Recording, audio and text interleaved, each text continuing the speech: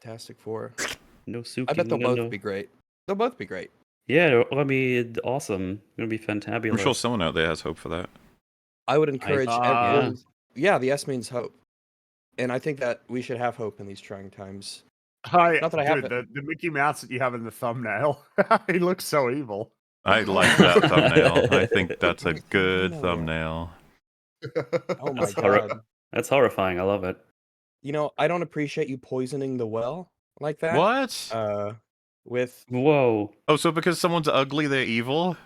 You should have had. no, I mean- no, there's women in the thumbnail. You should have had, you remember in The Simpsons, the guy who created Itchy and Scratchy when he bought the golden house? You should have just had Mickey Mouse sitting on the lawn in front of the golden house. That would also be applicable. I just couldn't resist that grimy little piece of shit in the corner. Yeah, no. Give me your money. Oh yeah, no. I mean, Mickey Mouse is having a great. He's really happy right now. I mean, yeah, you know, Thunderbolts failed, but I mean, it doesn't matter because it's more than going to be made up for with the box office success of this film. Wait, there's XP next to my crown. What? Yep. Oh, I've got It's on 0 the chat, XP. Zero Damn XP. I'm just looking at it. I'm going to be hating that all the way through this Hang on. stream. I can't Yeah, take my eyes so- off it. Give me my XP.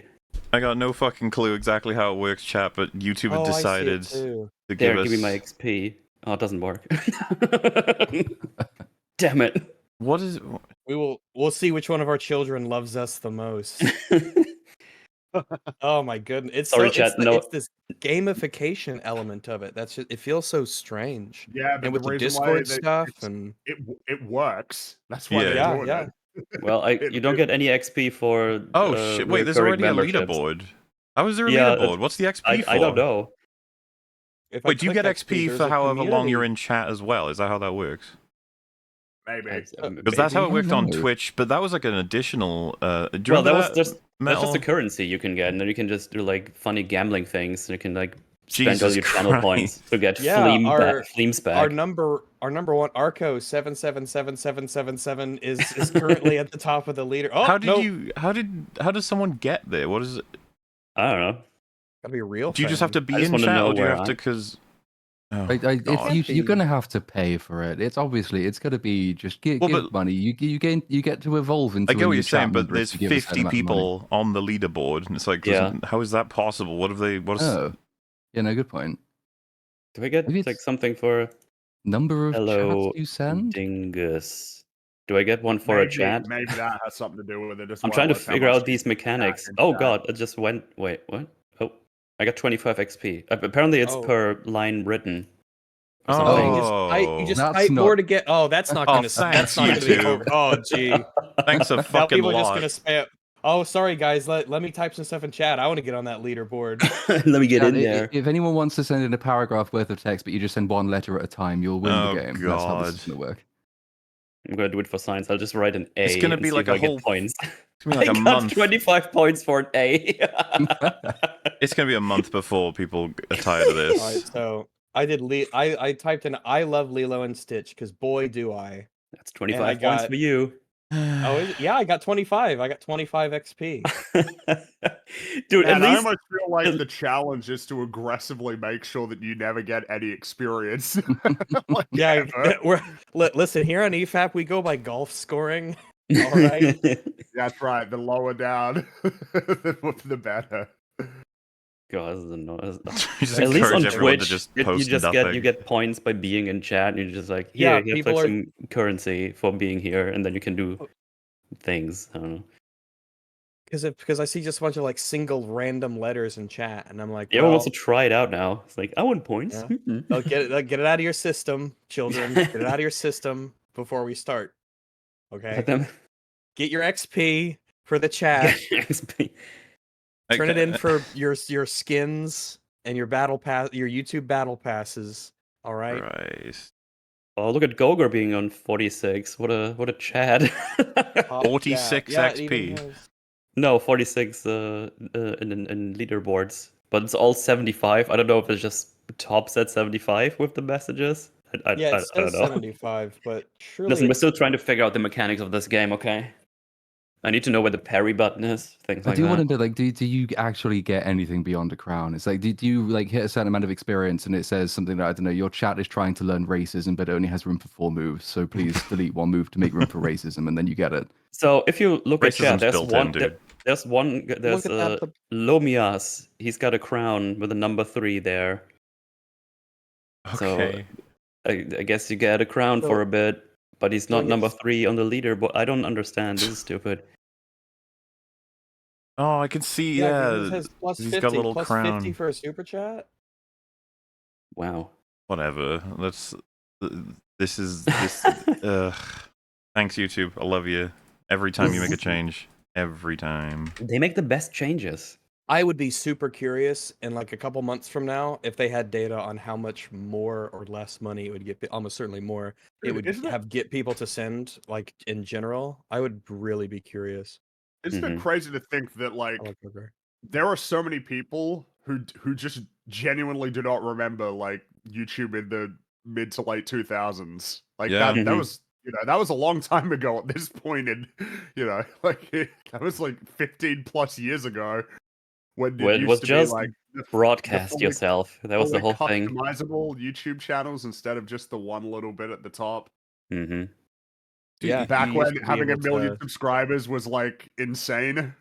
Yeah. Now it's kind of considered not very like normal. God, I remember when they introduced widescreen. Do you Whoa. remember that? When it used to all be. I remember. I think I saw it was. I think I saw a trailer for Resistance 2. That was like the first thing that I saw on YouTube that was a widescreen You're like, video. oh my god, it's the future. Oh my And god. now Oh, the man. future I is never- an AI voice summarizing a horror film for about 20 minutes, and they get millions Wow. of views. I think it was like Uh, it wasn't until 2014 until they launched the 60 FPS video option. Oh god, Right, yeah, I yeah. remember. That was a decade ago. Yeah, that was a decade ago. That was yeah, it was. It was a decade ago. There's only so long we can delay. Oh, Or I mean, it's funny you We're bring that up. really good at we're really That fucking is good like at delaying. the one now. good change that they would have made was adding 60 FPS. That's just a strict upgrade. Yeah, one of The the platform. very few good changes. Mm-hmm. They have the premium 1080p bitrate now, though. I'm curious how That's much of an nuts. improvement it is, though. I gotta make sure to use it because I got premium. Remembrance. it was neat watching That's a Lilo and Hawaiian Stitch in roller coaster ride was 2002 really good. and playing Mario Sunshine as well, Oh yeah, I see how those would pair really well Mm. together. Oh yeah, a because little combo. I mean, well, it's something that a lot of people have pointed out. The early 2000s for video games, they were really obsessed with beaches. There were a lot I of love games in beaches. the early two. No, I mean, I kind of enjoy that was like a thing, that there were a lot of games in the early 2000s that just had beaches as kind of like a prominent aspect of the game. It's just As kind a of funny. As someone who lives in a state that is very far away from beaches, I've always really enjoyed them, the vibe, and their Yeah, that's just kind the of interesting to think about, because basically 90% of people in Australia live like within an hour of the beach, like Hmm. pretty much. I mean, that's the same in Hawaii. This is even more extreme there, given the size of the place and the size of the islands. But yeah, it's just not a thing you get to see often here. Looking out at the horizon and just seeing water, and it just keeps going. That's a strange sight for someone like me. It's just not something you get to see often. Crazy. Yeah, pretty Yeah. crazy. Someone else think of something to say, so we don't How's have to talk the- about Lilo and Well, Stitch. you Well, know, it also denies us the ability to talk about 2002 Lilo and That's Stitch. So really, we're sort true. of it's a bit of a give and take. And And we should be clear, I think- actually, if you haven't seen it, you should probably watch it before watching this stream. Yeah. If you I haven't seen the think so, original yeah. Lilo and Stitch, which I guess I'd be surprised, but hey, Yeah, Metal, it's you hadn't. it's 23 years ago now, so Yeah. God you damn. know, That's things true. slip through the cracks. It's like the Lord of I the just- Rings. You know, that's a 25-year-old trilogy, essentially. So there's just going to be a lot of people who haven't seen it just because of the time. The film is awesome, and an easy recommendation, and Oh, yeah. represents a long dead time that was cozier and happier when it comes to Well, and film. something of a noteworthy film in that Lilo and Stitch, the original, was basically the last successful 2D animated film, like truly. Oh damn. Because remember, in that era, Emperor's New Groove did not do well. Atlantis didn't do Shame. well. Shame. Treasure Planet came out afterward and didn't do well. It's noteworthy that Lilo and Stitch also had a lower budget than a lot of the films it was releasing alongside at the time. 80 About 80 million was million low. or so, yeah. That's low compared to Treasure Planet was like $140 million. That movie was expensive. But I mean, yeah, it was kind of like the notable post-Renaissance success, and then that was the end, and then they started transitioning over to 3D films, and they came back with Princess and the Frog, and I think they made a Winnie the Pooh animated film as well, but neither of those the did Tigger well movie? enough to. Mhm. No, I think it was just a. I thought it was Piglet got a movie, right? I vaguely I don't know recall about that the there was a Piglet Piglet one. movie. And When I you feel like I've say seen it. when you but- say Winnie the Pooh movie, to me, I think about Pooh's Grand Adventure. Did you ever see that? I I didn't. might have. I mean, I When they go to the I- scary fucking skull cave at the end? That movie was wild, man. I liked there it was though. there was a Winnie the Pooh film that released in 2011, so that was a couple of years after Princess and the Frog, and that was the last Disney 2D animated film because they just don't make as much money was the reality of the situation. The reason why 2D animated films are dead is because the audience made it very clear that they're not that interested in them. Basically all of them started to fail by the time that like Pixar was getting super successful, and DreamWorks was finding way more success doing those types of films than they were with Sinbad or The I Road love to El Sinbad. Dorado, both of which failed. So Lucky That for is us. that is a crime that The Road to El Dorado didn't do well, because it's such a good movie. I also Yeah, I love really Sinbad like in it Jingle too. All the Way. He was great. Yeah, did you ever see the Sinbad one? The Brad Pitt Oh yeah. Sinbad. Yeah, Yeah. I always liked it as a kid. I thought it was fun and energetic, and I liked the style of it, and I thought the voices were. It's just colorful and fun, exciting adventure. I mean, I don't like it as much as Lilo and Stitch, but Oh I, no, yeah, no, it's would you say because we're still stalling. Would you say that Lilo and Stitch 2002? Would you say that it is underrated in terms of how Mm. good people think it is? Because it has a very positive reputation. But I would Mm. still say that even then, but then again, so does like Treasure Planet and all these other movies, many that you listed. But would you say that Lilo and Stitch is underrated?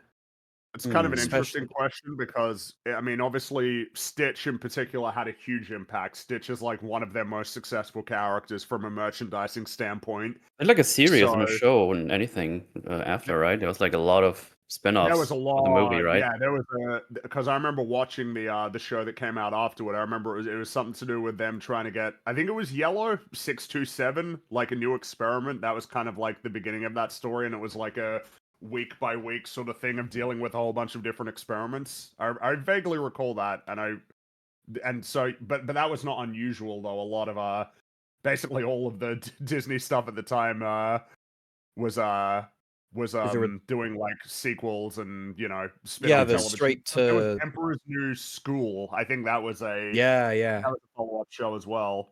I mean, the And Lilo and Stitch obviously show got Aladdin. 2 seasons. Aladdin got a few remakes. Yeah. Yeah. I will say, I've said it not before. remake, I will sequels. continue to sing the praises of Aladdin 3, Aladdin King of Thieves, or Prince of Thieves. I think that movie is really good. I think it's funny, and it's one of the best straight to VHS movies of them Well, all. I mean, in terms of a thing to maybe make the case that the film is underrated, I remember I saw a tweet that was comparing the reception of the original films, the original animated films, to their live action counterparts. Obviously, notably, basically all of them have a worse response than the original films, but Lilo and Stitch was low among them. But remember that low, in this case, still meant that people reacted to the original film very positively. But it had an average rating of 7.3 out of 10. It's like, that's too low, fellas. It's better. It's You're saying the 7 original had a 7.3 on IMDb, or well, from the what? Rotten Tomato score was an 86, which Too of low? course is very high, but that's still low compared to that's lower than that's lower than the Renaissance films, for instance. And it had an average rating of 7.3 out of 10, which I would say is probably too low. It is too low. With reference to the original film. So, in a sense, it was, among its contemporaries, kind of underrated because I'm pretty sure Pocahontas got reviewed better. Might have been. It's like, yeah, I feel like nobody remembers or talks about or really thinks about that one. You know, I could be wrong on that. I might double check. Pocahontas will pop up once in this stream, so ring the bell when we briefly mention Pocahontas. I actually no. no, never mind. Pocahontas had a mixed reaction when it came out. Though Roger Ebert gave it a similar-ish score to Lilo and Stitch.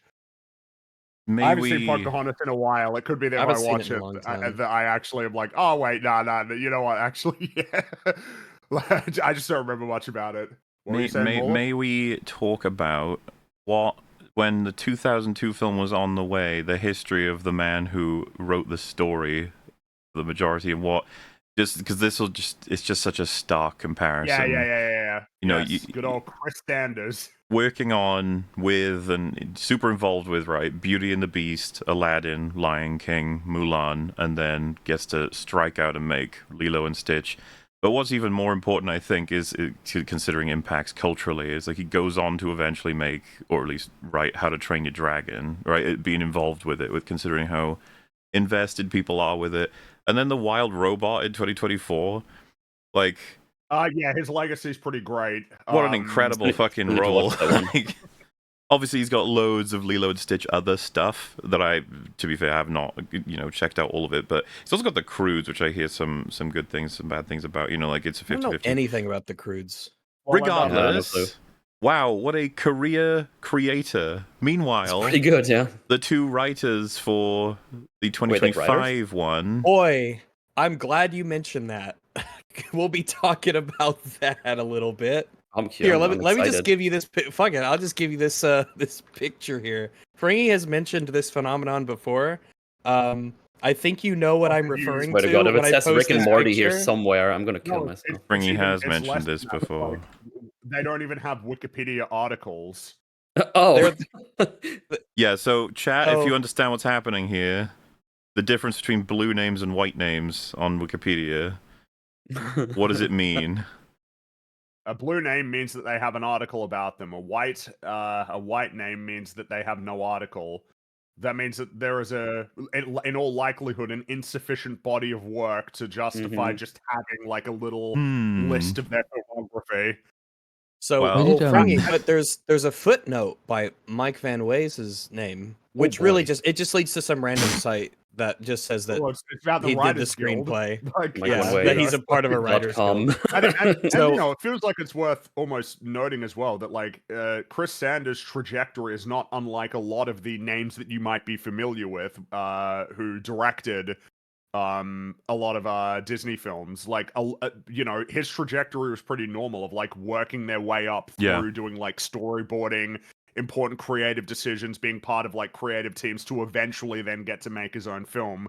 Because Stitch was an idea that he had for like 17 years before the film came out. It was something that he came up with like shortly after he graduated from university, but then held on to it for a while. And a lot of people are very familiar with the story that Treasure Planet was a long anticipated sort of passion project. I can't believe that their names have escaped me right now. But I mean, they had to direct like 4 movies before they got to do it. Because of The Little Mermaid, Beauty and the Beast, Hercules, and they did The Great Mouse Detective. One of my Musker favorites. and Clement. They had to wait, like that many years before they could do their. But it's just normal, right? That's like the way that they. But yeah, exactly. Based on an idea by Chris Sanders. It's like, It stood out to me as being a little bit cheeky, like based on an idea by this guy, and it's finally here and it's happening. I just thought that was amusing in the credits for the original. 17 years later. It is a fun one, the Going- fact that like you've almost got these live action adaptations as a fast track to the success that the older guys once had to earn, because like, if you're being given charge of Lilo and Stitch and it makes like stupid amounts of money, the people in charge of the live action remake will probably then be fast tracked to another really big, very financially lucrative film as well, rather than having to work their way up through and really sort of, actually build themselves a body Yeah. of work. Because I did look at the profile of Chris Unpronounceable Bright, and it's like he Kikanio had, Kalani. that's the Yeah, one. easy It name. was on the tip of my tongue. And it's like, well, he had an award or something for like the best reviewed but unused screenplay, and he He goes has- from that to Well, Lilo and exists? Stitch. I can, yeah. So both of the writers, they only have 2 writing credits, of which this movie is among them. For Chris Kikanio Kalani Bright, it's the short 2014 film where he used a false name. And for Mike Van Wees, the only other writing credit he has is a screenplay for Dear David in 2023. I would describe these IMDb lists as bone dry. I mean, Dean Fleischer Camp has a bigger list than them, but even he has only directed. This is his 3rd movie to direct. He's done some TV movies and like shorts and stuff, but like How did this this happen? is his 3rd movie. How did this? Well, yeah. How did It's this been happen? This is 9 like a Rings of years. Power situation. 9 years since that Chris with the long name has done his short. So it's not like Kikanio there's- Kalani. So like And what? you get to make a Was it $100 9 million years film. of just desperately asking someone to give him a job, and he finally got it with Lilo and No, Stitch? It's like, and, what? and of course, to be crystal clear, Sorry, 11 like years. Reservoir Dogs was Tarantino's first film, and it's a masterpiece. Like the lack of a resume is not like it doesn't mean that you're like doomed to be terrible. Nobody That's said not how that. it works. For them. I'm Yeah, we're just I being know clear, that just I'm to be, being crystal clear just because somebody might not understand the point that's being made. The point being, ain't it a little strange to have basically made nothing and then get to write a $100 million film? Why does this happen so of often? which the expectations are don't know. insanely high. And this is not unusual. You can see this with a lot of the projects in Phase 4 and 5. Like, the writing credit that the person in charge had was maybe they wrote 1 episode of Rick and Morty, or maybe they wrote like 2 episodes of some show that you've never heard of, or maybe they made like a short film. I mean, And then Rings it's of like, Power oh yeah, now you is- get to graduate to making a $200 million film from basically nothing. I think it's actually like it's one. It should be probably one of the most difficult jobs you have, because it's not the same as starting out making something that like has never been made before, or something that is your brand new idea. This is something which has a really, really high reputation, deservedly so, because it's so tightly constructed that it's very difficult to make any changes to it at all that will conceivably improve it. Like, you have to be a very, very good and probably quite experienced writer to take on a live action adaptation and actually make changes that make the original thing better. It doesn't happen especially very if you're often. holding pretty close to the original plot. Yeah, Well, and because like then the guy, Mr. Bright, said like, yeah, well, we had to go and really dissect what the original Lilo and Stitch was about to figure out what made it work. And it's, well, there's not much evidence that you identified what made it work, but like, Isn't I it- understand the point. It's just based that on what they have taken away from the original. yes, And like I'd mentioned, I think before we went live, everyone probably has their least favorite scene, the scene that they hate the most of the Lilo and Stitch remake. I think mine might surprise you. I probably know the one that most people will go for. But Yeah, it is there's one that the internet interesting- hates the most for sure, which is surprises Oh yeah, nobody. yeah. you know but yeah, what's funny? Mine will surprise you as well, I think. Oh, fun Ooh, ahead, I eh? We've wonder got if it plenty of will. surprises, but Boy. I just wanted to highlight, by the way, it's very funny to see that it's like written the screenplay for Lilo and Stitch, upcoming new project, untitled Leprechaun Project. Ah, the good old Leprechaun Okay. project. Those are my favorites. Oh, I guess Stitch Isn't it is like a weird? Shouldn't leprechaun. That these old pot we of have gold. so many remakes happening these days. Shouldn't those be like things you want to put new writers into, or aspiring writers? Like, here, join this crew and check out a thing that already exists so you can see what made it work, and then use this experience to go on to make your own stuff. Instead of, here's this thing that exists, change it so it doesn't suck and makes money. Well, think of Well- it this way, right? We're gamers. We game. We Mhm. game hard. I love to Pretty game hard. hard. I'm a hard gamer. And I'm hard all the time, whenever actually, whenever in a game you have like an attack that's going to do a whole lot, or it's like guaranteed to hit, you want to sink everything you can into it to really maximize that hit. It's kind of the same with a movie like Lilo and Stitch, you would think, where Disney knew this will probably make a lot of money, so you think Mhm. you'd want to make it like you still wouldn't want to just put like essentially random people onto the project. You'd want to really sink your best talent into it to really maximize the kind of money that you're going to get out of it, just from like just tactically speaking. But what do I Yeah. know? I guess no, I guess not. No. It also feels like a kind of a, I would say it's a fun coincidence, but it's not fun. How to Train Your Dragon's coming out in about 2 weeks, which was also Chris Sanders. Also worth noting, Dean Dubois, who was also, Oh, yeah. I think I mispronounced his name because they co-directed both Lilo and Stitch and Deblois? yeah, but it's French. It's Deblois? French. Deblois? It's French. Dubois. Yeah, that's his Blah? name. Because they Deblois? both co-directed Lilo and Stitch and co-directed How to Train Your Dragon, but he is directing the live-action How to Train Your Dragon, which you No, would say like, fingers oh, so crossed. safer hands, right? Safer hands. It's like, I mean, kind of, but like, you gotta Safer. understand, these films shouldn't exist. I'm like fundamentally opposed to the existence of these films, even if they were one-to-one direct adaptations of the original. I still don't want them to exist. They never do that because the though. fact You say despite, but I almost feel like they need to be different to justify themselves. I think they anymore. arbitrarily make themselves different. One thing you'll notice is basically every single live-action remake of a Disney film is considerably longer than the original film. Most Yeah, Lilo animated and- films that were made, This one's 23 minutes longer. most of them are like 90 minutes or less. Some of them are like 70 minutes. Some of them can be really short. Most of them are pretty Yep. short. Especially And back in the usually day.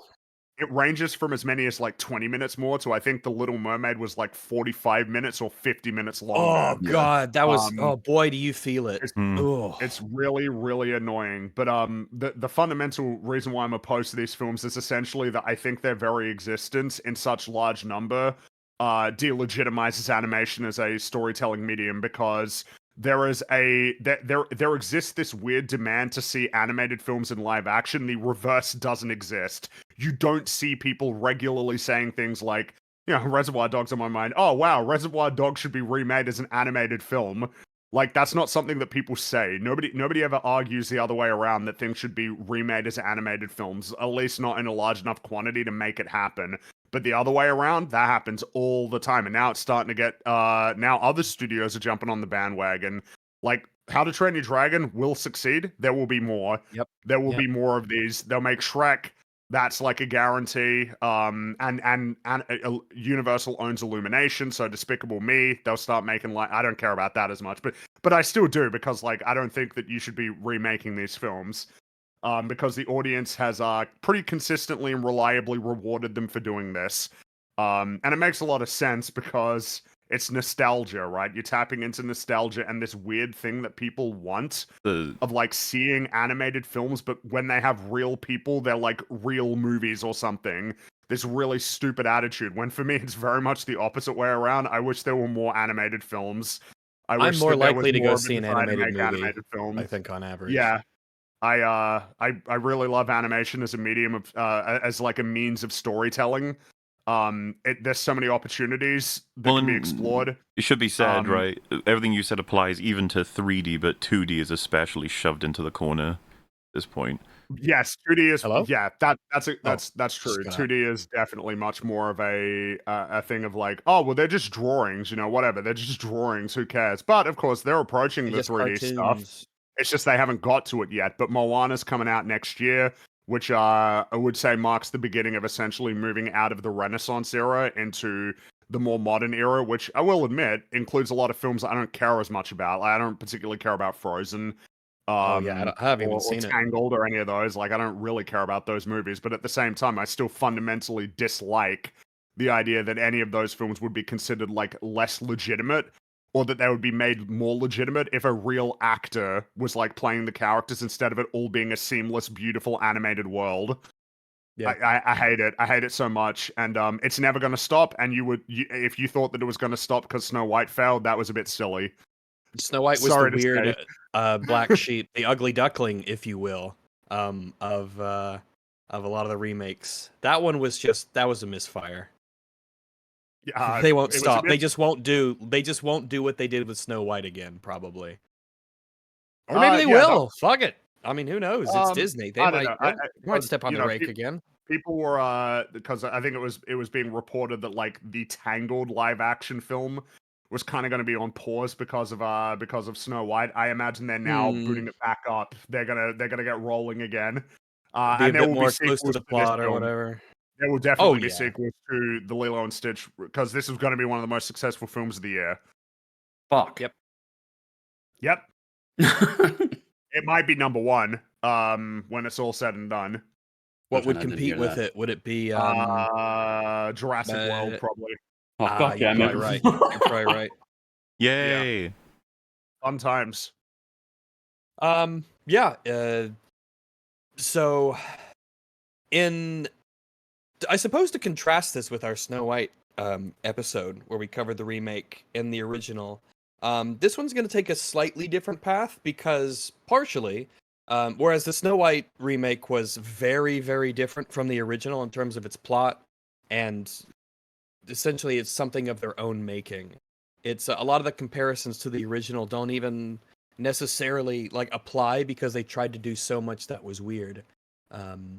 With Lilo and Stitch 2025, they are much closer to the original's plot. They're trying to follow it a lot more closely. They make their departures here and there, but they kind of run parallel. So what we're going to be doing is we're going to be going through the chronologically, at least we're going to be going through the remake. That will be our pathway that we follow. However, because of the plot similarities, we will also, whenever appropriate, we will be discussing elements and aspects of the original. And we will be doing this a lot because, again, the plots are very similar, but also because there's a lot to say that is almost entirely positive about the 2002 original. So, as I was getting my notes ready and making my comparisons and lining up a bunch of stuff and grabbing screenshots and things, I found myself having to say and type the word "in the original" a whole bunch, almost entirely as a point of contrast in how it's much better than what they decided to do in the remake. So, for everyone's handy-dandy pleasure and convenience, if you go to the soundboard in the Discord call, just to help save your voices because it'll pop up a lot, especially for me, I made a little soundbite. In the original. All right, there you go. So if you ever need to save yourself a little bit of time and effort, then boom, you've got a button right there. This button will be pressed quite a few times in the coming hours, so And I hold think, on to your pantaloons. I think this film will sort of be a good example of exactly what it means to screw up an adaptation, in the sense that Yes. if you do a lot of things similar, but then you make really ill-informed changes that you didn't really think about too much, that you can actually break a lot of what used to just be normal functional storytelling as part of the broader story. Yeah, to try I'm and glad you mentioned that because that is particularly prevalent in this movie.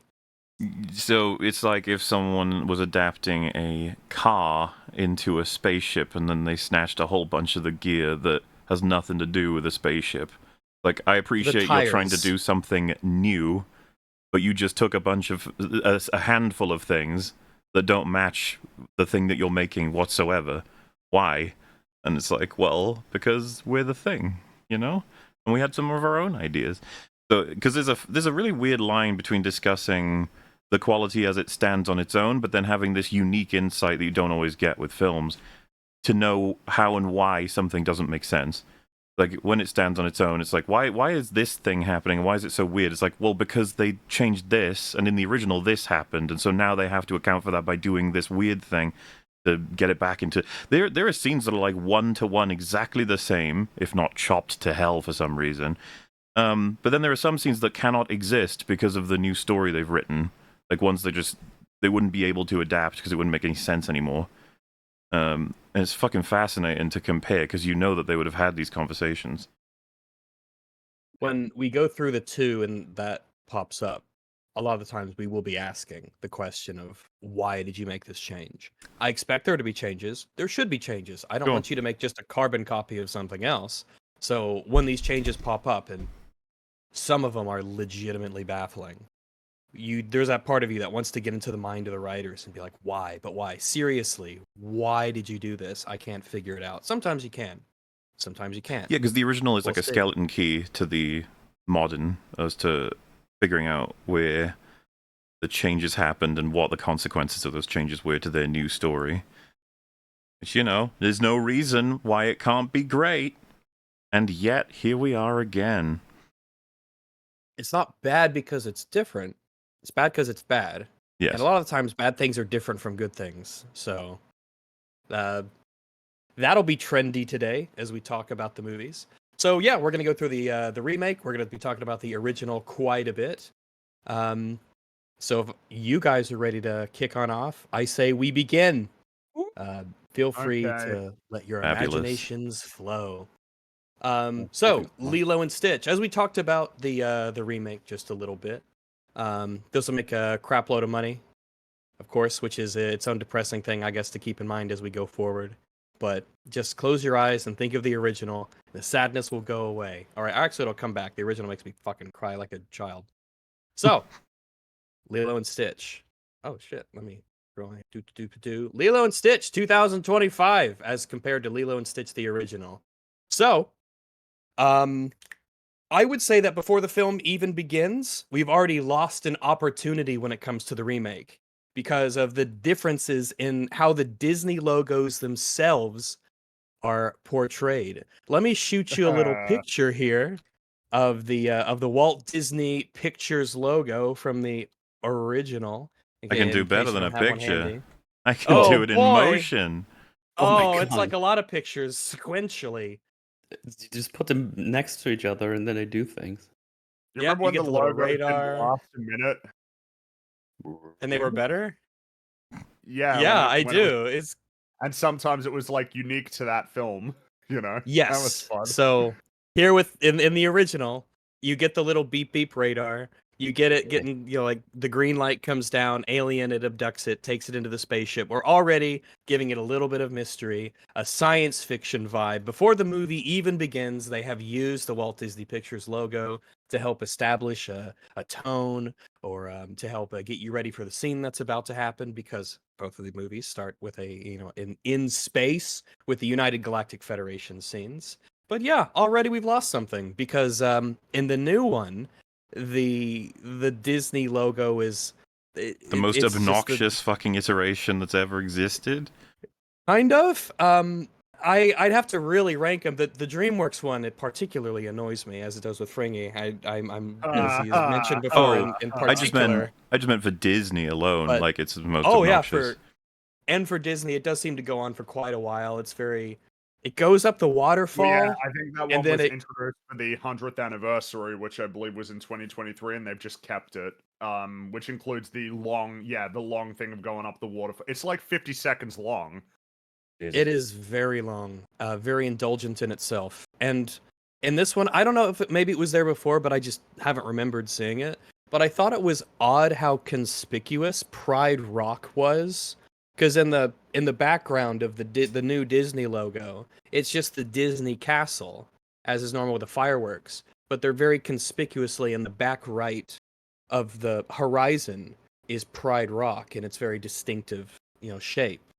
Which was an odd choice to me because I'm like, oh, it's getting singled out for inclusion in like the official Disney logo when like nothing else. But it made so much is. money. And that just stood out as odd. Well, that's Well, I fair guess the enough. only thing you could say that was singled out before was the castle, which I believe that was a Sleeping Beauty castle, right? Or am I mixing up with?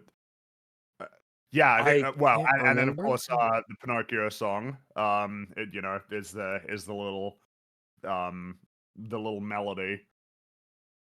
I think the castle is a mixture of maybe it's either the Sleeping Beauty one or it's a mixture, or the Cinderella castle. It's or it's a mixture of two castles put together for the logo. I mean, Because in the any Sleeping case, Beauty castle is like the very pointy, but that one of the reasons for that is because Sleeping Beauty, which if you haven't seen it lately, you should.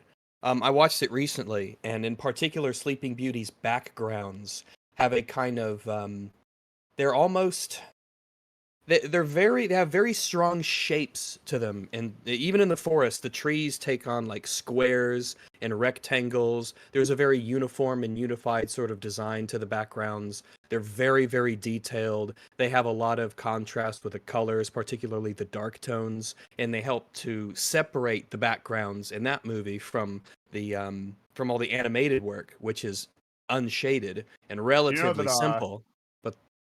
Do you know Sleeping Beauty actually didn't do very well when it first came out? I didn't know that. Yeah, I know it's kind of crazy. It's a People little bit slept on it, hurt us. It's a fun movie. It has a visual. Well, this go I because we'll like talk about particularly for art backgrounds. direction. Um, we'll be talking about backgrounds a little bit later because Lilo and Stitch, the original at least. And so when you see Lilo and Stitch's backgrounds from the original, which you will, be some pictures and stuff. But Sleeping Beauty has always been one that stands out to me as like, oh, if you gave me a background to Sleeping Beauty, you could tell that it was in that movie because it has a like specific sort of style to it. But we'll get into that a little bit later when we do, because I've picked out a point where it becomes particularly noteworthy. So we've officially talked about the Disney logo scene.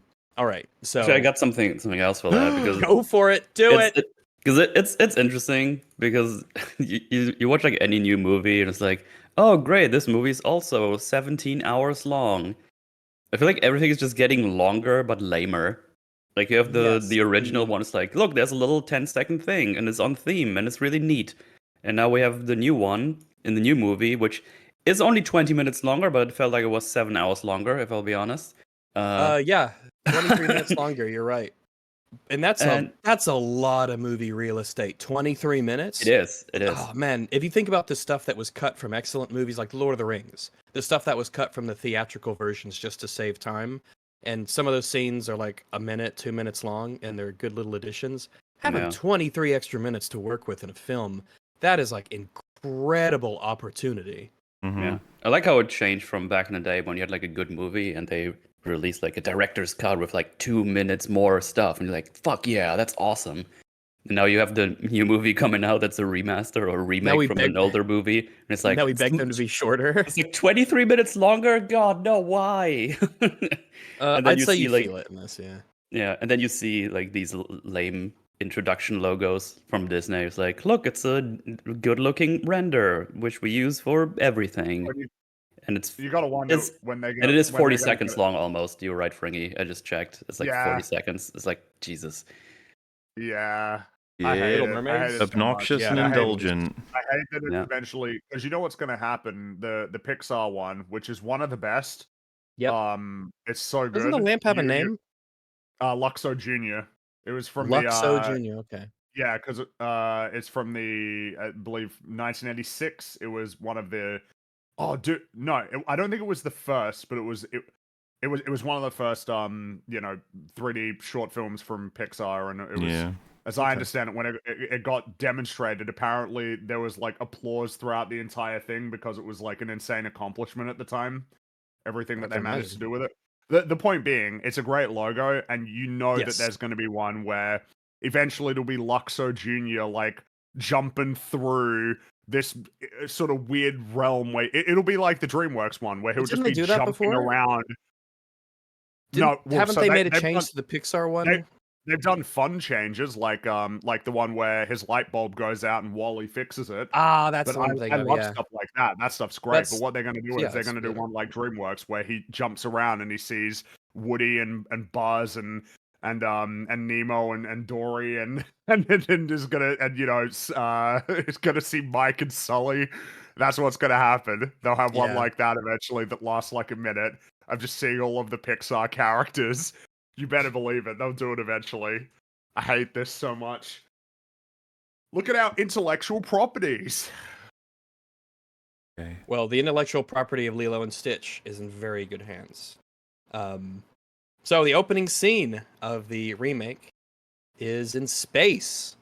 We get some text that reads the Queltequan Galaxy. It pops up very quick, unusually quick compared to the rest of the text. It's kind of odd. I'm getting Mission Impossible flashbacks, where I couldn't even read the credits because they were popping up so fast. London, the Queltequan, England. London, England. That's right. Yeah. The Queltequan Galaxy is named out. That's the species that Jumba is. He's a Queltequan. Oh, you can't call him that. Jesus. So, well, I can with a hard N. Oh, Queltequan. Jesus. Yeah. Okay. I don't know why they made this change, but okay, right? They're in the Queltequan Galaxy. This is an emergency session of the Galactic Council Tuesday, so that's pretty funny. The visual here is that we see you will recognize this from the original. This is the beginning of them poaching things from the original.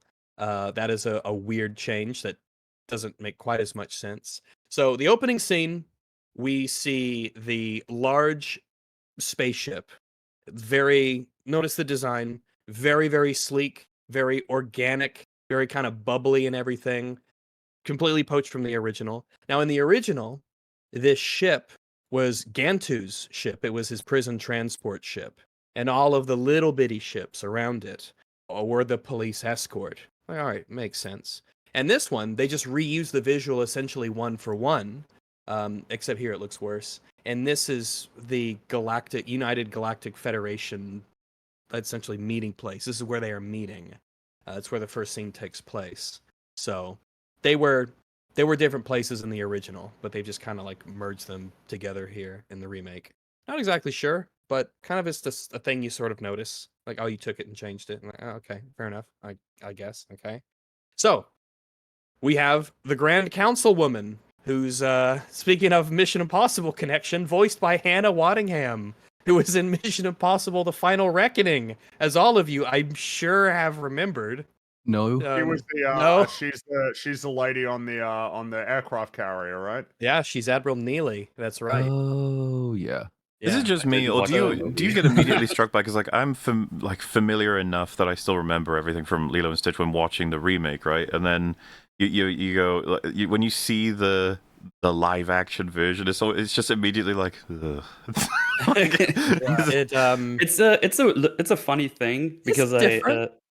because if you watch the original and this one like kind of back to back or something, or like one day the one and then the other one the next day, whatever you do, you watch the remake, is like, I think that's the same, because sometimes the changes are so small that you're like, was it that way as well? I think I have to double check. It's like, Oh, it's like I'm there are trying to be clear here. similarities. I'm not just commenting like sighing that it's live action. I mean literally like looking at her specifically. I was like, ew. Yeah. Like she's, a lot of it's fleshy and like organic because they have to do that. If it was a standalone, it would be easier to just sort of like accept, but knowing that they are essentially taking the Grand Councilwoman and making her a 3D character is like, all right. I mean, Well, with the not quite the same goompy alien space gilf that I know and love, but it'll do, But at I the guess. same time, like they still kind of look like cartoon characters, even with the attempts to make them look realistic, because they know that you need to try and make them look as much like the original film as possible. So like, it doesn't even matter. There will be a big clash between seeing a creature like that interacting with a literal human being. You know? Well, yeah, like we shouldn't underestimate, these characters were designed for an animated 2D film, and now they're being transferred into 3D, whether or not they fit. It's like Yeah, go, exactly. it just gets shoved in with differing fucking results, as we see in this film. Well, and and again, if it was like a Pixar movie, 3D might still be fine because they wouldn't need to make some effort to give them like almost realistic looking attributes. You can still have like cartoon eyes, but instead it's like, well, no, you got to make sure that they're like hyper detailed, kind of like real sort of eyes, Yeah. because they are going to interact with real people. And then it's like, oh, something's wrong. This doesn't look right. Something's off here. Look, I don't know. She's the best looking translation in the movie, I think. Not because she's great, but because we're gonna see horrors beyond mortal comprehension soon. Well, She's we're literally actually one of the about better to. translated characters. Yes. Mm. So you might notice as the film opens that you have 3D new 2025 versions of aliens that were present in the original. The little robot guy on the right, the squid in the suit Yeah. on the left, of course, the Grand Councilwoman in the center. You'll notice that there is a distinct lack of a particular character who had a lot of presence in the original. Well, who Some was the main eagle-eyed villain of the original Oh film? yeah, he I was. think you Some find? of you eagle-eyed viewers might notice that Captain Gantu is not present in this opening scene. You see, Gantu is knighted, and he is now, sir, not appearing in this film. You will not be seeing Captain Gantu. If you're looking forward to him, he's not here. Sorry. Yep. We have other plans for the villain of this movie. Well, just, So, all right. for everyone to appreciate, Gantu is not in this film. If you know anything about Lilo and Stitch, you'd be like, whoa, you can't just take him out? What do you mean? And it's like, well, things will be different. Gantu is not in the film. Yeah, sometimes you just have to completely change who the villain of the film is. You know? Yeah. yeah, I don't Um, even know why I would want a massive shark alien in my movie. That sounds so lame. I Yeah, don't that even sounds want pretty that. lame. Look, That's why would you big chongo intimidating shark man? That's Yeah. boring. Not very Yeah. With an interesting. awesome voice, too, And- but oh well. Oh yeah, Yeah. they specifically do like little gags that play into his size, particularly early on in the film when he sticks his gun into, Yeah. into Stitch's face when he's in the capture and it makes that little popping sound. Yeah. We'll actually reference that later when it comes to the style of the original because there's a particular point where it will come up quite prominently. But yeah, Gantu's not around. We have And it different does plans. bode pretty ill because like already looking at it, you think, well, okay, if they've removed basically the villain, there's got to be a villain in the film. So it's going to be Hmm. someone else that we already know. But the thing is that everybody else that we already know had a pretty complete arc that sort of fit really nicely into the theme of the original. So turning one of them into a villain almost necessitates that you're going to have to hollow one of them out and get rid of an important part of their characterization because they then can't go on the journey that Well, no, their presenter is going through. We got 23 extra minutes of real estate to work with. Maybe they'll Everybody make will a be new way better character. characters and fleshed out, man. They're not going to make new characters. That requires Ew. effort. Oh, likes they'll new make new characters? characters. But do you see, Don't like, you worry, and you'll love just them. just with that, like this early into the film, Gantu being missing has immense consequences that you're going to now have to like fix other things to make up for it, which are going to damage things that are not supposed to be that way. You know, it's a huge. He's one of the core aspects that just like, you know, perpetuates a ripple of damage throughout the whole film storyline because it is unstable without him. I think that Gantu's just the design of him keeping with the. This will pop up shortly, as a lot of things will. I'll allude to things and then they'll pop up later when it's particularly noteworthy. But just his design, the fact that he looks essentially like a shark, like a fish, it matches a lot of the aesthetics and a lot of the aquatic themed imagery that is present in the original that gives it such a unique visual flair. Again, we'll talk about specifics as we get to them. But yeah, what a shame. But I'm sure the reason that they took him out is because they have a really specific, deliberate plan for what to replace him with. So actually, I think this is a good thing. I think this is a big W, actually. Actually, yeah. Yeah, absolutely. So the film begins with the Grand Councilwoman. That's her title. A little bit unwieldy, but there you go. Old GC. Couldn't just be Sheila. Well, because she says crikey in this movie, so Yeah. she could be Sheila. That was strange. That was strange. Oh, we'll get to that. Don't you worry. She says that they've uncovered a threat in one of their labs, and they think that this monstrosity is the product of illegal genetic experimentation. So they bring in the robot next to her. Asks what deranged lunatic would create something like this as they bring in Stitch and his little bubble pod. This was another of those things that made me think, oh, okay. So, like, obviously, in the original, you first meet like the scientist who's talking about it first. It's like this is one of the things about these older Disney films is that they are so incredibly tight. Their comedic timing is usually brilliant, and there's almost no wasted time or wasted space, and everything is constructed very much to reach the punchline at exactly the right time. This one sort of just inverts the setup and basically just gets rid of the entire joke because you begin with the denial of what he's done, and then just at the moment he's trying to deny it finally, then you reveal Stitch. And it's like, that's well timed. Well, I quite like that. And yeah, this it was one is really just like, funny. well, It's fuck its it, we'll own- just get straight to the Stitch reveal. It'll be Yeah, great. it's its own joke in the original, just the reveal, because Jumba's like, I would never ever make more than one. More than after one, yeah. Stitch It's really pops up. funny. It's awesome. You'll find that keep this in mind going forward because it kind of happens throughout the film. I feel like it's particularly present in this first section. This movie, despite being 23 minutes longer than the original, The editing feels rushed. Oh feels God, stilted. yes. This feels like we're just going new scene, new scene, new scene, new scene. You don't breathe. You don't get to breathe. Move, Yeah, move, go, go, how is go. the film longer, but scenes because this scene in Erratic. particular is notably abrupt compared to the original. This Uh, prologue lasts a good while in the original, Yeah. which is necessary for laying the foundation of the plot. In this Yeah, film, good world it building. feels real fast, really fast. It feels like for every 5 seconds accurately, like to a T, adapted into live action, 5 seconds get removed. It's just like zit, zit, zit, zit, zit, and you're just like, what? I know this stuff, but where's the other stuff? Like, why? I think it's the- what's going And on? if you know the runtime, you're just like, oh, they're definitely just going to make the whole scene. Obviously, you have 20 more minutes, and then you just rush for the first thing, which is really fun in the original. It's like, wait, why did you take this away? You have time, clearly, but I guess you It spend is- it for all very different, very good things. I'm sure. A lot of it is it's the timing, like before and after a cut happens. It's so quick. It's like you're taken by surprise when the scene changes because you expect for there to be like a little bit of room when a scene ends and a new scene begins, but it's in a hurry. It feels rushed.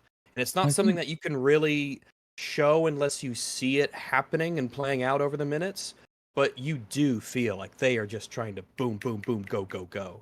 Because it's all like this is all sort of mechanical setup stuff in the remake, whereas in the original it has to do some more important character establishment stuff, which because we're getting rid of spoilers, basically the character of Jumbo, that we don't have to do very much with him beyond saying this is evil scientist who made Stitch. That's it. Move on. Yes. Whereas at least in the original, That's right. you get like because like a large part of the theme of the original is that one of the things that makes these people broken is that they all have excess in some way or another, and like you have to sort of find the mollifying middle ground is the thing they all realize over time. So he begins with almost an excess of pride.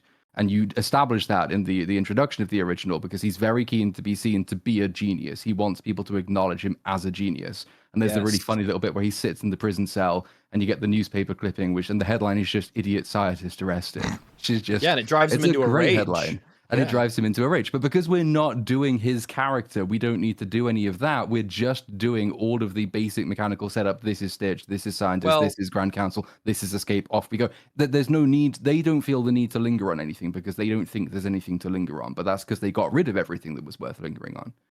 Well, when we get to the remake's interpretation of the space prison scene, it'll all come together, right? When we get to that scene, it'll all make sense. So don't you worry. But you are correct. This okay. will well, we talk about Jumba's character threat. He's just a different character in this. From the beginning of his introduction, he seems enthusiastic to talk about 626, this creation of his. He's very proud of what he's created. He laughs maniacally when he says that its only instinct is to destroy everything it touches.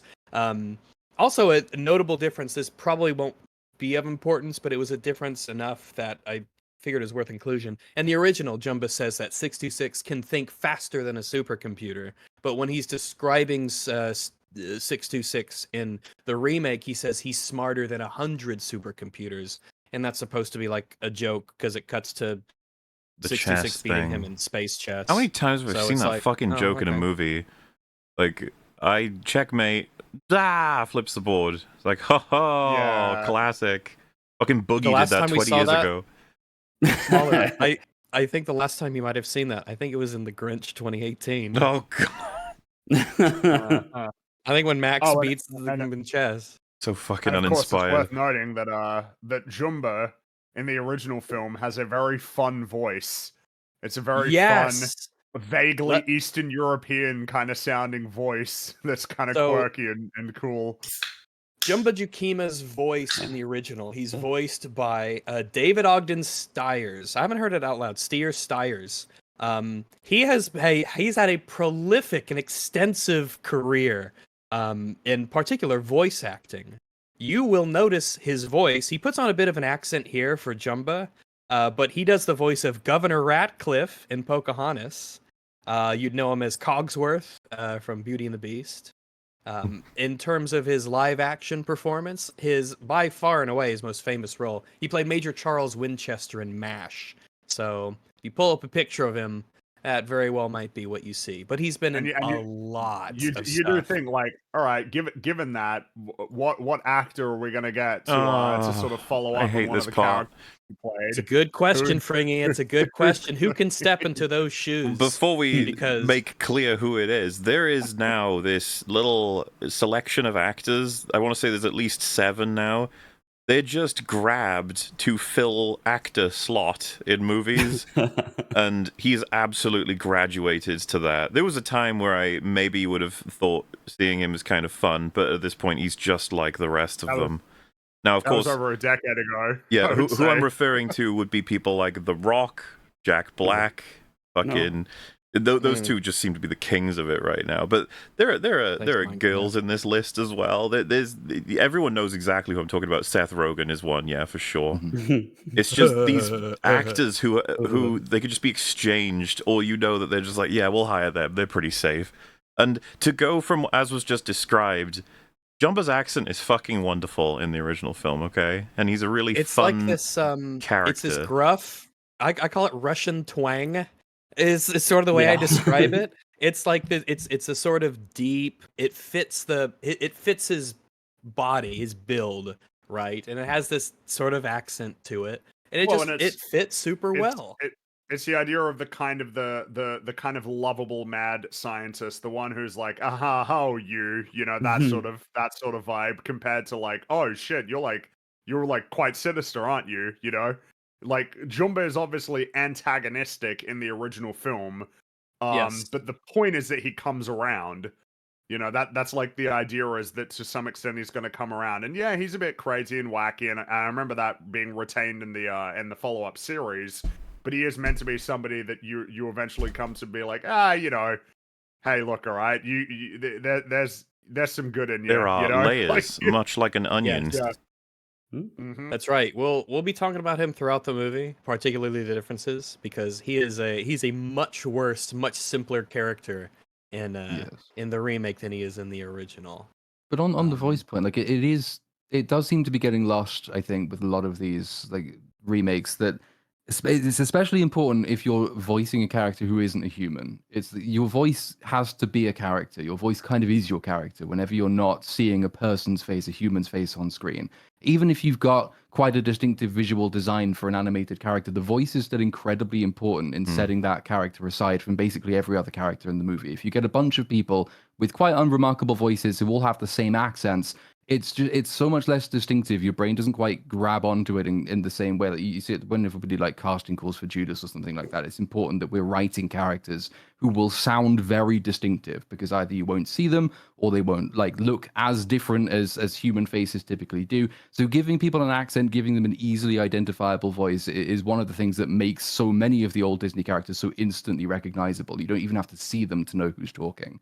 Whereas we do seem to be losing that, because, as Mulder says, that you have this very small recurring cast of actors whose names you recognize, but who actually don't sound that distinctive. Well, like Seth Rogen doesn't sound that distinct from anybody else, but everybody knows the name. They truly believe it. And the thing is, like, some people would name it. So I saw someone mention Chris Pratt, and it's like, although he ticks a couple of boxes, I feel like Chris Pratt puts way more effort into his voice acting than a lot of the selection people we were just talking about. I would say, yeah, I'd say so. Do I think he was a good cast for Mario? No, but like he still tried. Like he did a voice. He tried I to. also saw people saying Pedro Pascal, which is ridiculous. Like he's like he's like an actor. A lot of people didn't even know. A lot of people didn't even know he was in The Wild Robot because of how well he does the voice that's in right. that. Yep, he plays Fink. Voices, damn it! You need to watch more films that he's actually in. So, I had no clue until one of y'all said it. I was like, "Oh, who's Fink?" Yeah, I would say like, yeah, there's a distinction I'm trying to get at where like someone said Kevin Hart, and I was like, yeah, I'd probably class him along with The Rock, along with Jack Black, along with. It's like you're getting them to play like this idea of themselves almost. You get them to play like the archetype that they're associated with. Yeah, if ever they can play it such that I might actually not even be able to tell it's them, that's really awesome. And I don't know why we've almost beat around the bush way too for long. Should we just say who it is? Who's playing Jumba? Right before you say it, Basically, here's their thinking. Well, Jumba's kind of fat. Get someone who's kind of fat and get him A to funny play guy. Jumba. That might literally be it. A funny bro. Yeah, I think that's the logic. So, yeah, the reason we've been talking about this is because Jumba is voiced by Zach Galifianakis, and I think And- he is horrifically miscast. He Well, doesn't and to even be clear, try. he's doing Zach Galifianakis. He's not doing Yes, anything He else. doesn't even try. He doesn't even try. He No. is doing It's just- Zach Galifianakis always. There is no Yeah. difference between the way that he talks in the alien form and the human form. This is how he talks as Jumba. Actually, that's 626. He's my experiment that I created, and you know, you look, all right. I think I'm a pretty cool guy. That's like how he Lava. talks. No.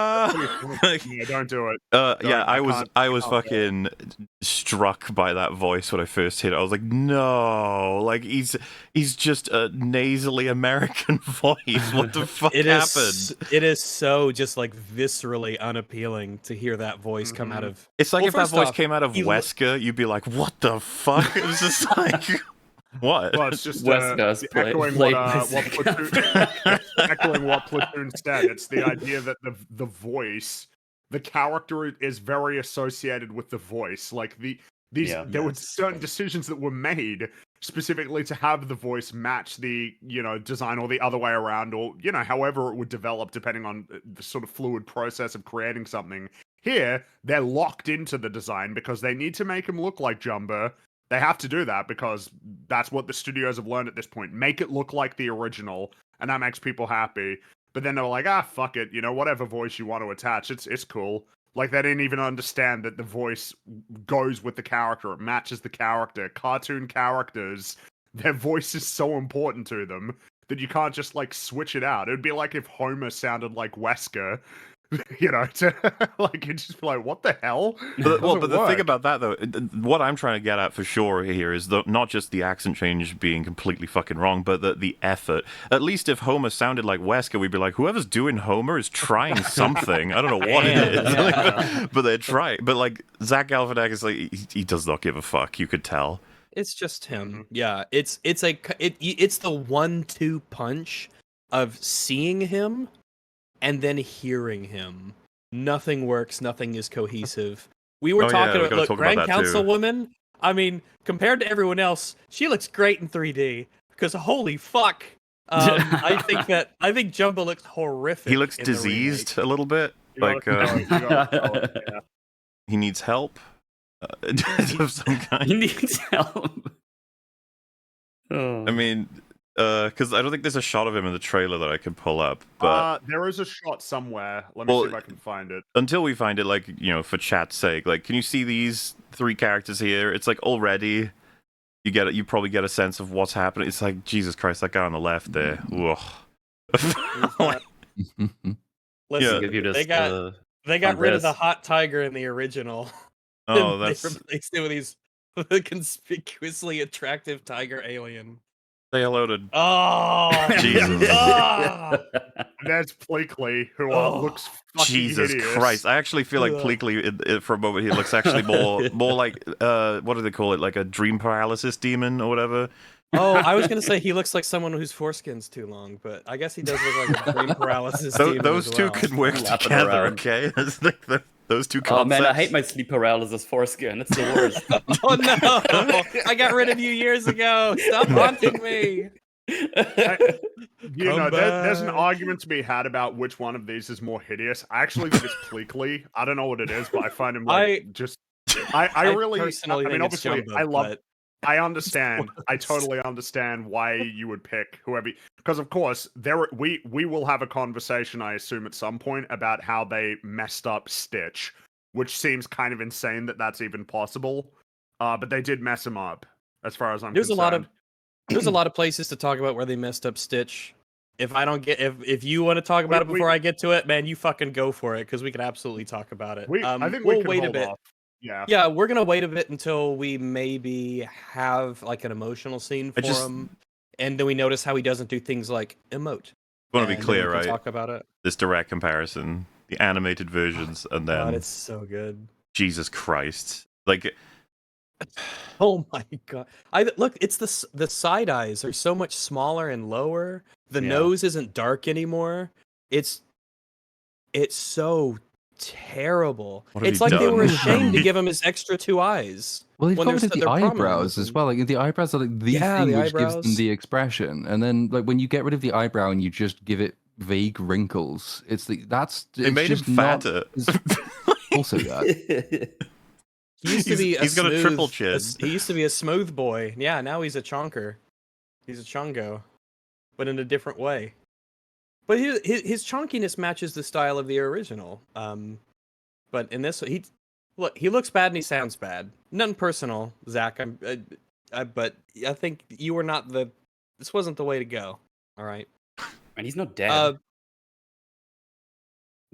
Yes, he does. I would agree. There's a lot less. The animation doesn't do a good job at conveying emotion, and we'll get to that with Stitch in particular.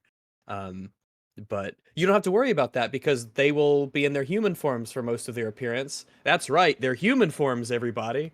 And then we'll get to that. Uh-huh. Yeah, we have we have Jumba Jukima and Stitch get introduced. It plays out mostly like the original does, at least in this section. Like I said, there are some differences though. it's just some of them choppy. small, but Real choppy. Yeah, it feels yes, cut to shit. the editing is quick in a jarring way. It's not like a lot of times you want to make quick cuts if you're trying to convey a sense of freneticism or energy, or like tension or like a lack of time, like there's a countdown happening. But this one is just rushed. It just feels rushed. The ground councilwoman says that Jumba was tasked with safely studying biological threats, not creating them, which is okay. But in the original, she says specifically that he is introduced by Gantu as lead scientist of Galaxy Defense Industries. And they've changed that to simply say he was tasked with safely studying biological threats, not creating them. One of those changes that's just like, I wonder why you changed it. I'm like, okay, all right. I like the original more because it's like his official title, and this is like a court proceeding, essentially. But okay, all right. He says, Jumba says that Experiment 626 is the Federation's most sophisticated weapon, which is odd because he makes it sound like the Federation like commissioned him to make this, and then he's like, no, this is the Federation's most advanced, sophisticated weapon, actually. So I'm not sure why he would bring Yeah, it I don't up. know. But he doesn't say it in the same way that he says it in the original, where he gloats and he's like proud of what he's created when he describes Stitch. But here in the remake, he says 626 is unstoppable, indestructible, and smarter than 100 supercomputers. And we have the chess joke because that's really, really funny. Something that's kind of noteworthy in the original too is that when Stitch is revealed in the glass container, we see this massive chamber full of a huge variety of alien species that look in many ways in no way like a human, and all of them have the same expression of revulsion and disgust when they see Stitch, which from our perspective as human audiences is just one of the aliens. He's no like more or less belonging to this group than anyone else, but they instantly, all these very, very different aliens, they see him as a monster. Like they know in their world he's something to be reviled and he's disgusting. Yeah, which he's called an abomination. felt quite Which is deliberate, kind of like, considering the council. We have like a robot, a more standard like three-eyed alien, then a little creature inside like a water, yeah, and then Gantu, and then the councilwoman. All of them are so distinctly different. And all of them have the same like physical repulsion to Stitch's appearance. Stitch already, Stitch is not treated fairly by others. Already he's an outcast. Already people don't want to be around him and they find him to be an abomination. From the first seconds of his introduction. That's why he swears at them and shouts slurs at them. That's right. He says he's about to say the space inward. It's excellent. Talks them all. So, the crowd gets riled up. As we said, they say it's a monstrosity. Nobody likes it. But the ground councilwoman says that, well, if he's so intelligent, maybe he can reason. So she asks 626 to show them that there is something inside of him that is good.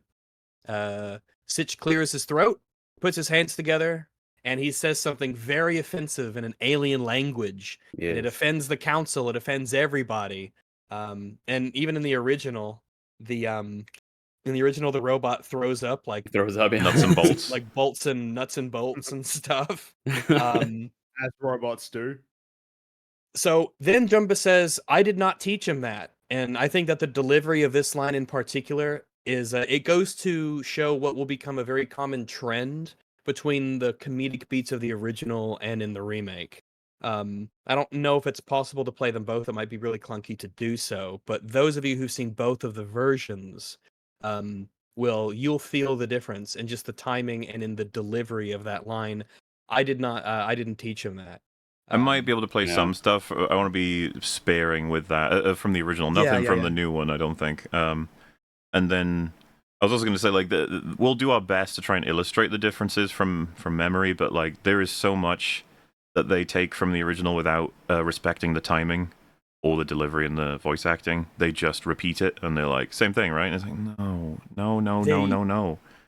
Yeah, a lot of this is you kind of have to know them and hear them, but the delivery is going to be markedly worse throughout a lot of the stuff. And you notice it most, of course, in the things that they poach from the original, specific lines, specific references. They move them around. They might put them in this scene instead of that scene, but it's just worse in the remake. And it's pretty markedly so. It just stands out instantly.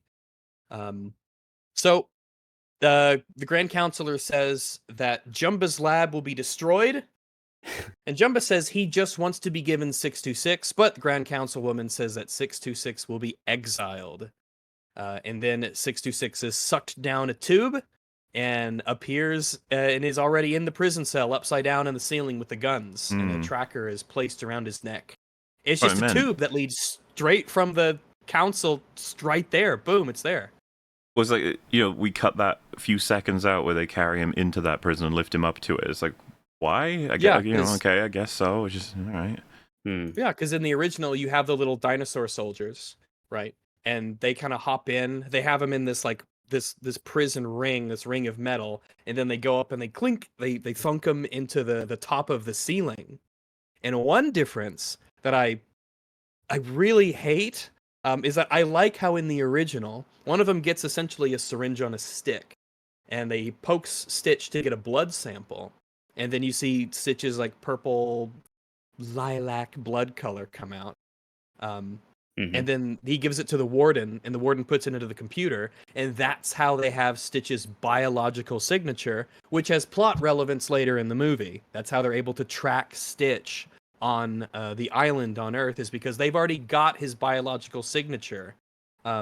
Whereas in the remake, it's just in fact, the lines specifically, there's a difference in the lines where they say the warden says that they won't shoot anything except you, whereas in the original they specifically say it's tracking your DNA signature.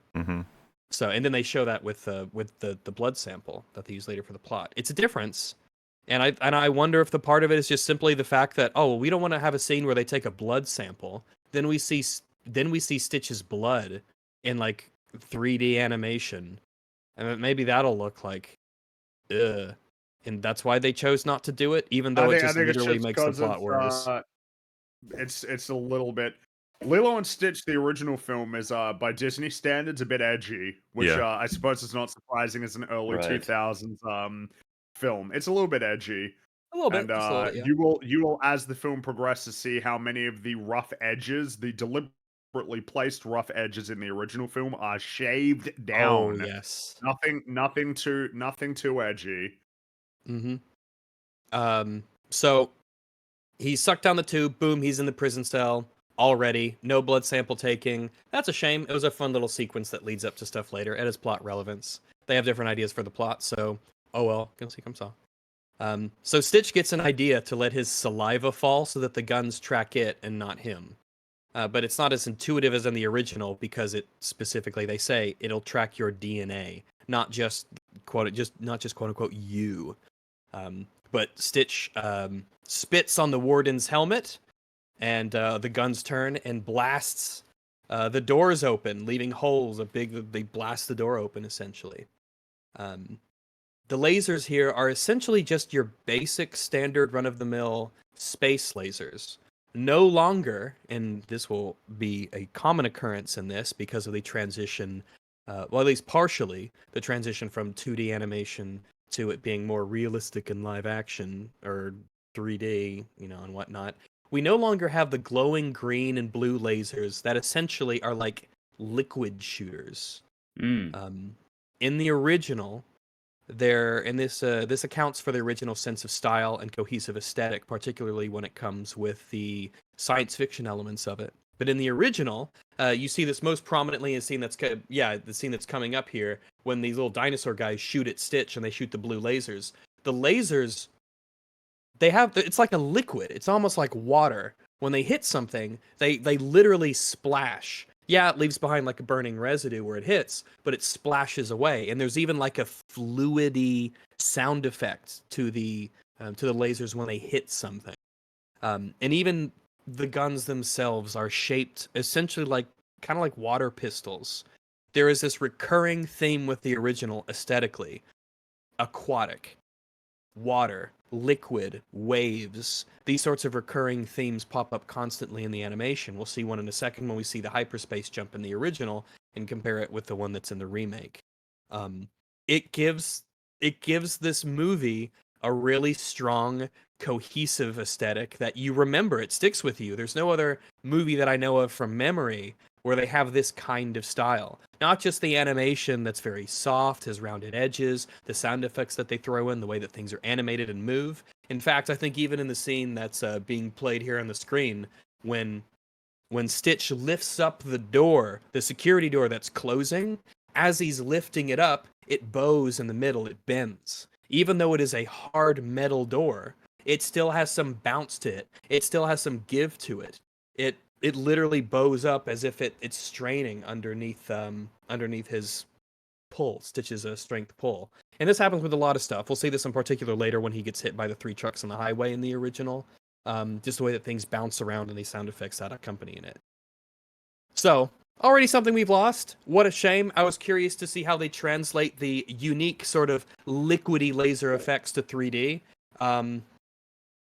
They decided not to at all. Well, and they So, got rid of I feel like we they got rid lost of the something. shark villain as well. It's like, Yeah. Yeah, and the shark villain is gone. Is he even there? Yeah, when Gantu is blasting the vent with his very round water pistol looking laser, it does the little blue splash. What a shame that it's gone. It was so distinctive about the first movie. However, the turrets follow him out of the cell as Stitch makes his escape. And it's way more boring in this one, because in the original, once the lasers are able to they blast the door, Stitch breaks out of the restraints, which maybe implies that he knew he could break out of it, but then he was waiting for his opportunity. He breaks out of the restraints, and then he uses each side of that little ring he was in as a shield to protect himself from the lasers, from the turrets as they blast him. And it even bounces him back and forth, like there's momentum to him getting shot with these shields on either side of him. It's a lot of good energy, and it's just really fun and energetic. But we don't have that in this one. one. I love how we're never getting to the animated films like from the West, like this ever again. Isn't that fun?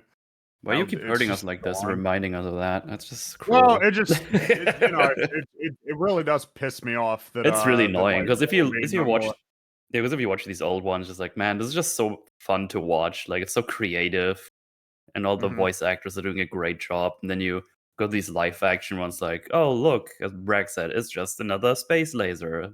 Wow, how amazing! And the thing is, 3D animated films. Obviously, I fucking love Golden Age Pixar. But I mean, Oh, yeah, for sure. goddamn, do the 2D animated films have a vibe that is kind of impossible to capture if it's not 2D animated. Hmm. To be I should've very clear, we have lost something. Oh yeah, I had a Mhm. random lost- thought just now. Do you think they kind of strayed away from that because they wanted all the awards and they thought they never get them with like the 2D animation Well, I mean, stuff? they don't get any. They get no awards for these 3D films anyway. So the No. live action ones, that is. Okay, that was just a random thought. Maybe they were kind of chasing reason them why is- with that. I don't The know. reason why, unfortunately, is that fundamentally a lot of executives clearly, and also unfortunately, a considerable number of the people in the audience view animation as like an inferior means of storytelling to live action. If it's in live action, it's more legitimate because it's Yeah. real people rather than illustrations or, 3D renders or anything. It's unfortunately, I think it's that simple. Already, Um, this will become very apparent once we get to Earth. But like I said, Lilo and Stitch is aesthetically very unique. It's got a very specific style to it that's very cohesive. The background, yeah, 'cause the that's animation, a the noteworthy kind of thing. animation, and the sound effects all combining together. Because Then- because Lilo and Stitch, the original film had a comparatively lower budget. They had a lot more reliance on because Treasure Planet came out the same year and it was using deep canvas extensively for its background. Expensive. Meanwhile, this one is much more reliant on like watercolor backgrounds, like a lot We'll of the get to older that, yeah. films were, and it gives it its That's own right. aesthetic. And then you remember that Atlantis was Hellboy creator was an aesthetic influence on that one. So that film is particularly Atlantis unique. looks great. The point being Just the that there's edges. a- It's Atlantis is kind of like the opposite in a way, like an inversion of the animation of Lilo and Stitch, because Lilo and Stitch is very Yes. rounded, soft, bouncy, but Atlantis, when you see the fingers and the body parts and just like elements of the anime, it's has a lot of sharp edges, a lot of right blocky corners. and angular. Yeah, Yeah, and it's yeah. cool, and you can see that It is, variety they're in both the cool. styles. Whereas again, in live action, something that's been noted is a lot of these films look very aesthetically similar. There's not there isn't really much unique art direction in a lot of these movies. The most that you can have is how much of an effort do they make to make the cartoon characters kind of look like the cartoon characters versus a photorealistic fish for Flounder instead of like an actual expressive, emotive cartoon Rough. character. Yep. Feels bad, man. When we will see it in particular once we get to Earth. The Lilo and Stitch remake has nothing noteworthy or interesting about its aesthetics, and when you compare it to what it is what it is remaking, what is so distinctive and characterful, it is a stark contrast. They should be ashamed of themselves. Oh, it's just a But- completely different vibe. Like when you Oh, just totally. look around, it's just like, oh, this just looks like a vacation place or something. Yeah, But it we'll just get looks there. like town. It looks like yeah. tropical-ish town, Yeah. but it was oozing with character in the original, particularly the Hawaiian aspect of it. And now it's like, oh, the remake. We're in town. I've been to town. Town is okay, I guess. I live in a town. Actually. I live in town. Whoa. That's crazy. crazy. I've been to town. Unfortunately, I haven't seen any so- little alien monsters here, but So, right after another quick cut, this is where I really started to note it down when I was noticing, like, God, the cuts are so quick. Boom. We very quickly cut to the Grand Councilwoman on, I'm just going to call it the bridge of the ship. They say that 626 is loose, and on deck C, he's trying to steal a police cruiser, she says, and as she says that, we see him flying out of the ship in a police cruiser, and then, of course, we have the hilarious delivery, just like the original, of one of the crew members saying he took the red one. It's not something that I can really verbalize here. It's just a much worse executed joke of them saying dejectedly he took the red one. Speaking of a badly another- executed joke, I just found out 'cause it's just been announced that the new Doctor at Doctor Who is going to be Billy Piper. What? I don't know what that. I don't know what that means. She was the first companion for 2005 reboot. Does that? How does Wait, what? Oh, how does that How's work? how the fuck does that work? okay. I don't know much about Doctor Who, but I assume that that's stupid. What the I fuck don't- is what? going on? You can regenerate into something that existed before. Well, You know what? I don't even want to think you about don't it. even want to. Yeah, don't bother asking that question about. Doctor Who lore. Oh. Oh. Is Doctor Who fans hype for this announcement? Obviously not. Oh, is this peak fire? Is this announcement Good peak fire? Are God, we so it's- back?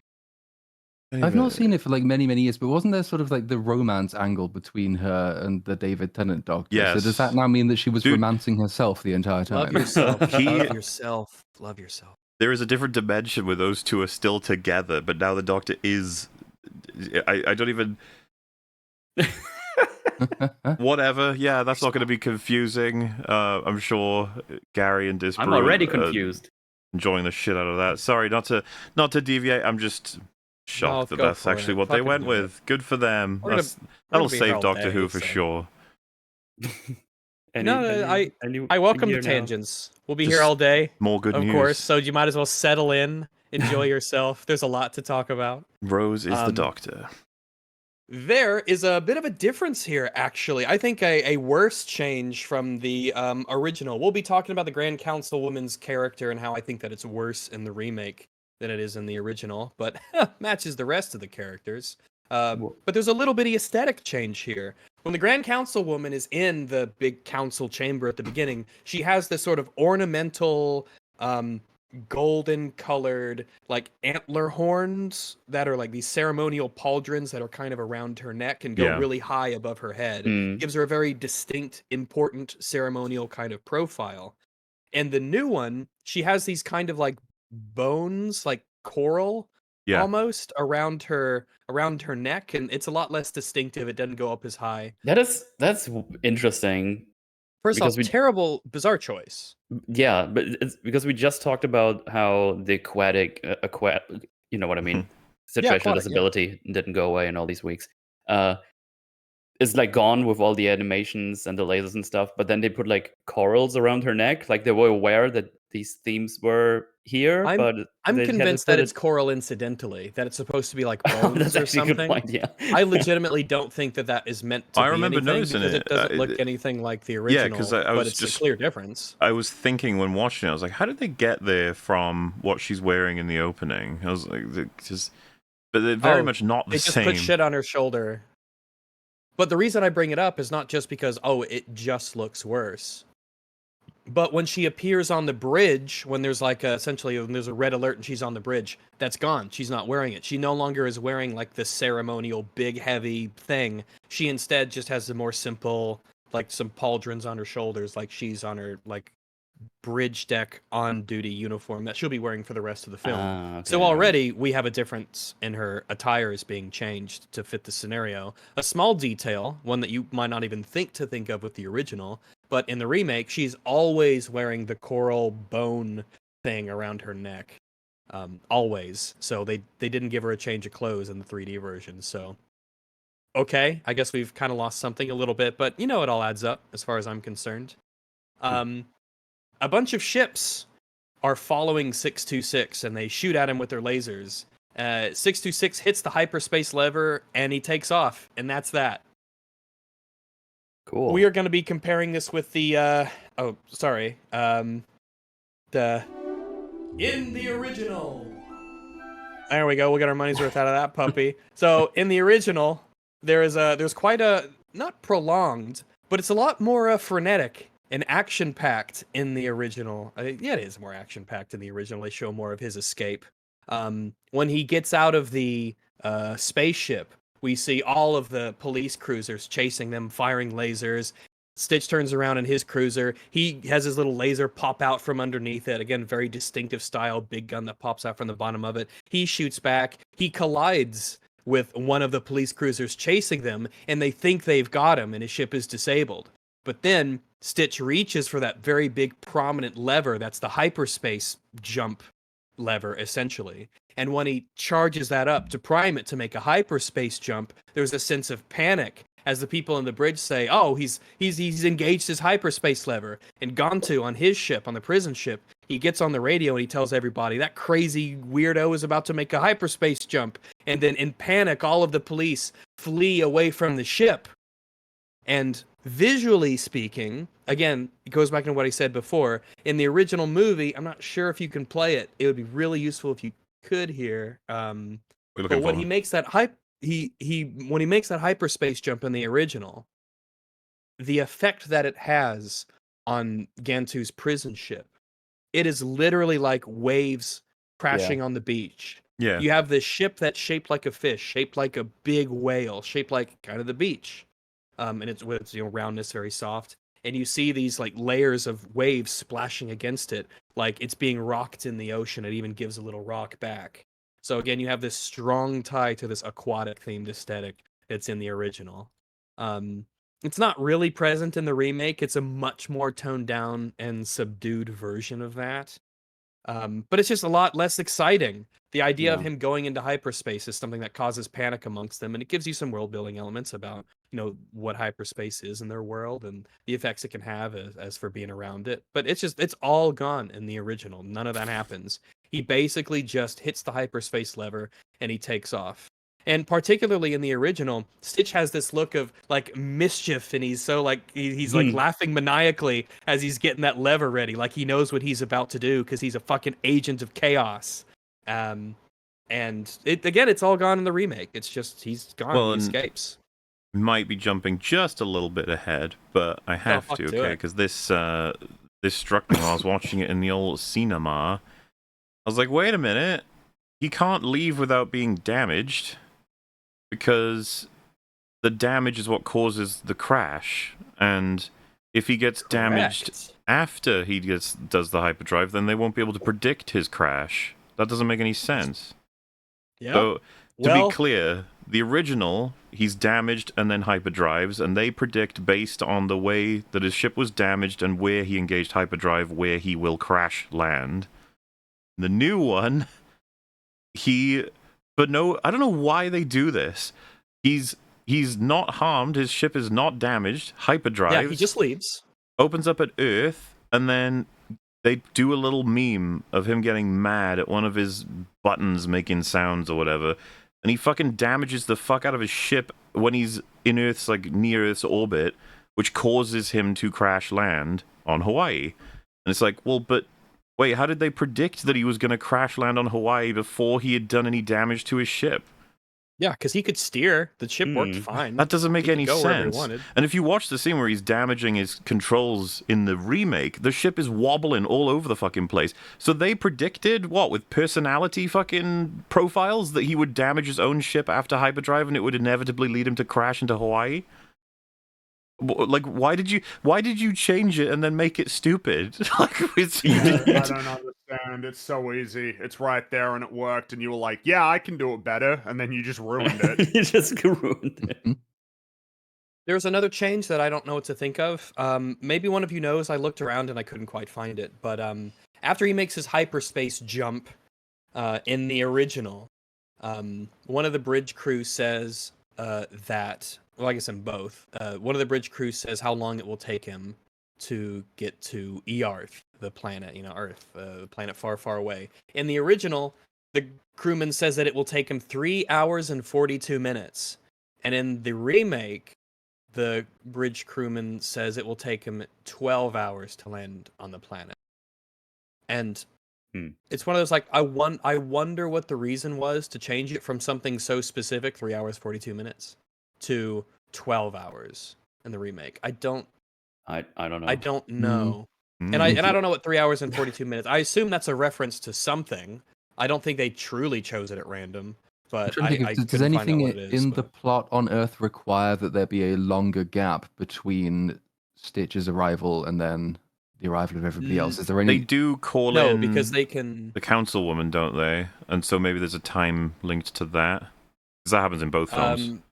Yeah, in both films there are essentially reinforcements from the Federation that show up. She is. I don't think, but you could just make the story however you kind of need to adjust that. I don't know what the change benefits, because if you're giving yourself a much bigger window, you have a lot more stuff to work with, and the film is longer. So it might be related to the way that they wanted the story to play out, but I think timeline-wise, I don't think that, like, in terms of that big of a chunk of time, it matters. They certainly constructed it in such a way where it didn't need to matter, but I'm curious why. 3 hours and 42 minutes just seems more specific and precise than 12 hours, and I don't know why it's not. I don't know. I'm not sure, but it's just a difference. Yeah, I don't know. So, another difference as well. This is weird. It's full of these little bitty differences, these specific things that they want to change. That's a planet full of water, one of the bridge crew says in the remake. All right, he says this unprompted. Whereas in the original, you have the ground councilwoman asking, essentially, she points at a picture of the planet of Earth and says, "What's all that?" Essentially, what's the blue stuff? What's all that? Now, and then they say it's Earth. The conspicuously hot tiger crewman says like water. Most of the planet is covered in it. Now in the remake, she says that water increases his molecular density. To which the bridge crew all are like, "Huh? What does that mean?" And then she says he'll become too heavy and drown. They're like, "Oh, okay." In the original, she just says he won't survive in water because his molecular density is too great, and it's just left as that. She doesn't Yeah. specifically say he'll become too heavy and drown, but of course they play with him becoming heavy later on in the plot. Is when he gets wet in the water, he becomes too heavy, and we'll get around to that. It's I will also say but it's just like it's another example of when whenever they do make a change, sometimes it's to insert a joke where a joke doesn't exist, and sometimes it's to replay a joke that did already exist, but just to make it a little bit longer and a little bit less tight, a little bit less well constructed. It's actually where a lot of, I think, the extra time does come from, is just that they add stuff like this for very little gain, if any gain at all. And maybe in this example, they weren't confident that the audience would understand that the line is a setup, and so they wanted to make it clear and also kind of funny, but nobody really had a problem with it in the original, so I don't really see why they bothered. Yeah, I don't know how you watch the original without not clearly understanding that Stitch does not like water. Water is a barrier for him. Water is something he doesn't like and avoids. Yeah. It's really obvious, and even if you don't understand his molecular density is too great, it's like, oh, that's clearly seen as a good thing by the bridge crew who think that will be the end of Stitch if he lands in the ocean. It is impossible to miss. They draw specific attention to it. But I mean, you're right. It's one of these little changes they make that I don't know what the point is, and I think it makes it worse. It makes the Grand Councilman less, I guess, affirmative in how she acts. She's the one to specifically ask, "What is that? What is the blue?" Then the bridge crewman responds, instead of a bridge crewman randomly just saying, "Oh, it's full. There's lots of water on that planet. There's a lot of water." And also because like she's the one Okay. who gives the explanation for why it's a bad thing, having started off by not knowing what the thing was. What is that? It's water. Oh yeah, water. In which case he'll drown. But like if she didn't know what water is, how does she even know what his molecular structure is going to do in the water? So and like in both cases, the punchline to the joke, I guess, is like when he does, they predict he's going to land on this tiny island, and then her reaction is basically just, "Oh for fuck's sake," but not "Oh for Well, fuck's yeah, sake." Like that's where the yeah. joke is supposed to be, not like so. All they're doing is extending the lead up dialogue wise to get to the same point. Which is weird because they hurry through the reveal of the island. Okay, there's the joke where the bridge crew are stupid and they don't know what she means, and then she has to say he'll become too heavy and drown, and then they go, "Oh, okay," like, "Oh, that's a stupid joke. These are bridge crewmen of a spaceship. They know what the fuck you're talking about. These aren't idiots. They probably have degrees." Now in the what you were referring to with the reveal of him landing on Kauai, I think is the name of the island. Kauai, Kauai is an island specifically. It even pops up on the monitor in the original, Kauai. But there's a lot more tension, and it's longer in the original. And you have the sound da-na-na-na, as the screen slowly but surely zooms in to what seems to be a massive blue planet, and him landing in the ocean to it zooming in, zooming in, zooming in, and then he lands on the Hawaiian island. It seems to want to actually hurry through this decently tensely paced sort of reveal. And also her words are different. She just says, "You're kidding" in the remake, and the delivery just isn't good. You'll just have to take my word on that one. Whereas in the original, again, it's slower. It takes its time with the reveal, and then she's like, "No," and then rolls her eyes afterwards and says, "Of course," like pointing to how even she recognizes what an incredible coincidence this is that allows him to survive. Um, just worse in the remake. Not else I can really say about it. The pacing's worse. It feels like they're trying to hurry through what is a decently tense little moment. Oh well. Another difference that they have is Jumba is here on the bridge For some for reason. no reason. Oh, I don't know yeah. what that reason is, but he's just on the bridge now, being led away by some soldiers. Jumba speaks up from behind the Grand Councilwoman, saying, "Oh, what a pickle we have here." Because, boy, I sure do love it when aliens from another galaxy use human idioms. I love that. Mhm. That's always a great little thing to see. They have pickles. He's Okay, just alien pickles. yeah, it's fair Mm. enough. That's right. It is a word. I guess they use it too. But Jumba says, "Oh, if there was only a brilliant genius around who can help you catch that monster," and he says that he'll go catch Stitch if the Grand Council woman releases him and gives him back his lab. Now, the eagle-eyed viewers might have noticed that this is taking place on the bridge of the ship. This is not taking place in a fun little space prison scene. Nope. Don't hold your breath. Mm, That's not in this movie. The remake doesn't have the fun space prison with all the cells with the Nope. green walls on it, and you see all the silhouettes of the crazy aliens that are in prison there. We also don't have the Grand Council women going there specifically with Pleakley, who is about to be introduced, to go and talk to him. It's just not in the remake. Didn't make the cut. What a shame. Oh Mhm. well. So that's why Jumba is just here on the bridge for some reason instead of them going to make a deal with him in Maybe the they prison. just And didn't feel like rendering a different background. They're like, well, we Yeah. already made this Well- one, so let's just reuse it. they didn't bother to give the Grand Councilwoman a different outfit. She has two in the original. She only has If I one may. here. So By getting rid of this scene, we no longer have the Fleamzorg Weekly Gazette. With yes, the flame. Yes, that costs you 25 Gorpix or Gorfix. yes, that's right. I knew when I That's read funny. that. I was I like, didn't oh, see that. That's Flamezorg. awesome. They'll like the Flamezorg Gazette. And all of the and all the words are it's just all the text on the page. It's just like random consonants. It's just random letters that they just typed a whole bunch of. It If doesn't you look at actually it, I'm say half anything. convinced someone did just spam on a keyboard. Because there's even like, semicolons in there randomly. Yeah. I choose It's to alien. believe it was spam.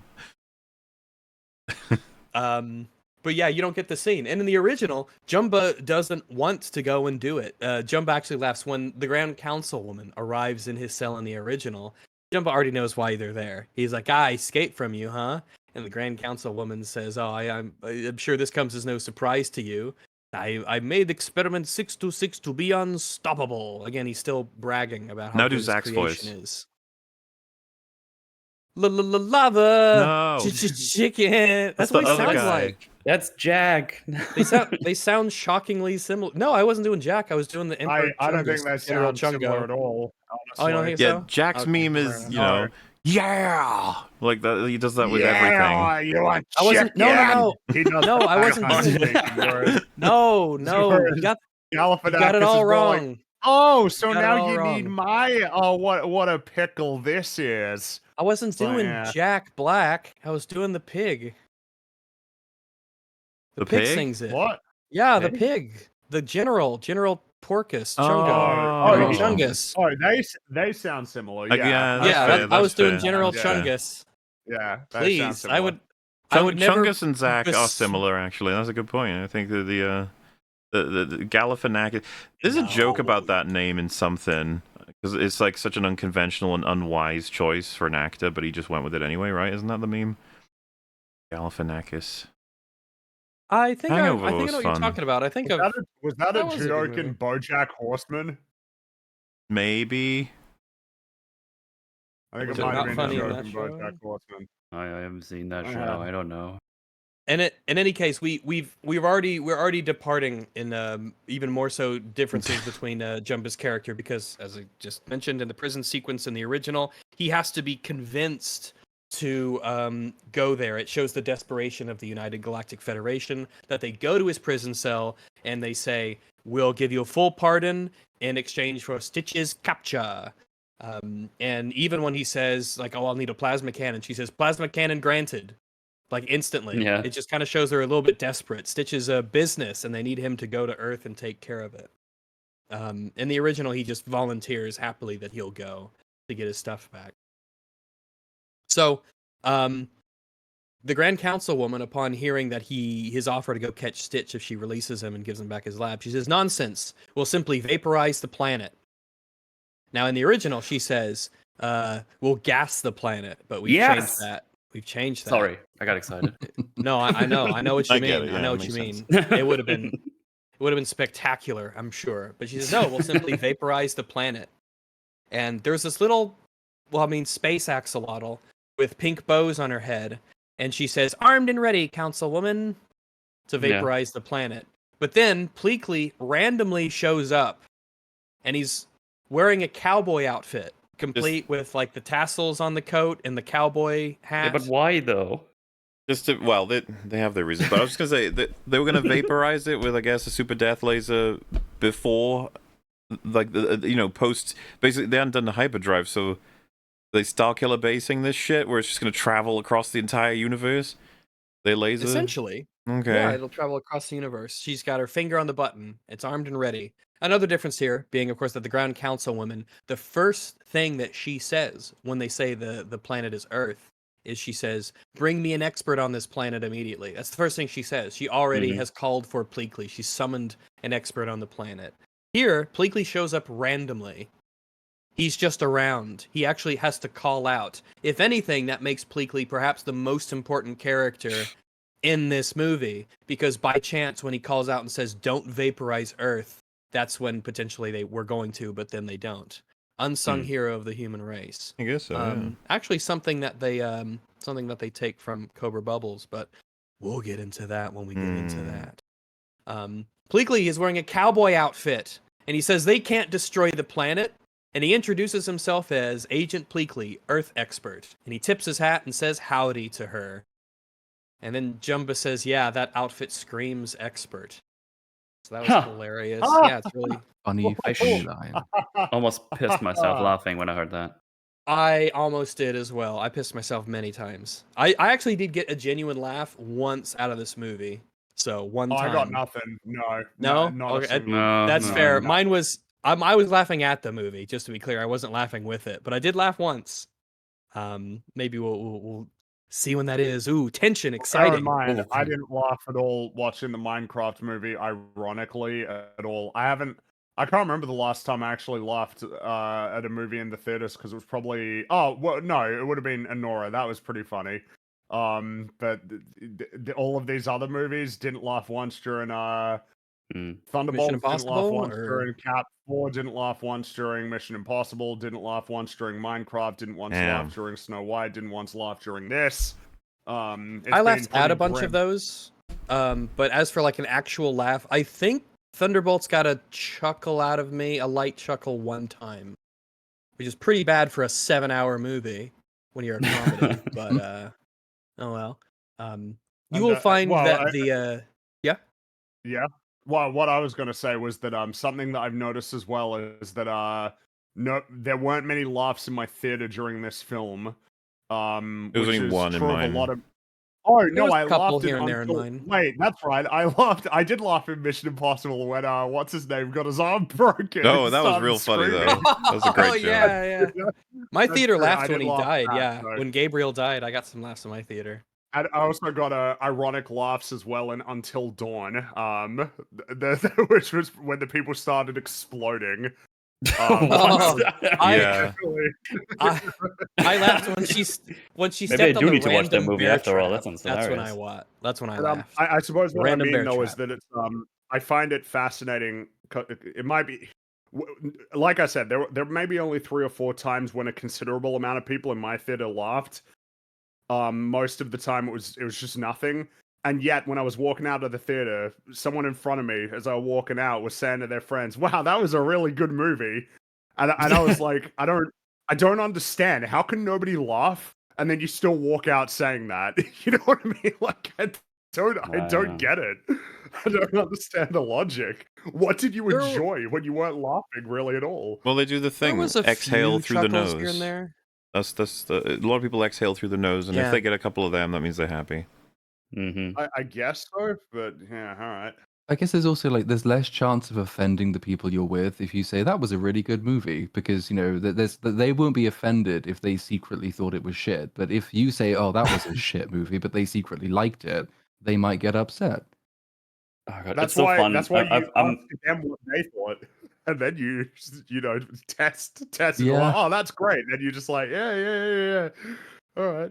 I mean, to be I've- fair, a I've- lot of I've- people put as much thought into that sort of experience as they do the latest McDonald's meal. It's just like, if you guess walked out and yeah. said, yeah, I liked it, it's like, really? You looked miserably in it. They'd be like, yeah. I would say- because I was. Yeah, it's almost like it almost is like too much of a credit to the film to say it's like McDonald's, and it says that McDonald's will fill you up, like it will like nourish you in a sense. Does it? And this film seems, I mean, technically, For like like 30 you can minutes, eat. yeah. Well, because when you well, actually no, when I eat McDonald's, just like the movie, I do hate myself afterwards. Everyone So I does. suppose there's some similarities there. No, I don't go to McDonald's. Fuck that shit. They're terrible here in the States. So Pleakley says that he's researching an Earth species that's half cow and half boy. Yeah, he's a Westerbo. Oh, And it's really Oh. cringe. That's what we're going for. Yeah, well, Okay. he's like obsessed with. He's like a fanatic of Earth culture, which Right. I feel like they could misread the have original been done again. well. Well, they've misread again because he's got an actual rank and role, and he serves a purpose. He's not a clown, but No, but because when he gets on Earth, he's just excited to see all these things he hasn't seen before, and he's not like obsessed with it. But Right. Earth in the original actually has an official 'cause in designation, the- right? It's an environmental protection zone. Yeah. I like the Oh, yeah, we'll mosquito get to that because in a second, it's yeah. basically just Hitchhiker's Guide to the Galaxy humor, where you take like something which is a really common human thing and you just subvert it. So in the way like Hitchhiker's Guide to the Galaxy has the reveal when the mice are actually conducting experiments on the humans. That's the secret all Mm. along. And then Yeah. in the original Lilo and Stitch, no, the mosquitoes have been rehabilitated on Earth because that's where their main food stuff grows, which is humans, and humans are like like domesticated animals. And then that joke pays forward right to the end of the Yes. film. So when you ditch it stupidly because you think you've got a funnier line about cowboys, you've broken a very important bit of the rest of the movie, and they Well, yeah, didn't they- seem to recognize it. There's a Pleakley very was- fun arc for Pleakley where he's studied at a distance and then he goes and experiences it and concludes, I fucking hate this place, which is really funny. Pleakley's introduction in the original, he's got a uniform. It's not just random Earth attire. Yeah. He even pulls out a retro viewer to show the Grand Councilwoman stuff about. Oh yeah, that's right. Earth. That's so I think fun. I think I know why. The reason why he's wearing the costume is because he doesn't get to wear any of the other fun costumes that he wears throughout the film. So like, oh, have him like wear a costume here. Right, because he's not. God, that is And- such Because they don't shit do that. You're right. compensation. They don't. They Yeah. don't. Yeah, we'll yes, get because to it. as We'll as get was to it, mentioned, The you thing know, is- human disguises, right? So no costume. So it's like, yeah, give him a costume here. That'll make him happy, and then fuck him whatever. That's such crap logic Um, too, because his fucking outfit is a cool costume for an alien anyway. You know, like it's his proper rank within the uniform of the this operation. To see him like that is to then be funnier when you see him, you know, in drag. It's a fun Yeah. contrast. Yeah, and Jump even says no, she's just ugly. That part's really And- funny, and but he's we like, don't get "Oh, to you're have silly it. for that." And he does the voice and everything. But yeah, we'll have that whole discussion when we get there because it's not that far from now. But Pleakley in the original, he has he's got a uniform. And he's kind of cheeky. He even calls the Grand Councilwoman Crazy Head when she says, "Can we destroy the planet or whatever?" He's like, "No, Crazy Head," and he gives her the Well, retro so- viewer. And he's got a respect for authority because he wears the uniform and he follows protocol and stuff. But he takes these little sarcastic jabs as part of his personality that come through. And in the remake, his personality is totally different, and he has a lot of like weird deference to her, and like asks permission to hug her. It's really He's a weird. stone cold retard in the new one. In the original, Yeah. he's got again a couple of layers to the personality. His investments determine the way that he speaks to people and what And actions he he's takes. But brave. he's just a fucking moron in the new one, and that's the joke. Yeah, he's just idiot. And you know, What a shame. What a downgrade. something has been mentioned about the voice acting. I'll give it to the actor because I've seen him in other stuff. He's doing a voice. Charles Magnuson, I But think? it's not Pleakley's voice. It's not even close. It's I don't know if you've directly compared them, but what was funny is I was talking to Fringy about this. yeah. If you were casting for Pleakley in a live action version to the point where you're using the actor at certain points, the person that comes to mind immediately for Pleakley for me is Charlie Day, like that super high pitched sort of. He's the kind of guy that can pull that off at basic speech, which is essentially the kind of archetype that Pleakley is in the original. The guy we've got for the remake is borderline doing a bad impression of Stitch. Oh yeah, Interesting. yeah, I know what you mean. He's trying, but He's doing something, but it's yeah. not the right thing as far as I'm concerned. That's not Pleakley, but it is retard Pleakley, I guess. It's new Pleakley. It's Pleakley new. It's NU Pleakley. New Pleakley. NU Pleakley, yeah. NU Pleakley. Huge downgrade, but we'll get into that later. But yeah, Mahler's right. He's just the retard of the movie. That's his role, to be the goofy idiot, who doesn't really do anything useful or have any personality traits other than stupid. Pleakley says he's researching the Earth species, half cow, half boy. He says Earth is a protected wildlife reserve, and they've been using it to rebuild the mosquito population. And then the ground counselor says, "Crikey," which is like stands out to me as particularly odd because she's an alien from outer space, and "crikey" is a very kind of Australian kind of phrase that's normally associated It doesn't. with. There's nothing to connect that with, is there? There's no other reference that you'd be like, oh, she said that because of. It's like no, Because no, she just specifically says "crikey." Okay, fine, I suppose. I think the voice actress is Australian, but no, the original voice actress who died in 2020. She was Australian. She died in New York, but she was from Australia. So maybe that's like a reference That's to our the original connection. deceased voice. There, we did it. We did it, everybody. Woo! There's a reason. There's a reason why it's worse. All right, there we go. By the way, saying that there's a reason why it's worse is a at least there's a reason why this one's worse. Many of the changes have no reason, or at least none that I know of. And the mosquito stuff just kind of disappears as a plot point when it's actually kind of important in the original. The fact that humans are the primary food source of the mosquito is something that protects them. It gives a plot reason as to why they can't just kill the humans, and especially with Jumbo's personality, just go in there, Yeah, and kill anyone who they stands in your way, grab Stitch, and leave. I mean, you guys already said it. It just gets rid of a joke all the way at the end. That's actually like really funny that I didn't even expect to happen. They say this and it's like, oh yeah, I guess they could do like this is like a larger universe with like more planets and a galactic federation, and they use Earth for mosquitoes, which in itself is funny because mosquitoes are like super annoying, and we everyone hate is them, everyone hears that it's like, oh, these bastards, they gave us the mosquitoes. And then in the end, you have like the thing with Bubba, and it's like, oh, that's actually really funny. It's a nice little subversion. It's a fun It's like Platoon was said with like Hitchhiker's Guide to the Galaxy. It's a fun little nod to that sci-fi trope of Earth is just a very tiny little side note in a larger galactic enterprise, essentially. The Grand Councilwoman says that Jumbo will travel to Earth and capture 626, and Pleakley will go with him. She deputizes him to make sure that he follows the Federation's rules. And Pleakley is overjoyed and excited to go to Earth, the place that he has been studying. Whereas in the original, he was rather nervous to actually go to Earth, and he was intimidated by Jumbo when they were in the cell. But in this one, he asked permission to hug the Grand Councilwoman, and she says no. But then when he says if he has permission to hug his partner, she says yes. And then we have the wonderful scene that Mahler showed earlier, where he puts the cowboy hat on Jumbo and hugs him, and it's disgusting, and it makes my skin crawl. It's disgusting. I mean, I feel hatred and revulsion. Why is it like every time? Because there's always one, and like the Little Mermaid with Flounder. It's always.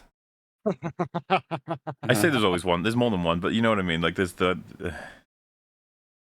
Yeah, and a lot of executives, a lot of people who make a lot more money than you guys saw this and were like, yeah, this is good. This is why we get paid the big bucks. And they're right, because they're going to get a lot of money out of this film. We should say it once more. Comedy died with Tropic Thunder. It feels that way sometimes. It really does. Because the comedy, one of the things I found about rewatching the remake was that I wasn't really laughing at it. I appreciated the comedy in it, and some of the beats still work, but it just subjectively, I didn't laugh that much at it, but I did like the comedy. It mostly just made me cry like a baby, which was not, which I'm confident enough in my masculinity to say that Lilo and Stitch hits all the buttons that just really make me spout like a water hose. Well, it's But an when it comes extremely to the solidly comedy, structured story with plenty of great beats Oh, yeah. that hit home for anybody who believes what the film has to say about the nature of family. I was legitimately surprised that because it has a reputation of being very funny and goofy, and it is a funny, goofy movie. But then Goofy movie's a different movie. But I was really struck by how watching the original again, how I was like, oh, I take away a lot of like the sad moments, the sorrow, the drama, the family bonding stuff is the huge takeaway that I get overwhelmingly. When it's kind of more known for its, being fun and very lighthearted. Which is not a problem. It's just something I just kind of noticed subjectively when I was watching Mhm. it. There's a few more little things before we finally get to Earth, and then we have a big fun discussion about how art is dead. But in the remake, they're both on the bridge. They're ordered to go to Earth together, and there's not really. I guess Grand Councilwoman she says, "Don't let the Earthlings discover them, or she'll be forced to intervene." Just sort of saying, "Don't let the Earthlings discover you." Blah blah blah. But then, distinctly, there's a difference here, where in the remake, there's no drama at all when Jumba asks what pathetic little planet is caught in the crosshairs of is caught in Stitch's crosshairs. Whereas in the original, he gets in close to Pleakley in the cell, and he says, "And tell me, what poor, defenseless little planet has my monstrosity been unleashed?" And he gets close to the camera and he sort of smiles like he's eager to see the handiwork of his creation, and it's a lot more dramatic. And because after both of these, we get the transition to the credits and the song, and we go to Earth. It's just a downgrade because I mean, it's tough to explain it further without you having to see it. yeah, hear it. because we can't play these clips, but like to give an example, you can even see from the way that Jumper's moving in this scene, right? So tell me, like first of all curious, and then the pitiful weak planet. He does even the expression of like, oh no, like, oh, they're gonna be okay, and Pleakley just looking terrified of him the whole time, not sure what he's gonna do, and then getting real close to the camera, and especially because the word you focused on, which is you could tell the actor was like unleashed. It's like very deliberately drawn out. It's all very effective. It's all performance. Zach Galifianakis just read the fucking line. Like, yeah, right. what planet is? I don't even know if I can do him. I think he's so non-distinct you can't actually do his voice. He's got one of those voices. No, where did he go? Oh, he must have gone to a planet. Okay, let's go. It's like whiny. It's almost like a whiny kind of voice, isn't it? Oh, yeah. Jeez. What? So yeah. Let's go to Earth. We have to. All right. We do unfortunately have to. Darn it. Earth is So, fun fact. All right. I don't know if you could show a picture from the remake, or if you have one handy, or if there's one out there. But this is a particular frame that we can linger on for just a moment, because we're going to be talking about how good the original looks in terms of its backgrounds in particular, compared to how dull and how samey and how nondescript and boring the remake is. If I was a Hawaiian, as they say, if I was a Hawaiian, and the only thing people knew about Hawaii was what they saw in Lilo and Stitch, I'd feel pretty good. It makes my island look lovely. Fun people of all sorts of sizes and shapes and colors and dispositions. We got beaches, we got forests, all kinds of stuff like that. I mean, the beach isn't black, but that's okay, whatever. People wouldn't understand it. They'll see. It'll be a good surprise when they get here, right? The remake makes Hawaii seem, like I was saying with Metal earlier, it's just town. It's just nondescript town. It's not very Hawaiian, and maybe I'm Well, poisoned by thinking Hawaii is like it is in the original, but I'm like, you could have made it like I think Hawaii-esque.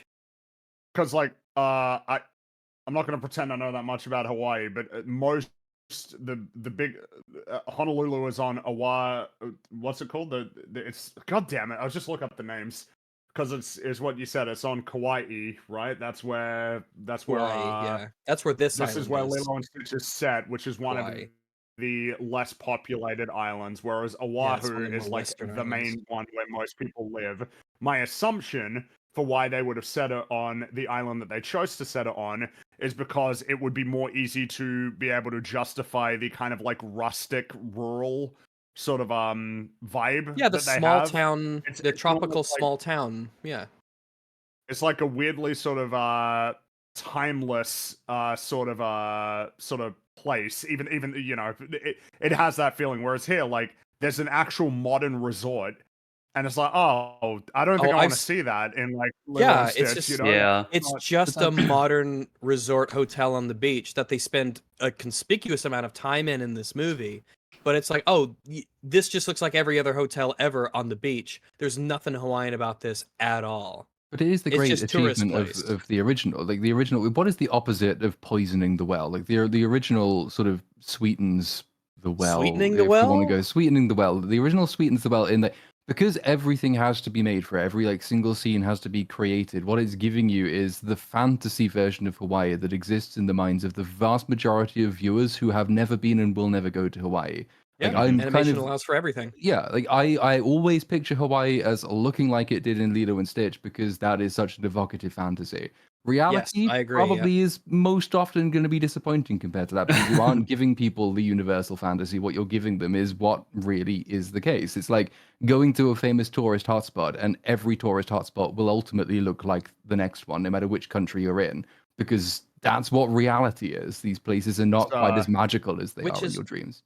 That's But called what's interesting Paris is that syndrome, isn't it? Where a lot of oh particularly yeah, tourists who come from East Asia will go to Paris and like sink into depression because they imagine it not as like the being like movies. picturesque everywhere all the time, but it's a city where Interesting. people live and work. So like it's not, you know, it's kind of the same here. It's like, yeah, I don't want to see like modern lame tourist resorts. I want to see the rustic small town with all of the people living there having a good time and dolphins jumping out of the water and everything. You know, that's what I want to see. I don't want to see like, oh yeah, this is like a modern tourist resort place. Look, he's in the hotel lobby checking into his room.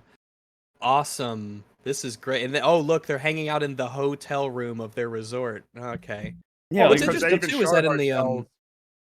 Yeah. well, in the original, there's actually a specific part where when Nani's trying to find a job and she goes to this coffee house to get a job, the coffee house woman, the manager says, "Oh, we just hired Teddy, and with the tourist season winding down, you know, we're not going to be able to hire you." So even they reference it in the original, specifically the tourist season, but the film doesn't take place in just nondescript general town with like road maintenance signs and tourist hotels.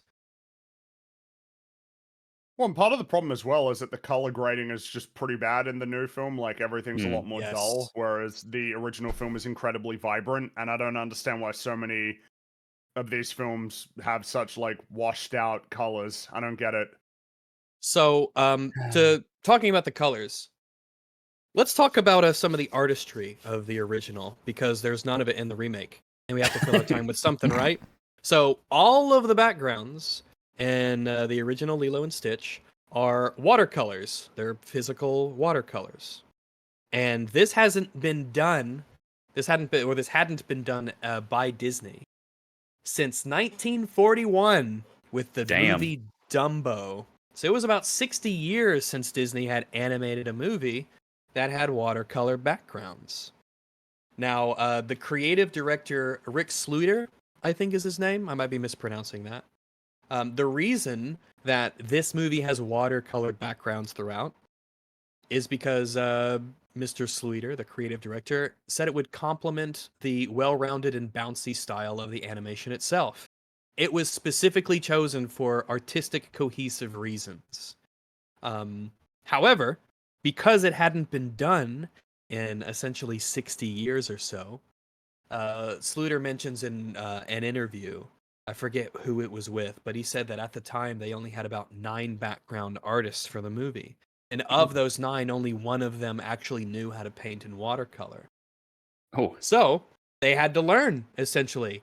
There's this concept of lost knowledge that's very real. You see it in stories, post-apocalyptic stuff, fantasy, sci-fi, blah, blah, blah. The wisdom of the ancients, knowledge that has long been gone from civilization, and da-da-da-da-da. But, I mean, it's a real thing, and this is kind of like a micro example of that.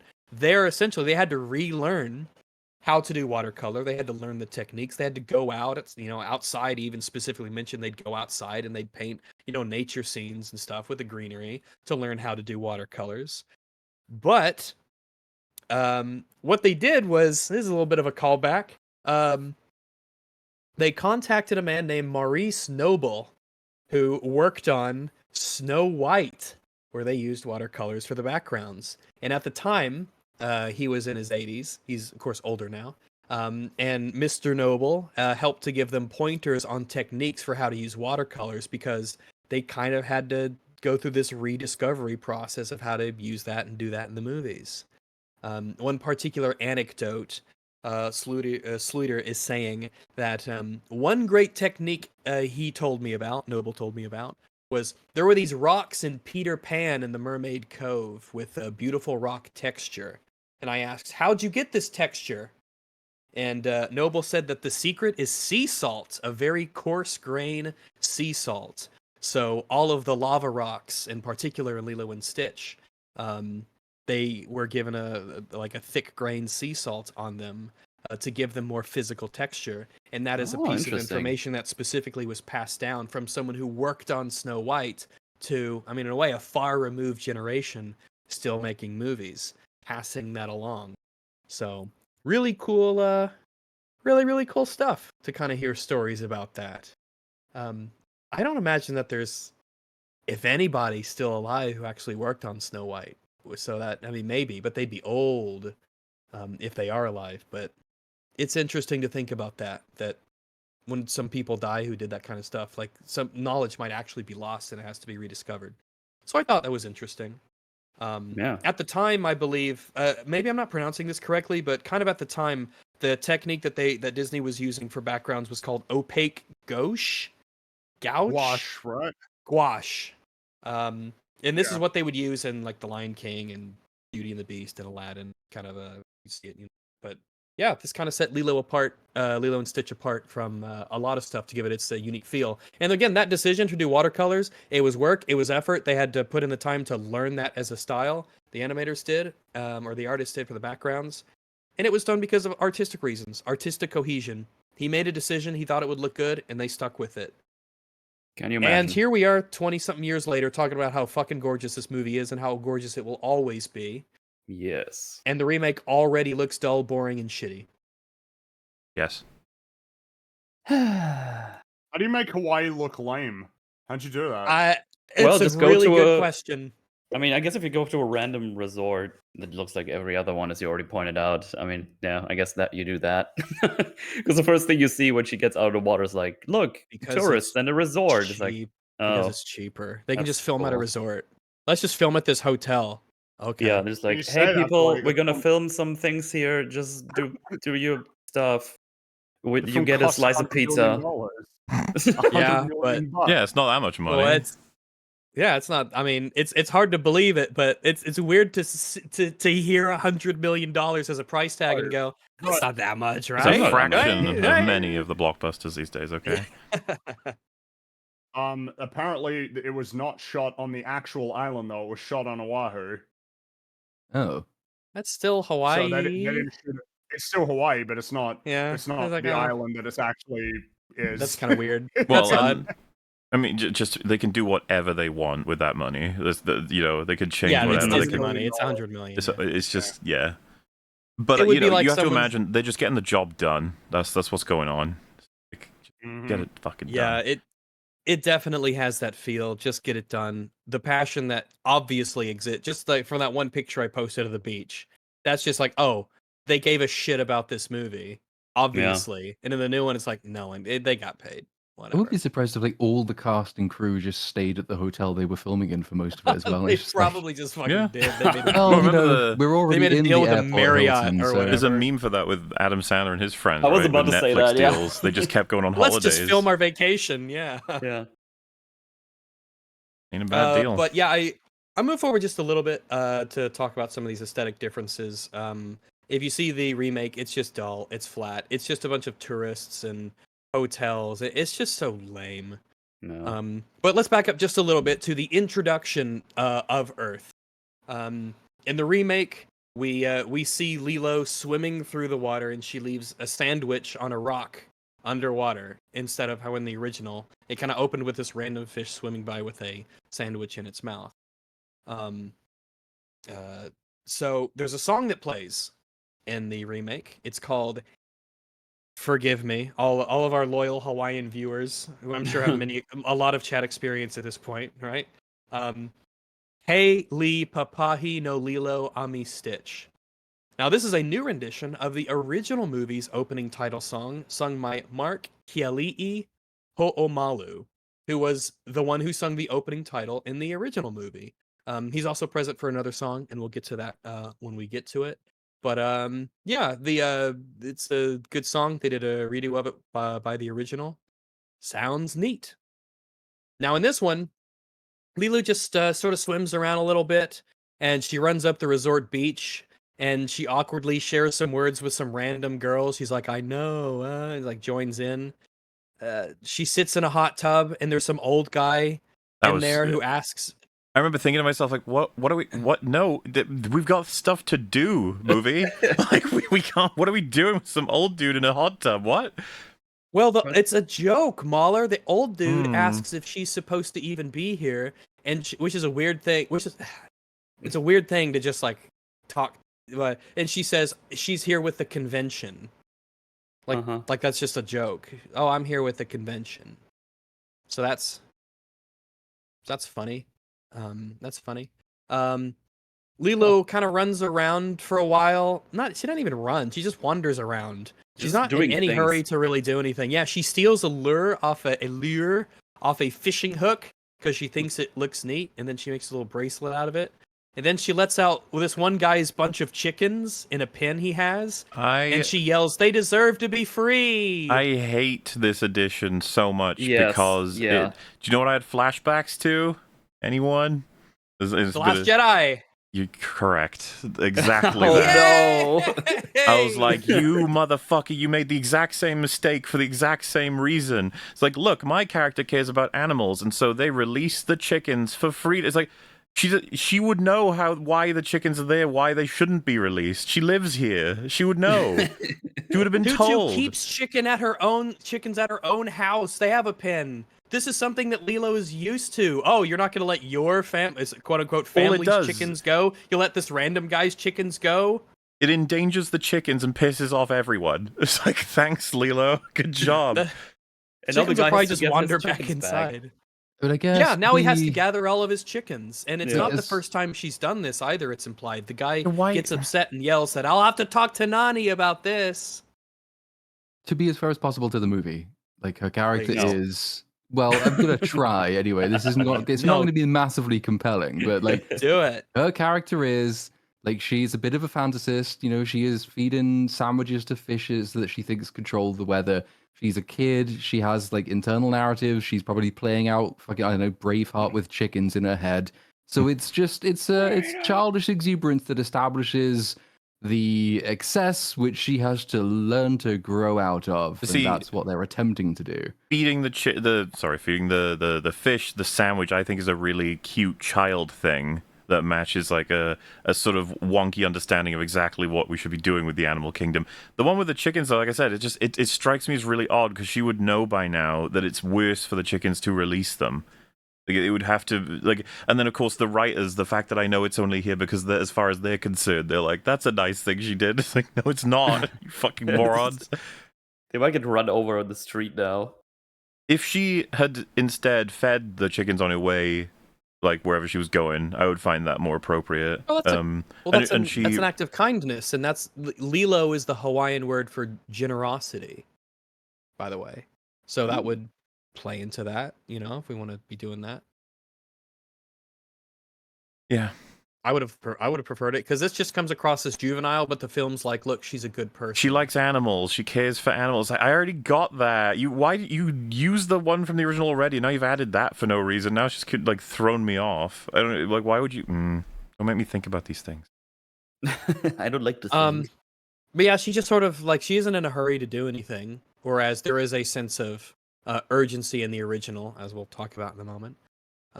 So as she's wandering around the streets of town, her watch timer goes off and she screams. So there's different ways to scream. All right. And I think that I'm going to blame the director for that. I think that the actress for Lilo is terrible. I think she sucks. But I think it's probably like she's a little kid and everything. She was told to do something and they gave her the thumbs up on what was obviously many, many terrible takes. But she like tries. But I think like already by a scream and the way that she screams, it's not a scream of surprise. It's just generic little girl scream. Multiple times in the movie, she gives generic little girl shrill screams. I know exactly what you're talking about. When they're clearly supposed to. It's in the truck, right? Yeah, the truck one. Yeah. That's one of the worst. Yeah, but she's like, there's different kinds of screams that you make out of surprise, out of joy, out of terror, out of pain. Different screams, but she just screams when her watch timer goes off. She goes, "I'm not going to do it because I." You're not going to scream like a little girl. Fair enough. Yeah, I'm not going to scream like a little girl. Not for this. Not for Lilo and Stitch 2025. All right, we'll be emotionally vulnerable later on when we're talking about the original, so I'm saving it. So her watch timer goes off and she screams, generic little girl shrill scream.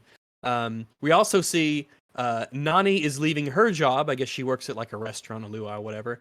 And she drops this folder that we will come to learn is her marine biology college application that has been accepted. Oh, God. It begins. This is her acceptance letter. It begins! I genuinely feel like that. The seed has been planted, and we shall reap the harvest soon. Do you know, hours of course, now. You know, it's marine. She's from Hawaii, so marine biology. There's a lot of makes water sense. around Hawaii, so It's marine on a biology. fucking island. What the degree isn't the problem. If anything.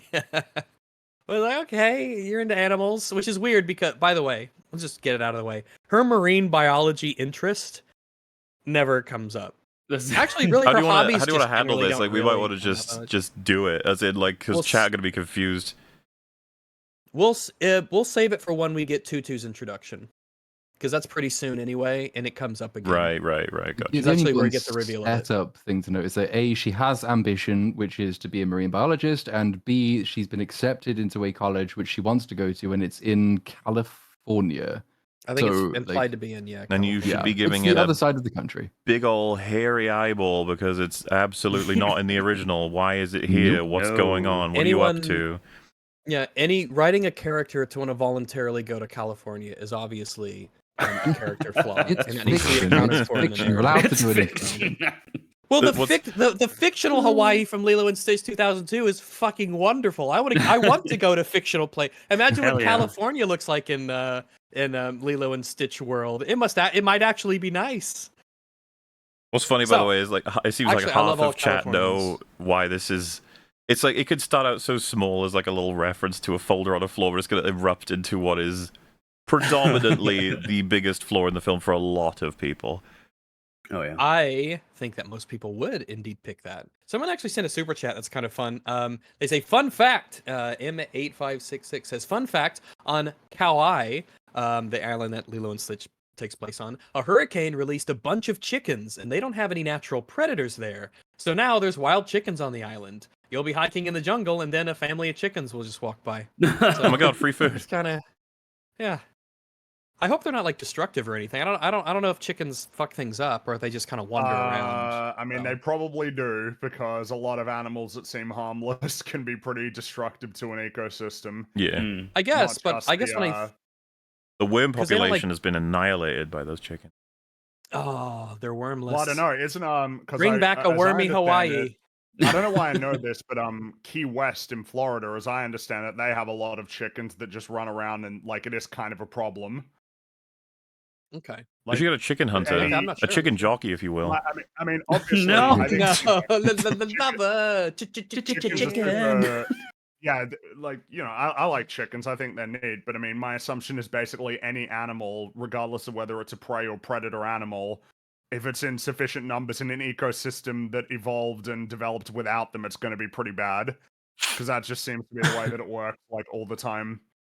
Oh yeah, that Obviously, was you the know, thing like, in for instance- was it Yellowstone National Park when Roosevelt established it and he went wandering there and he thought, you know what, I want to see more deer, so he introduced more deer and they fucked up the habitat and then they said, It well, was, oh shit, I yeah, guess we got to introduce more wolves to hit the deer, and then the wolves fucked everything else up, and then Oh, Now we need it's, more. trying to Now we sell need food. super Well, wolves. It's trophic cascade is what that's called. Reintroducing the wolves into Yellowstone changed the behavior of the deer such that the environment actually changed in dramatic and good ways. You know, ecosystems are meant to have these sorts of things compared to Yeah, I mean, you know, nature an has easy settled example. into a long and slow process of where it is. It's that way. When you look outside, it's Like- that way for a reason. Australia has they're called Brumbies. That's their Mustangs, wild horses. That's such an Australian name, Brumbies. That's a funny Yeah. name. Brumbies is a wild horse. Wild horses are really bad for the ecosystem. And you'd be like, yeah, but they're horses. They're super cool. It's like, yeah, horses are really cool, but like these are bad. We also have a whole bunch of camels. There are a lot of not wild because feral camels that are running around in the outback. I'm not sure. I'm pretty sure they're not good for the environment Semi-domesticated. either. Okay. And because they The were ones that brought escape over. essentially or get lost and they form Basically. together in the And wilds. Okay. and of course, you know, rabbits. Rabbits are harmless, but they're fucking terrible for the ecosystem here. They're It's really, kinda- really bad for the ecosystem. A bit of a coincidence, I suppose, we're talking about this. By chance, the other day, I was listening to a channel called, I think, Tor's Cabinet of Curiosities. And he made a video months back about what happened to the North American locust. Apparently in 1875, there was swarms of trillions of locusts in 1875 that swept through parts of America. It was estimated that it was a swarm essentially the size of California. It is regarded by some as the largest and densest collection of life on the planet at the time. Trillions of locusts. And they're extinct now. They went extinct. I haven't finished the video, so I don't know why. It's a mystery. But it's the interesting to cliffhanger. What think the hell? I know. It's like I was like, what the fuck happened to the locust? Now I want to know. The But locust jockey's got him. Locust. Chucky. So yeah, there we go. Locusts are dead now. Killed thousands, by the way. Thousands of people starved from that locust plague in 1875 in particular. One of the biggest instances of that happening in sort of recent history in the West of an actual like famine happening. Anyway, back to Lilo and Stitch. Nani's the marine biology. We'll get back to that later. Don't you worry when we get our introduction of a great new fun character Yay! that they've added to the remake. You guys will love her. Mhm. So Lilo arrives late at her dance, her luau sort of dance. I don't know if it's a luau dance. Pardon me. But she arrives late at her dance, but this time still in time to actually do the dance and go out on stage with everybody else and everything. Lilo explains that she had to get a sandwich for Pudge, and the instructor asks who Pudge is, and she says that he's a fish who controls the weather. If I may. Whereas, by Alrighty. all means. If I may, okay? Because it's funny how memory works. It had been a while since Yeah. I had re-seen Lilo and Stitch, but there's just like little, I don't know how to explain it. There's like pockets of hyper clear memory, and then stuff that I may have completely forgotten, then stuff that's like wispy, and oh yeah. Some things just stick to you. Yeah, some things are just sticky. One thing I've always remembered is in the original is Lilo's delivery of "I'd be an abomination." It's a part of a sequence of delivery of that's right. of a thing that's quite good. So for those who don't remember, or those who maybe haven't even seen the film, she is late. You need to. She is wet because of being in the ocean, and the way they write this is they got a little bit of cleverness in that brain of theirs, right? So they all trip over because she's got water spraying all over the stage, It's like, why are you wet? Very reasonable question. And then she announces, it's sandwich day. That's already funny. That's like, what? Yeah. What do you mean? What? It's do you sandwich mean? day. And Like she then- expects him to know this almost as well. Like Yeah, her it's- delivery. I love the way they do this because that's already a really funny thing to say. That has nothing to do with why you would be wet, right? And then it's like, every Thursday I take Pudge the fish a peanut butter sandwich. And before you can continue to get to the part where you're wet for some reason, he's like, Pudge is a fish? Pudge is a fish. Which I already find funny as well. There's like, we were out of By peanut the way, butter. compare that by the way to the remake. No, where no, he yeah. specifically has to ask. Okay, go for it. So like, we're out of peanut butter. My sister said, feed him tuna. Do you know what tuna is? And then this story's already She gotten whispers so it. yeah, it's gotten, this fucking story is retarded, like in a good way. You know, he's having trouble following any of this. He's just like, why are you asking me these? He just goes, fish? He goes, it's fish. If I fed Pudge tuna, I'd be an abomination. And then it's just like, what? Like, what does this have to do with anything? And it's like, why is this so important? And then it's like this So gap. I had to go to the store, get some peanut butter. And Yeah. she's explaining why she's late. There's an actual reason. She gives a reason why she's it's late. a That's fair right. story, but the way they write it and deliver it, it's really funny, especially from his POV. And then it all Yeah. climaxes with like, why does that matter so much? Pudge controls the weather. And it's just like, what? Like, really good stuff. I really like Conversation it. has a much more natural flow to it. How Yes. two people would talk. How a little girl Absolutely. would have to explain with like this obvious ecological phenomenon to her dance instructor. Like So he should know it. And she's annoyed not at him, but annoyed at the scenario of having to go and get more peanut butter because obviously I can't feed a fish. There's like 4 different jokes, and they come from different places, and it's all very natural dialogue, and it shows how different Lilo is from a lot of the other kids there. And this is not the first time they've dealt with something like this, and you've got the animal aspects, all good stuff, and there's timing with each of these like lines. Now, we said earlier they do a lot of chopping. And they did it again. They practically copied and pasted this script, and then they were like, okay, for every one line you keep, cut one. And it was like, but why? And so we end up with, I had to get a sandwich for Pudge. He's a friend in need. He's a fish. So you're late because you fed a sandwich to a fish.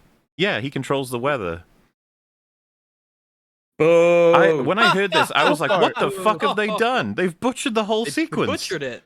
Yep. And also, They've made bear in sushi out of the mind punch joke. that the placement of the sequence as well. In the original film, the song is unbroken basically until, you know, the dance goes wrong, and then you get to that scene here. They decide to put this scene before. In the original, it's at the end, so you have the full unbroken musical sequence. Whereas here, the music is reduced in volume for a while so that this scene can happen because we're not done yet. Like they're still going to go out and do the dance. This is like backstage, and I think they even play a little bit of sad music in the middle of it when she starts getting made fun of. So what are you doing? Why would you change the placement of this? And I imagine they'd be like, whoa, I mean, you know, you can't really do everybody like tripping over or anything because like in a cartoon that's easy to justify. And it's like, don't you think that the fact that you're noticing all of this is the reason why you shouldn't have made this movie? Like, Yeah. made a live action But that's the film? thing. If you're gonna make it, all right, we have pictured fucking blocks, Lego, if you will, of like the dialogue as it was written, the actors as they portrayed and directed, the timing of how the lines come in, and then all of the animation and how we blend in with the music, like all of these pieces being very deliberately done to coexist to generate a particular experience for the audience. Meanwhile, what it feels as though they've done, and I'm borderline on the point of saying it's absolutely what they did, was just snatch the dialogue section, make it quicker in a very cynical, like, hey, can you edit that wordy section down, please? Remember that Jesus. joke? Yeah, and then it's like, yeah, just make sure you get the important part, which is the Pudge controls the weather, I think was the joke of that scene. So just get that in there. I think that was the punchline. So you just surgically inject that just wherever. You've got that piece of paper with the lines on it, and you throw it to the actress and the guy, and they deliver them as they deliver them. There's no real direction there, and then it's just like, done, moving on, next scene. It's just like, wow. Yeah. And that's Chat says the script got the Blinkist treatment. Little Oh, bit. no. And this is But what I it's mean about longer. This movie's 23 minutes longer, though. respect the way that it is created. Otherwise, you're going to end up with a shit version. And that's what I mean. If this didn't exist, right? If the original didn't exist, that dialogue would have just been strange. I would have been like, what? Why did it? That felt so like rushed and wonky. But we have the unique opportunity to know exactly why. Like, we can see where the original was and what they decided they needed to fix. Mm-hmm. Now, one of the reasons that so we're gonna have to rejig some of the scenes and construction of this one in particular because, as was mentioned by Fringy Mahler, they've sort of changed things around. So in the original, what gets what causes the commotion? It's everybody slipping after the song on the water that then prompts the discussion and the joke about Pudge the fish and controlling the weather. When she describes Pudge the fish and what she was doing to the instructor, this is when Myrtle, one of the little ginger girl next to her, says, "You're so weird."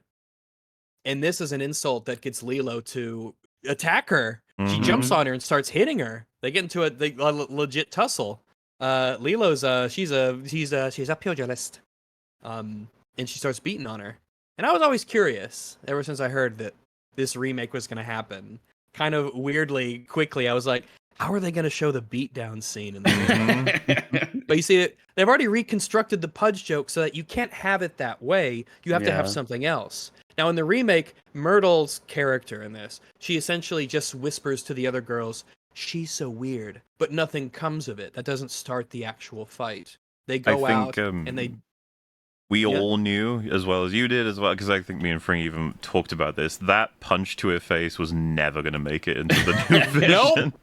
No, I love it, though. And I've never forgotten it. Even when I watched it as a kid, I was like, holy shit, Lilo, fucking her up. I mean, that was my reaction when I watched it, because I watched the OG for the first time. I was like, whoa, damn, he's just fucking throwing hands here. This Jesus. This is light edge. It's a little edgy. It is edgy. Yeah. Girl beating another girl up because she said she called you weird. It was is awesome. edgy for a point, right? Which obviously becomes like much clearer later on. Like once you meet Stitch in more detail, and once they have that time together, this is kind of establishing that point of commonality. Lilo kind of is Stitch at this point in her story. Like she is not has the proper care and attention. She is allowed to go wild because she doesn't really have the understanding of family yet. So like it's vitally important to show her in that very chaotic, even quite violent stage, in order that you then go on to show her growth throughout the story. But this isn't the first time, and it's not going to be the last time. The movie just makes everything so much tamer than it is in the original, and just like saps most of the arc of like any of the real weight or direction that it has in the original. It's like they do that. It's worse later on, but this is like the first example of it, because you're trying to make everything sanitized, so you can't have the contradistinction between the unsanitized and the sanitized thing she grows into. Well, and there's Lilo's a lot more complex in the original than she is in the remake. Fuck the remake has yes. a much more simplistic take on what she is. But on that note, there is like a bit of theory that like why might she be invested in all of this? It's like Pudge controls the weather as much as it's a kid's thing. Like what was it that essentially took her parents from it? Right, it was bad weather, extremely bad weather. Right. So you could easily link all of that to the point where she does not like to be considered weird for caring about something like Pudge the fish controlling weather.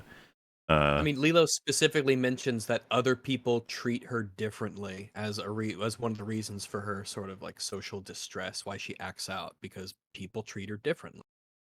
She doesn't want to be seen, or at least insulted for being weird. So this just plays into it. And we'll get into some of these differences later, because the much more simplistic take that the remake has on Lilo is essentially that she's totally fine, and she doesn't show the kind of apologetic personality or regret. I mean, it's even playing here sort of on the screen, where she's apologizing profusely. But we'll get to that, because we have to explain how the new movie, how the remake sort of sets up this conflict. How does it happen in the remake then? So they're waiting backstage, about ready to go out with the adults and do the dance, right? And all the little girls are lined up together, and Myrtle says, "Oh, she's so weird," to the other girls. And then Lilo shows them the wrist that she attached to her her she shows them the Look, I found this wrist on the floor. Oh God. the Horror movie. wristband that she has essentially attached the fishing lure to that she stole, and she says it's a friendship bracelet. And then one of the girls behind her says, "It's not a friendship bracelet if you don't have any friends." Thank you, movie. I get it. Sick burn though, but I get it. So Nani tries to get to the dance, but her truck will not start. She isn't able to make it. She can't get This there. is a Chekhov's truck. This one. Is a check. I don't know how much. This would be an example of product placement that is not product placement for the company that's in it. I don't know if Toyota wanted to have their venerable old truck portrayed as unreliable, but it's just very they specifically chose the Toyota truck model that says Toyota on the back of it. So I don't know. Someone didn't like Toyota over there on the set of Lilo and Stitch 2025. In retrospect, by the way, So- what a retarded through line for that truck. Like, Yeah, I know, right? God damn. Like, we needed to, It's unreliable. we needed to Oh, set it up is. The truck is a little unreliable. Yeah. Mm-hmm. Yeah. It's Give for it- tension later. It's for tension. Okay. That actually ties Um, into another thing. How in the original, everything felt like much more, I don't know, tighter together. Like everything was like this small community of people because they always walked everywhere. There was like no driving around to the other side of town or something. Because Yeah, when that's right. when she finds that Lilo is not there, she runs back home and not goes into the truck and then drives somewhere. Yes. makes it- Small town. You makes- can walk. Yep. Yeah, it makes like the island in the OG much more tightly knit together as like a Cozy. small I agree. community thingy. Yeah. I totally agree. In this one, you need a car or truck to get around, and that kind of will cause problems later on as to how people get where they need to go. But yeah, in the original, you just walk places. Small Yeah. town. Everyone knows everybody. You can walk home. You can walk back from wherever. But yeah, but it'll pay off though. The truck will pay off in a really tense scene at the end. So stay tuned. Yeah. Now, back at the dance, another girl bumps into Lilo. I think it's Myrtle. She bumps into Lilo as they are dancing, which kind of knocks Lilo down during the song. And so she gets back up, stands there for a few moments, noticing all the while that Nani's reserved chair is empty because Nani's truck will not start and she cannot make it. It is just, she can't do it. Lilo then decides that she is going to push Myrtle back. Which is a distinct difference in this one that I noticed, because if someone pushes you over and you push them back over, that's a lot more like equal Mm-hmm. of a retaliatory action that You is might kind even of like say they more softened morally the acceptable. edges. Indeed, they did. Mhm. Because by making her retaliatory strike back at Myrtle essentially equal, she did to Myrtle what Myrtle did to her. This means that she doesn't necessarily have anything to really apologize for morally, in a sense, not to get deep into the philosophy of it. But in the original, it's very specific that Lilo attacks Myrtle just because she said you're weird, and then she flies into a violent rage and has to be pulled off by an adult. Lilo fucked up in the original, and she knows it immediately. She's Mhm. sorry. She apologizes. Later she goes and she apologizes to Myrtle, or at least tries to specifically. She knows that she made a mistake. She erred. There are multiple scenes in the original where she has contemplative moments where she reflects on, I've screwed up. I did a bad thing. I shouldn't have done that. I'm recognizing that I've done it, and I'm sorry for it. She has remorse for doing some things. But in this one, she's in a manner of speaking, scot-free. She's just eye for an eye in this other girl. Yeah. And I'm like, I mean, I can't blame her. But that's a different play on the story. That's different. That is a distinct change. That's a meaningful one. But they Also, didn't want to show, the- you know. Go They ahead. also have like they have like an audience in the remake. In the OG, I think it's just practice, right? I think it's They're just- practice, yeah. They're just doing practice. So like they could have made it more impactful by seeing her, like everyone seeing her just beat the shit out of Myrtle. It's like, whoa, what the And hell? you don't have to, like, if you're worried about actors getting hurt or something, you just have it jump it and then you don't show it and you have a reaction from other people like, Yeah, and then pull yeah, her off. you can You can do that. Yeah, just like push her onto a mattress or something. It's kids; they Yeah. jump on mattresses anyway. Just the natural habitats. So just capture it on film. Yeah. Also, they Um, obviously added the whole thing with Nani not being there with the whole audience thing, because Right. that was not a thing at yes, all. because it isn't practiced like it is in the original. Nani's Yes. expected to be there for the actual performance, even though with Nani it's not her fault here. Her truck did not start.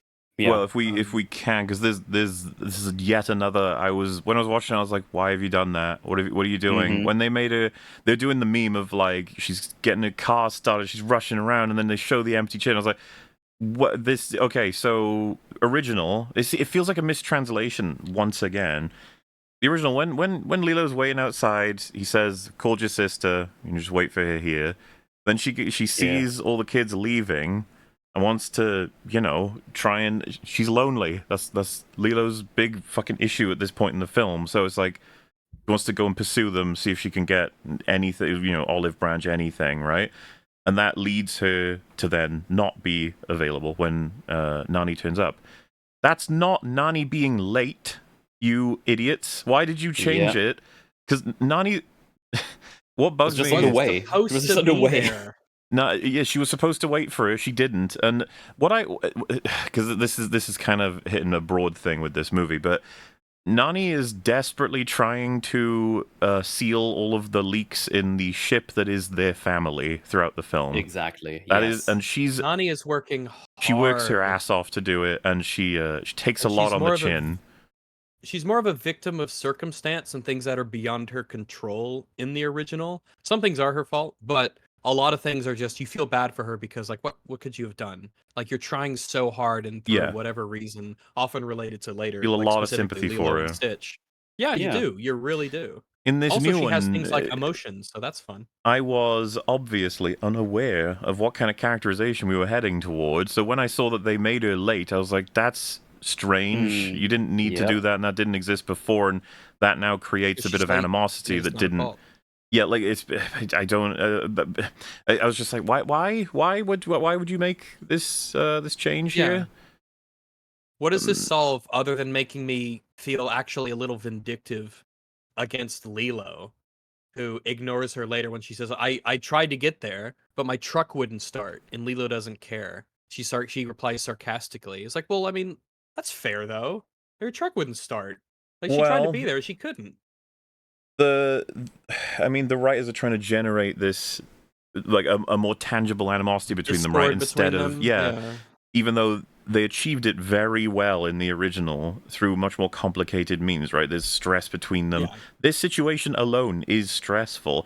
Making her late to appear for her recital, I just like, I don't know, because you can say like whether or not it was her fault. It's that meme, right? It happens in Jingle All the Way. It happens in a whole bunch of things where you're just like turning up late makes the kid really fucking sad because they don't get to have their family members supporting them, sort of thing. You don't have to do that. The writers chose to have her do that. I don't know why. You will. The reason I'm saying this now is because you will discover why the more the film goes on. Yes. That is true. As we get into it, we'll see the differences and how they try to do it. So Lilo gets in a lot of trouble for pushing Myrtle, and everyone watches. Oh my goodness!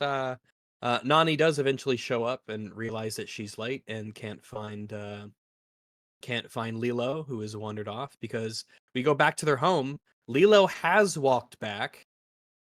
Okay, I wonder how. All right, and is laying on the rug, listening to "Heartbreak Hotel" by Elvis Presley.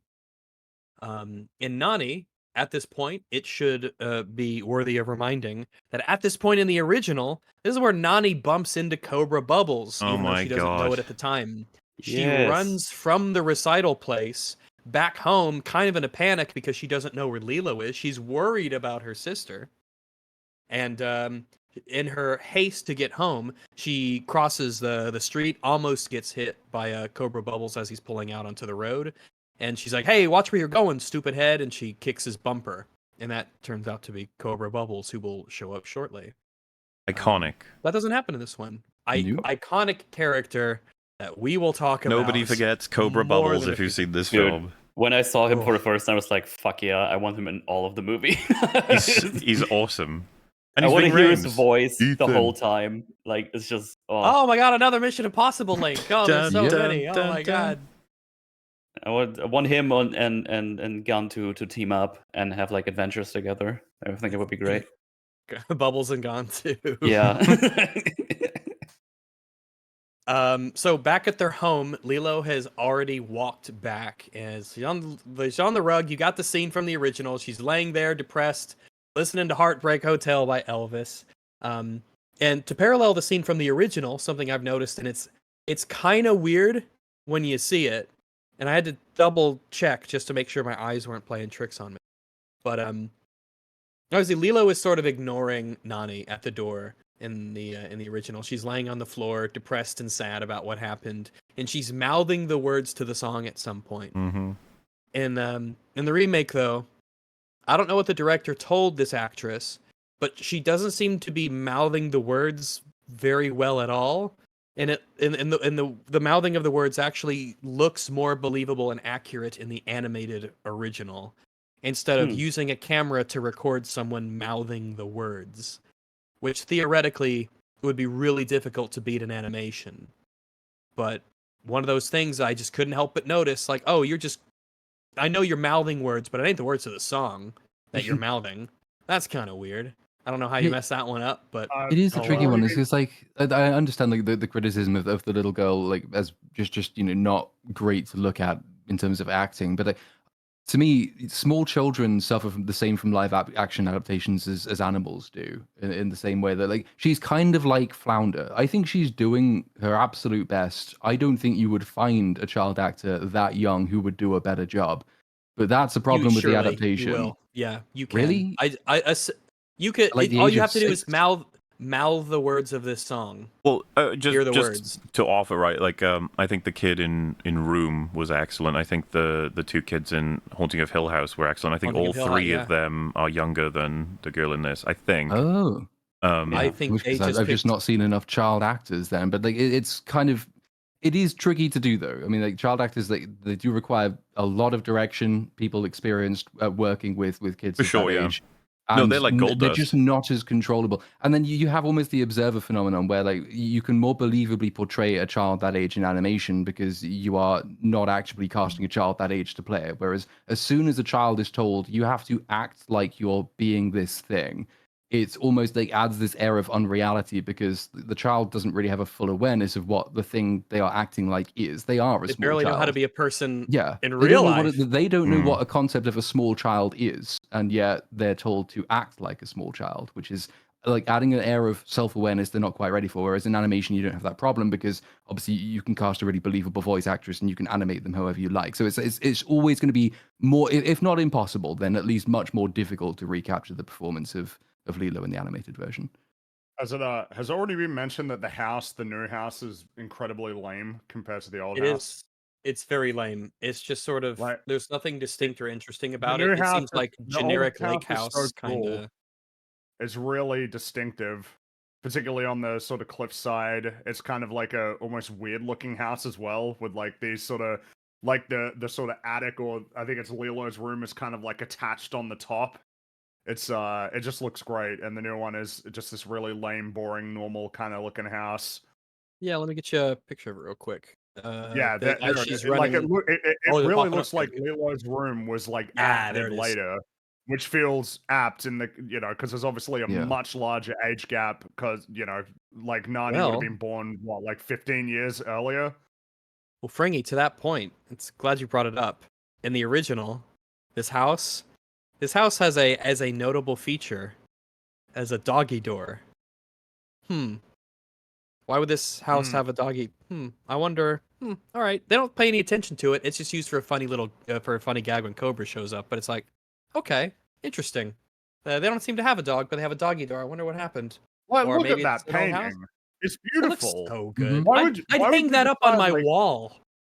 Why would you decide, yeah, you know what? Let's make it lamer and boring on a lame, boring street in a lame, boring place instead of like an actual picturesque, like almost ethereal kind of like tropical paradise? What if they just lived in a on a boring street in a boring house and a boring Oh, and of course, world. you know, an absence of the jokes like the nails in the in the door as well. That's such a Yeah, that's good reveal. How many nails are in there and how crappily they've been. And I just Yeah. like the way put in. she just achieves unlocking the door and then realizes all the nails. She's, Yeah. it's not over yet. yeah, it's just to reach for the hammer and pluck one out and then try to do guess another. They decided they couldn't do that in live action, and which I suppose like immediately brings us to another bizarre change. Are So we talking let, about let it me know yet? which one you're. Let me know which one you're talking I- about specifically. But here at least, A certain A bubbly change. a certain bubble. Yeah, that's right. A certain. Yeah, it is a big bubbles. bubbly change. So I guess to at least establish what the remake does, and then we'll get into the differences and why Yeah. Okay. why this is just markedly worse. Lilo's back at the house, lying on the thing. Nani she tries to get through the door, but the door's locked, and she explains through the window that she's sorry she missed the dance. Her truck died. But Lilo says sarcastically, "Wow, that must be so stressful for you. How about you just leave me here alone to die?" The actress sucks. Sorry, kid. You're really bad. Unfortunately, you have big shoes to fill. I don't like this. I think the delivery is just way worse. Instead of the much more like depressive, sad, nihilistic way that an animated Lilo is on the ground, and it's just like, leave me here to die. It's just. But more Lilo's grim a fantastic in the comedic original. way. The voice actress is so good for her, so much character. So, she lacks that just depressed energy that Lilo has in the original. Our real actress here is just sort of laying there. Doesn't even seem sad at all. She doesn't really do emotions in the movie. No one really does, actually.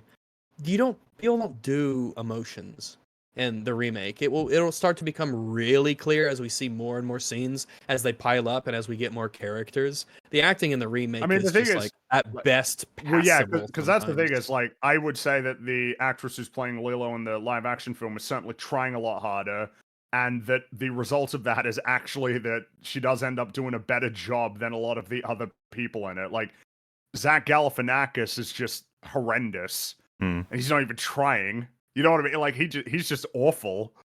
He's I mean, not doing anything. It just That's felt like the a thing. passing Like job. she This is one. better. Exactly. But you are right. In a way, Lilo's actress might just through the sheer She's one of the awfulness best of those ones around because her, she's better. Yeah, exactly. She Like I think she's tries. better than the one playing Nani. I don't Oh think yeah, she's very good. Nani sucks. But There's we'll get to that. There's lots to say in about some Nani. emotional Yeah. scenes. Mhm. Outside, Nani sees the social worker approaching in a car. She recognizes the car. And she's like, "Oh shit, Lilo." She didn't really say shit. She says the social worker is here. So Lilo needs to open up the door or she will. It's implied that she'll break the window with a brick. Yeah. Yeah. So She like picks up a brick and holds it up at the window and is like, again, "Let me in." a weird translation thing, because in the original, remember the scene where they're going back and forth, which does get adapted as well. It's just different, where Lilo is trying to deliver a prepared speech while she's getting clues from her sister in the original, like I said, and there's a accident where she interprets she wants her to say disciplined with bricks, right? And then Bubbles is like, what the fuck? And for some reason they decided to have Nani actually threaten Lilo with a brick in the new one. I will guess they thought it was break funny. this window. I guess. But how do you But it see what I makes her mean look by like a translation? Like, psychopath. how did you move that over there and then make it real? Why? No. The joke No. is that Nani looks threatening to the social But worker isn't. when it's just out of Yeah. context. She isn't. She's actually very Exactly. nurturing and everything. Yeah. Because in the original, she's got her head in the doggy door. She's prying out the nails, and then Cobra Bubbles uses his leg to pull her out of the doggy door. She realizes it's somebody, and then her tone changes because she's really mad at Lilo. But then now that she knows she's been watched by a social worker, her tone changes. You know, love and caring and da da da. While she holds But who this is the social hammer worker? in her hands, then looks at it, realizes it, and puts it behind her back. Yeah. Yeah. Exactly.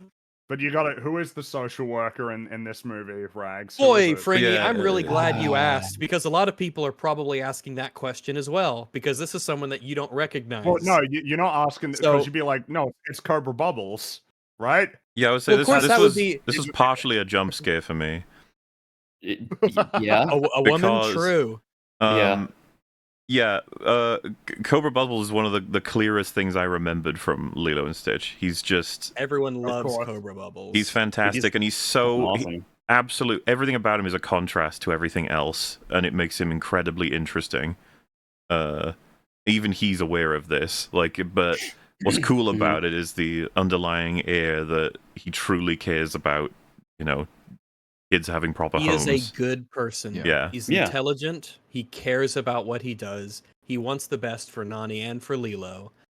He has a bunch of lines that are quite articulate and well constructed. He legitimately cares, but he comes across as imposing, and obviously, as you said, physically, his presence and his voice. But he's a good guy.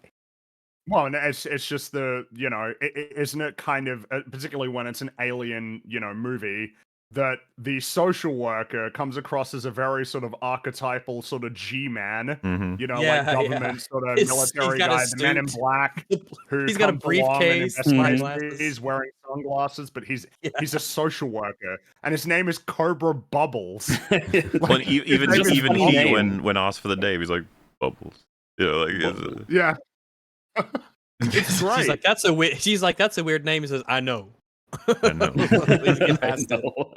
No. It might be But like yeah, early and- to get to it, but I would actually probably Go for put it, this go for as it. my joint least favorite change in the movie. Joint least favorite. I think the conventional one is the one that most people don't like. This Yeah, is my yeah. like joint least favorite one because I'm pretty sure the motive is they were sitting around in the writers' room and they said, well, obviously, we don't want kids to be afraid of social workers because that would be bad. So Yeah. instead of Bubbles, they give us this generic, kindly, completely unremarkable beige fucking creature who presents no threat at all. So of course, there's no real journey for that character to go on. Bubbles remains in the movie, but with Beige like, Creature a should be the different role name in the of this plot. film. It probably should, but like it's a really good example of there was that thing that was in the rounds a few days ago, that little article that came out, or a study that was showing how many English literature students are functionally illiterate, and one of the reasons they are functionally illiterate is that they're incapable of grasping like symbolic language. And this kind of change reminds me of that because they look at Bubbles and they think, but he's scary and we don't want him to be scary because we want to like social workers. So they make an unthreatening social worker. What they don't understand is the symbolic importance of having this incredibly threatening man presenting like the alien force that's been mentioned, in order then to subtly go about undermining that all the way through and making him a complex and in the end really lovable character with a bunch of like very funny contradistinction sort of dimensions to him as well. Like the symbolic use of him as being this imposing outside force is incredibly important to the original movie. And Especially this one from doesn't Nani's understand any of that. perspective. Especially from Nani's perspective, this huge man. He has it's a lot of vital. control and influence over. Yeah, Well, Like you and said, that's well spoken, that's well another thing that's groomed, worth- massive. Yeah. That's another thing Is- that's worth is he mentioning well-groomed? too, right? Is the, If you Yes. have no hair, the do you get to be? distinctive- Mm, Yeah. That is well cheating. groomed, yeah. Yeah, because Yeah. he probably has. He has to shave He's his head, cheating. probably to do that still, and shave clean shaven. I think with it's the, cheating. no But beard all right. or anything. Stolen I mean, valor. the thing that's also worth adding again is this is yet another instance. It's not something that is necessarily exclusive to animated films. Like live action projects can absolutely still achieve the same thing. But you look at the cast of Lilo and Stitch, it's like, look at how distinctive each of the character designs are. Not one of The way them they can be sound, confused with the way they another. Like look. every single, they have a very distinct, Bubbles is huge. Like he's enormous. He's way bigger than like basically any normal person in the real world could even hope to be. But it's all important know, in Ving terms of Rhames is pretty distinguishing him big. from the other cat. He is pretty big, but like he is like Well, cartoon big even then. Yeah, But yeah. the point is, He's the a- distinctive he's a chunk. silhouettes. Worth noticing as well, Yeah. they use that throughout the animation. He envelops the screen many Exactly. times. Yeah. Like when she's at the Mhm. fridge, right, and they frame Whereas, it so that she's searching through it, and you just see him getting closer and closer, and just fills the background until he closes the fridge on her. He is physically Meanwhile, intimidating and also symbolically intimidating. Yeah, to he's the Nani. embodiment There of isn't- the threat of the movie. At this part of the movie, he is the embodiment of the threat that faces the family unit. And because the original films message is that like you can embrace lots of people into the family. People are not necessarily what you think they are. They might be flawed, but they're still actually capable of love and affection, and people will surprise you in ways that you don't expect. By definition, it's a surprise. So having him present this way at the beginning is essential to kick that off, so you can send him on the journey, so the threat is allowed to evolve and then revealed to be something which is not what the kid would think it is at the beginning. And the reason it's my joint least favorite change is that like they've done that, and the reason they've done it is the reason so much about this film falls flat, is that they are totally afraid of any kind of conflict. They don't like it. They try to minimize all of it. Everyone has to be basically nice at the beginning, so it makes no real difference when people are basically nice to each other at the end. It's just a flat narrative. Because obviously we all have seen it, but for those who haven't, and maybe those who haven't who have seen the original are wondering, well, what happened? They have split Cobra Bubbles into two different characters. They've given the social worker side to some woman who nobody's going to fucking remember. And because I just want to be clear, there is a Cobra Bubbles in the film, but he is pretty fucking lame by comparison. Yeah, and barely even present. And I just want to be clear, he doesn't interact with Lilo or Nani until an hour into the film, that version of Cobra Bubbles. Mm-hmm. I suppose maybe something that's worth noting is the new social worker is played by the woman who voiced Nani in the original film.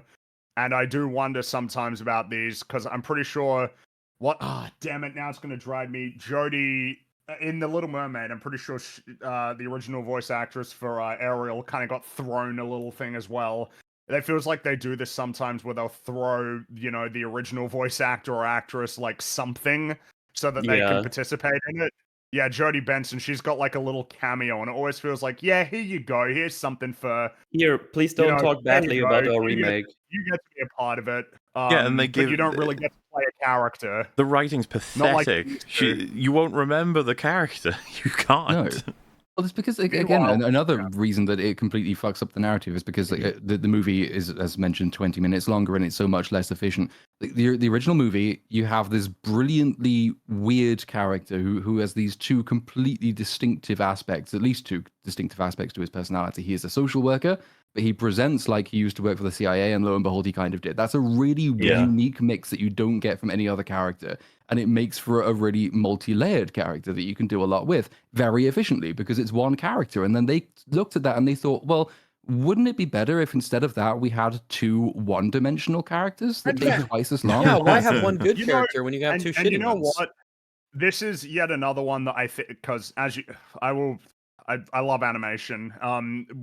This feels like something that is always going to work in the favor of an animated film, because like any character that you put into the film, someone's got to make them. Someone has to design that character.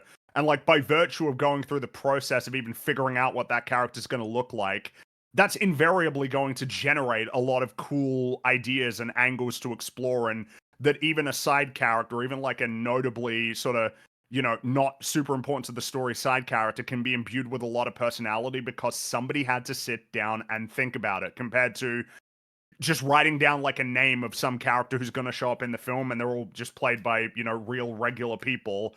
Mm-hmm. You're not going to be able to do much beyond, however they look is how they look, compared to being able to create exactly what you want. Yep. And whether or not that actually makes it. I mean, I will say, because I'm with you on that, it's just what infinitely frustrates me, I know he's a bit old, but you could have cast Ving Rhames. He doesn't have any action scenes, if we're going to be honest.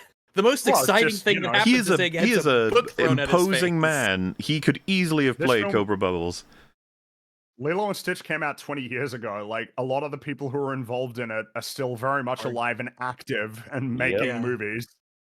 I mean, if Ving Rhames showed up as Cobra Bubbles, that would have been like, oh, thank God, something that resembles. Say we might have something we could salvage from this production. He's played by Courtney B. Vance, and the only reason I assume they got him is because he's got like a nice bassy sort of voice, but it's not the same as Ving. But he doesn't have the same presence as Ving Rhames. No one has the same dialogue. Voice. Doesn't have the same actions. I mean, something that really fucking pissed me off. One of my favorite Mr. Bubbles moments is near the end of the film. Yeah. Oh, I thought it was going to be when Stitch throws a book at him. Oh, this is what I mean. There's Well, plenty to choose from, but no, this Goes is for a very outside. specific reason, right? So, like, as we were saying, the implication with him is that he is like a force that we have to avoid and counter as best as possible in favor with Nani. But like, the more the film progresses, if you appreciate his POV, this is a disaster and it's dangerous. It's not a good look for Lilo. And if your job, as is his, is to protect the child in the situation, to make sure they're provided a position that, you know, best suits them and they're not being essentially abused through either direct or like a negligence.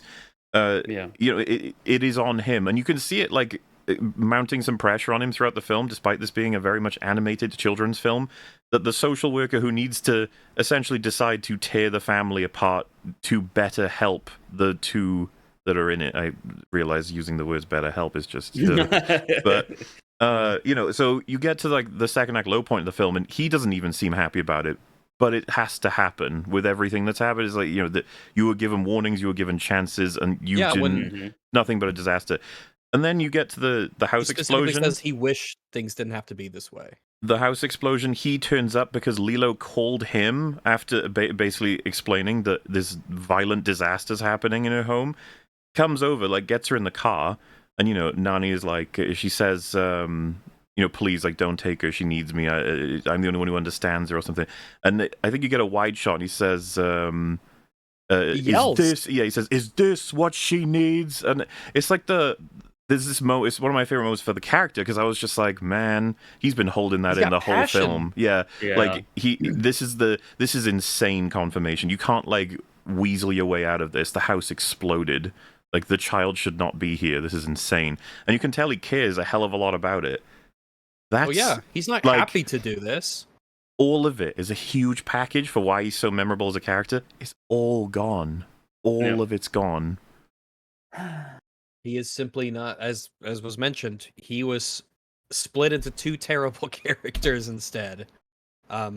Rip Cobra, but don't worry, he'll pop up in our discussion as we talk about scenes that could have had him. Yeah, in that 5 were in hours the from original. now, when he actually turns up. So, Miss Kikoa, that's the social worker. She's just a gal. She's just a lady. Miss Kikoa. Mm-hmm. Yep. That's who we get. So she shows up. Nani says that they should use the back way. So they shuffle through the plants along the side of the house. And the back is locked as well. Lonnie, instead of in the original where she asks Cobra to stay there by the back door and creeps around, I guess, to get into a window. In this one, Nani physically barges the door open that has been nailed shut. Or no, it's the chain. There's a chain on it, and she pops the chain by forcing the door open. So she then asks if the social worker, Miss Kikoa, will wait outside. And then she says, of course, even though in the original, to compare her virgin energy with the Chad energy of Mr. Bubbles, when she says, do you want to sit out here and talk on the porch? Cobra Bubbles says, just like looks at her, is like, no, we're going inside. And they go in. He means business, but she plays along with it. But anyway, we hear Nani inside turning off the music, and she reappears a few moments later and asks the social worker if she wants anything to drink. Invites her inside. Nani does not have tea when the social worker says, oh, do you have tea? But Nani says, oh, yeah, sure, I'll get you some. Nani also has a lot of unpaid bills that are sitting on the table in the kitchen. The bills were kind of, I guess, sort of implied to potentially be an issue in the original, but not really. It wasn't a money issue that they really had. It was her having a stable job because it looks good for the social worker, and you need stable income. So it was a part of it, but this one specifically puts emphasis on the fact that she has a lot of unpaid bills sitting around on the kitchen. Now, this was a weird. I think it's supposed to be a joke. Nani pours. She doesn't have tea, so she gets a what is it? A packet of Capri Sun. Yeah. Which is a disgusting fruit beverage for children. Oh my god. It is what it is. And then she pours it out into like a teacup and then microwaves it. I guess that's supposed to be funny, but of course, if someone did that, if someone inflicted that on me when I asked for coffee or tea or whatever, I'd be like, yeah, I can see you doing that. No, I'm not gonna drink that. Yeah. Steam rises from a pot that has been left on the stove. And Lilo walks in and says, "Oh, don't worry about the smoke detector," because Miss Keikoa is like waving some piece of clothing or something at the smoke detector to get the smoke to billow away from it. Lilo says, "Oh, don't worry about the smoke because there's no batteries in the smoke detector. We took them out because it kept going off." Lilo just wanders in and says this unprompted in a way that seems distinctly and comparatively cold and self-sabotagey compared to the original, where a lot of this is just due to mix up in her personality. This seems very specifically to be like why would really, why would you say that? That's Yeah. even bizarre for you. You know what annoyed and we'll me get- with this scene? Yeah, It was what? clear. It was clearly steam and not smoke because it was white. There was no Well, yeah, smoke. in the animated one, when It was, like, the stuff's boiling smothered. over on, yeah, it's Yeah. like blackened, and she even Yeah. lifts the pot to smell it to be like, "Ooh, that smell!" Ah, and Yeah. she like terrifies her. She's like, Yeah, "Oh and no, the- it's just a simmer." Ah. Yeah, here in this one and in the new one, it's just white smoke or steam. Like it didn't look like smoke at all. But they're like, oh no, it's smoking. It's like, no, it's not. So Miss Keikoa and them sit in the they sit down, and the social worker sees that there's blood on Lilo's arm and asks her about it, and Lilo says she's been practicing jumping out of her window. Can Okay. we just, can you just compare that with Cobra seeing her with her voodoo doll setup? It's so much Holy fun. shit, so- it's so much better. It's not even close. And you could And it- easily have it relates to recreated that. previous Why stuff. not? She has the So, doll. They for showed in the those- beginning. She Yeah, has for that doll. those Could have done it. in the original, when Cobra Bubbles first sees her, she's sitting down on the living room floor with a book open called Practical Voodoo, and she has made little voodoo figurines of the other girls. I just love their that don't sad like faces. her. She And you could tell which one's Myrtle because of the glass.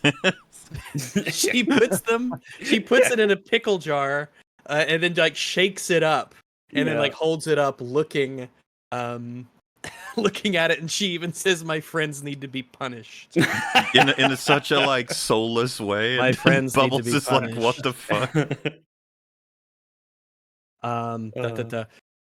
Yeah, but in this one, she's practicing jumping out the window, so it relates to nothing. Whereas in the original, it related to the previous experiences and scenes of the film. Yeah, it shows that she has a little bit of a vindictive part of her, how she's trying to essentially curse the other little girls. But I guess pretty normal for a girl to do that. Maybe not in that manner, but it's part of the personality that a lot of young girls have. When Nani says that Lilo has been well behaved, this prompts Lilo to stand up like she is remembering something and doing like a little scripted recital. And Nani is behind her, giving hand motions that Lilo misinterprets as, instead of saying good things about how she gets exercise and does this and dances and stuff, she misinterprets this as being she eats 10 times a day, and sometimes she eats so much she can't breathe. And this is a specific difference from the original, where in the original, Cobra Bubbles... by the way, there's another interaction in the original that's really funny when they first meet, whereas Nani is extremely intimidated by Cobra Bubbles because obviously there's the physicality of it, but she knows the power dynamic here. He's a social worker. He has the power to take Lilo away from her, and that's very bad. So she's very intimidated by Cobra Bubbles and what he represents and what kind of power he has. But Lilo doesn't see him that way at all. Lilo is just kind of stone cold and stoic, and a little bit inquisitive about him. When Cobra first sees her, he just says, "Nice to meet you." And Lilo instantly noticed the first thing, probably because of her height in part, she says, "Your knuckles say Cobra." Cobra Bubbles. You don't look like a social worker. And Bubbles says, "I'm a special classification." Well, I love the making the fist as well. Like, Yeah, he cracks his knuckles and makes the fist. But then Lilo asks, "Did you ever kill anyone?" Bubble says, "We're getting off the subject. Let's talk about you. Are you happy?" And she says, "I'm adjusted," and she like makes this fakey sort of just smile that's clearly just performative. And Lilo goes through the motions. "I eat all 4 food groups and look both ways before crossing the street and take long naps." And then she misinterprets when Nani like pumps her fists like to the side, like she probably meant to say she gets big and strong. Instead, Lilo misinterprets that as "and get disciplined." Yeah. Yeah, she disciplines me real good. And Nani's like Sometimes panicking, 5 holding times out a her day. hands in a stop gesture. And Lilo's like, "Yeah, sometimes 5 times a day with bricks." With bricks. Bricks? Brick. And then Lilo mentions like, in a pillowcase. And Nani's like, "Okay, that's enough sugar for you. Why don't you toddle along?" But in this, it's just like, oh, well, I guess the implication of being disciplined 5 times a day, sometimes with bricks, is a bit too edgy. So we're just going to change it to sometimes she eats so much she can't breathe. I guess that's Well, if we That's- so it's a bit of a change. another Like, comparison, what? we've talked about basically every aspect is working its ass off in this the original film to make Bubbles so impactful. You have the conclusion of this back and forth, all these interactions and everything he's seen just in this like 2 minutes. He does the "let me illuminate to you the precarious situation in which you have found yourself. His I wording's am the amazing. one they call when things go wrong, and things have indeed gone wrong." Versus, "It didn't go well today." Oh. I couldn't fucking on. believe it. I was like, God, that's 0 to 100. Like, This sucks. that's awful. 'Cause he's fantastic in every way, and then you have his replacement. It's just, man. It is just a strict downgrade in every sense of the word. Yeah. That's because she has to be so- nice. They think niceness is interesting. It's not. No, nice is boring. We don't want a nice social worker. We want We- one that Mhm. seems to be evil, and then we realize they're lovely. That's a great Like- arc. Why not do that again? Cobra isn't nice. Cobra is kind. He actually has like their best interests at heart. He'll do the right thing. He has a good, an upstanding personality. But he has a particular way of delivery, how he speaks and everything, and how he goes about doing it that comes across as very cold and sort of analytical. In a sense, Yeah, at least. and we as the audience are like, oh no, he's seeing all of the worst sides of everything. He's mistaken. He doesn't understand. Like, this is, hopefully they can do something to escape the repercussions of dealing with a man like him. But by the end of the film, he's not someone you want to be countering. He's someone who's got a fair perspective that comes to understand the whole picture as well. Yeah. Back to the remake, though. Yeah. Enough of that noise. Yeah. Back to the remake. Nani and Kikoa, they have a talk in the living room as she lifts up the teacup and drinks the Capri Sun, and she's like, "Ooh, that's sweet," because it's Capri Sun. It's just sugar water. Now she says that Nani is trying hard. You can tell, but she's not doing well, and that she's practically a kid herself. Kikoa then says that Nani seems like a goal-oriented person, so she comes up with a set of 3 goals for Nani. And the goals are, firstly, to clean the house with a fully stocked fridge. Second, to pay the bills. And thirdly, and this comes up completely unprompted by anything, thirdly, file for health insurance. Insurance. I was like, You what? need to get health insurance. And Well, if she this will does turn those... out to be oddly important, that one, the health insurance. Yes. specifically. It will be, which is I guess that explains why it seems to randomly pop up here without any sort of prompting. Whereas, as we'll talk about in a moment, what Cobra Bubbles, his 2, essentially orders for the 2 and what they need to do. But Kikoa says if Nani does those 3 things by Friday, Kikoa might be able to give her more time. By the way, another difference between the original is that Cobra says you have 3 days to do the things he asks. In this, they just say you have until Friday. I don't know if that's 2 days, 3, 4, 5. I actually don't know how many days that is. I don't know what day today is. But you know that But I it's guess it's- time. Yeah, time is important I apparently. guess it's Tuesday because it's Pudge fish feed the fish day. I guess I That's just true, yeah. realized that. Yeah. But If they I guess I adapted didn't- that, I don't know if they adapted the Tuesday part of that line. I can't I remember. forget if they said Dave, Tuesday. I don't fucking if they better. did or didn't. I can't remember it. I Mhm. don't know. My There is mind's the- turning gray. Yeah, I mean, Go I'm for like, so we're going to struggle to remember the last half of this film. 'Cause it just Oh, disappears I so gotcha. quickly. I gotcha. But we'll do our best. There's the other advantage of Bubbles sort of being who he is and what he is that like there is no opportunity or excuse for the writers to do that sort of as you know exposition, which in this case also has that really insufferable, kindly, feely attitude. When the therapist says, a social worker says, what is it? I know it's only been a little while since your parents died. And my goodness, you're only a kid yourself. All things that like she knows, we don't need to be told that because we can infer it, and which I don't think Bubbles ever has to say.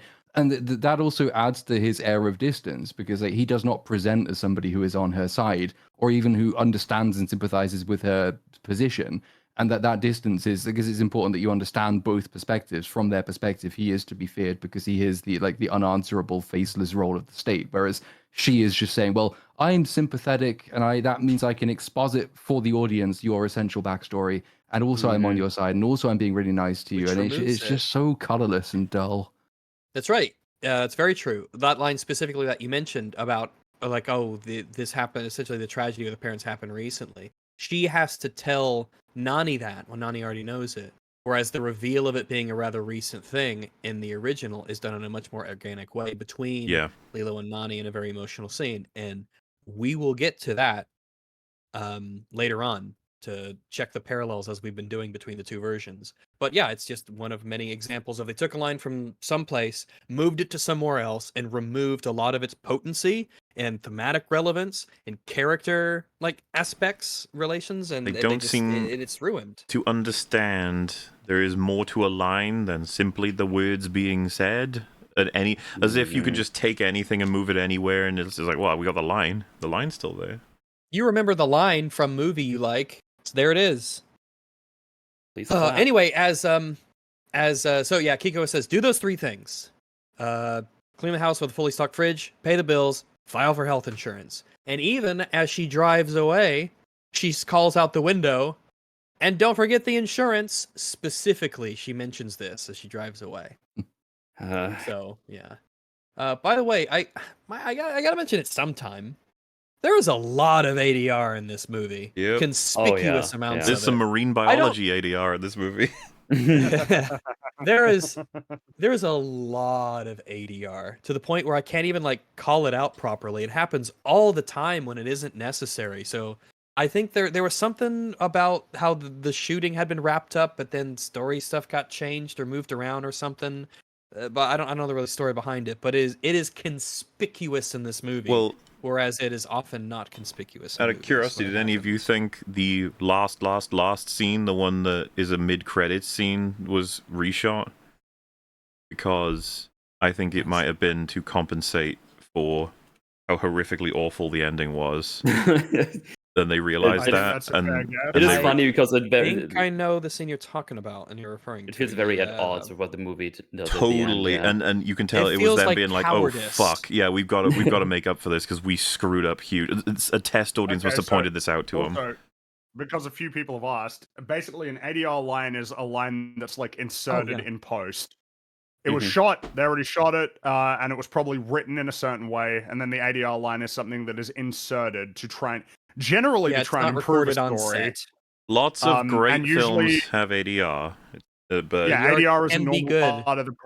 ADR, just like reshoots, is a normal part of the process of making movies. However, something to pay attention to, if you ever want to notice what's ADR, when a shot conspicuously isn't on the person speaking and they say something that's oddly important, that's usually the clearest tell that it's an ADR line. Yeah, because and obviously you have to give it a few listens and see if the ambience is the same, because it never is.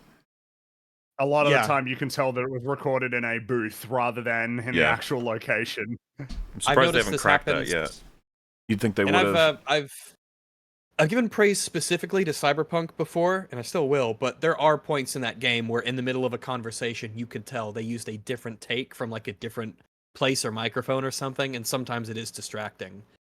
So in movies, when it happens, it's just like, oh, like you just sound different randomly for the line. Oh, I know, someone fucked up, or Well, you changed something, or the whatever. funnest part of it, right, is that it's like, oh, and that line also happens to stand out like a sore fucking thumb as a sort of like trying to save the movie type line that they put in hastily to cover something up, and you're like, oh, Gotta I fix the see. hole, or explain something. Yep.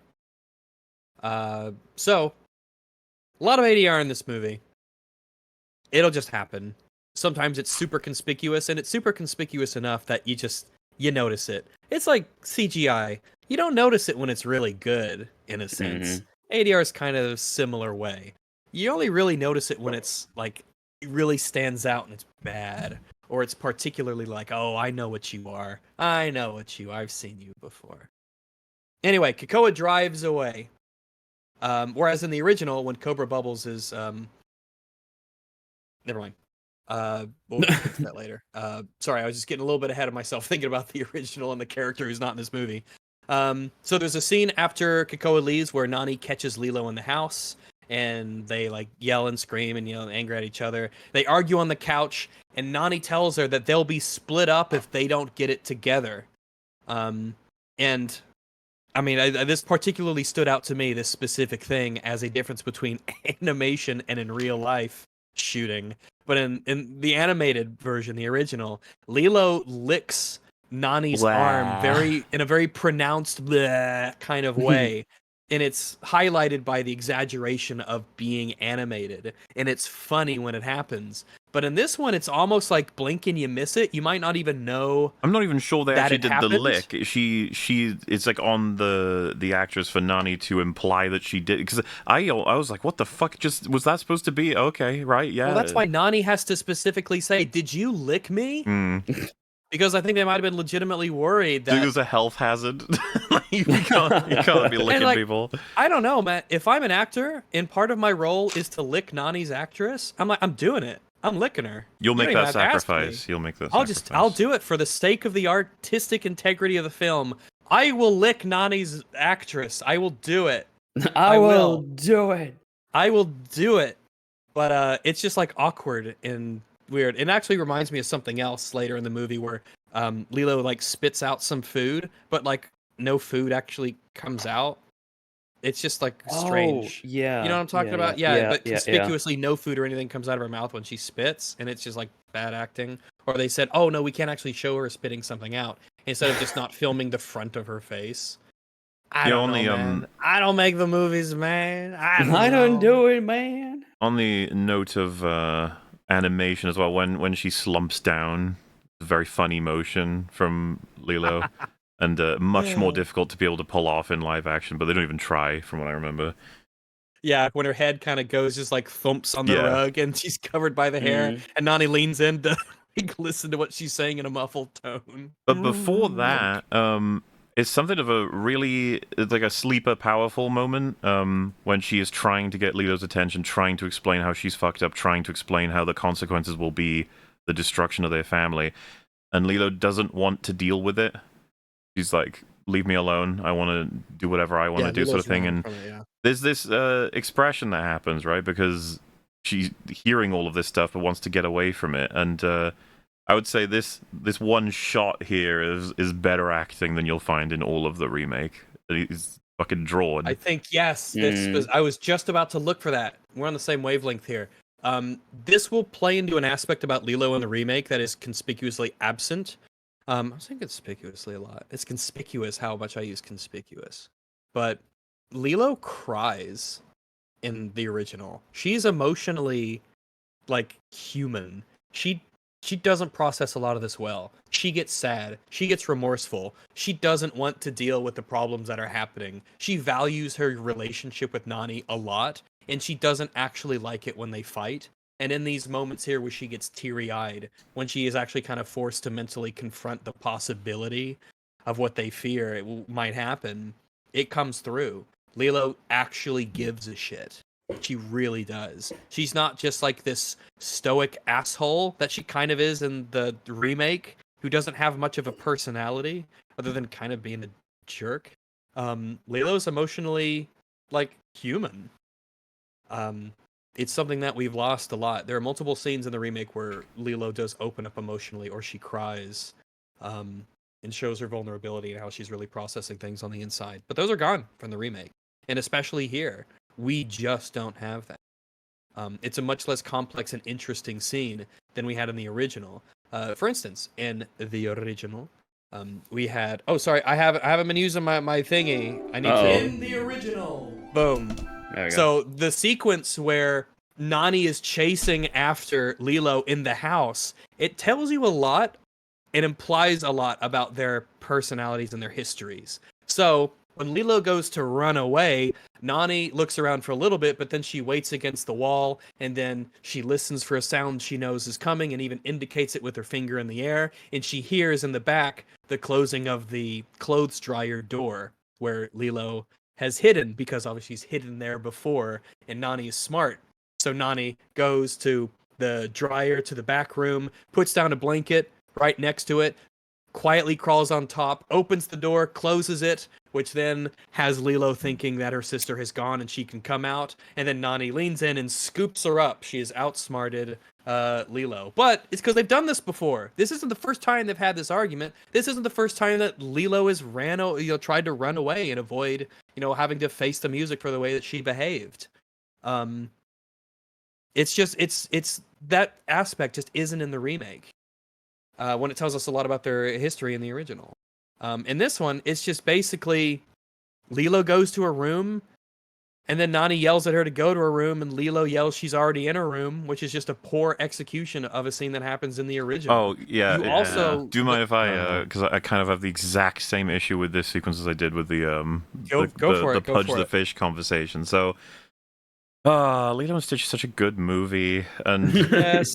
it's so frustrating to know some of these conversations kind of back to front, and then to see a fucking clown try to recreate them. You're like, what are you? Oh, God. So, you have that whole sequence that was just described by Rags, and then the nature of dialogue, right? You try to, every line needs to be prompted by the prior one. Is this kind of how it works? So someone says a thing, need to have a flow. yeah, and then another person says a thing because the other person said the other thing, but they also maybe have a thing to say themselves. So you have that whole sequence. You are such a pain from Nani. It's like, yeah, that makes sense. That's something she would say after doing all of that shit, especially because she is trying to explain to her the problem, what she needs to do to solve it, and then does the slump down thing.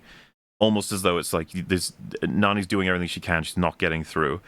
And then Lilo's response, why don't you sell me and buy a rabbit instead?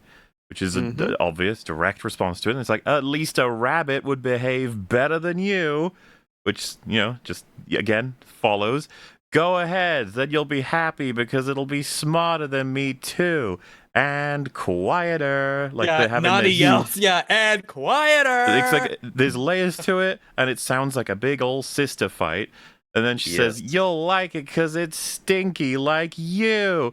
And slams her bedroom door. And then she says, go to your room. Opens the door back up. I'm already in my room. And closes it. It's part that I've always remembered as well. It's a perfectly functional sequence. I enjoy it, especially the little screams into pillows after it from both of them. Yeah, it convinces me very much that they're two sisters who have been forced into a position that neither of them necessarily are ready for or want, but they're doing what they can, and there's lots of good conflict. The new version, it begins with like, stop pretending you're my mum. I was already just like, oh, okay, wow. That's I don't even. When did Lilo say that in the fucking original? Like that's a bit of a harsh line.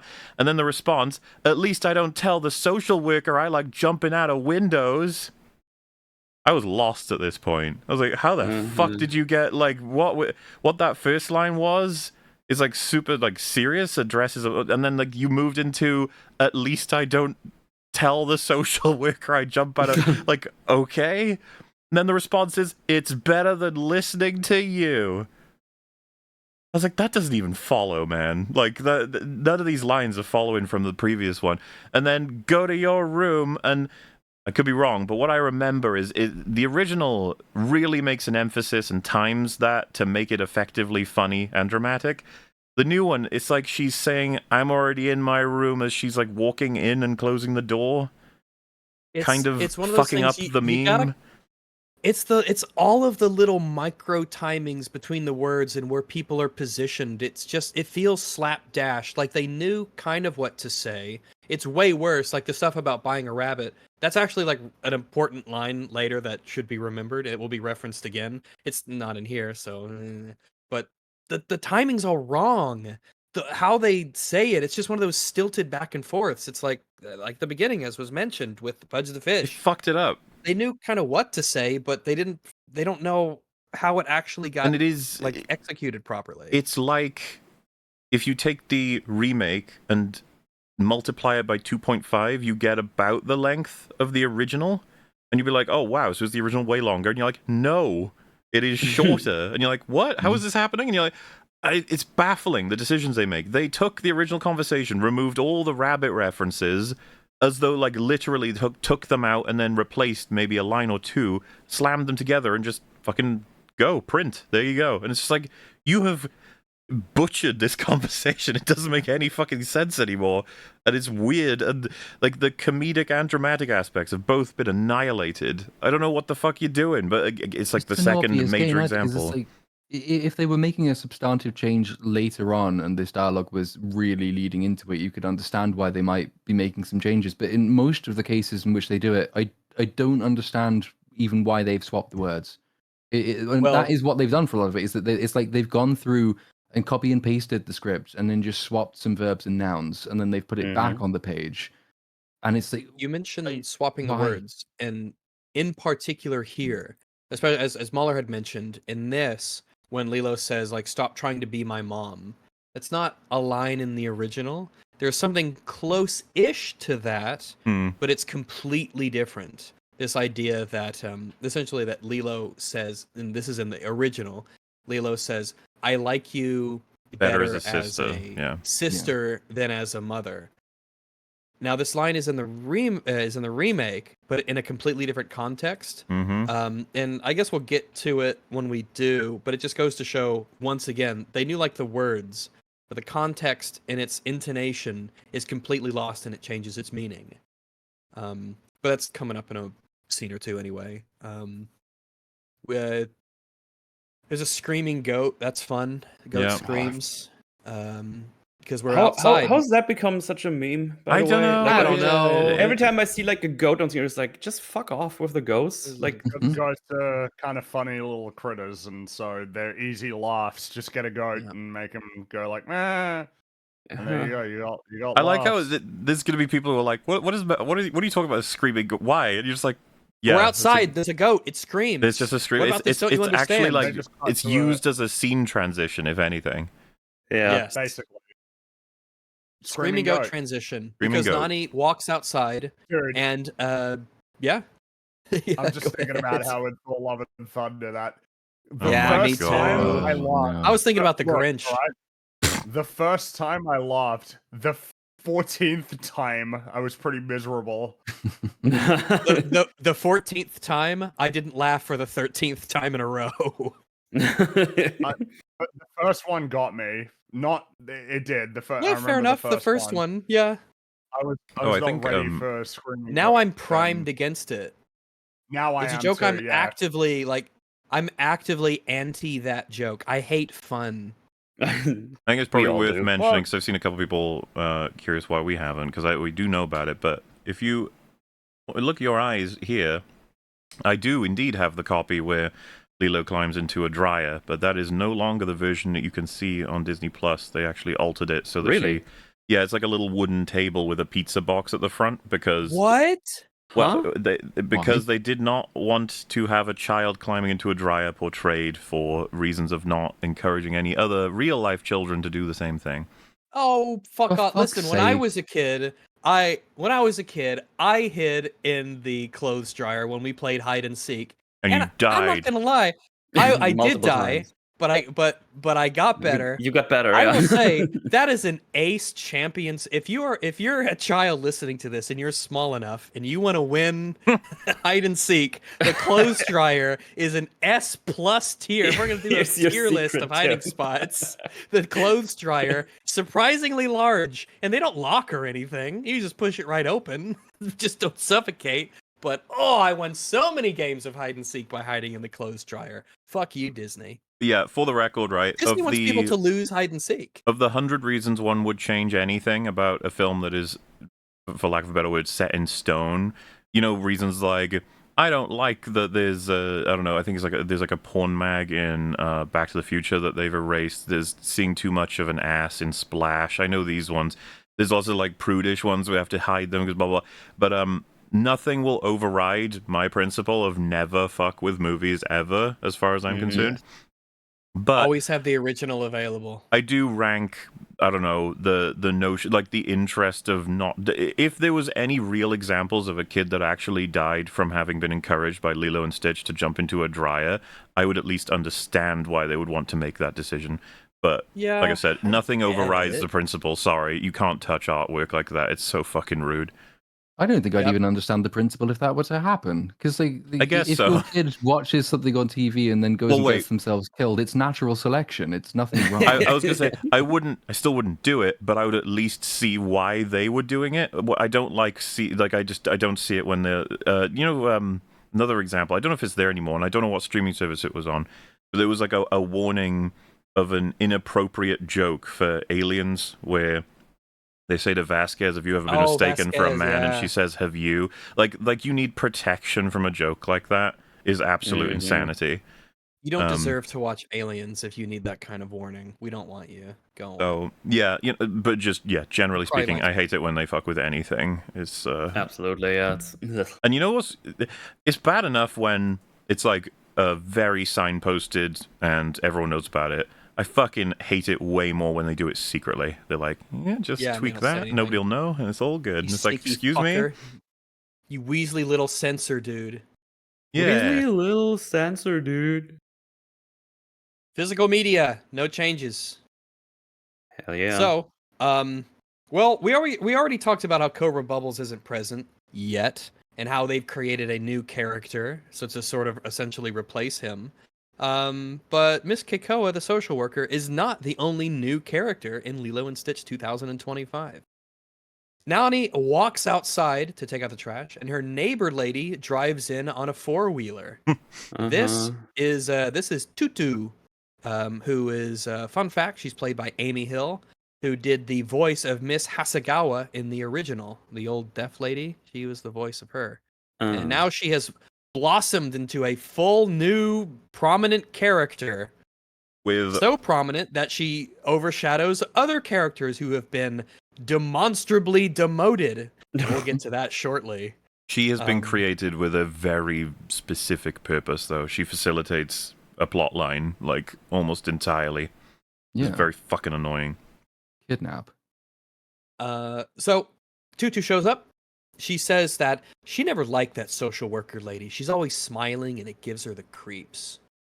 Nani says that, well, their future is in her hands. But Tutu says that your future is in your own hands because you're really smart.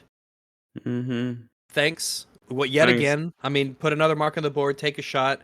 Thank you for telling me what I, as an audience member, need to know about someone's traits. You can be more specific than that, Rags. You could say put a mark on the board for female protagonist being told they're smart. Yeah. Yep. That we've got a bazillion tags for that at this point. And what's funny is that's the first of 3 in this movie where that exact same thing happens? I think about 3. Yeah, I think about 3. I forget off the top of my head, but it is not the only time. Only the first time. You are smart, Nani. Thanks, random new character. You are lady. smart. So, Nani awkwardly produces the acceptance letter. Yeah. I don't like. I had to watch this a number of times. I think she was about to throw it in the trash, right? I thought it was, but she pulls it out specifically. I thought the old lady planted it or something.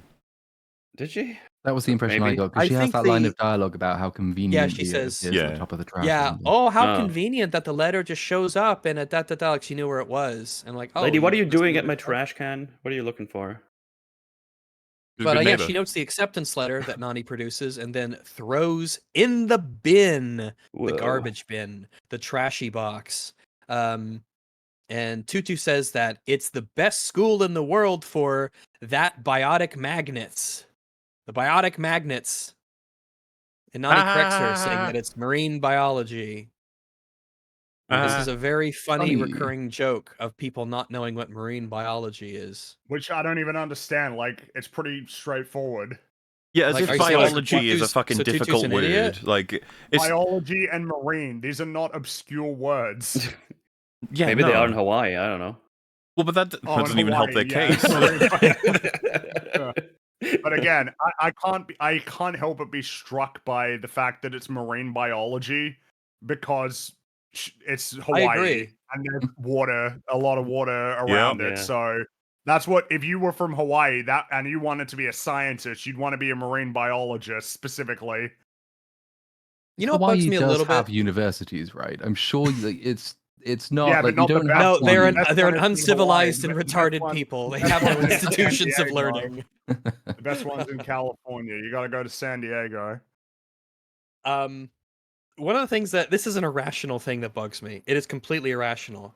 The phrase marine biology my drink's done. But my marine biology, the phrase slightly bugs me because marine comes from the Latin mare, which means sea, S-E-A, and biology comes from the Greek bios, which means life. And they're both English words, so you compare them together. But it always stood out to me as something that annoyed me that we have the Latin root and then the Greek root and each other. Platoon knows what I'm talking about. Yeah, it's how English I'm just saying works. what everyone We- was thinking. we steal the best bits I was of about to everyone say. else's stuff. welcome, yeah. welcome to English. Where like on in the one English sentence you might train, have bitches. 17 different origins. The English train ain't got no brakes. Fast and out of control. On the note of, yeah. Well, I was going to say something that may have been discussed previously, but I want to invite the rest of the panel to give their perspective on it. If you were, Yes. because as Fringy's just brought up, how cynical it is to have decided we need Nani to have a university investment. What will it be? Well, animals, water, marine biology, that would be it. There wouldn't be anything else to it. Could you think of perhaps something more? What would you think would be more appropriate, potentially, or at least different here? Anyone have any suggestions, or would you settle on marine biology as well? Like marine biology's okay. The problem is that it is never incorporated in any way with her personality or her Yeah. lingo for the rest of the movie. The thing is, the If way I was the going to movie do a goes, okay. replacement, no, Well- go ahead. I'm thinking out loud. No, I wanted to didn't want to interrupt. The way the movie goes, I was just like, she clearly is very invested in surfing and being a Surfing. trainer. Yeah, marine Like, biology. that's- Yeah, marine biology. No, not even any would be university like, stuff. Just Well, do but- that. You well, clearly want to do Physical that. therapy. It might be like physical Right, therapy. something sport or related, along I the- guess. Yeah, Something with something about university. I'm confused. Yes. Surfing, sea, marine biology is sea, surfing and No, sea. The same, stop. isn't that the same? She does marine biology from her surfboard. Wait, do they not study surfboards in marine biology, or is that a I don't different think thing? so. No. Okay, There's got well, to be a science to it. because we will talk I mean, about I'm- that when we get to that scene. But I think Ah. there's something in this movie that's happening pretty consistently that lends itself to something else she could be studying that would sync up really well. What are you referring to? Springy knows what I'm referring to. I do, but I actually can't remember exactly what it was right now. Because I do, I but I thought can't I- remember. The thing is, I do, thought but I can't nailed it, remember and it I needs was to be wrong, my apparently, answer so more. I don't know. Well, the nature of a lot of the characters and creatures in this film come from a particular area in oh reference yeah, to yeah, Earth. yeah. That's right. Yeah, that's a good Lilo's point, pretty Waller. invested in, shooting stars. Knows stuff about them. They look up at the stars on the ceiling at one point in this film. Astronomer. Yeah. Wouldn't that have been a hell of a lot more That's appropriate? interesting. Yeah. Yeah. Yeah, could work. Yeah. Especially because they have a scene later where they point at some stars that they put up on the ceiling.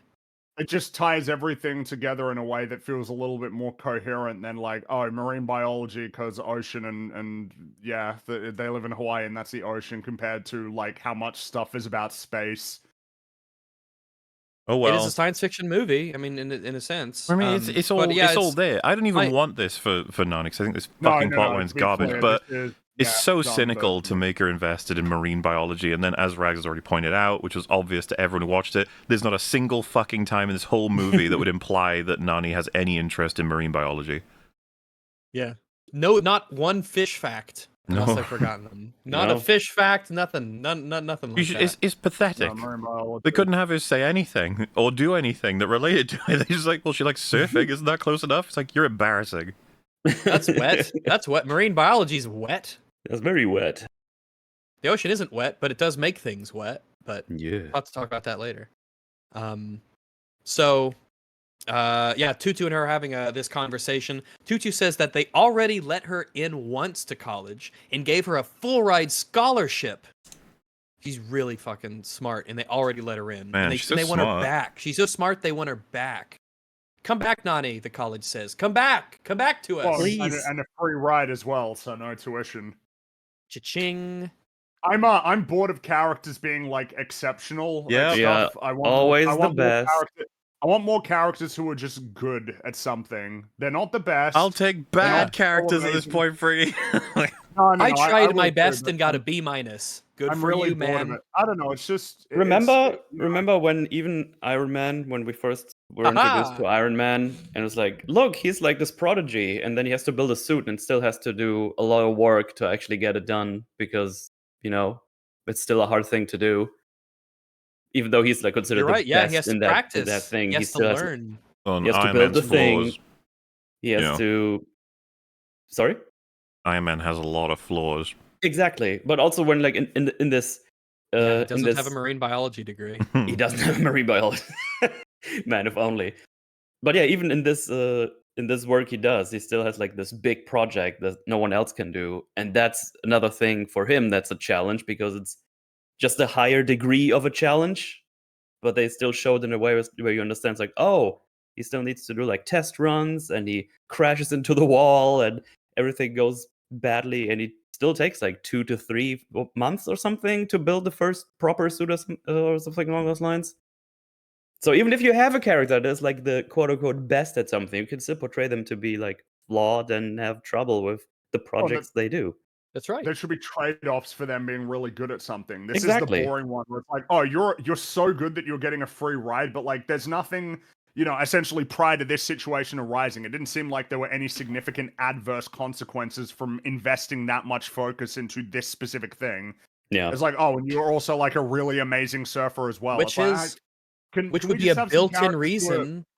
If you Yeah. had her, she put so much work and effort into her schoolwork and her collegiate, whatnots, that could make their social life suffer. That could make like her relationship with Well, David, the like- relationship is more or wherever that distant. exists, Imagine there was or her relationship with Lilo. so many tools and opportunities within this university that would expand everything she's wanted to know about marine biology, and she can't do it here. She's always wanted to like get further along in it, but it's like you're told us she's apparently a fucking prodigy with it anyway. It's like, all right, may as well just go on Okay. Google at this point to get the I'm rest. just bored. I want more characters who are like not even that great at anything in particular. Oh boy, Fringy. If you want characters who are not that great, you're about to meet one. So Ooh. buckle in. Yeah. Yeah. But yeah, Nani says that she needs that Lilo needs her to stay here, right? Which is like, okay, Yeah, fair enough. Yeah, you have obligations to Lilo, your sister, and the social worker stuff. Yeah, when Nani says that Lilo needs her here, Tutu asks her if she ever asked Lilo what she wanted. what And a Nani fucking says, gross question, bro. Yeah. Nani, The old lady is Nani a villain. says, well, the response sums it up pretty well, actually, I think. Nani says, Lilo is 6. Of course, I haven't asked her what she wants. I So don't he even- can't. Honestly, that's not even where I'd want to. The implication from Grandma is, Lilo might not actually want or need you. It's like, oh, It's our like, what the parents fuck fucking do you died. mean? They died. Like, do you Yeah. really think I need to hear this right now? Like, oh, Yeah. you're the guardian of your sister who are now both left without your, like, half your family has been fucking skewered. By the way, I don't even think you need each other. It's like, okay. And at this point, Do you want to immediately steal you're like, my child? from me. Immediately, it's like, what are You're you a witch. doing? Like Yeah. in the original film, Nani was very, very, very invested in keeping the family unit together. She wanted to be why are we already planting the seeds for the idea that this is not what the story is going to be about? Oh, well, What are you so doing? I'd already, as many of you maybe had, heard what happens at the end of this film. Yes. So when I Yeah. heard that Mhm. line, I was like, oh my god, they're already setting it up. Holy shit. Yeah. Like, Yeah. But it's almost you don't even need to necessarily know what is happening at the end of this film. If you've seen any films recently, it serves basically as a spoiler for where it's going. You don't set Yeah. up this distant ideal for your female main character to go and fulfill her life individually if you don't have her end up doing that. Like a nice sensible narrative would be to set up like a goal which she realizes is not the most important thing to her after all. That would be more conventional and nice. Obviously, we're not going to do that though, because family abandonment is fun. We should do that. I do love the subtext of the conversation is just the old woman saying, "Have you considered abandoning your sister?" yeah. That's probably a good She's thing to do. 6. 6 years old. What the fuck suggestion is this? You should leave your sister. I It's will. fucking have Also- Palpatine over here. When you've seen the movie at this point, when she starts talking about this, like, oh, maybe that you have like an idea how you can send me to the thing you want me to go, where my sister doesn't need to go anywhere else and be alone. You know what I mean? Like, because at the end, they just have the solution right there. Well, Mm. I don't well, want to spoil it right I was now going to bring for that up later. yet, but I will say the suggestion that comes at the end of the film surely should have been brought up earlier. It's so fucking Yes. weird that it just gets dropped in the middle of that situation. We'll get there. It's fine. We'll get there. Yeah. Mhm. I'm planting some seeds right now. There you go. Look at you, Farmer Metal. I'm Yeah. back. For some reason, I almost did a moo when you said farmer metal, and I don't know why. because cows are on farms and cows go moo. It's Farmer obvious. metal. That is that, Moo. dude. That At is least you the didn't same logic they use for every decision in this fucking remake. I'm a farmer. Moo. Moo. At least you didn't scream like a goat. I got bad news though. More We're bad we're news. we're officially on a timer. We have 298 minutes because I just took a 5-hour energy. So we're on a timer, boys. I see. No, we'll be fine. All right, don't drink more than one a day. Enter David. David's Jesus entrance in. Oh, I know, right? It's a little bit of a toss up in my mind. I don't know if I hate more what they did to Cobra Bubbles or what they did to David. It's a bit of a toss up in my mind because both David more so is like more a You're not present including character. the other assassinate. Are you saying those two are the worst ones, or I mean, but I just meant between those two. fair? Because I was gonna say I don't even know who I picked. 'Cause Who got everyone's treated the ruined. fucking It's worst just a in this? matter- Yeah. Yeah, we can discuss it at the end. What everyone thinks is the most ruined character. I No, hate sorry. them all personally. Hmm. But David strikes a particular chord with me in terms of his treatment in this movie. It feels a little bit like malicious. So much like how Pleakley is kind of turned into stupid idiot, that's kind of the treatment that David unfortunately gets in a lot of Mhm. ways. So I'll describe what happens here, and then as the parallels sort of pop up as we've been doing with the original, we'll talk about David's involvement and his role in the story, which is not a small one. He's an important character. So David shows up. He's got a surfboard with him, and he asks Nani what she's doing here. Nani says she lives here. They're neighbors. It's awkward. There's a silence. Hmm. Mhm. Gee, Start. thanks, film. Compare this with his introduction in the original, where he's dressed up, he's got his outfit, he's got flaming sticks, he's going hell, he's about to do this dance, and he's like fucking nailing it. He's super athletic. He's got a lot of coordination. He impresses this crowd that's here to watch the show, and you're like, oh, this guy's kind of neat, right? That's his entrance in the original. in a When you scene have that to will happen appreciate as later. well, isn't it? He accidentally burned some of the roof, and it just cuts back to Stitch, who's just like, Yeah, he's laughing. Yeah. It shows that accidents happen, but it's very clear that the impressive aspect of his physicality is far more important than just a little accident of him taking a bow and holding up the thing. It's like a goofy little thing. Mhm. But we'll get there because that's they took his entrance from that scene and they put it here, and well, I mean, oh, David's great. Oh boy. So he's an idiot who's awkward. Awesome. Great. Thank you, film. David says after this awkward pause between the three, David says he says that the waves were great out there today and that Nani should have been there. He says she is always shredding waves and he misses shredding her. I mean, I miss seeing you shred waves because I've always loved watching you. And Tutu interrupts him and tells him to stop talking. Did they give you like a complimentary wooden desk to just slam your head on when you get lines like this? Because I've got an oven mitt. I got an oven mitt here that I use. okay, I got my old oven mitt. I got a new one, but You have a my old specific one I oven keep by mitt my for head desk, slamming for so Disney I can movies. just face palm it, right? because some cinemas provide a pistol, and it's like I think they've outlawed that now. We already got your money. Leave your wallet behind. Inside of every big jumbo popcorn bucket, there's a loaded revolver. But yeah, David's an awkward idiot. He has a slight, tiny bit of awkwardness in the original, but it's just with her sometimes because he really likes her and they have a relationship. They do have a relationship in the original. All right, Ew. it's Isn't not it like the hinted first, at. It's not implied. They've clearly got kind of something going on. Well, that's in the first line, I think, it might even be the first line in which he is involved, is when he goes over to Lilo when like she and Stitch are sitting at the table. And doesn't Yeah, Lilo it's like the say second something time we like, see him. "Oh yeah, my sister, she likes your butt and your fancy hair. I read her diary," which is quite funny, but it also is useful for the character because it shows that though, yeah, Nani is incredibly busy and she is trying her best to keep everything together, she does still have an specifically, she says internal that, yeah. life like other people. She's not like just busyness. She actually has values and wants, and she's a character. She's a person. Yeah, she knows people. And they bring it out in a way that's kind of complimentary as well. It's like That's he's right. a goof, but she's like that truth can only come out because Well, Lilo is being indiscreet. He is a competent, good friend who has a romantic interest in her, and and we'll get into this later when we get into more David scenes. But what you said is correct. But one of the things that's very strongly implied throughout the original, in particular, is that David has a very good relationship with Lilo. And that has a lot of implications for the relationship with Nani. He gets along very well with essentially his girlfriend's daughter in that element, at least. They get along. They're comfortable with each other. They play, they go surfing. He has got a good relationship with her. That's already established.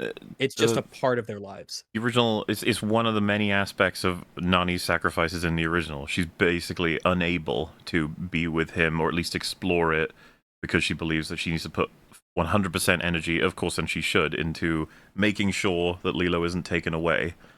It's just another aspect that you have to appreciate just how much she sacrifices, despite the fact she's not like a perfect person or anything.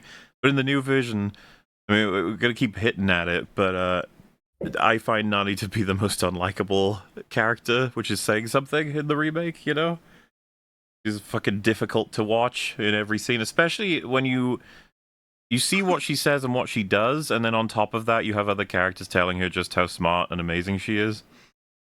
One of those situations. Yeah, and Isn't she's this not so much better? she's not like particularly kind, and that allows the movie not to be kind to anybody around her as well. Because the use of that scene in the original is that not only yet does it establish that she is denying herself this basic human want for a relationship, but it's in a way that is kind of complementary to the other major character in it. If she had her way, like she would probably be with him, or like there would be something more going on. And as has been mentioned, that they have a storied backstory, like they've got a lot going on. The introduction in this scene, which is mainly just used to rip on him, is still built on the premise that it's almost like they've walked into the scene for the first time together. It's the first time they're meeting. And it's like, yeah, you're right. What They are you do doing have here? that Well, I am your dynamic. neighbor, you fucking moron. But like, you wouldn't guess that because it plays out as though they've never seen each other before, or at least haven't for a really long time. So there's implied to be less going on in her backstory besides the you're a genius and you want to go to university, and that's the thing you're denying yourself of. We'll get into it more, but everyone, please keep all that in mind because it will pop up more. David pops up a few times in this. I think bizarrely, Tutu gets more lines and screen time than he does. Oh, she's so fucking forced, dude. Yeah, very, very forced. So I think that Tutu is very strongly implied to be David's mom Yeah. or grandmom. They live together as next door neighbors. So awesome. Well, he might just be another child that she's stolen from another foster family. Maybe he's not even hers. True, yeah. Are you sure that's what David wants? Give her to me. It's like he's a witch stealing children from the town. But anyway, Tutu interrupts David, tells him to stop talking. Nani says, "Oh, she'll surf again. Sure, maybe when Lilo turns 18." Because Nani doesn't have any life whatsoever because of Lilo, I guess. Well, She can't Lilo's a even surf. drag, bro. If anything, Lilo's the antagonist to Nani's story, okay? They go surfing together. What? Or at least they No. did What? I don't know. Is that marine biology? Lilo What are you wasn't talking even- about? Marine is when wet. I see. Toots. I see. Tutus. Of course. I see. Haha, Mare. Tutu says to Nani that she should make up with her sister. They aren't just neighbors, they're Ohana. Fuck off. Hmm. That she is the first one who says this in this I movie pissed know. me off. It might be Instead of- might be close to the worst scene for me. Because I'm pretty sure in the OG, I think Lilo says it the first, right? When Yes, right she does. when they're about What to about Ohana? about She says Exactly, very yeah. prominently in a very emotional moment. She's the first one to bring it up. and he's just like, remember, we're all family. It's like, yeah, whatever, fuck off, you old turd. Anyway. Jeez. Yeah, no, pissed me I off. agree. No, I agree. She's a shit stain on this movie. So that night, 626 is approaching Earth in his little ship, as Mahler has mentioned before. This is a departure from the original, whereas he gets damage in his escape They from fucked it up. the Rozzers. This time, in order to have the ship be damaged so he crashes, he gets annoyed when a light says check engine. And then he hits it and it turns off. And then it starts making noise again, and then he hits it. And then he like tears up the button and then it's quiet. He's like, "Oh, hooray." But then other buttons start popping up. "Oh my god, the button's noise is beeping." And so he gets annoyed at the lights and he tears up the interior of the cockpit. Which is really stupid. Not exactly. He has been described as smarter than 100 supercomputers, whereas in the original, he was described as thinking faster than a supercomputer. Not that he's smarter than supercomputers, which is a small difference, but an important one. I mean, you'd think It's he'd just want that to he keep does something his markedly stupid. spaceship intact, which he currently managed to pull off, but then he just destroys his own spaceship. Like, okay. It is also implied as well when he says the space N-word to the council. In the original, again, he thinks quickly, it's implied, not that he's like super intelligent, or at least isn't specifically denoted to be that. He chooses to take the path of being an agent of chaos to sow this, this discord in the ranks of the Senate when he says the space N-word. But in this one, it's weird that he's portrayed specifically as being super intelligent, when the super intelligent thing would be for him to say whatever the council would like and then use that as a subversion. But it's a little thing. But I don't know. Anyway, he tears up his ship and it causes one of the engines to basically explode like a pod racer or something. And then he crashes towards Earth. He starts careening towards Earth. Now, back on Earth in Lilo's room, things have calmed down a little bit. After their fight, Nani brings Lilo some food, but Lilo doesn't like it, even though it's apparently supposed to be her favorite, and she spits it out, even though there's like obviously nothing that leaves her mouth, which is just something that's odd to notice in a film.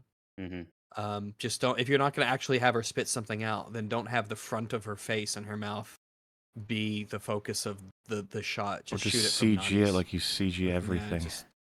Yeah.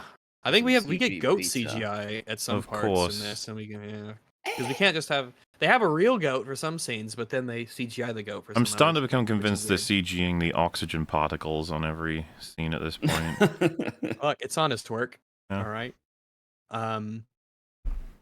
Let's see. Sorry, I thought I was gonna burp, but then it didn't happen, so I was kind of Oh, left in the limbo in worst. preparation. But nope, there it is. All right. Oh yes. So, Lilo asks Nani if she's bad, And Nani says she's not bad, she just sometimes does bad things, which is a repurposing of a line from the original. This is something that Lilo tells Stitch in the original, and now you have Nani telling that to Lilo. Did they lose the yeah. line "We're a broken family, aren't we"? I Think so. I don't remember it happening in the Yes, remake. we I get think, the I think you're payoff right, for it.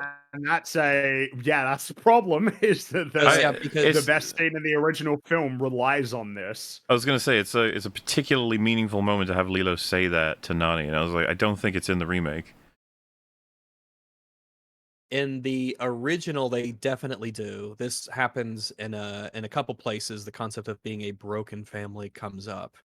But I don't think, even though they keep the payoff in the remake, I don't think they keep the actual line in the setup, which I don't ain't gonna be the remember it. first time that happens. No, and it's another one of those decisions that the calculation is probably something incredibly insufferable. Like, oh well, we don't want to imply that families in this situation are broken because that would be mean. So we can't have anyone say that. So instead, we're going to continue to use the actual relationship dynamic, but we're not going to use that nasty pejorative word. Oh about yeah, it. but we're gonna keep the payoff because it's iconic. Even though they do enough. keep the word, yeah. Yeah. We'll keep Not it at only the do end. they keep the word, but I will need to vent Fair a enough. bit.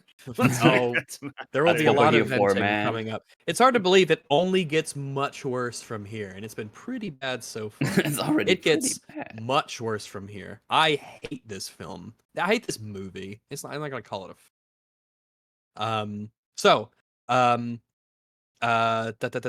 Lilo tells in the original, this is something that Lilo tells to Stitch. You're not bad, you just do bad things sometimes. Nani says that they have to learn from their mistakes. Lilo then tells her that she shoved Myrtle Evans earlier today. And Lilo says it's because others treat her different. Nani says that they just don't know what to say. And it's at this point that Lilo asks Nani, and this caused me a bit of confusion, and I think I might need some help for this one. Lilo asks Nani, "You didn't mean what you said, did you?" I do not know what this is in reference to. Now, in the original, this is a reference to the rabbit comments. This comes up later Yeah. in the original. There is a payoff to the rabbit comments. It's a very emotional moment for Lilo, specifically in this scene that they're poaching. But because those comments aren't here, and based on the dialogue that they have earlier, I literally don't know what Lilo is referring to when she asked, "You didn't mean what you said, did you?" I don't know. If anyone else has a I've not got guess an or an answer. inkling. I will often err on the side of like, oh, it must be something we've missed. But with this movie, I could totally believe they snatched it as part of a prior dialogue and then be like, well, you put that in because that was, I don't know, like it just seems so suitably careless of them. The parallel here is when in the room after they have their fight later that night, Nani comes into Lilo's room and they kind of get together and they try to make up a bit and they sort of, have their little gags to, show that they do love each other and everything. Lilo she's essentially he's on the verge of crying, and she asked, "You didn't mean what you said. Like you like me more as sister than a rabbit, right?" This comment has stuck with her. She's hung on to it. It bothers her, and she asks Nani about it, and Nani says, "No, of course I want you as a sister, right?" And they joke about it.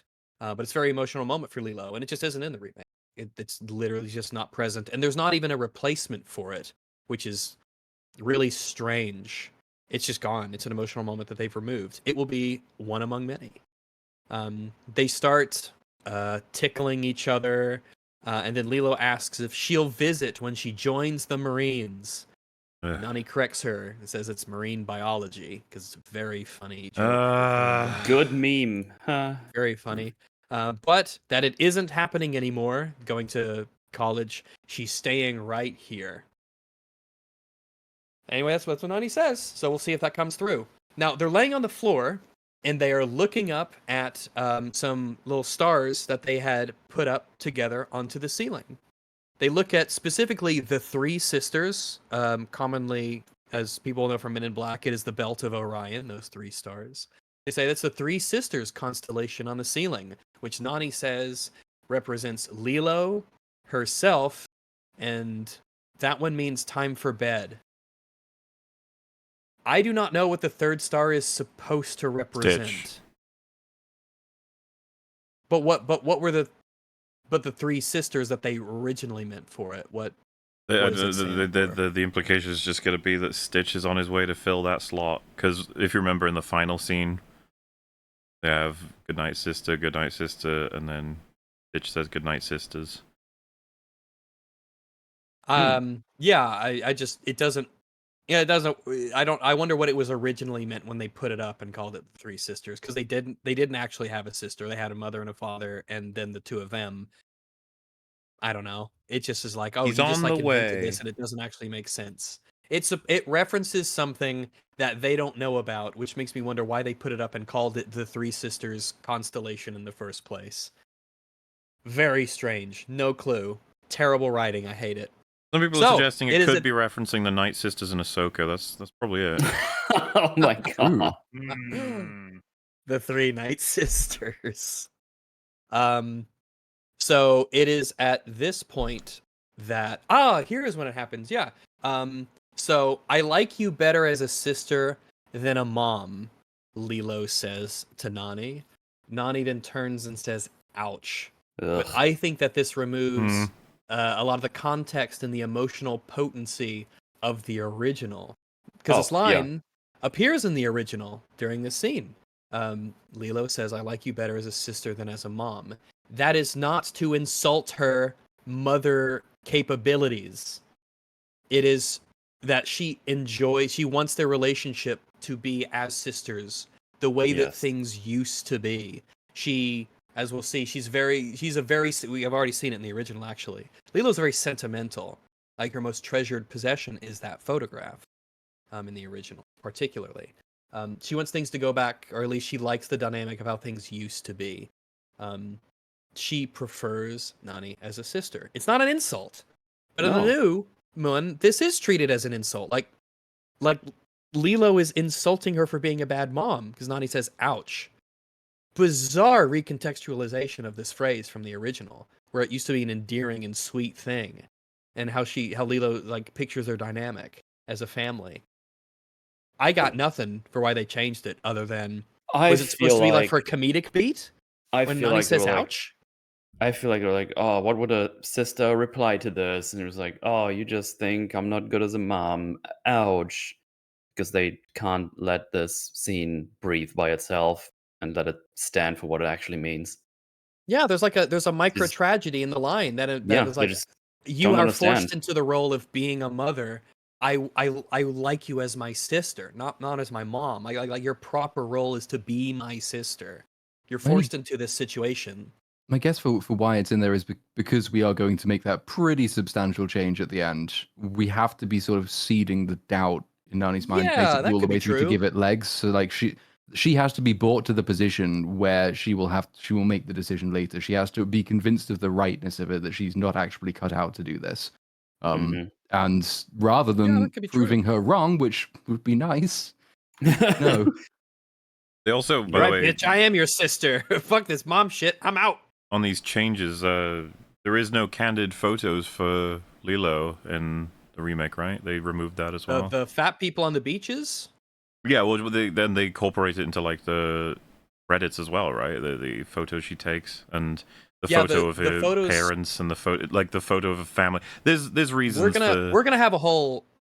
That's something specifically I do want to talk about later on. The importance of the photograph in the original versus off of its version in the remake, Yeah. and how she treats it. A very big difference. The photograph plays a much smaller role in the remake when it is her most treasured possession that she owns. And she is, as I've said before and has been shown in the original, she is very sentimental. She places a lot of emotional value in things that are important to her, either things that she herself has created because she's a very creative person, she's expressive, but particularly like that photograph that represents her family. Later on, we'll get into it because there's a lot that I want to say on it. Something else they butchered about it. It is at this point that a green shooting star, what they believe to be a shooting star, is seen outside of the window. and I would like to present to you a couple stills from the original that you could take a gander at and have pop up to show just how awesome the lighting is and the style is on the original. I love these scenes in particular because they're very unique. We don't really get this hue or glow at any other point in the movie. This is a very unique feeling scene aesthetically. You have, of course, the backgrounds and them, but then you have the green and the incorporation of the shadows, and as they're looking out, it's creepy, it's strange, it's otherworldly. Ooh, the green glow of an alien spaceship. It looks really cool. It's boring as fuck in the remake. What?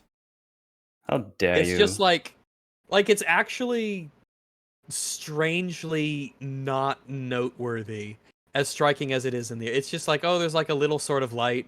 The light of the shooting star is completely overpowered by the interior lights of the room. Boring. And the color sort of What a- doesn't tell what- you anything about what to expect either, which is that the nice thing about the green thing is that it does look unnatural, and it doesn't look particularly comforting either. And that's because, when you meet Stitch, he's not a good guy yet. He still has to go on a journey. And he's been introduced as basically an evil weapon. So the slightly unsettling nature of the green, and then the way he sort of rises up from the wreckage and does the evil laugh, is like, this is all pretty useful stuff. It's telling you that the thing that has arrived is not immediately going to be a nice furry family pet. It's going to be maybe a bit of a nasty evil thing even. But so like they're building that air of mystery and suspense as opposed to just, hey, look, it's a pretty shooting star. And then the remake just sort of says, well, I guess it's a shooting star, and isn't that nice? Look at those expressions, right? The contrasts. Yes. Nani's like, not sure what the hell that is or what it could mean. Yeah, While Lilo's like, whoa, cool, yeah. She's excited. And baby. gonna be very fucking shooting star. We got wishes. moving on from Lilo's own sort of outcasty nature being more than welcoming for something like Stitch. Damn it. It's happening. So yeah, I don't know if you were able to put up any visuals from the remake, if any are floating out there, but it's not even like worth even putting up. It's just so dull, the visuals. Yeah, Which is a shame. well, for anyone who wants to imagine it, think of this, but shit, and then you've got it. Think of just like a Pretty much. normal kind of boring room and change nothing. So yeah, there you go. Yeah. The shooting star, they believe to be a shooting star. It's coming on down. It's seen out the window. Lilo pushes her sister out of the room because, of course, you make a wish and you can't tell anybody, right? Lilo pushes her sister out of the room, and they try to do the gravity increasing joke, but it's shitty in this version. The timing's bad and the delivery. And the framing of it, right? The joke is very clearly done and executed well in the original. I remember seeing in the remake, I was like, oh my god, it's cut down again. Like, it's way faster, and it's a little bit confusing, just like choppy. But like, I don't know what it is. Like, it's so remarkable to have a shorter film that has more time to breathe. How is that happening? I guess that would truly be the fucking concept of pacing, huh? I think so. Yeah, stuff per time in a sense, accomplishments per minute in a way. In any case, I guess similarly in both versions, she leaves the room, Nani does, but then she pries open the door and she listens in to the wish that Lilo was making. She goes to the window, she puts her hands together, and she wishes for a friend, a real friend, somebody who won't tease her or run away, like a best friend. Send me an angel, the nicest one you have, please. So, there we go. She has made her wish for a friend, an angel. Seems Now, it is to at this point me that- there's a reason the original had Nani listen to this prayer. Seems there's a reason why she heard what Lilo had to say. Yeah, that's right. Maybe it was gonna prompt some action. It seems the remake people did not fucking notice this. True. That It is infuriated an accurate me among many observation. other choices, but this one was kind of. I think this is a sleeper, horrible decision. Oh yeah, and we get some more of those, but you are right. This is a small change that has impacts on the plot. It literally just makes the plot worse. It reduces to coincidence what once had a reason. and then kind of creates a few holes and contrivances. Well, it also just later. fucking snatches yet another thing from Nani for no reason at Yep. all. Makes her Yeah. more of a bitch. Just doing this for Lilo. They don't randomly go just one day to get a dog, like randomly. Nani listened. She wants a friend, a best friend. Man's best Yeah, friend is a dog. lot of people in chat get are a saying dog. like, yeah, she listened, and it prompts her to want to get Lilo a dog, right? It's like, Yeah, well, enough of that old noise. We're talking about the new movie. New movie. Yeah. New So- movie. 626 emerges from the crash and laughs. Ha ha ha ha ha ha ha ha. Yeah, and it looks Again, worse. They don't have it- his eyes yep. like glowing like in the animated film. It just looks shit. Oh my the god, they animated fucked up one- the silhouette. Yeah, that really bugged me. Yep, Yeah. they did. They did. They messed it up. You have a pit. Yeah, there it is. Yeah. This I don't isn't know, even. I'm It doesn't. Like, what are you doing? It begins with a close up too. Because Yeah. it's so good in the fucking animated version where it's just like send me an angel. so good. Then it's just Yeah. Yeah. the cut Yeah. is fucking excellent. Jumps that silhouette. Oh, it's gorgeous contrast. So yeah, You chat. just see the Look at teeth and this, the eyes. and then it's like how do we turn this into live action? What? Like, oh, it's got more polygons. Come Okay. on.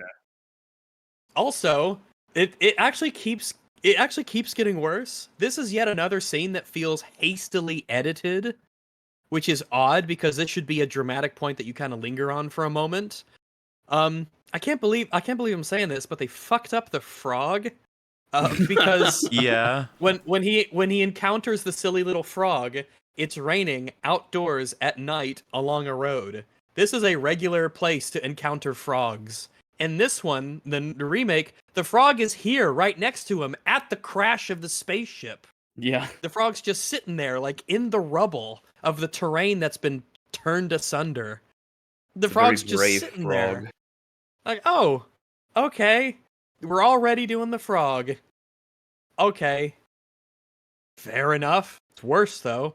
Not very frog-like. I just compliments the original again though. There's the Chakadate, like speak up, Yeah, fucking tell me, who do you work for, sort of thing. Like he does it so that frog it's like, being yeah, like an alien creature. And also, as you can see from the visuals being played, we don't have the jumpsuit. That has been lost in the crash, I suppose. True. We also don't have the little... It's just funny watching it. The little pistols. He doesn't Yeah. have those either. No, he doesn't have those. Nope. I think it's funny, too, that he pulls out, like, 4 of them with his forearms. And it can't be Just that kinda he whips them out. interacts with the frog. He has to interact with people at this particular point because you have people. Oh my god, the Instead of fucking the wedding frog. scene. Yes. What the fuck? So Yeah, the wedding So scene. the change here that they've done is they've added a whole scene, and they're making up for not having a space prison scene. Yeah, by it's like- having a for all the much good- better scene. For all the good scenes they copied and pasted that they've removed like 25% of each time, they have now earned themselves a brand new whole scene, and they spend it on this shit. Yeah.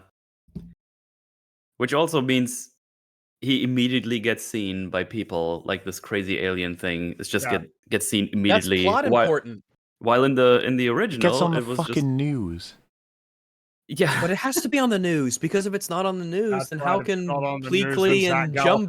Galifianakis can't see it. Yes, Yeah. how can Pleakley and Jumba Zach find a and creature Charles that they don't can notice it track on an the DNA elevator. of? It's a mystery. I don't know how they could possibly Well, that's catch up because to in it. this one, they don't removed have the it. They don't have the thing. DNA. They had Yep. the yeah. True, The blood but sample that they have. they in the removed original that and pays then off. re-added the tracker and Then then made the reattached tracker it. and worthless. then immediately removed it. Here, it's let me actually explain it what hurts happens the brain. before we It get really does. before we get ahead of ourselves.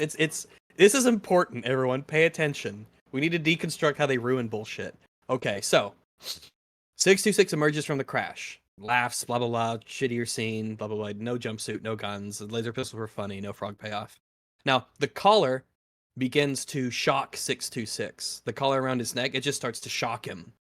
Because up in his ship, Jumba, along with Pleakley, but Jumba is pressing the button on this random remote control, trying to figure out what it's doing in the ship when it's actually shocking him from a long distance on the planet. Pleakley tries to take it away from him, and he explains that this is the tracker that's locked to 626's tracking collar so they can find him. So, Plot change that's happening here. They can track the caller. They are not tracking the location of 626 himself because of his DNA signature, which they do in the original. And the plot accounts for Which why they can't answers a instantly lot of capture him. plot problems by making that the case, but now they've created themselves Yes. so many fucking new problems by not copying that. This means that in the original, whenever Jumba and Pleakley show up, there's a reason why they can do that. They know the location. And I was going to say, So- by the way, the line following the one you just referenced, it's connected to his tracking collar, Jumba immediately says, that's never going to work. You might as well give him a mood ring. It's literally working right now. Yeah. The absolutely fucking baffling statement. It's what they need to find him. And he's like, that'll never work. It's on screen. As it's currently working. I was just like, am I insane? Why did they just have him say that? And then, of course, it does break eventually, and he's like, ha, see? And it's like, it was working! Eventually. What do you What do you fucking mean? mean? Dumbass. Eventually, you're giving the movie way too much credit. We're solving that now. Hey, man, Immediately the eventually can next- be anywhere from 1 second plus, okay?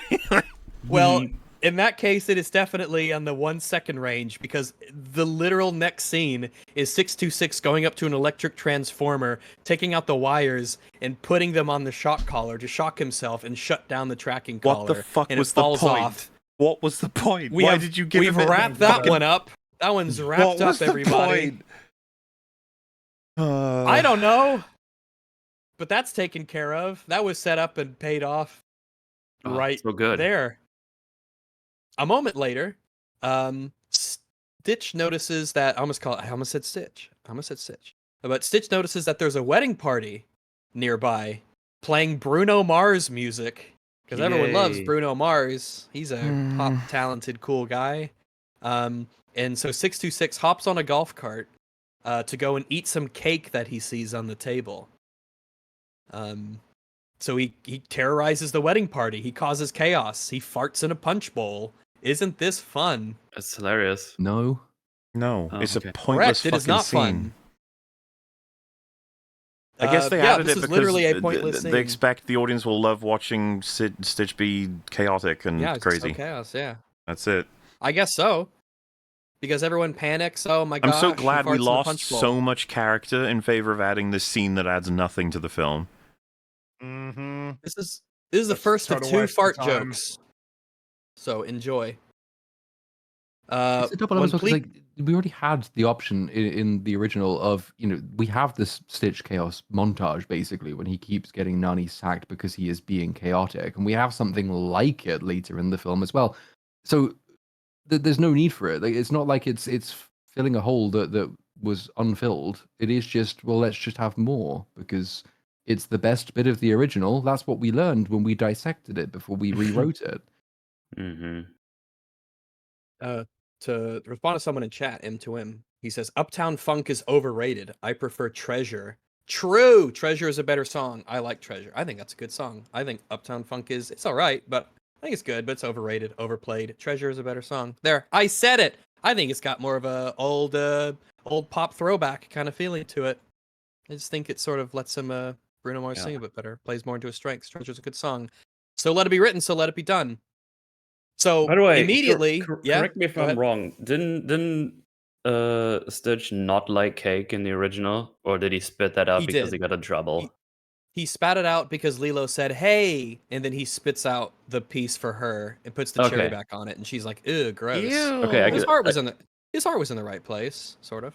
No, I was trying to remember if he didn't But you're like right. it, or I was just wondering He if they only- did another a little change for no reason. But I guess he just did that because he got in trouble because he ate I don't- the second piece.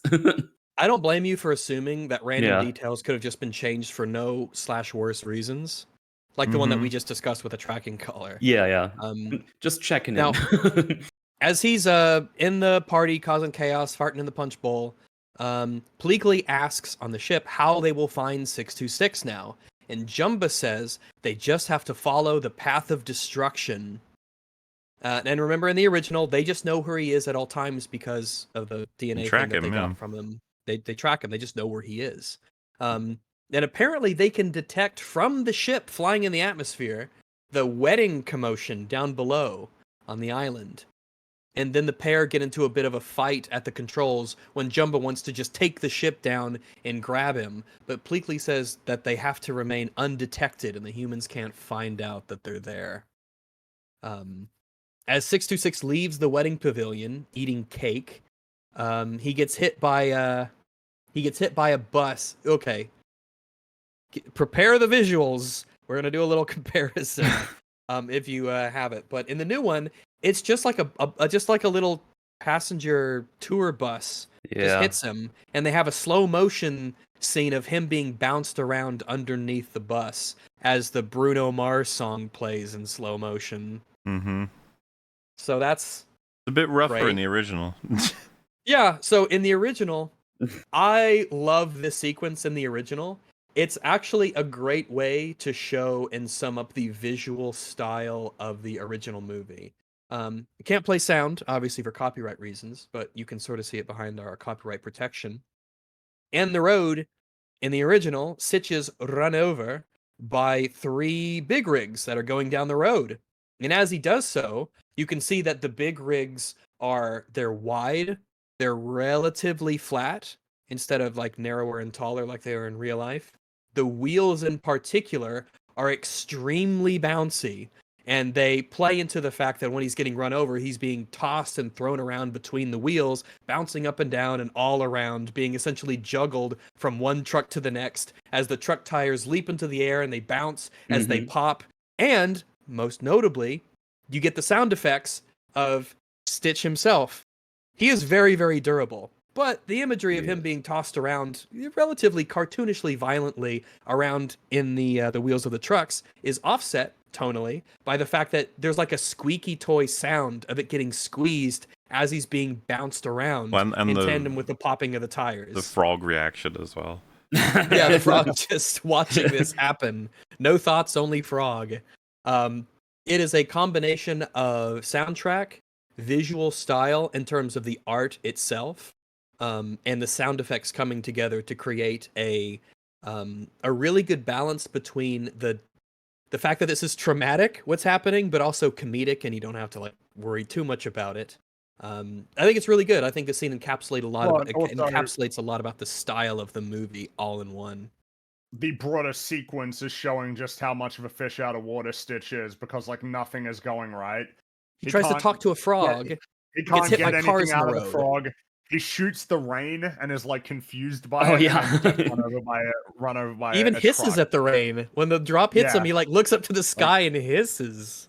He is very unfamiliar with this environment, and it's an environment that right now he's not going to be thriving in. You know, like it's just like not where he should be. He's very expressive too. Something that will be Well, yeah. I mean, blatant note. I figure there's a specific point where it's probably worthwhile talking about the design in live action. That'd be at the shelter, like when he gets adopted. We've all got our point. So if your point happens before mine, just fucking go for it, and we'll start talking about it. I'll wait. I can wait a bit until because then at totally that point, fair. Mola can use probably the cleanest visual from the trailer to do a point of comparison. When the rain starts up, by the way, the reflection on the ground, the animation. Yeah. It's beautiful. Yeah.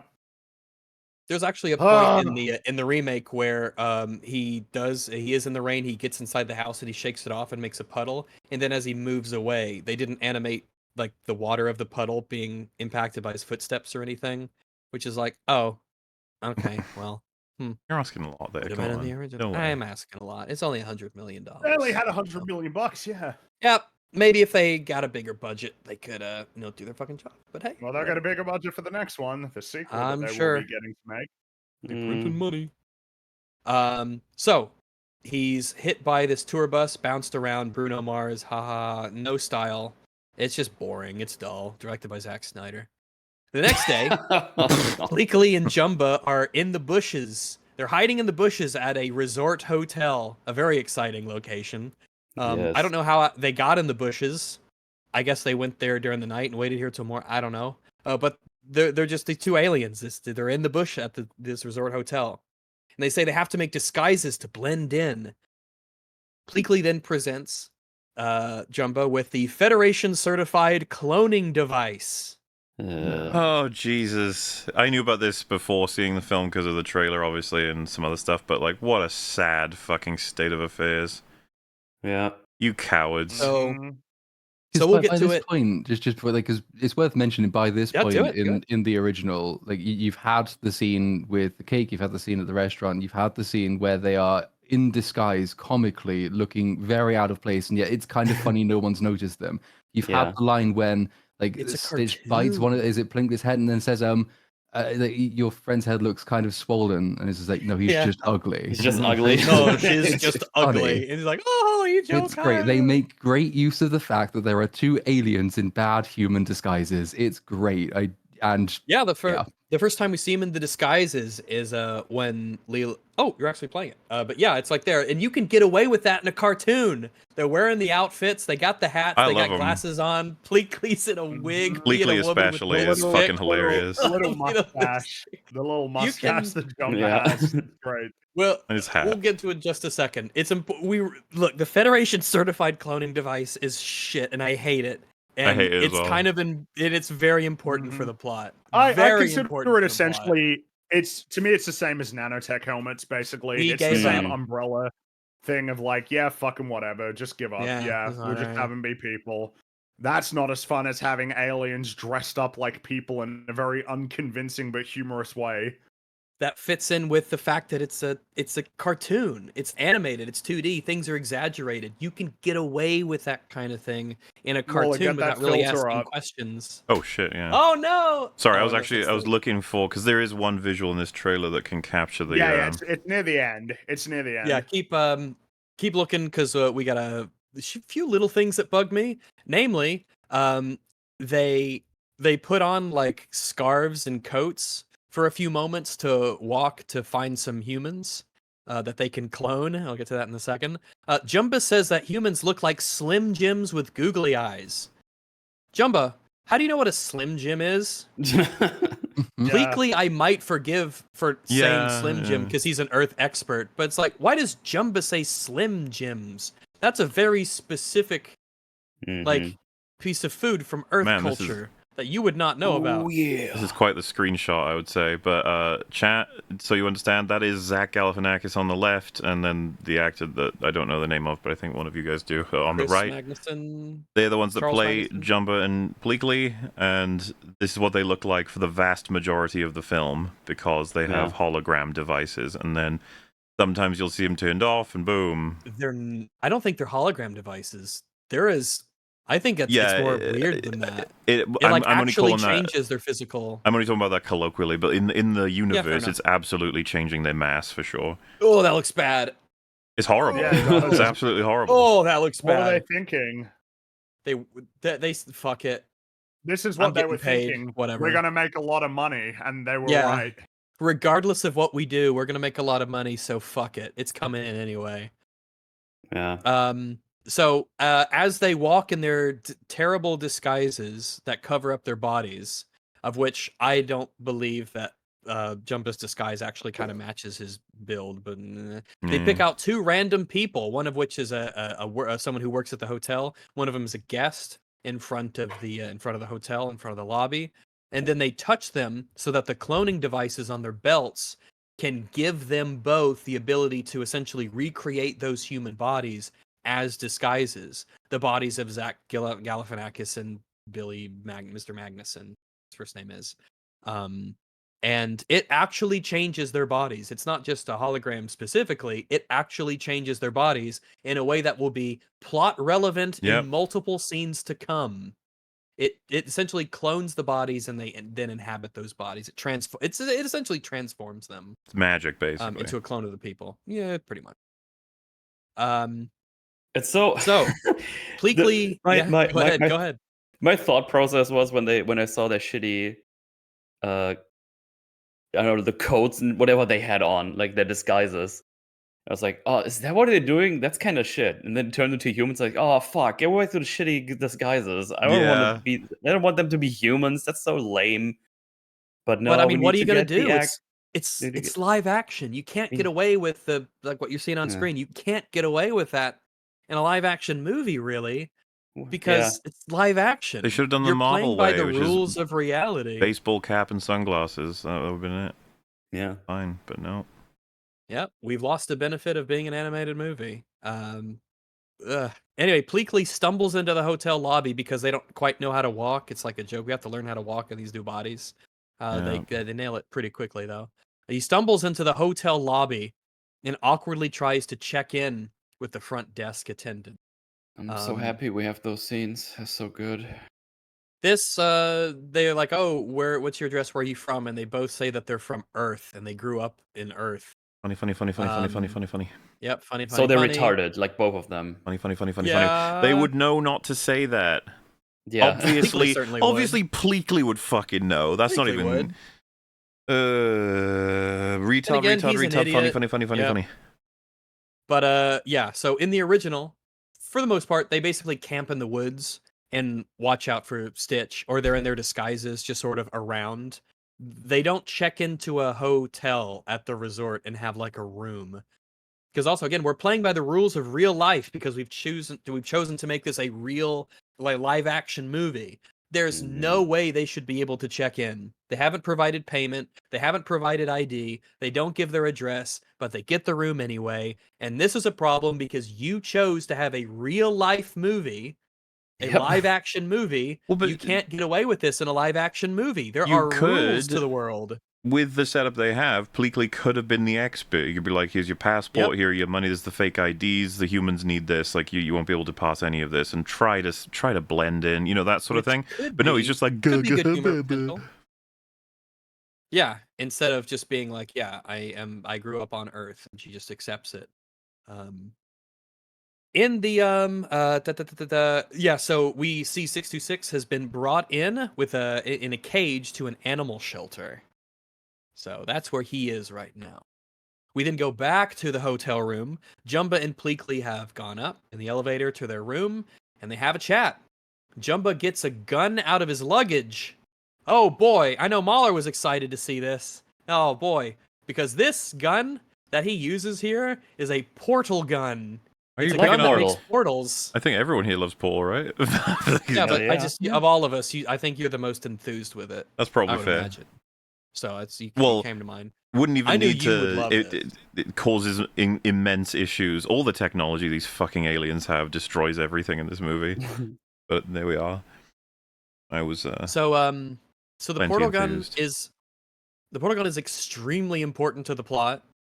And it doesn't seem to work in any sensical way half the time, depending on how they use it. Pull trigger, fires portal, and whatever you think, it'll do it for you.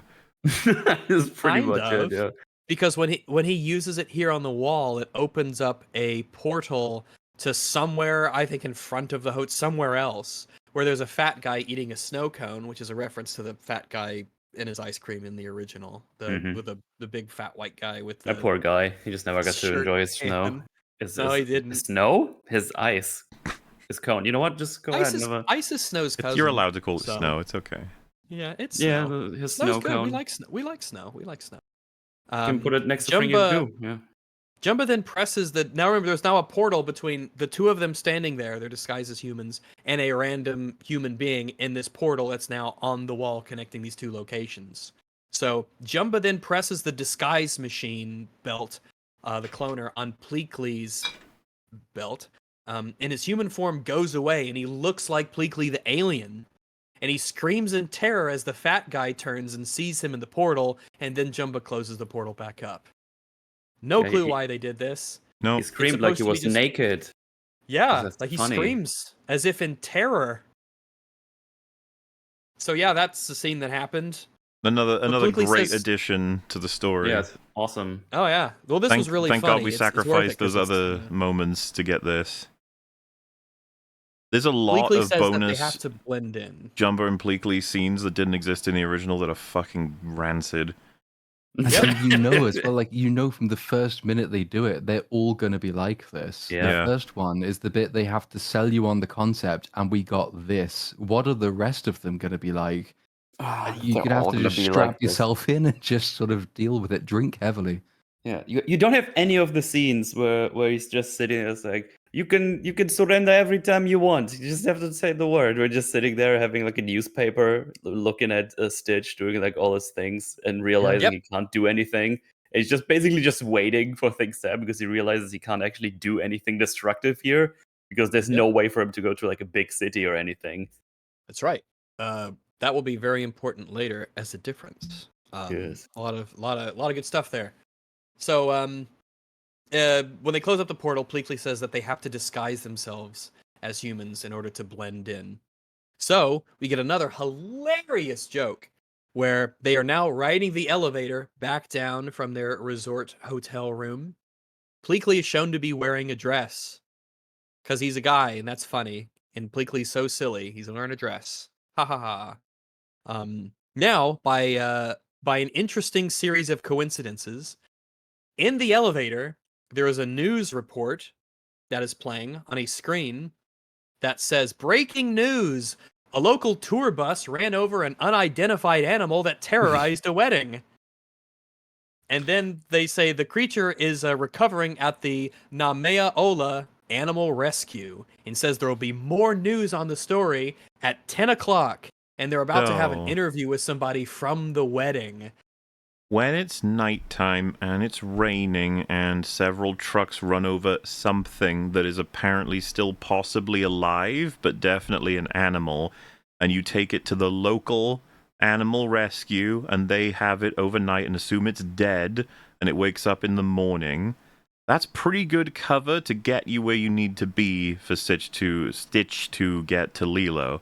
However, if you alter the story such that Stitch attacks 40 plus people and it makes it onto the news that an unidentified horrifying mutated monster thing is on the loose, but it did get hurt and now it's in the Namale Ola rescue place, like people are going to turn up to see, like, to deal with this thing. Be like, everyone Breaking at the news, wedding, unidentified animal. yeah, nobody People who could have identify lost this animals creature. and- At least if it's run over by several trucks, you know, the guys at nighttime, like, I don't know what this is, but the animal people might know, and then they just assume it's dead, whatever it is, right? Like, that's so much more reasonable than everyone in the wedding being like, a horrifying monster that I don't recognize basically destroyed everything. Someone there probably had their phone recording, just saying. They literally did. Photos were taken. And then, That's of the course, Of him difficult at the thing, 'cause wedding. it's not just that, of course, we have to get a way for Stitch and Lilo to get together, but it's also that you have to not establish that the animal is so dangerous that no little girl would ever be allowed anywhere near it ever, because Exactly. everyone There's- knows how dangerous it is, which now everyone True. does because it's on the fucking news. it would also attract, It's terrorizing a wedding. I'm not sure what the organization would be, but like, you know, wild, crazy, possibly dangerous, possibly infectious Animal animals. control and Yeah, like, they would the arrive. CDA or something. They'd be like, "What the fuck creature was this?" Everyone is terrified of it, and it ruined a wedding. And it seems to be, it's not even that big, but it's super fast, super aggressive, and nobody recognizes the species. Like, that's pretty It interesting. was driving a golf cart. It was witnessed driving a golf cart. And we know exactly this where is- it went, and it was logged, and under the specific element of, like, we have no idea what this creature is. And remember, in the original, which is an animated 2D movie, you can get away with stuff like people not quite recognizing it for what it really is, mistaking it for a dog, but even with suspicion. But like I said before, when it came to the disguises for Jumba and Pleakley, you're in the realm of IRL right now. This is a live action movie. Even still, though, you can't really get away with that in a live action movie where everything is real and adheres to real world rules. there's that, but they've also just made it 10 times more difficult. They've created this enormous newsworthy story about this creature. Like, why have you done this? It attracts all kinds of organizations now that wouldn't necessarily need to be bothered. Because, like I said, the guys who ran over it, probably not going to think about it again. The one lady at the animal rescue will be like, that does not look like a dog, but I guess you guys seem to be okay with it and everyone's friendly. You know, you need the stretch of just her allowing that to happen instead of being like, oh, we have no idea what species this is. But, you know, that scene is actually pretty funny and well, like, put together in terms of how all that runs. Compared to the remake, which is just absurd now. He's news. He's on the fucking news.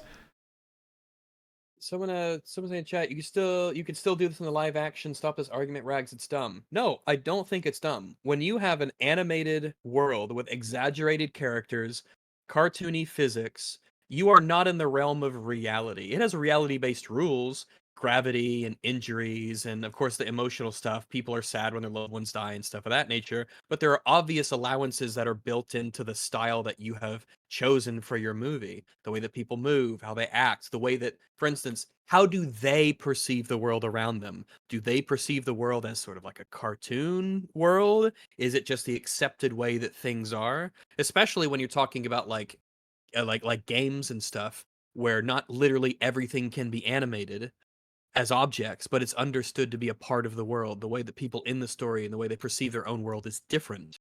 But this is a live action movie with live action everything. This is the realm of reality. There is not shown any departure from the way that people in the world, that the real world, our world works in the world of the Lilo and Stitch 2025. Things that are strange only are pertaining to the aliens themselves or the sci-fi technology. Outside of those things are functioning as a real world. Real people on the beach, real surfboards, real physics.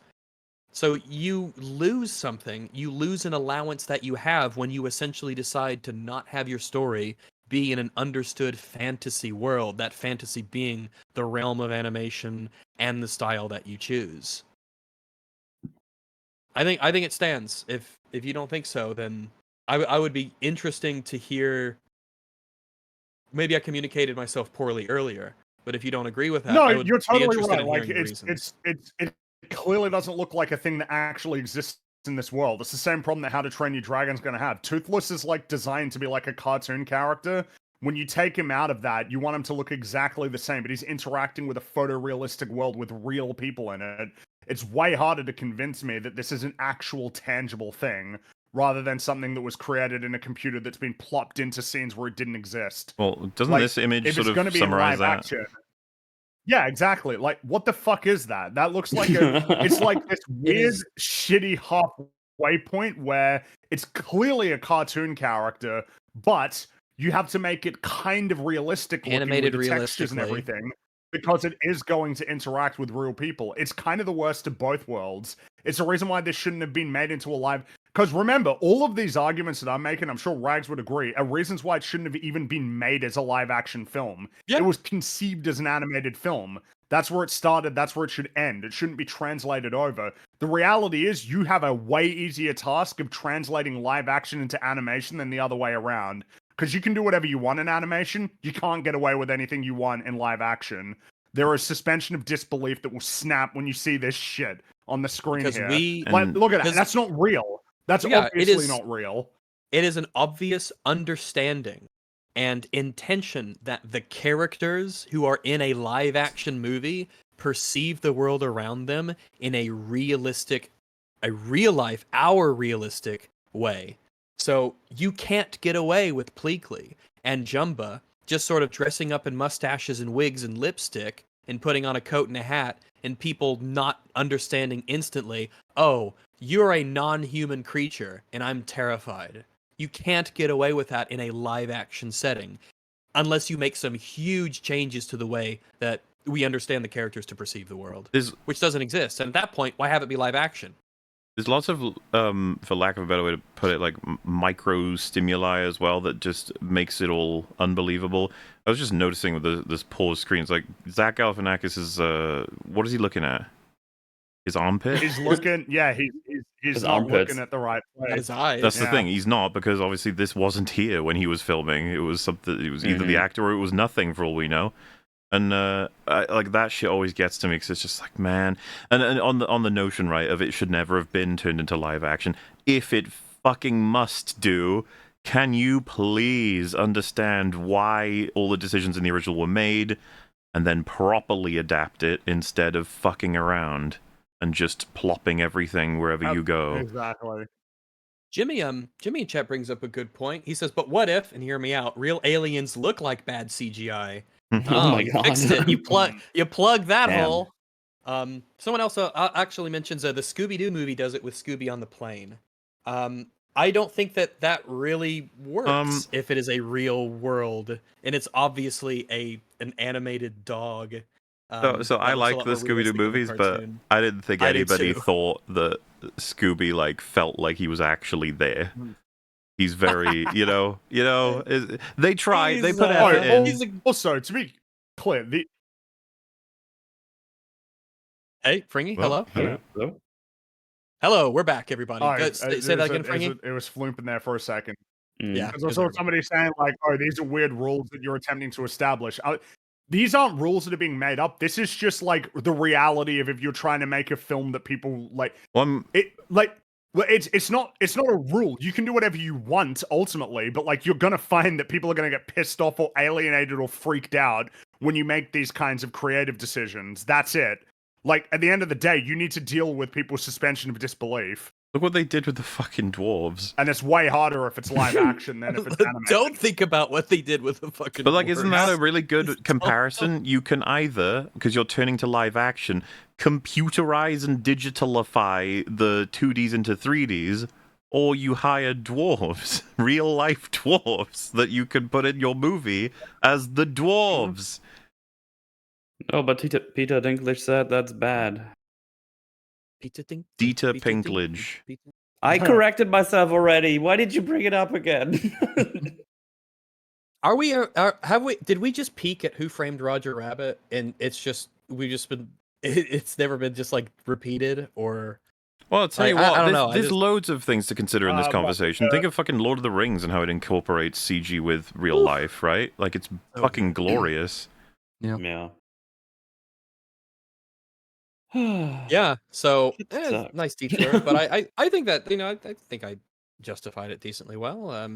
But yeah, if you don't think so, I'd be interested to hear a chat what you'd say to that. But yeah. Anyway, moving on because we got like progress. This movie fucking sucks.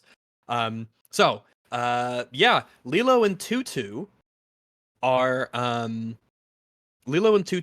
by the shelter, apparently by total coincidence and chance. They're just sort of at this market outside of the animal shelter, coincidentally. Whereas, as Muller mentioned earlier, Nani listened to Lilo's prayer on the wishing star for a friend, which was a reason for her to bring Lilo to the animal shelter to adopt a dog. That is pissed the me reason off. why they are there. Cause and Mhm. effect. I have This version no- is just another cunning plan by the old lady. It's like, well, I know that Nani is Like- really struggling. She can't possibly take on another burden, so I'm going to tip her over the edge and get her a dog. What the like, none of it makes sense with the story they're writing. And then the fuck, did you not watch the original? That Nani does it because of the prayer. You copied that scene, but you didn't copy its consequences? No. What's going on? So sometimes they copy the consequences, but not the setup. So they do it all. I hate this shit. It drives me nuts. It's like, why do you not understand what you're doing? They treat the original like all of the scenes are disconnected, fun things, and you get to pick and mix whatever you want. Like, grab a few of them. Go ahead. Aren't they great? Oh, I love that one and that one. That one could use some work, and that one could. For the rest, bin them. I'm gonna make my own. I've got some really good ideas for really, really funny jokes. Oh gosh, you wouldn't even believe. Insane. Have some respect, please. No. Yeah, it is a bizarre change that they've made. It's only negative, and it creates plot issues because they're here by chance. There's no reason for them to be in front of this shelter. I would like at to this have a dog time. now. It's like, oh, okay. Would you? Well, she doesn't even go there to get a dog. Right, she just wants to go to the shelter, begs, yeah, she begs Tutu, Lilo does, if she can go see the animals at the rescue. Tutu says, yeah, you can go. I'll pick you up later. But then she gives Lilo like a breath mist spray, and she says to spray it in the eyes of anybody if they do anything funny. That was so weird. And I was, I don't of know where course, that came from. Hawaiian predators out Fu- here. the fucking I weird mean, as yeah, shit. like thanks for making me think about child molestation in my Lilo and Stitch movie, writers. I really appreciate that. Thanks a lot. Well, the payoff is so fucking unneeded. Why, like, It is literally not necessary. you could cut both the setup and the payoff, and it wouldn't change anything in the movie. Chekhov spray. We need And it. Yeah, also- but this and, is like, worse. knowing what she knows about Lilo as well, like she's pitched herself as being effectively the family's best friend. She knows everything about this family. She knows what Lilo is, and she knows how she behaves. She can only possibly foresee this going catastrophically wrong. Sure, I'm going to give this out of control child some pepper spray and see what happens. Well, it's worse than that because real life equivalent. All right, real life anecdote from me, Rex. I conceal carry pretty much all the time, and in the classes that they teach you, it's mostly legal stuff, advice stuff to teach you to be very responsible with this power that you are now wielding in public, though it's concealed to everyone else. And one of the questions that was asked by someone else in the class was, "Do you carry a spare magazine for your concealed carry gun?" And the instructor said, "If you feel like you're going to a place where you need to carry an extra magazine of ammunition, that's not a Probably place that don't. you need to be going, period." That was the instructor's answer. It's a good answer. It's a very good answer. As far as Lilo and Stitch goes, Tutu has given a child a self-defense mechanism and is sending her off to a place where she feels she might need to use it. She's 6. You've said, okay, you can go to a place. Just take this self-defense spray in case anyone tries to kidnap you. Tutu is a horrible guardian. And she's entirely made up, so it's all theirs. It's all their content, Tutu. So it's like, yeah, good stuff, True. guys. She's a new invention. If anything, she supplants David's important role. They minimize David, make him a moron, and then they give Tutu a lot of the emotional, caring sorts of scenes with her. She's Ohana now. Look at me, I'm Ohana. If that was my I'm Ohana, I'd want to be Ohana adopted. So, yeah. She gives Lilo breath mist. Spray this in case you get molested, kid. Good luck. 626 wakes up in the cage. And stark difference between the original, but here in the remake, the animals are not at all afraid of him. They're curious and Boring. interested. This, thematically, is an unimprovement, you should say. Yes. Stitch, from the very moment he was introduced in the Galactic Senate Chamber, was reviled by all of the aliens. They thought it was disgusting. They was like, ugh, this abomination, he's called. And even he here has to on this be. planet, a million miles away, when he wakes up, he's got all these animals that are terrified of him. Even the animals don't like him. He feels like he's an outcast. He's a freak. He doesn't have friends. It's the parallels between him and Lilo that are just not present anymore. There's The dogs think he's neat. Even the cinematography in this one shot is better than anything they do in the remake. Yeah. That fucking pug's face with the eyes. Yeah. Oh god. Do you know what I mean though? Like it's like they would have, when drawing this, been like, we should probably have it be that Stitch can fill the left side, so he looks super imposing, even though in reality they're actually bigger than him, at least several of the dogs, at least in size, right? But he's terrifying, so this better captures it. It's like visual language, as they say. Fuck that. They're all just blandly looking around and looking at him, the dogs, and it's just like, well, yeah, I guess so. They weren't going to work hard to make the Even- dogs act, I guess. And also, it's basically just an institutionalized trope of storytelling. Dogs can sense people's inner nature. They're terrified of this chaotic, crazy creature who, at this point in the story, is, well, evil, pretty evil. He's a bad guy. He hasn't changed yet. He is as he has been created. So even the dogs can sense, holy shit, something's wrong with that guy. Now, so again, Lilo and that one dog Yeah. in the center just looks like it's actually experiencing a panic attack at the end of the scene. Can you see it's got his hands on his eyes? It's like, yeah, it's let all any about of to this. be over. So this is it. 626 tries to talk to all the animals as they just look at him and stand there and aren't afraid at all. He tries to talk to them, but they just bark back. And Which this is, annoys again, it's sort of already come up and been covered, but it's another aspect to it. It's not, in the original, it's not just that he is terrifying and people react to him, and so he's not loved by other people. It's that he actually is terrifying and he's a dick and he doesn't know how to earn people's love and affection. So he's not behaving as he should, and they're not behaving as they should. And again, it's just another completely emotional center scene where nothing happens. So when the dogs do not communicate back, it annoys 626, and he breaks out of the cage, effortlessly because he's super strong. And Lilo is at the front desk again by chance, by pure chance, total coincidence. And she goes up to the lady at the front and says she wants to see the dogs in the back. And she's been here before, because the worker says that you can't feed them candy this time. You can't feed them candy again. And then you have, boy, they thought this was fucking hilarious. They did. Because they linger on it for a while. She reaches in her pockets and she puts some candy on the counter. And then the worker waits. And then Lilo goes and gets more candy from her pockets and whatnot and puts that on the counter. A classic. She says she 'cause wants there to was give more, candy yeah. to the dogs, but the worker says it gives them diarrhea. So she can't. Sitch wanders out of the back of the rescue because he leaves the building out the back door to look around, and he sees some dog food on a silver platter just there for him, just food on literally a silver platter behind the building. And he goes to, oh, it's happening again where I think I might burp.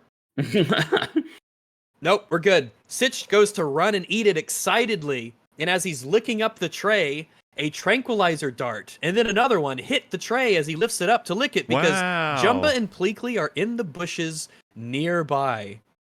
And we hear, and I'll describe what happens here and then compare it to the original. We hear all the way from that distance, Nighty Night 626 in Zach Galifianakis' voice. And then 626 recognizes it as Jumba's voice.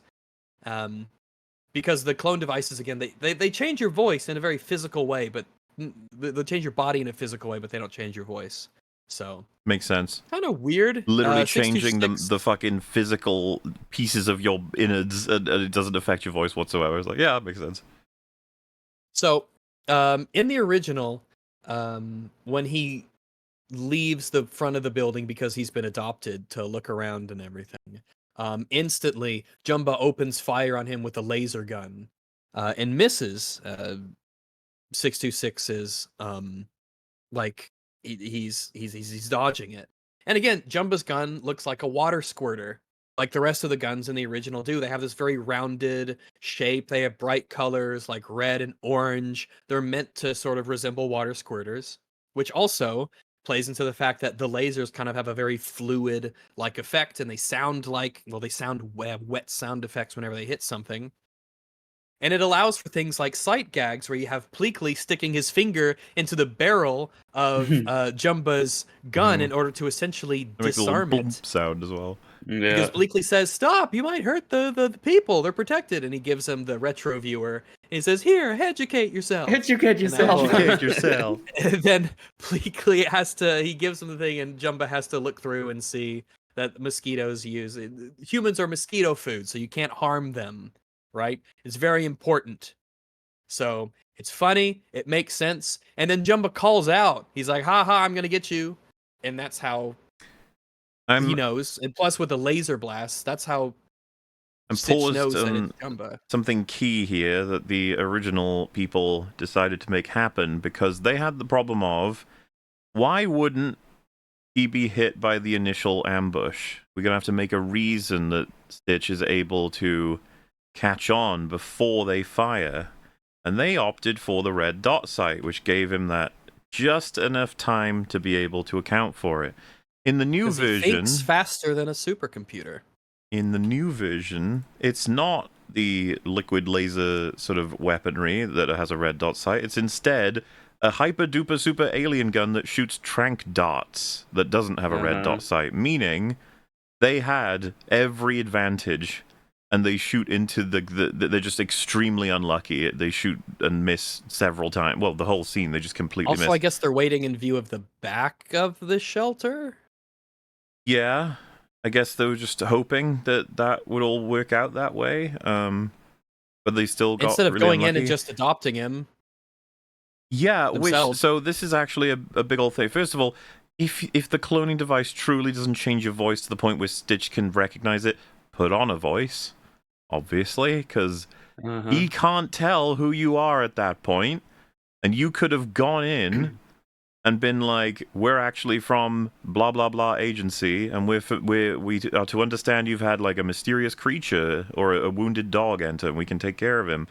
And they walk in, And he'd be like, oh, cute little, and then get him, because Stitch would be confused, and that would be that. But instead, they decided to do this insane nonsense plan.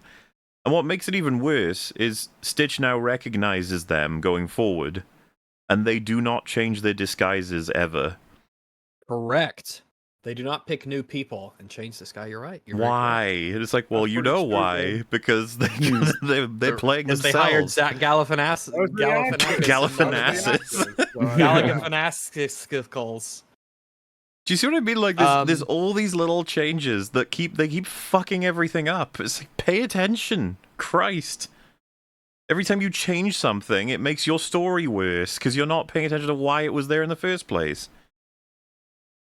In the original, when Jumba gets frustrated after the whole mosquito thing that Pleakley does, he aims the gun back at Stitch in frustration. And this is when, again, you get another big difference with Jumba and his personality and sort of his mannerisms. But Jumba recognizes that Stitch is using this little girl as a shield because, you know, can't shoot him.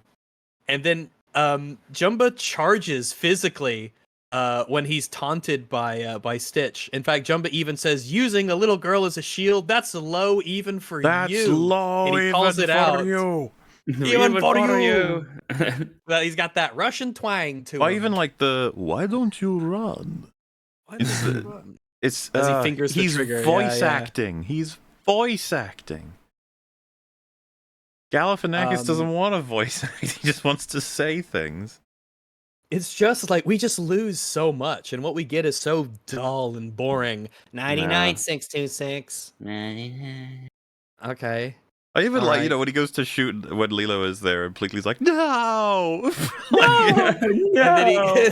And then I think Jumba like throws him away, and then Pleakley gets it. He plugs his finger into the barrel, and he just holds it there. His Jumpa's. It's just visually very funny. A lot of the humor in the original is just like well executed sight gags and expressions. It's just really good. None of this is in the remake, so don't worry about it. Yeah, none of We this. have none of it. Because in the remake, we pick up and 626 is still running away from the tranquilizer darts, and he jumps on a truck, lightly bumps his head on the rear glass, and this apparently makes him very woozy, and he falls in, even though he's indestructible and unstoppable. But I guess that glass is some really, really durable stuff. Concussions are nothing to scoff at, all right?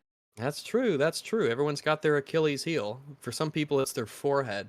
I think it might be my forehead is my Achilles heel. Now that I think about it, I remember my head in general.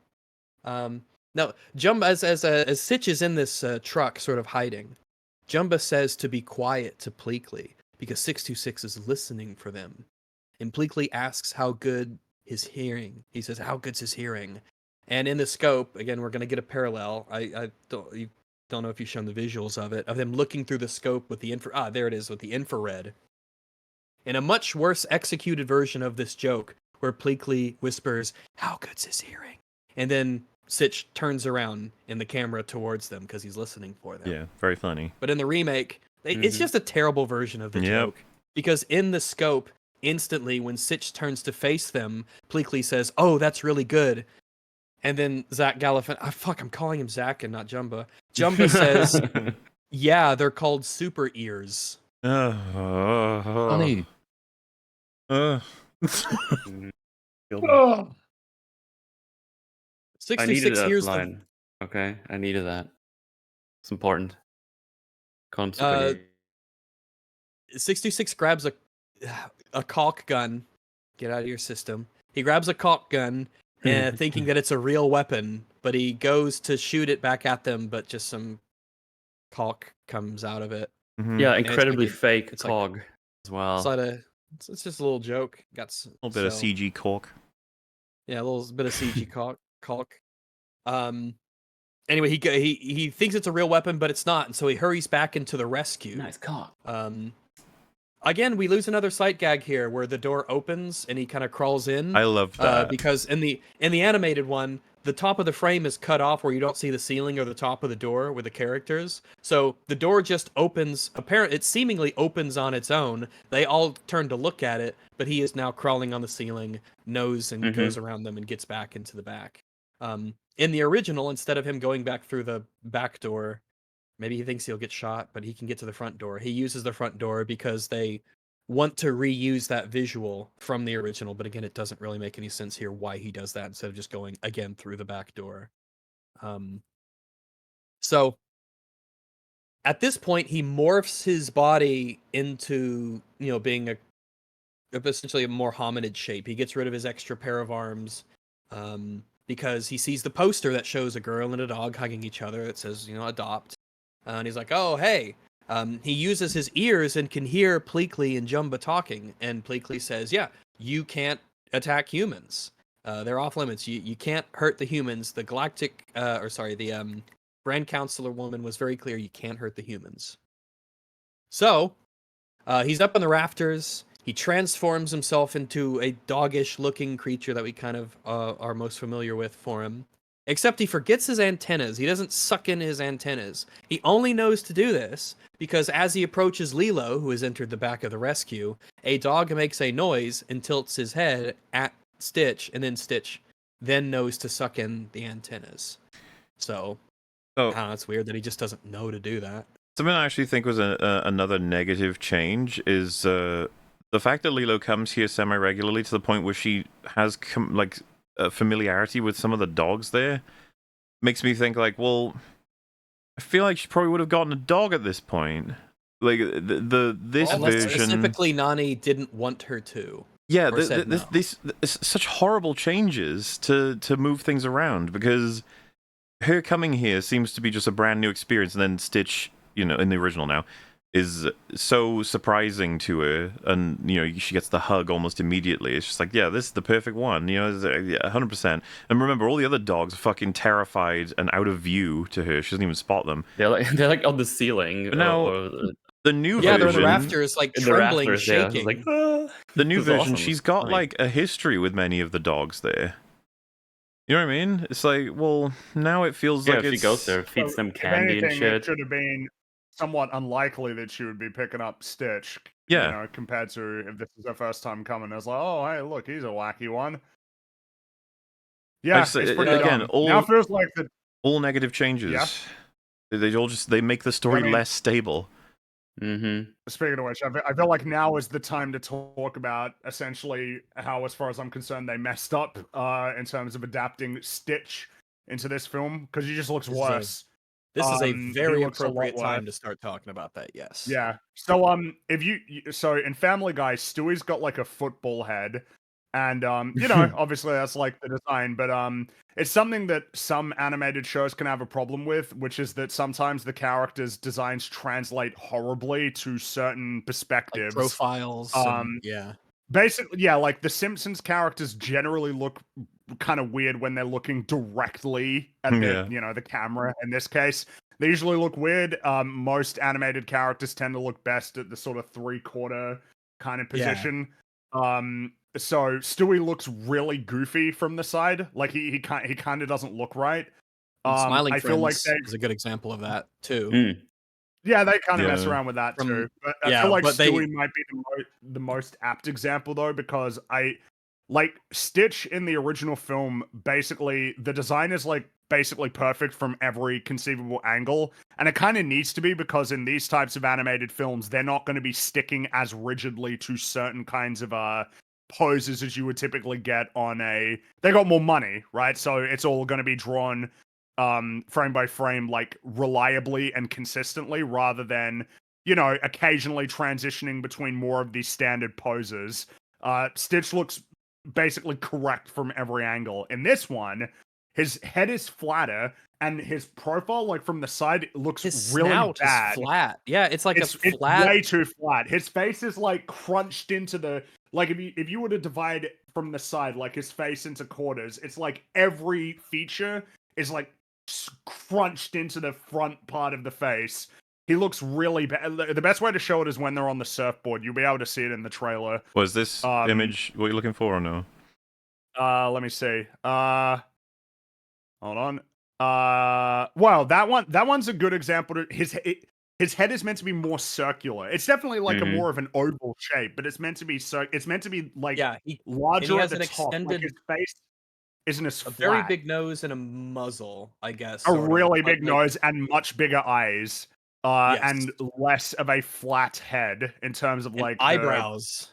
I know it's almost like, what are we doing in terms of delving into this? It's like, dude, I mean, the design is perfect and like you messed it up. I don't know what to say. I don't know why it Like, looks look at the different. colors.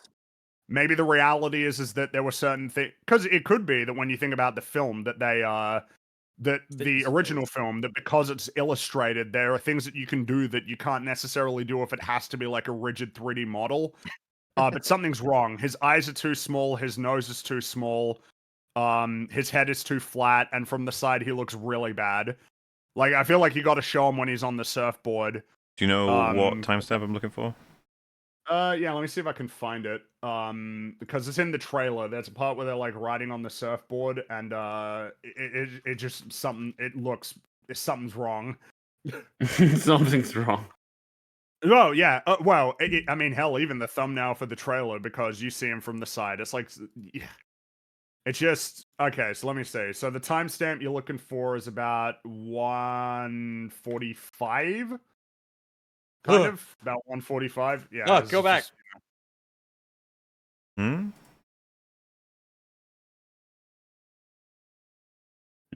Yeah. You see what I mean? Like what? Yeah, like look it's at that. Like that's not right. That's not it's what a he looks like. smoosh. Yeah, it's like a Right, smoosh yeah. face. And again, the lack of eyebrows is a huge miss. It's Yeah, a, I it's don't it's a know why good that's the case. because the eyebrows, because he has the light patch around his eyes, kind of like how my sheep has like the dark ones around its eyes. But you have the top of it that has the eyebrow connected to it to form like sort of a purposefully distinct barrier between the two different shades that also serve as the eyebrows. The eyebrows of which on Stitch, they're very big. They go back quite far. Especially as the frame here where he's with the frog. Very pronounced eyebrows that go back Yeah, really far, but they just don't exist. And the light patch around his eyes is way bigger. There's way more, like the features that he has are just bigger in general, which of course is really helpful because in terms of making him emote, which it's really important that Stitch emotes well. You lose a lot of that, and then there's just that as well. Even with his mouth, it's like there's a lot of variety to the way that like Stitch is going to contort when he speaks, and it's really important, right? Because the big pronounced big open mouth, like hi, that sort of thing. Yeah. It's like, yeah, you They want to fucked that emphasize up, by the way. compared to when he's like, oh, I'm lost. It's like, oh yeah, you want to dial that in a little bit more, you know, in terms of Yeah. in terms of like not having him express quite as much. Whereas here, it's like, yeah, they don't quite do that. It's like he exists. I mean, and of course, the overarching one is he's way too rigid. One of the benefits from animation in general is the sort of bounciness that the characters yeah, can he can have. be kind of squishy. Particularly in 2D, when you're not bound by anything, it's a drawing. You don't have to deal with whether or not like doing anything is going to mess with like a 3D render.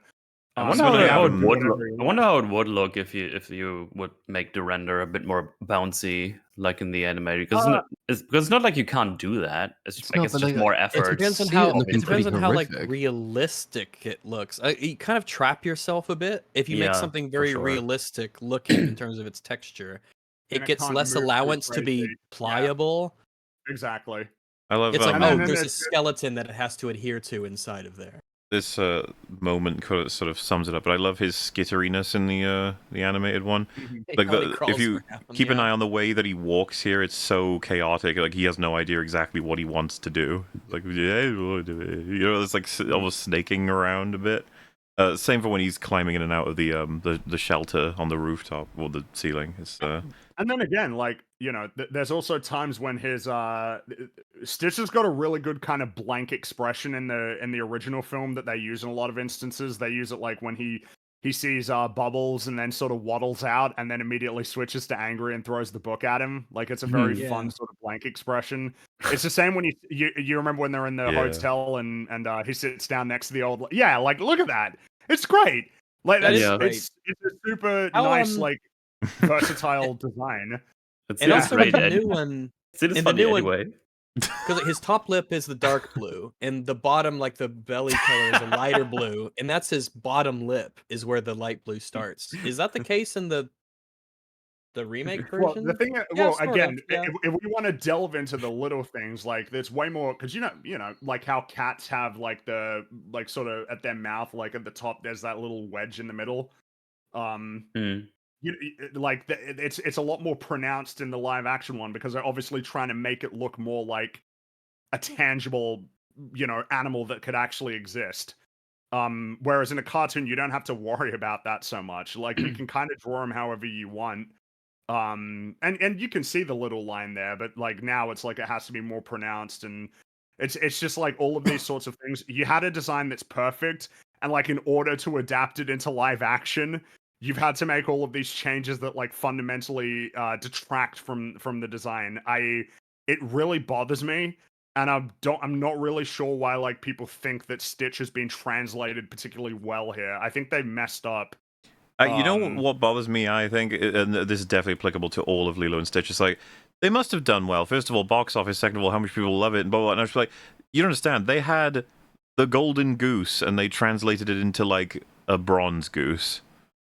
So, Pretty yeah, much. I guess it's doing okay, but it could have been amazing if they actually, like, paid any attention. I guess that's the thing. To be clear, like, this ain't as bad as, like, the Jumba and Pleakley shit. That stuff's horrible. Whereas here, it's more like, like he still looks like Stitch. He's still got a lot of the core features there, but like a lot of the individual components that made the design work like perfectly originally have been lost. And it does bother me because I mean it's just none of this would even be a problem to deal with if you didn't decide to adapt something into live action that you didn't need to. Yep. It's yeah, I think they messed up. And yeah, it bugs me a lot. And He's yeah, just way less expressive. You get shit tons out of him in the original film.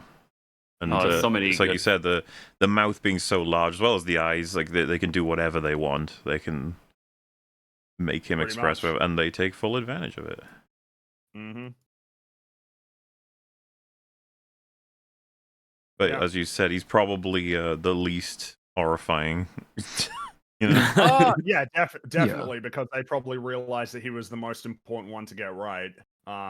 So there was some effort put into it, but yeah, they messed up. Well, maybe that was the cunning plan They in did. making all the other ones so shit. It makes him look Cunning. better by comparison. Smart. Maybe it was that sinister. All right, back. Sorry. All right. It's hard to believe that, like, in this discussion of the translation of characters between the 2D originals and the remake, that, like, essentially the first one we see, the Grand Councilwoman, is probably, like, somehow came out ahead of everyone else, I think. It's kind of wild, because even then you're like, it doesn't quite work, and then you're like, oh, God, go back! So, bit. yeah, we sort of have a replacement for our adoption scene here from the original with a paper and the borrowing $2 and things of that nature. And obviously, of course, the narrative reason why we're even here in the first place. Anyway, Lilo notices Stitch now that he is sort of transformed into a more dog-like look. She screams at 626. And again, I was confused as to what was supposed to be conveyed here, because this is just generic little girl shrill scream that was done earlier and will be done again. I didn't know if she was screaming in excitement because she really liked the way that he looked and considered him like perfect, or if she was surprised or terrified by the strange creature. I legitimately don't know, because it's just generic scream like before when the watch went off at the beginning of the movie. I wonder if they were trying to do a thing where they wanted the audience to think she's scared, but then they go immediately to like, actually no, this is adorable. I think that's what they wanted to do, but I know what you mean. Overcompensating, if because that's the case, we get that from how it usually runs, the fact that he's horrifying to almost everything, but when Lilo meets him, she's like, hi. Yeah. But yeah, she screams at him, but then she goes and holds him up, and 626 says hi. Yeah, they 'cause fucked that's that the up. thing he does. She Yep. says hi, They did. and then he goes hi repeats it. as an attempt to copy the language. But now he just says it anyway. It's like, how do you keep doing this to me? It's not fair. Why do you It's torture now me this way? unprompted. This it's like these things that should be easily just like, yeah, we can actually just keep this the way it is. Like that's fine. Like this is You like own it. I'm starting to wonder if it was you like, can- why do we have her say hi too? We only need one of the characters to say hi. yeah, we need more 'cause time people for know the Words are weekly money. Stitch sections. says hi. That's what he does. He says hi. Everybody remembers that. So he can just say hi instead of it actually being like a strategy that he's employing that kind of doesn't Yeah. even work. A It word works for her, him but to like copy. it's Yeah, Because Yeah. he slowly kind of learns bits of English as time goes it's on. better as he goes. But yeah, but how does Mhm. he know to say hi if she doesn't say it first? Well, Yeah. he shouldn't. That's what I mean. They Anyway, fuck it all up. So yeah, 626 says hi and hugs her because he sees the dog hugging the girl on the poster behind him. So he's kind of playing into that. He wants to be adopted out of safety. He wants to use her as a shield, like he does in the original. It's just way poorly executed. It is at this point that the rescue shelter worker and Tutu show up together in the back. Tutu asks, "What is that?" We are, and the worker says, "A we are here dog, I again. think." This is my third of the.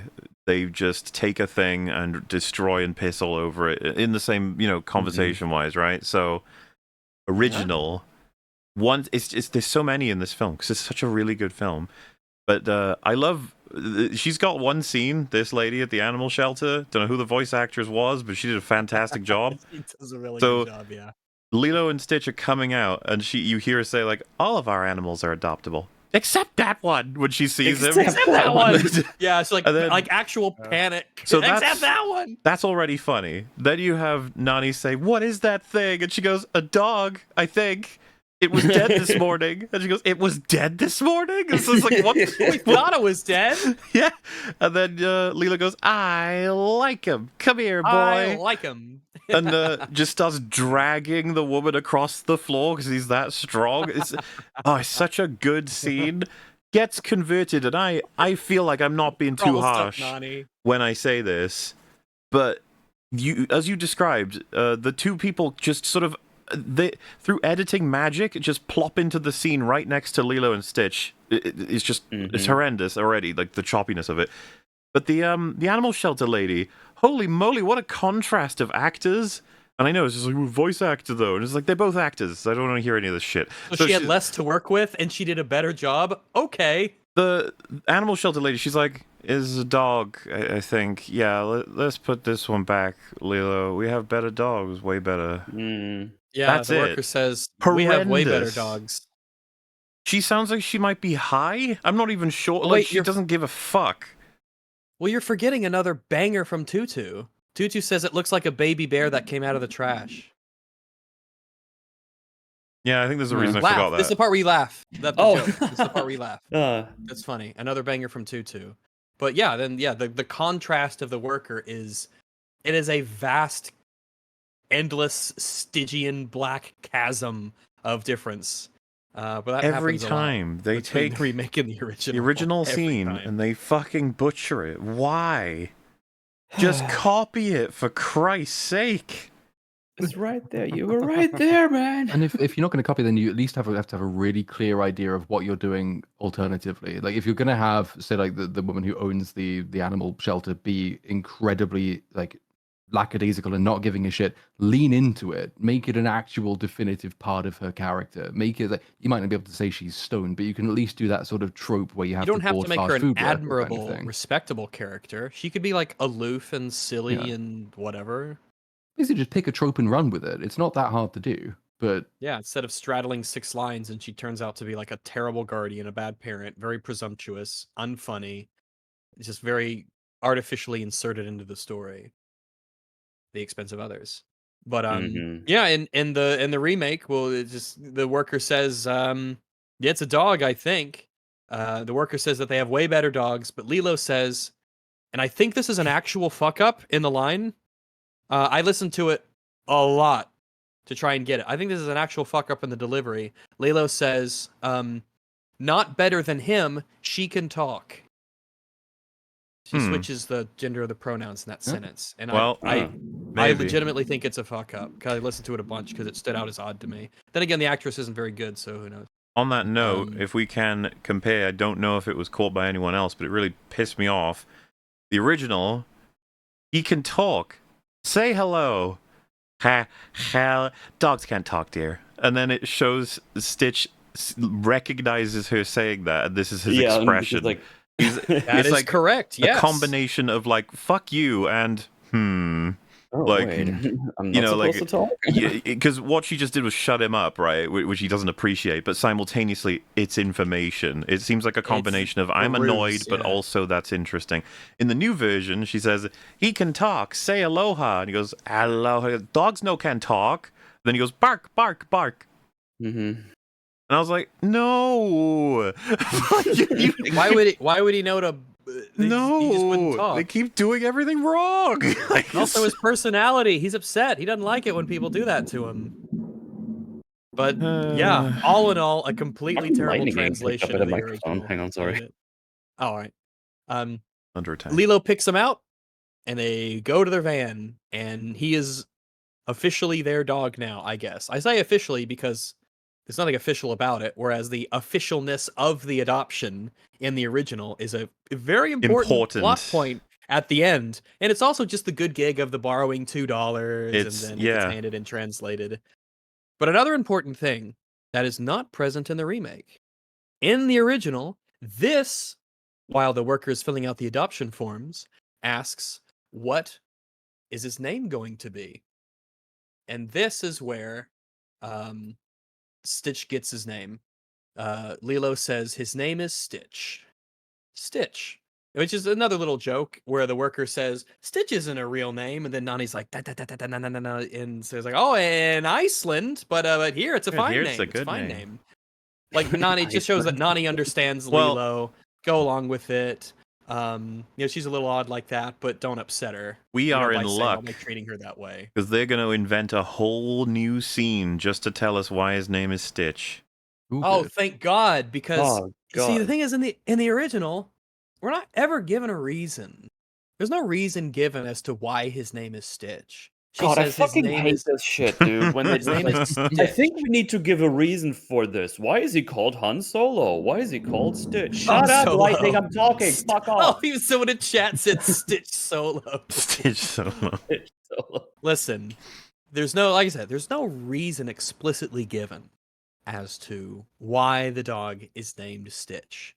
But I think that you could take a stab at a few guesses as to why he might be called Stitch.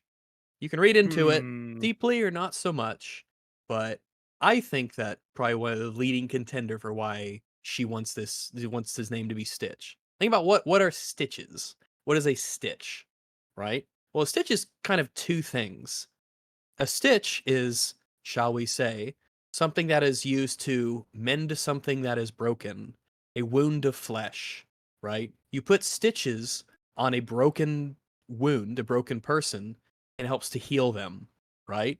Now, the stitch stands out from the body. It's conspicuous. You know that it doesn't, belong in a sense, but it's a part of it. It's part of that wound now in a positive way. It's helping to mend what is broken.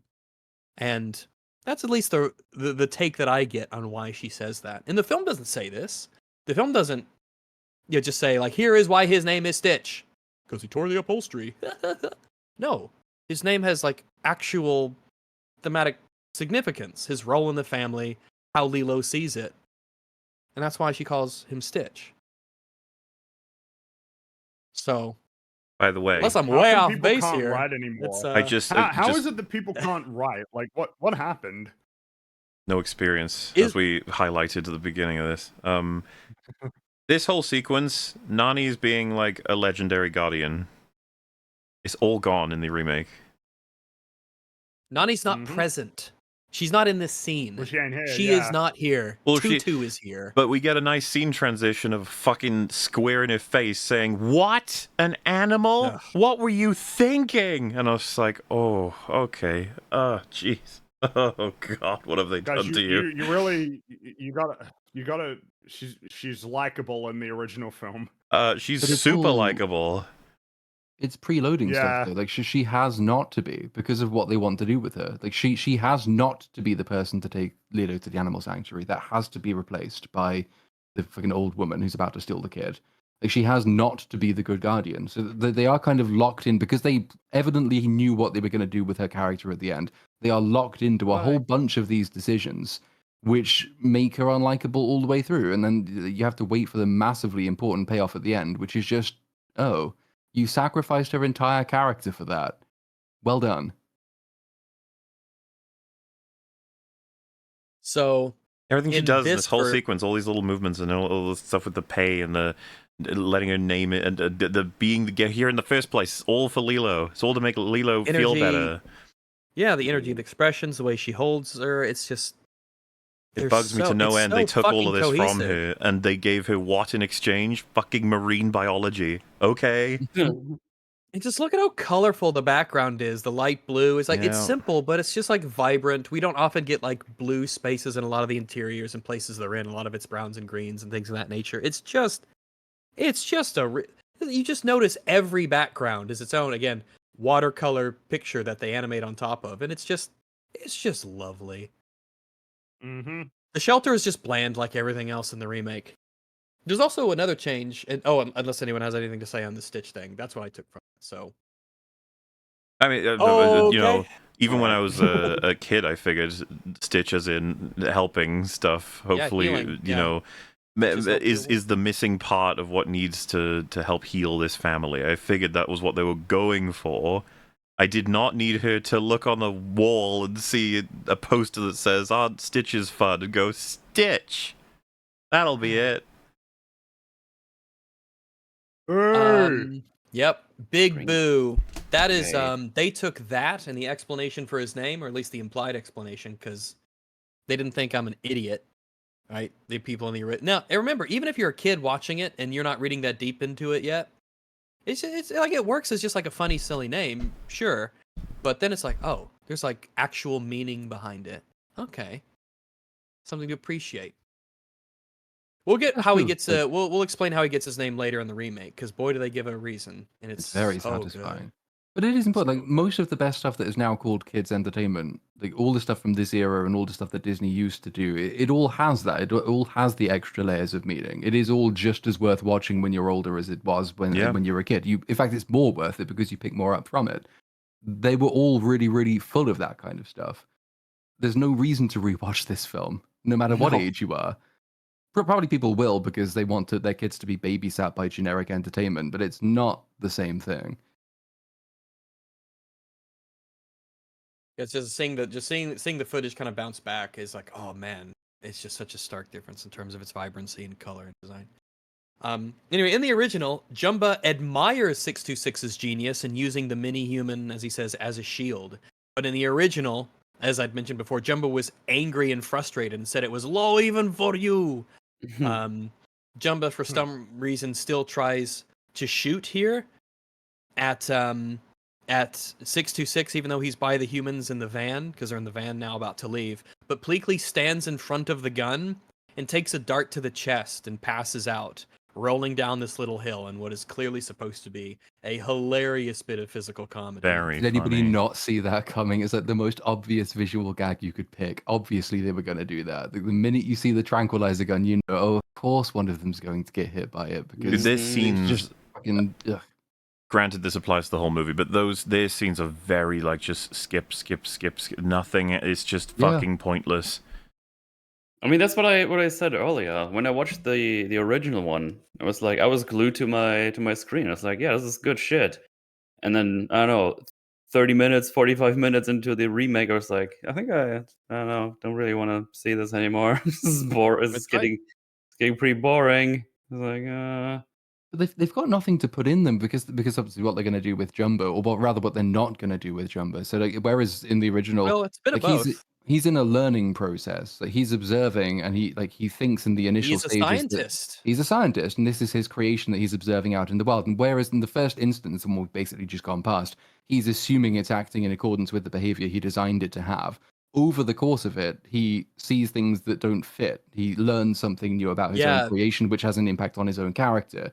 Since we aren't going to do that, there is no point to the scenes in which he's there except to remind people that he's after Stitch. They're trying to get him, yeah. And obviously the reasons for why they don't just instantly grab him are far better explained in the original, as is their entire, essentially their tactics for getting him. Nani is we cut after they leave. We cut back to Nani in the camera, her face, because she's upset at Tutu for letting Lilo adopt a dog.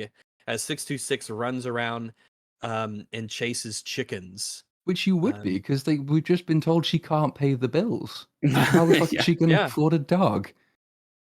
And also, it Another wasn't aspect Nani's of the old idea. It was woman's- Tutu's. Exactly, it's another example of Makes like you wonder evil if, manipulating behavior. She wants the family to exactly. be destroyed. She's sabotaging them to destroy the unit so that she can Take the It's just- child. She's Oh, like an don't evil. worry, Nani. It's like an evil witch that lost her own children, just trying to grab this one for Yeah, herself. her house is made of gingerbread. And Yeah, she's like, gonna come stuff to my Lilo in the house, oven. little boy, little girl. You'll come to my house. You come to my house. She's actually 5,000 years old, but she looks younger than that because she keeps sucking the blood of small virgin children. Yeah. That's how she's I doing need it. it By the for my way, youth. I want to say about the nature of the chickens with continuity of this children, fucking story. That's what Nani looks like when they have sealed the deal of Stitch's name and the nature of buying this dog. Just, Uh-oh. Yeah, it's like, you understand what I'm saying? Oh Like, no. Yeah. just the comparison is insane. She's specifically very happy to provide experiences for Lilo, and of course I know Lilo's I'm happy. Lilo is happy here. Nani is saying this Lilo is the thing. being happy. Technically speaking, there's some continuity to address here in terms of they did have a new plan with the new version, and Nani being an asshole and hating everything about her existence is in line with their new plan. But it's just remarkable to But the note. thing is, it's like, why would that be your plan? Why would you plan to have your character be unlikable? Except the thing is, she's not. They do this all the it- time, it's- Fringy. The problem, yeah, but I guess that's the thing is the problem is like if you were to come away from the film saying, "Wow, she was really unlikable," I think they'd be like concerned and confused. You know, she's 'Cause that's obviously not- yeah, meant to that's- go in a certain direction. But they don't want you to actively dislike her. They probably want you to think she's pretty aspirational. But she is anti-spirational. She seems to be a legitimately kind of a bad person who is just like upset and has a bad attitude and is yet somehow devoid of emotion or passion in anything. We're just told she has passions for things, kind of. It never expresses itself. I'll have you know she's very smart and Yep. Mm. And we Ugh. know that because they told us multiple times and will continue to tell us that she is very smart. So that's what we need to know because they told us. Look at this pleasant So- image. There's so Oh, it's many so of them in this lovely. animation. Look at her face, the adoption papers, the expressions, everyone looking down. Well, it just And it's you Stitch. even have like the little joke with the can you borrow me $2? It's like Yeah. yep, Yeah, and yeah. just go back and forth. Like yay, positive experiences. But yeah, as someone's chat, the body language is just it's dripping with body language in the original, Mhm. and everything's just like no one's acting well in the remake, which we're gonna have to return to now. Nani's upset at Tutu for letting Lilo adopt a dog, and she gets really upset. But Tutu says it must be hard for the both of them, and a pet might bring them joy, like me and Alvin, who's the pet goat that she has standing Aha. next to her. Make it go bah when she says Bah. that. That would be really funny. Do Glad it. that's working out Definitely. for you, Tutu. Nani has to go cover somebody's shift at work. She gets a text message. I gotta go cover someone's shift at work. She tells Lilo that they'll only keep the dog for a day, and then they are taking him back. She says that the dog is her kuliana, her responsibility. Now, Okay. we cut to there's a hilarious gag of Stitch kind of chewing on Lilo's hair a little bit, so that's funny. Another banger. All right. Um, So, some of you might still be in mourning. The reason being, Cobra Bubbles was removed from the film. I can't believe he's not here. This is incredible. How come? Where is he? Where is my precious boy? What happened to The him? precious bubbles. Is he safe? Is he safe? Is he all right? No. The answer to both of those is no, because we cut to the jungle, where the CIA agents have discovered the crash site of Stitch's ship. This is Special Agent Cobra Bubbles. Hmm. So he is actually present in this movie. In Yay. name alone, however, Oh. not in any way that's meaningful or interesting. But yeah, he's a special agent Cobra Bubbles of the CIA. Yeah, just One of the agents comes up. Yeah. because there is a good shot here, the trailer of. I'm pretty sure the scene you're talking about as well, but this is the actor. Here he is. Look, and Yep. This is opening scene. relatively late into the film, and I was so confused because we'd already gotten the social workers. I was like, what? How is this? What's gonna happen? What does he do?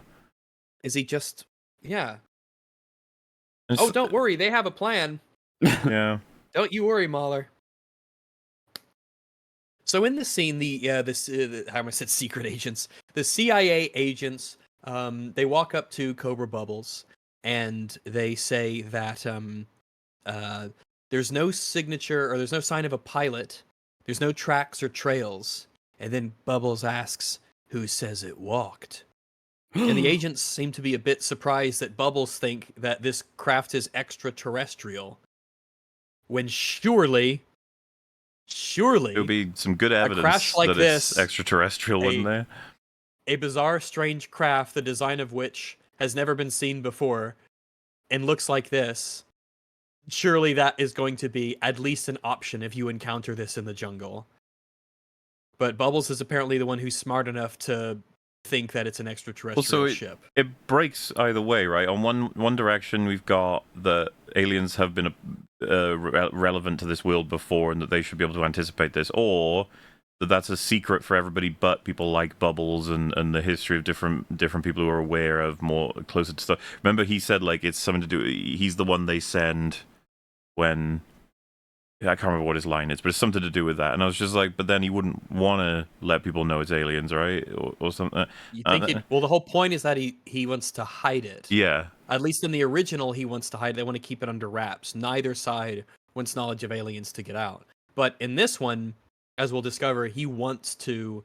He said the world needs to know what kind of danger they're in, which he eventually changes his tune on, and we'll get to that. But So that's kind yeah, of his just to be motivation clear, here, he to is now uncover the aliens. like man who is brought in whenever alien things happen. That is who Bubbles is now. Even though he, I'm sorry, just like, you just annihilated the character. Cool, thank you. Bye. Yeah, totally different. Totally different. Another agent walks up to him as he's examining the crash and hands him a phone and says the second team intercepted an email from an.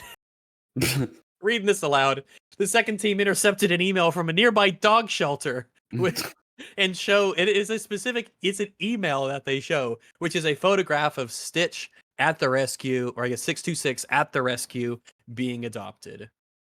Bubbles says that he is the last line of defense for humanity. Yeah. Maybe the only one, or something as well. It's like something dramatic. I'm gonna say. Yeah, it's like, what are we doing? Like, what is this?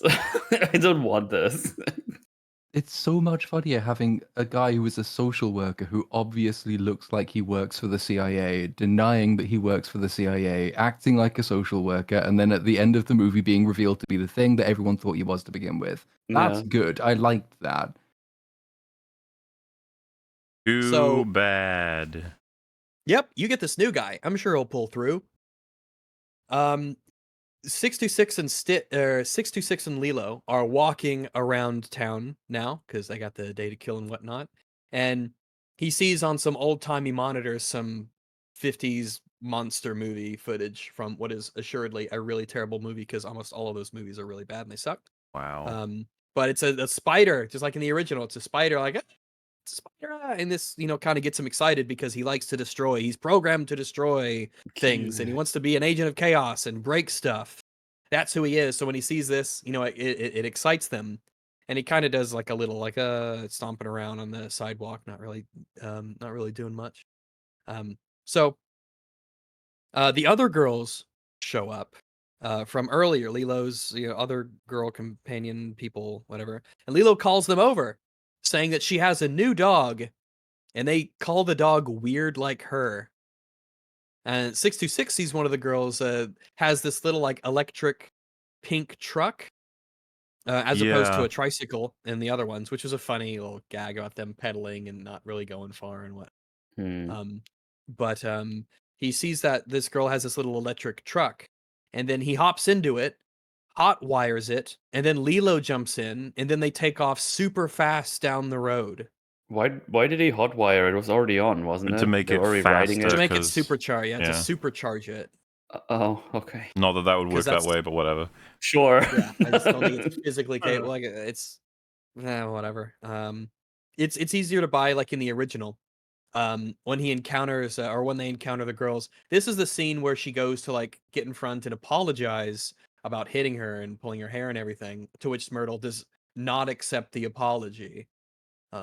It also makes sense why they can move around so fast because Stitch is super strong, Yeah. and this is a person powered vehicle, so that's why it can move really fast. Even that makes more sense in the Yeah. original. I guess they had the feeling that to modernize it with electronic stuff more because It it's literally current might day. be that. I just enjoyed Because Stitch it's all pushing CG.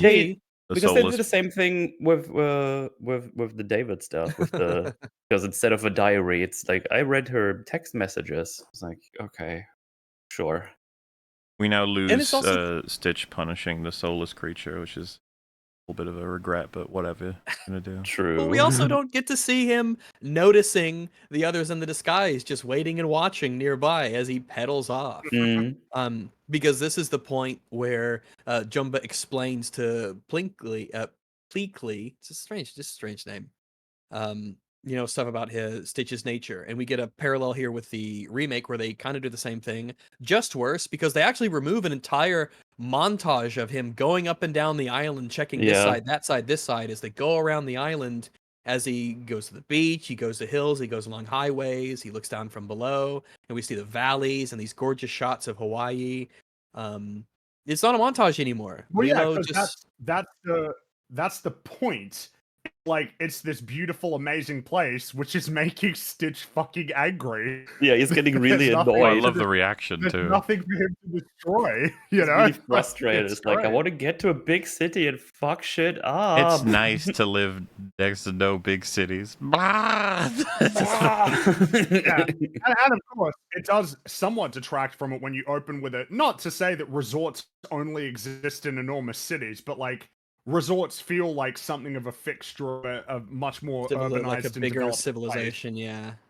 Yeah, or indicative of certainly like a bigger sort of compared to again the rustic setting Small of town, the original yeah. film.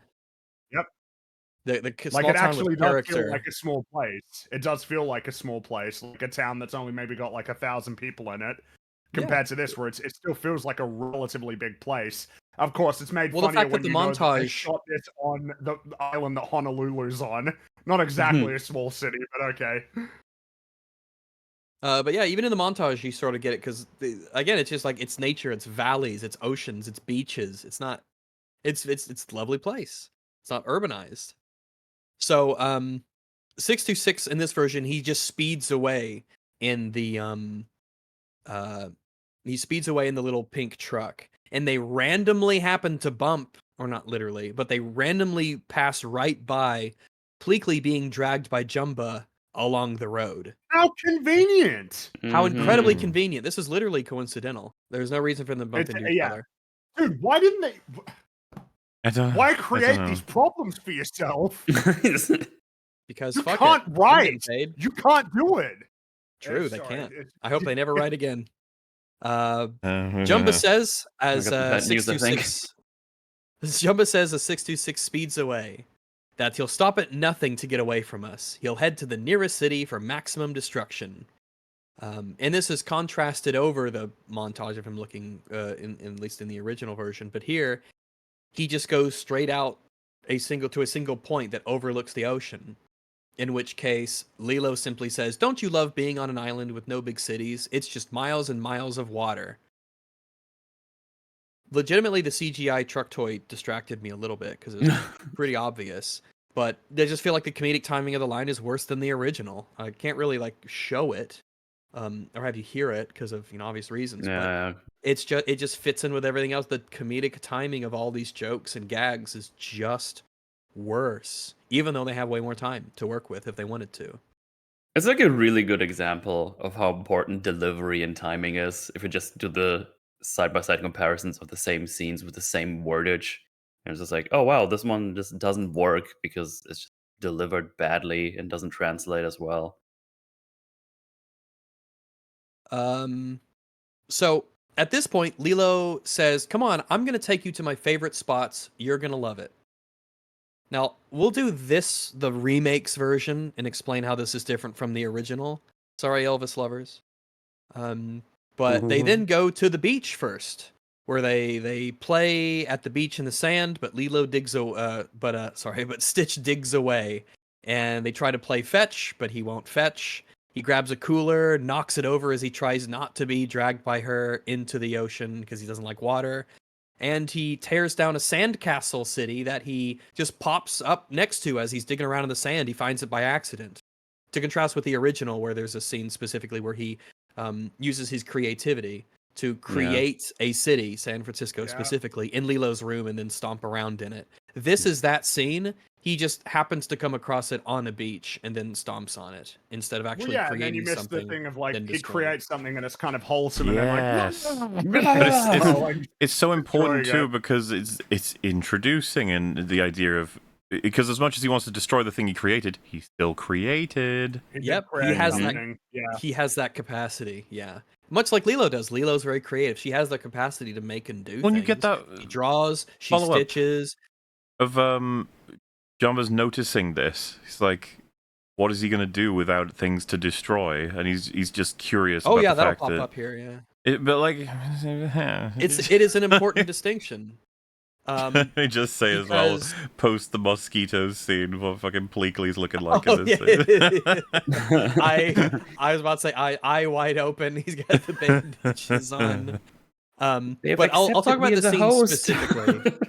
This scene in this voiceover by Jumba is really important, so we'll talk about it specifically. Mhm. But in the remake, we don't have the Elvis aspect to it. An Elvis song plays in the background. It's the same one from the original, but there's no reason. There's no for model Elvis citizen. to be used. Yes.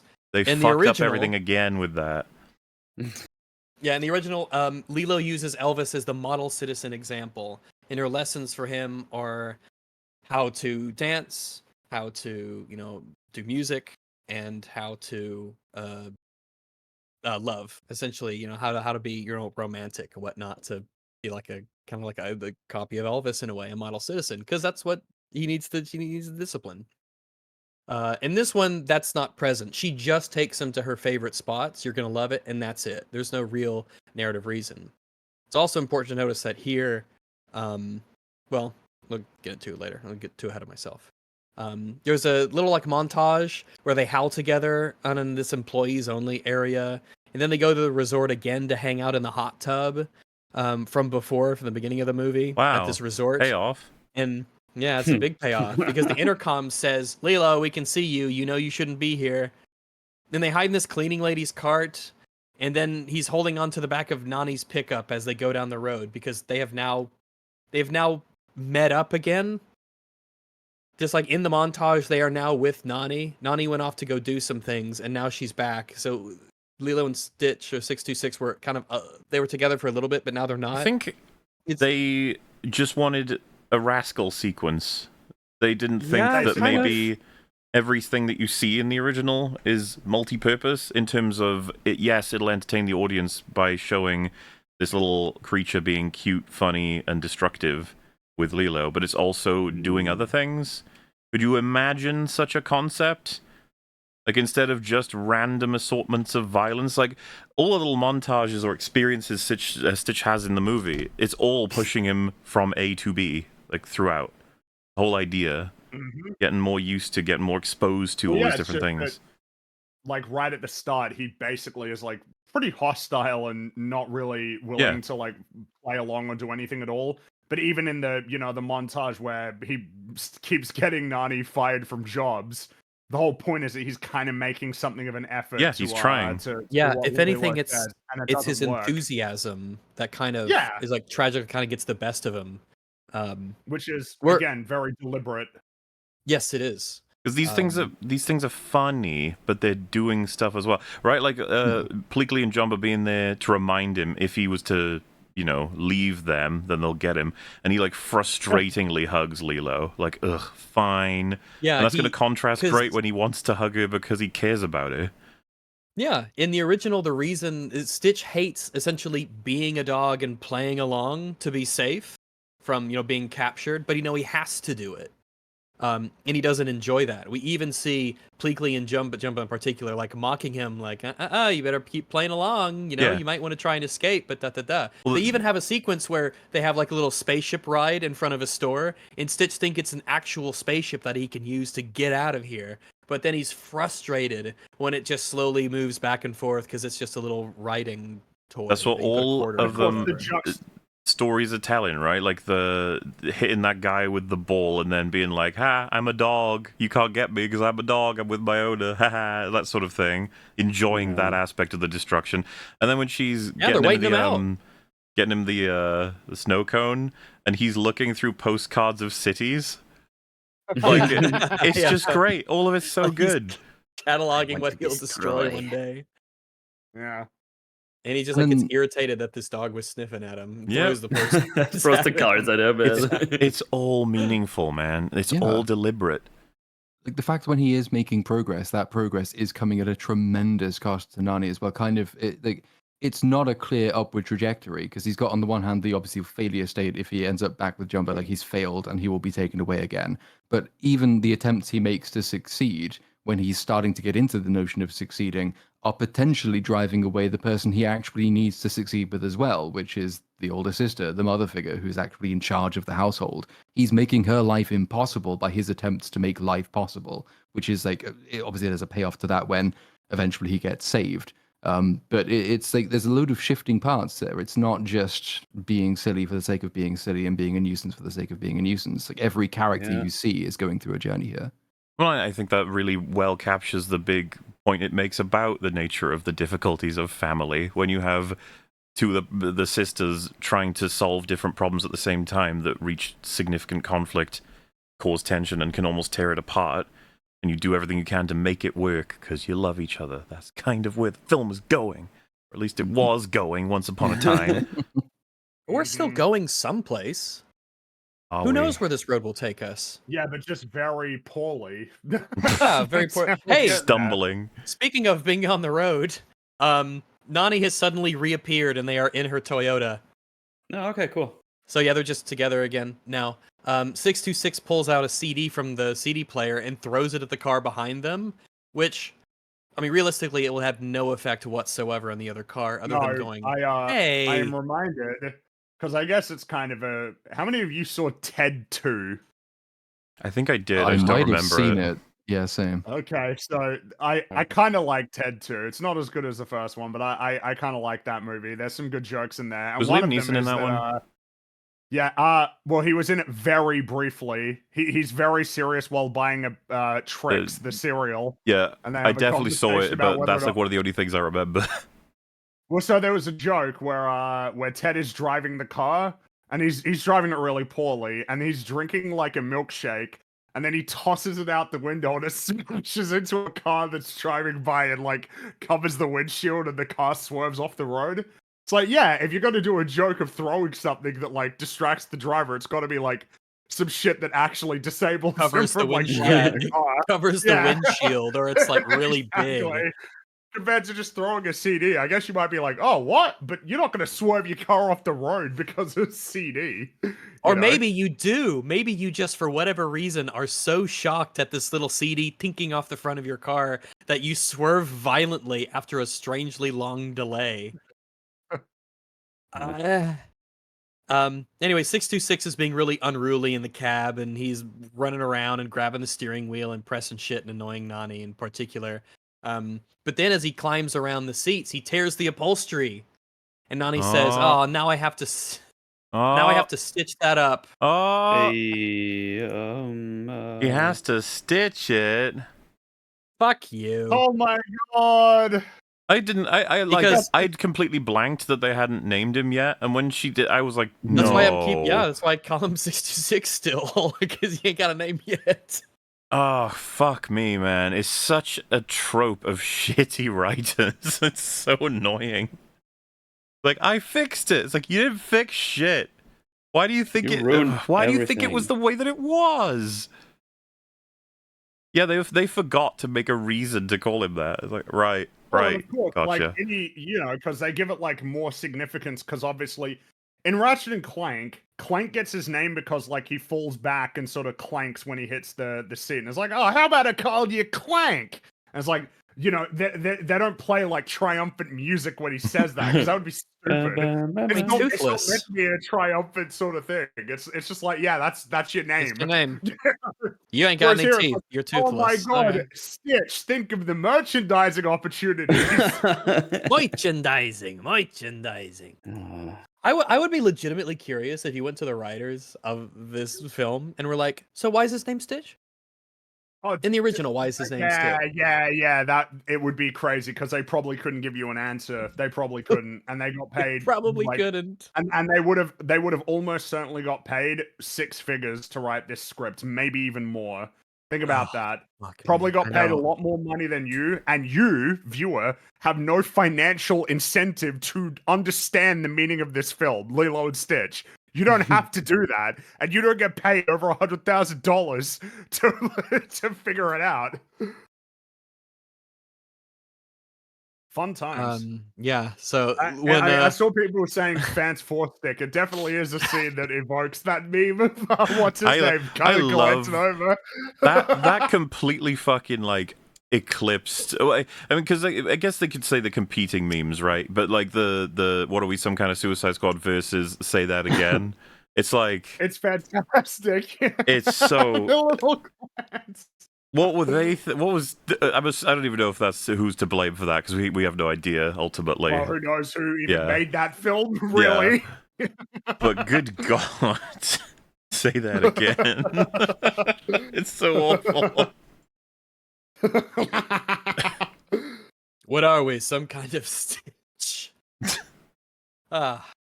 Lilo then screams aloud after Nani says, "Now I have to stitch this up." Lilo makes yet another now famous, iconic, generic girl shrill scream. Yeah. And says, "That's his name, Stitch." Their scream is not one of, say, joy or eureka. It's just a scream. It's just a girl screaming, just as nondescript as her other screams. This distracts Nani's driving when she screams, because that might happen when a girl loudly screams next to you for seemingly no reason. And by chance, they almost hit Jumba at an intersection in town, who is still dragging Pleakley's unconscious body around behind him. You'd think that would attract unwanted No. attention. No. I don't know what these people What happens want me in to Hawaii think about stays in Hawaiians, Hawaii. but What, it's I don't not know, an they don't seem unusual like nice sight to people. see an unconscious man getting dragged through the street by another guy. Yeah, like, Hey this man, ain't- that's this just how they roll back there, alright? Just leave them this is alone. Kauai. This isn't Atlanta. They Like, probably come just on, looked at man. him and thought, "Oh, fucking tourists again." Mm. Fucking all you can eat buffets and drinks. The weird part is Yeah, it's but yeah, this is a completely purely- unnecessary.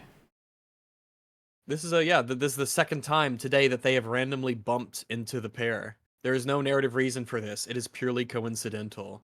Yeah, but it's really funny though. And so again, shut up. Stitch recognizes them, and it's like, man, if you'd switched your little disguises there, and then asked for help, you know, put the guy in the car, and then you can get real close to this family and just wait until the time comes where you can easily trank Stitch and take him. It'd be that simple. No, you've really got to look like Zach Galifianakis. What are the odds? And Interesting. particularly in this instance, isn't there like an opportunity to get like Nani as a disguise? It's like, man, that'd be hyper effective. Yes, Ooh, it that would be would. interesting. Or Yeah, Lilo. yeah. They could just do Lilo.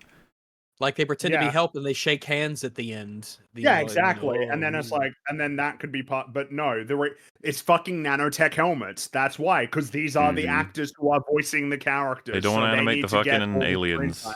Way too much They don't work. want to animate the aliens. They don't want to pay other people to play the characters.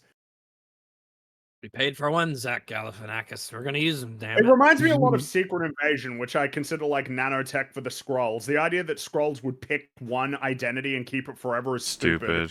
Yeah. The fact that they even tried to write an explanation for it when the explanation explains why the opposite would be the case. Why you would be switching constantly. So, Jumba notices Stitch in the cab and is surprised to see him. But he can't do anything about it, I suppose. So he just waves. Jumba then steps aside so that they can pass in the truck. And Lilo even asks as they leave, was he dragging another man across the street? Ha ha ha. And because this is the realm of the real world, because this is a live action movie, you have to start asking yourself questions like, oh, Nani didn't ask if they're okay? If they needed help? Nope. No. Someone's unconscious in the street and she doesn't care, and neither does Lilo. No. That's kind of like, oh, I'm starting to ask these questions. Oh. No, stop it. Anyway, as their truck drives away, Jumba turns around and he throws a tracking device onto the bottom of their Toyota, so he can find them later. Guess a good thing you bumped into him. And it's at this point that other cars suddenly honk at him so that he can get out of the road and drag that other body. No one goes to help them. No, they're just Hawaiians like, are a annoyed. callous and cruel people, I guess is what Disney's telling me. No one goes to help. Very strange. So yeah, they arrive at Nani's job for her shift that she needs to do. And Lilo has to hang out there with crayons and such, along with Stitch, while she does her shift, so she can at least be around, can't leave him at home alone. She throws a crayon at Stitch, and Stitch eats the crayon. And this is a very clever callback to when Lilo was saying that Nani is going to join the Marines. Aha. So there you go. It's a fun military joke for all of you in chat who are so Hoorah. inclined. Yeah, cheer for us. Simplify. Nani is called by the manager. Get over here. And she puts Stitch into a kid's seat. And then we have Lilo specifically like picking her nose at the manager. Yeah, they also So- made the manager like immediately like unlikable and annoying. Kind of, Mhm. yeah. Instead of like him understandingly being like, please don't allow that dog to be sitting on the tables. Yeah. So, which is just a reasonable thing. But that's the way that all the managers are portrayed in the original. They're just all kind of reasonable. It's generally through just negative circumstance by chance that things don't quite work out. So it's a little tiny tragedy, in a sense. But David's here. This is a place where David works. In the original, this is actually where we meet David in the story when he's doing his fire Yeah. dance and showing off his prowess and his skills.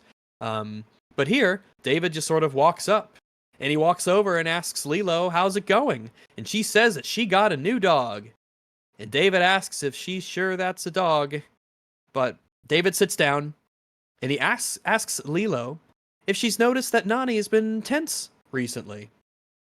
And Lilo says she's always like that. And then she says she likes your butt and fancy hair. And David says, oh, she told you that?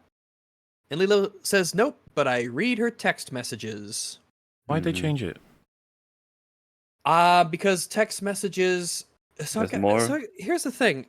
It's worse to say text messages than it is diary. Because one, a diary I would say is much more personal than text messages. But also, namely, the difference is that a diary is for yourself. Your diary isn't full of things that you want to tell other people.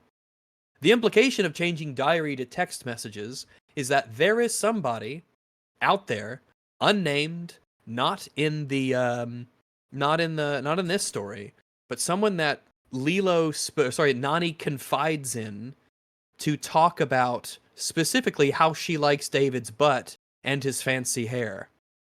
Maybe it's too soon. This isn't something. Maybe it could be. I don't know.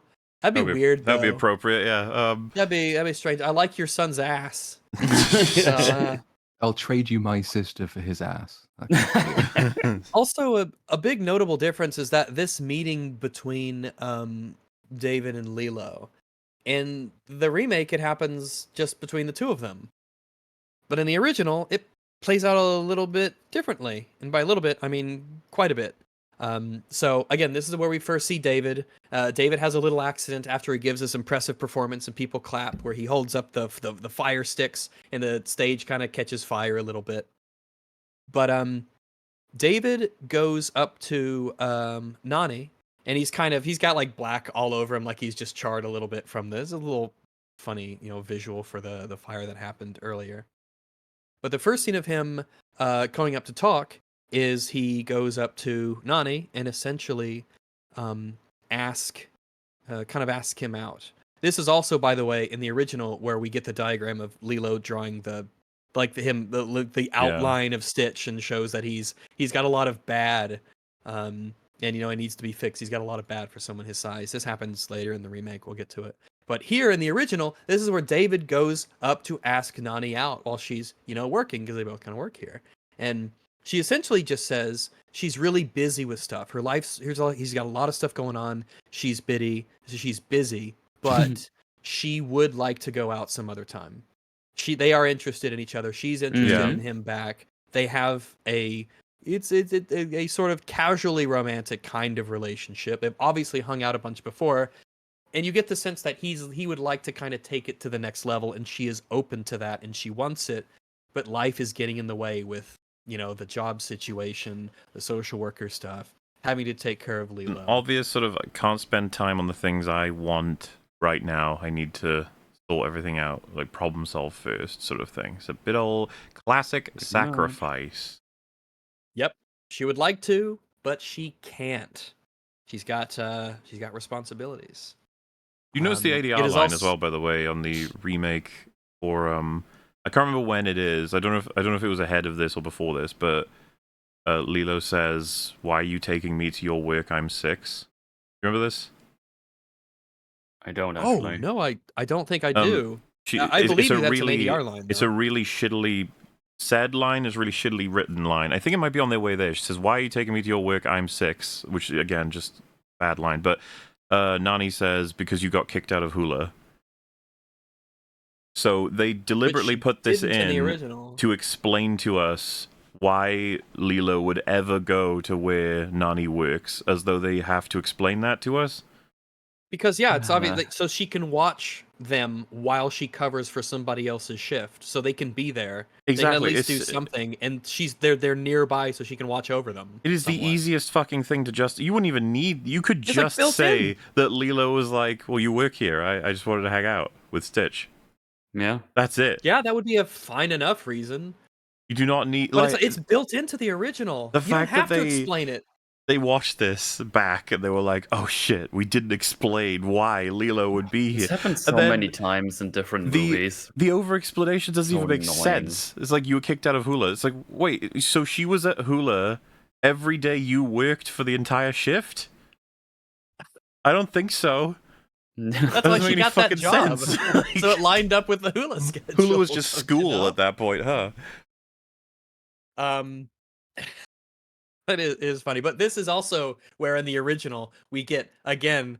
He uses Jumba and Pleakley are there in their disguises, and they lure Stitch over with a piece of meat, and then they get into a tussle. And this is where obviously you get the humorous element of Stitch chewing on Pleakley's face. But also this is what causes the commotion in the original for what gets them what gets Nani in trouble. This is what gets her fired. The fact that this dog that's hers attacked guests and caused this commotion, caused this scene. I know you've technically highlighted it, but just to be clear for people in chat, right? So Nani tosses a jug of whatever on Stitch, which he doesn't like water, as we know. And I just love the expressions here, right? Realizes that she's done that, sees her, locks the eyes together like, "Oh, fuck you," and then just bites down on Pleakley's head. And then the way it just goes... It goes through the sides as it kind of... It's in this round. As though it's like, "Oh, you just pissed me off. I'm going to bite him even harder." However, in this in the remake, we don't get these scenes. We don't do that. We don't do any of that here. No, we got better things to do. We have far better things to do. So yeah, I read your text messages, but fancy hair is in the original. Da da da. So, let me. Yeah. Well, I'll save the button for the next time. It'll be coming up very shortly. Mm. So during this conversation between David and Lilo, Stitch has run off, and Lilo goes to find him at this bar drink serving station. And they have this long, really awkward, like Wild West showdown thing where he holds a soda gun at her, and then Stitch shoots her with the soda Yeah. gun, and then she gets a soda gun and sprays him. And then we just get this montage of general shenanigans at the Luau restaurant place. I was, Yeah, more um, shenanigans yeah. with Yeah, it's Stitch. all Ooh. contextless shenanigans, little mischievousness, which doesn't serve any fucking purpose. And it's baffling to me that they had two problems to solve, which is gonna have to do shenanigans and then also have it conclude with a little bit of a potential disaster caused by Stitch. And they don't bother to connect the two things. They just have them play separately, compared obviously to the original that you just went over, which is that he was well behaved, but then Pleakley and Jumbo attack him, and he It defends wasn't their himself, fault, yeah. and it looks Once terrible. again. Yeah, well, there's a clear connection in the original as to why she got fired. We'll see how she got fired in the remake, but here in the original, it's like, oh, this is your dog. It attacked a customer by jumping Yeah. on her head. That's not cool. You're fired. It's not working out. This is what I mean about, like, they clearly were thinking about it, and the new guys were just like, well, no, you just have seeds. Movie has seeds, right? You just have seeds? Yeah, people like shenanigans. You like we do scenes? shenanigans. People like sort of maybe kind of sort of remember lightly the plot of the original movie, kind of, right? Sort of a similar. She Maybe. gets But fired you know in the what's, end, like, so it's okay, right? cancerous is that the people who fucking wrote this might feel as though they're like, yeah, all these suggestions you're making didn't make as much money, did it?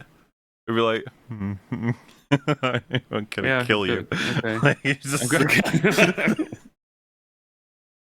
So yeah, general shenanigans. They run around. They put sunglasses on a luau roast pig thing. They just go around and blah blah blah. But notably, at the end, Stitch sees the fire dancers doing their cool fire dance. I don't know what it's technically called, but they're out there. They're just going crazy with their fire dance. And he goes up. He thinks that's cool, and he goes up to snag some torches from the side of the stage. And then he goes over and begins dancing on his own. And he tosses one of them up in the air, and it lands on the ground. And then a security guard watches Stitch, and goes to like stop him, to tackle him from playing with the torches. And Stitch throws away a torch while he's running away from the security guard, and it catches some tables on fire. And the manager goes to put out the fire as panic starts to erupt at this restaurant. And then another random worker like splashes the manager with water while trying to douse the table.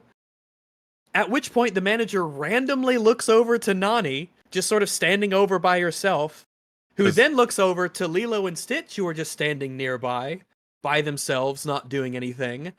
And the manager fires Nani. as though any I guess of they this saw fucking all links of up. this? Yeah, Mhm. it's so fucking disjointed and retarded. I'm not even a fan, by the way, of like the original trying. I am a fan of the original trying to make it all cause and effect, and that we have the context to know that what Stitch did was actually very defensible, but it doesn't look good on the surface. Meanwhile, the remake is like, so he did accidentally set the place on fire, which is like a serious thing that you need to deal with. You know what I mean? It doesn't feel. I'm just like, okay, that's pretty bad, as in actually bad. That he set We the don't place see on link fire. Yeah, we don't see the link between why he would think Nani's responsible or why Well, Stitch and then, is yeah, Lilo. That's an additional point. What I'm saying is I just don't like that they didn't. At this point in the film, we're supposed to be moving him further and further toward less chaotic, more Towards being meaningful, more careful, and considerate.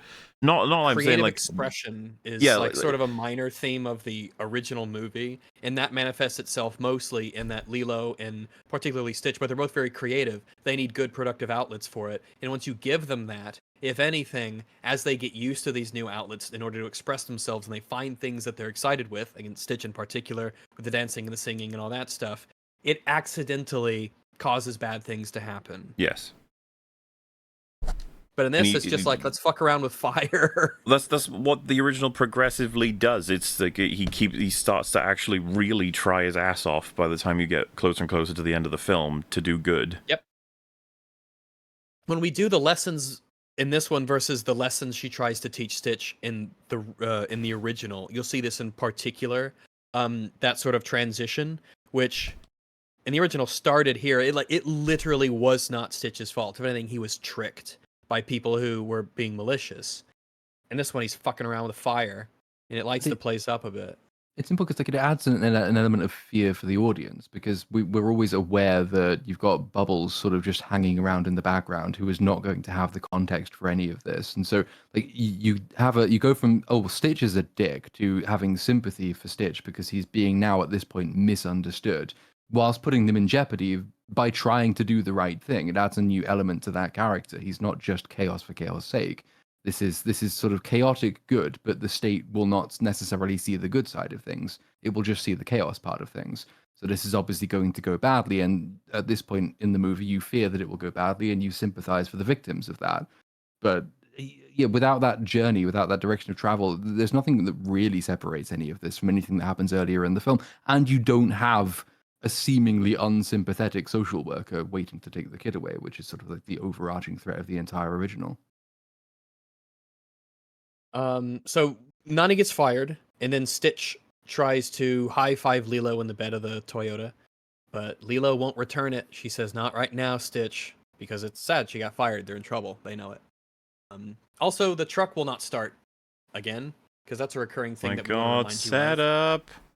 And then Lilo hands her jumper cables from the bed of the truck. Jumper cables are important. Remember them. Oh my God, Very important set setup. up. Chekhov's cable. Now, nearby, Pleakley and Jumba have just now arrived at the luau. And it is here that the Grand Councilwoman calls them on their little hologram device from the Phantom Menace to ask if they've captured 626 because it's been 24 hours. All while Jumba is attempting to use voice commands to make this golf cart they're on Another move. fucking pointless scene for them. It's so skippable. It's such a time-wasting piece of shit.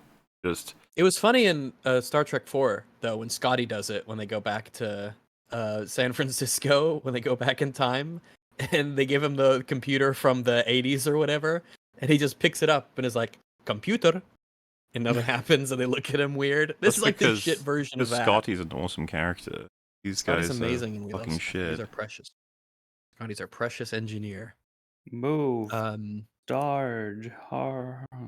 So, yeah, the Grand Councilwoman says that she's obviously not impressed by the fact that Pleakley says, "Oh, we've captured his attention," but the Grand Councilwoman's not impressed by that. She says, "You must capture Stitch and use discretion." And Pleakley says that discretion is his middle name, as Jumbo reverses the golf cart into some bushes, and this ends up cutting off the call with the Grand Councilwoman. So that was really funny. So it shows the Grand Councilwoman on the bridge back in space on the ship, and she says, "Oh, brilliant. Is it too late to vaporize the planet?" Like sarcastically. And then the little axolotl alien with the bows from earlier is up there. She says, "Oh, my finger's always on the trigger, ma'am." And then the Grand Councilwoman says, "Oh, no, I'm joking. What an adorable little psychopath."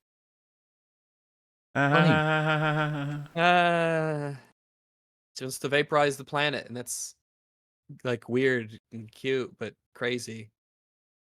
Okay. Anyway, they get back home. Lilo, Lilo 6'2". Oh no, this now. Lilo, Stitch, and Nani. It's been raining a bit, and they get inside. And as they're walking in, Lilo says, "You know, you didn't even like that job," but Nani tells her to be quiet.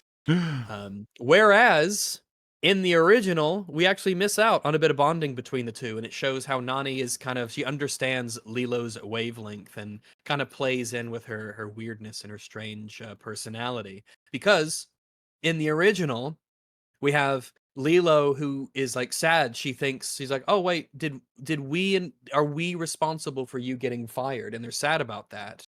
And then Nani, not wanting to say yes, it was you. She doesn't want to like really bug and make Lilo upset on what was not really her fault. She says, "Oh, no, no, no. The manager was a vampire and he wanted me to join his undead cult." And Lilo even says, "Oh, I knew it." Because this I is love it that just scene. shows that Yeah. they understand each other. Nani knows how Lilo is. He's also 6. He's 6-year-olds also are not the 6. kind of people you need to be saying really harsh shit to, like, I don't know, maybe implying that their parents dying was their parents abandoning them. That's not something you'd want to say to a 6-year-old, you know? Oh, Yeah. oh, we're so close. We're so close. Oh, but this is the first time when Stitch goes to their home.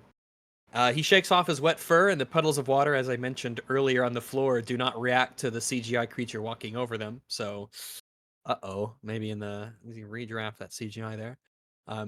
However, And he we just notice doesn't that react as harshly to the environment as because when he comes inside in the in the original, he's like hissing kind of. Yeah, it's great. He's like a little yeah, demon. a Yeah. new He's like, place full of things to like, destroy. I don't like it here.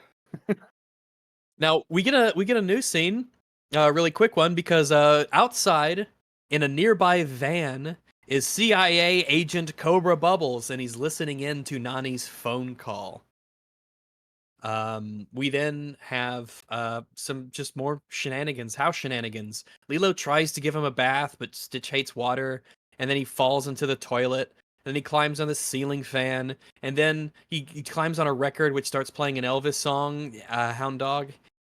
He drags his butt across the kitchen, and Nani is particularly upset at that since she spent a lot of time earlier cleaning up the house because that was one of the things she was told to do.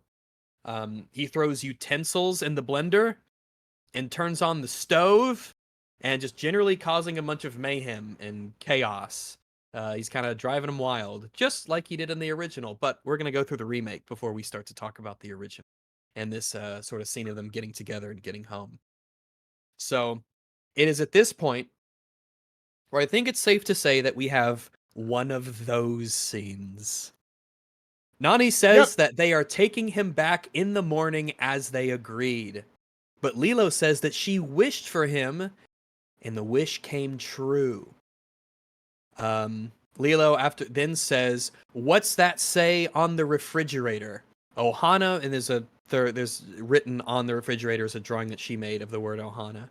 Ohana means family, and family means nobody gets left behind. And Nani finishes, or forgotten.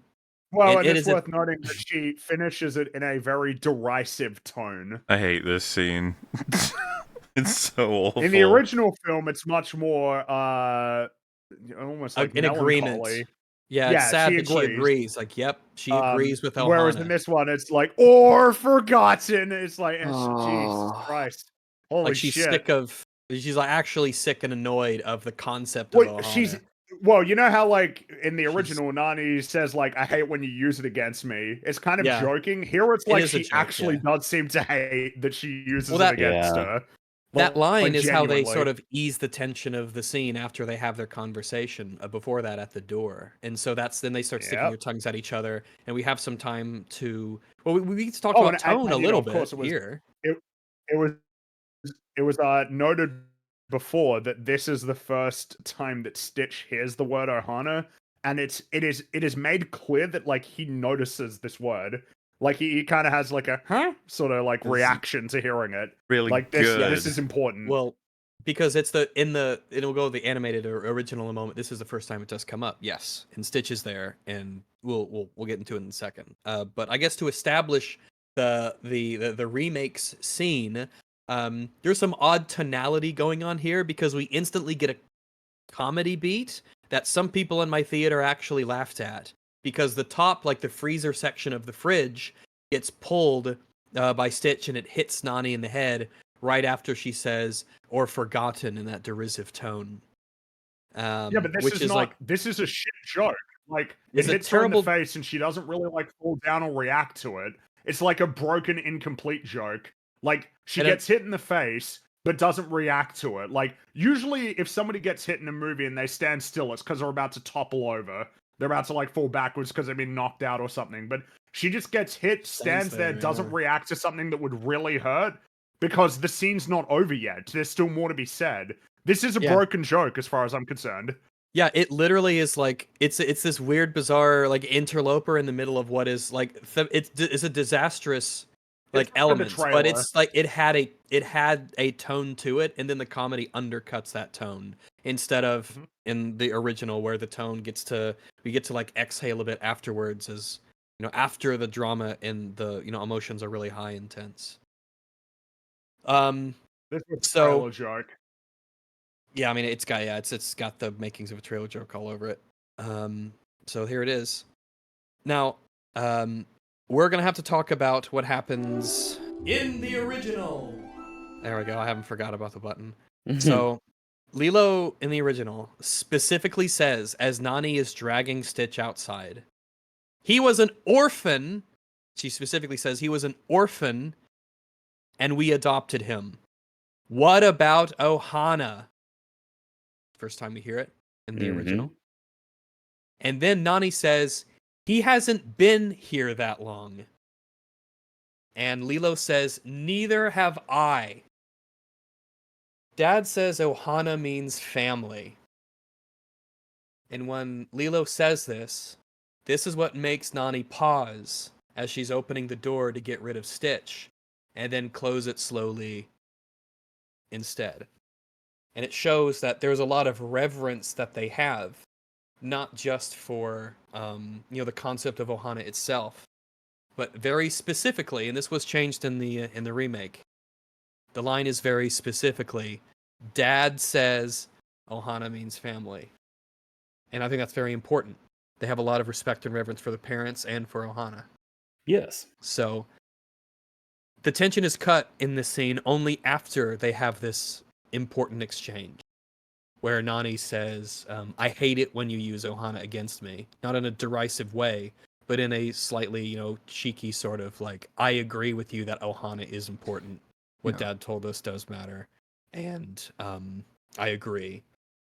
It's a resolution to the tension tonally, and the sisters stick their tongues out at one another playfully.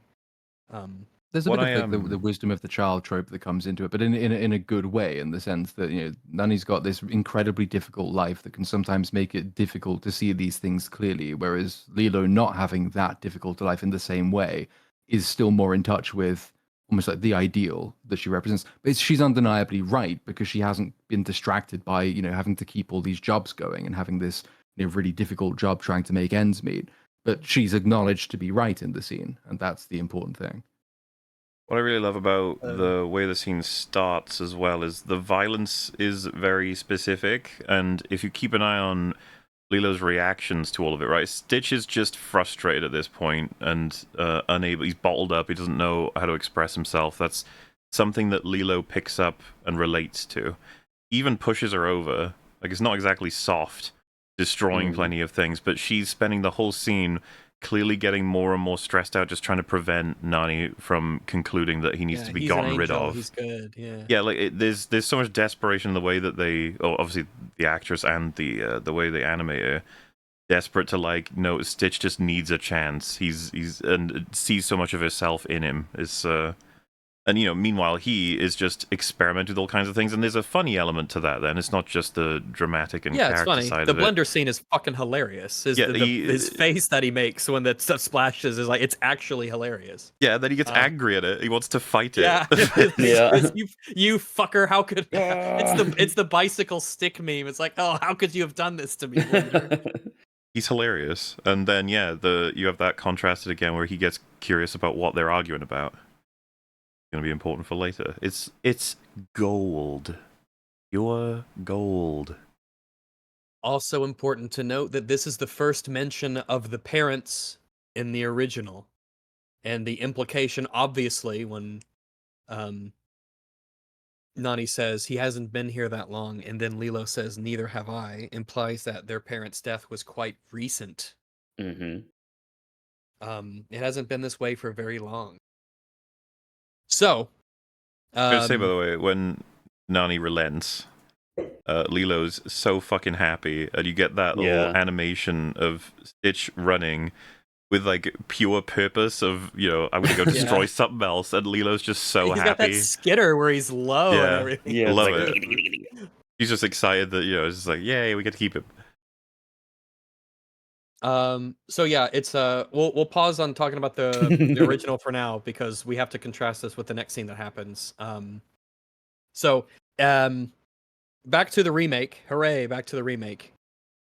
So Stitch runs off at this point in the kitchen. And Lilo asks Nani, and remember this is a remake we're talking about. Lilo asks Nani, "Why are you trying to go against what Mama and Papa said?" Here we go.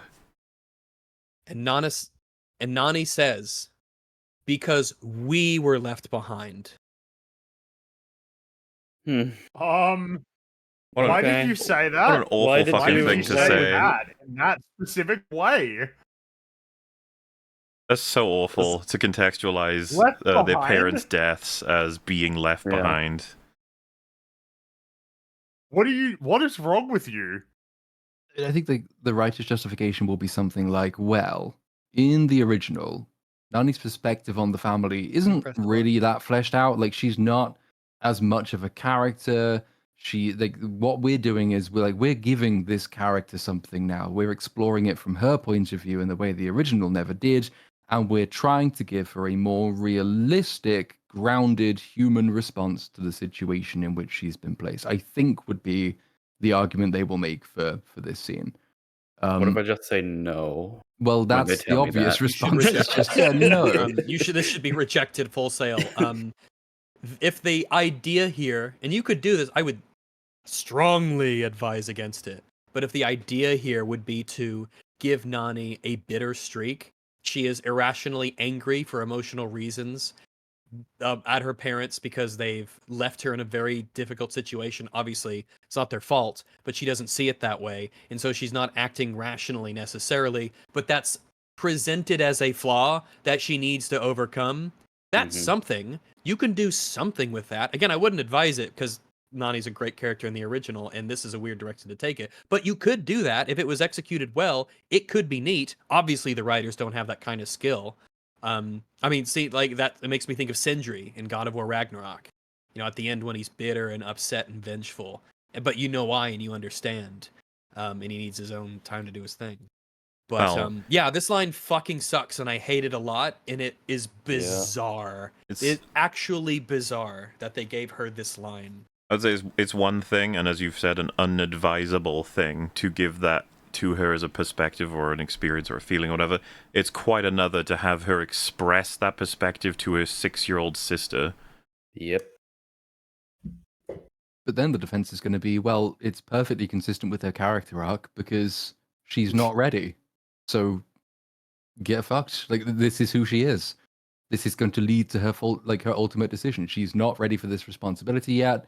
And this is an immature response, which is acknowledged to be so because she is not mature enough to handle the situation that she's in. She needs to take care of herself before she starts trying to take care of other people. And the tragic thing is that I think that argument has merit to it. That is the character they've given us. It is consistent with what she's going to do.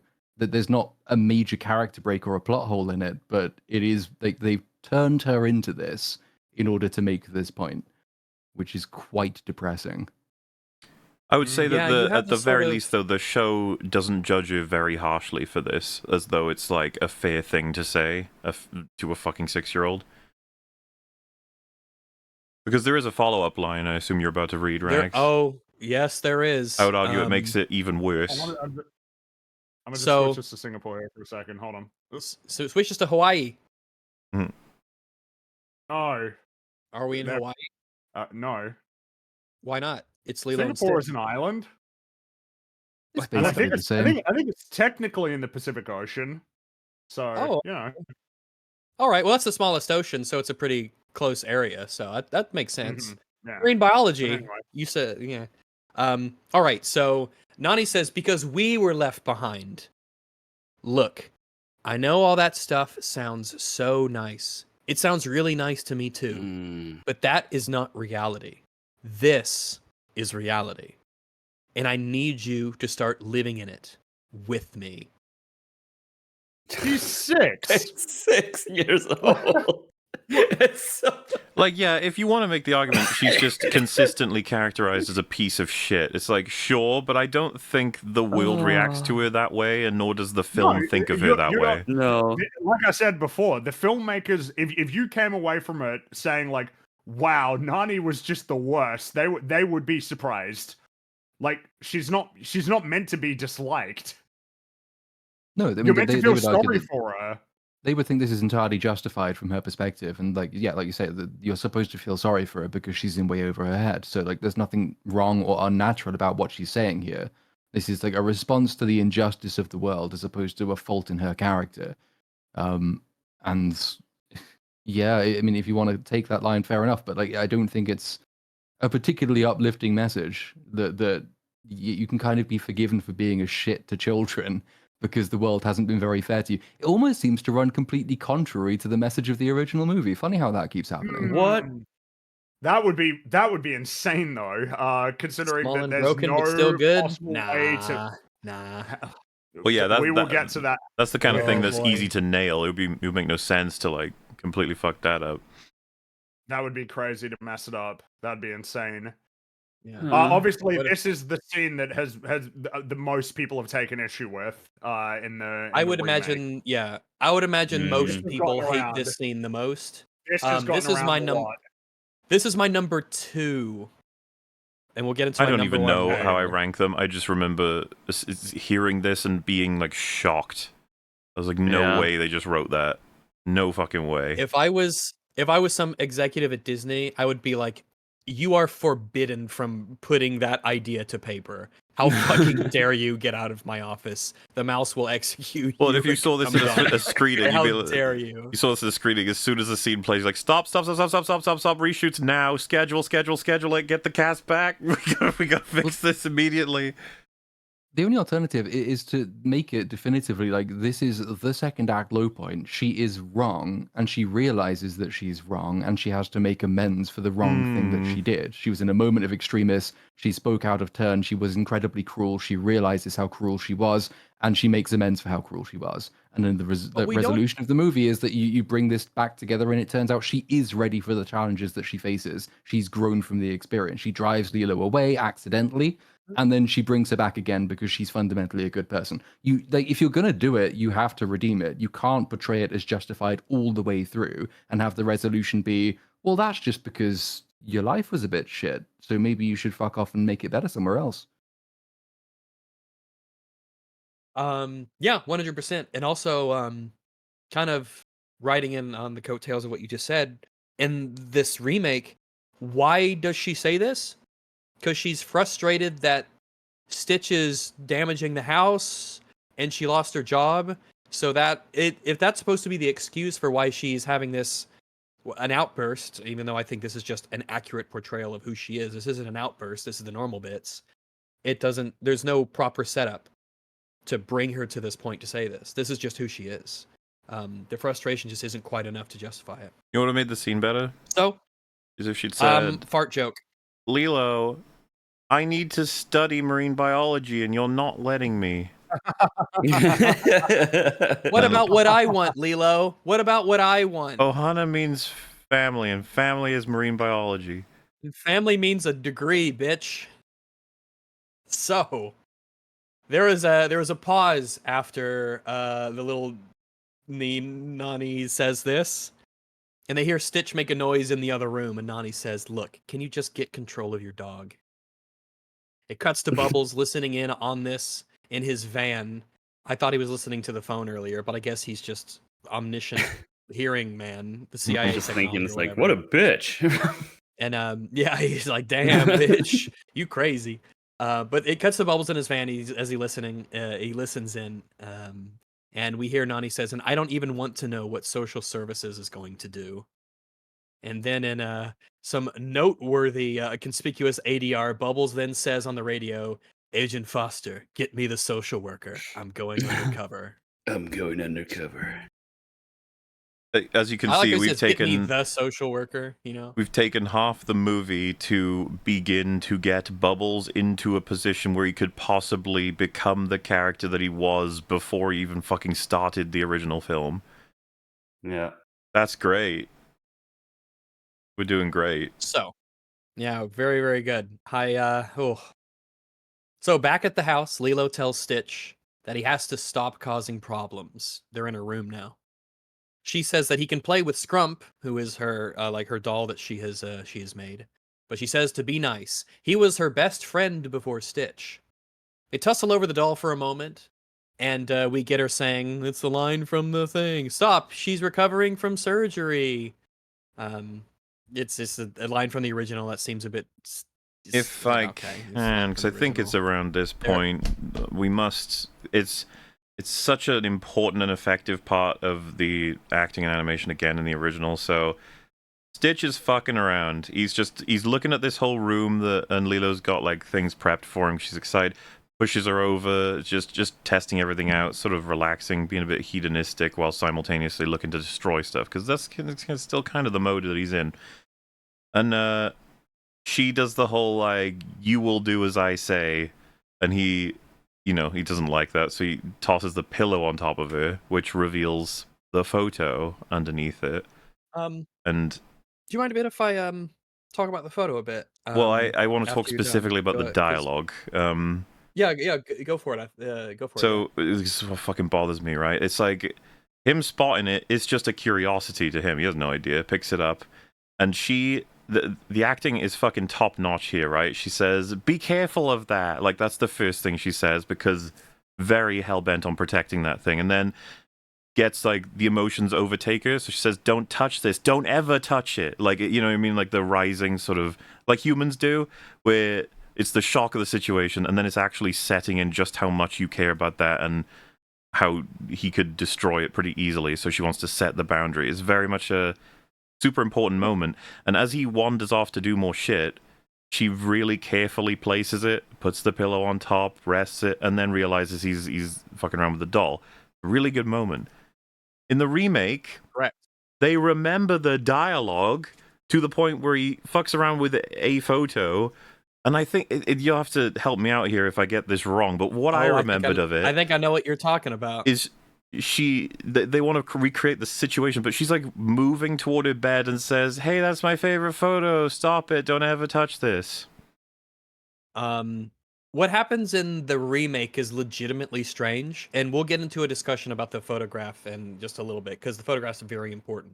It is the most important object in Lilo's life. I think it's pretty safe to say. So in the remake, the way that they sort of do this is Stitch, he jumps on her dresser and then is about to eat this one random photo that's just lying on the dresser. So they've already meaningfully changed the location of the photograph. The photograph in the original, like Mahler said, it's underneath her pillow. She keeps it close. She sleeps on it.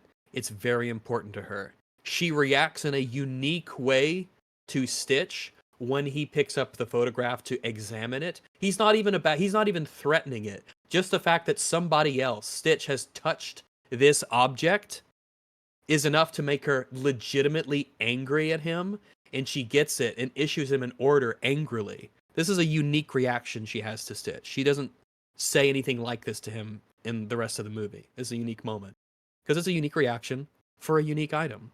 And then, as Mahler said, she reverently places it back in its spot underneath the pillow, puts the pillow on top of it. Now, let's compare this with the remake. The photo is just sitting on the dresser. So we've already changed its location from a place that's very close to her and dear to her, that she wants to make sure to keep it close as she sleeps.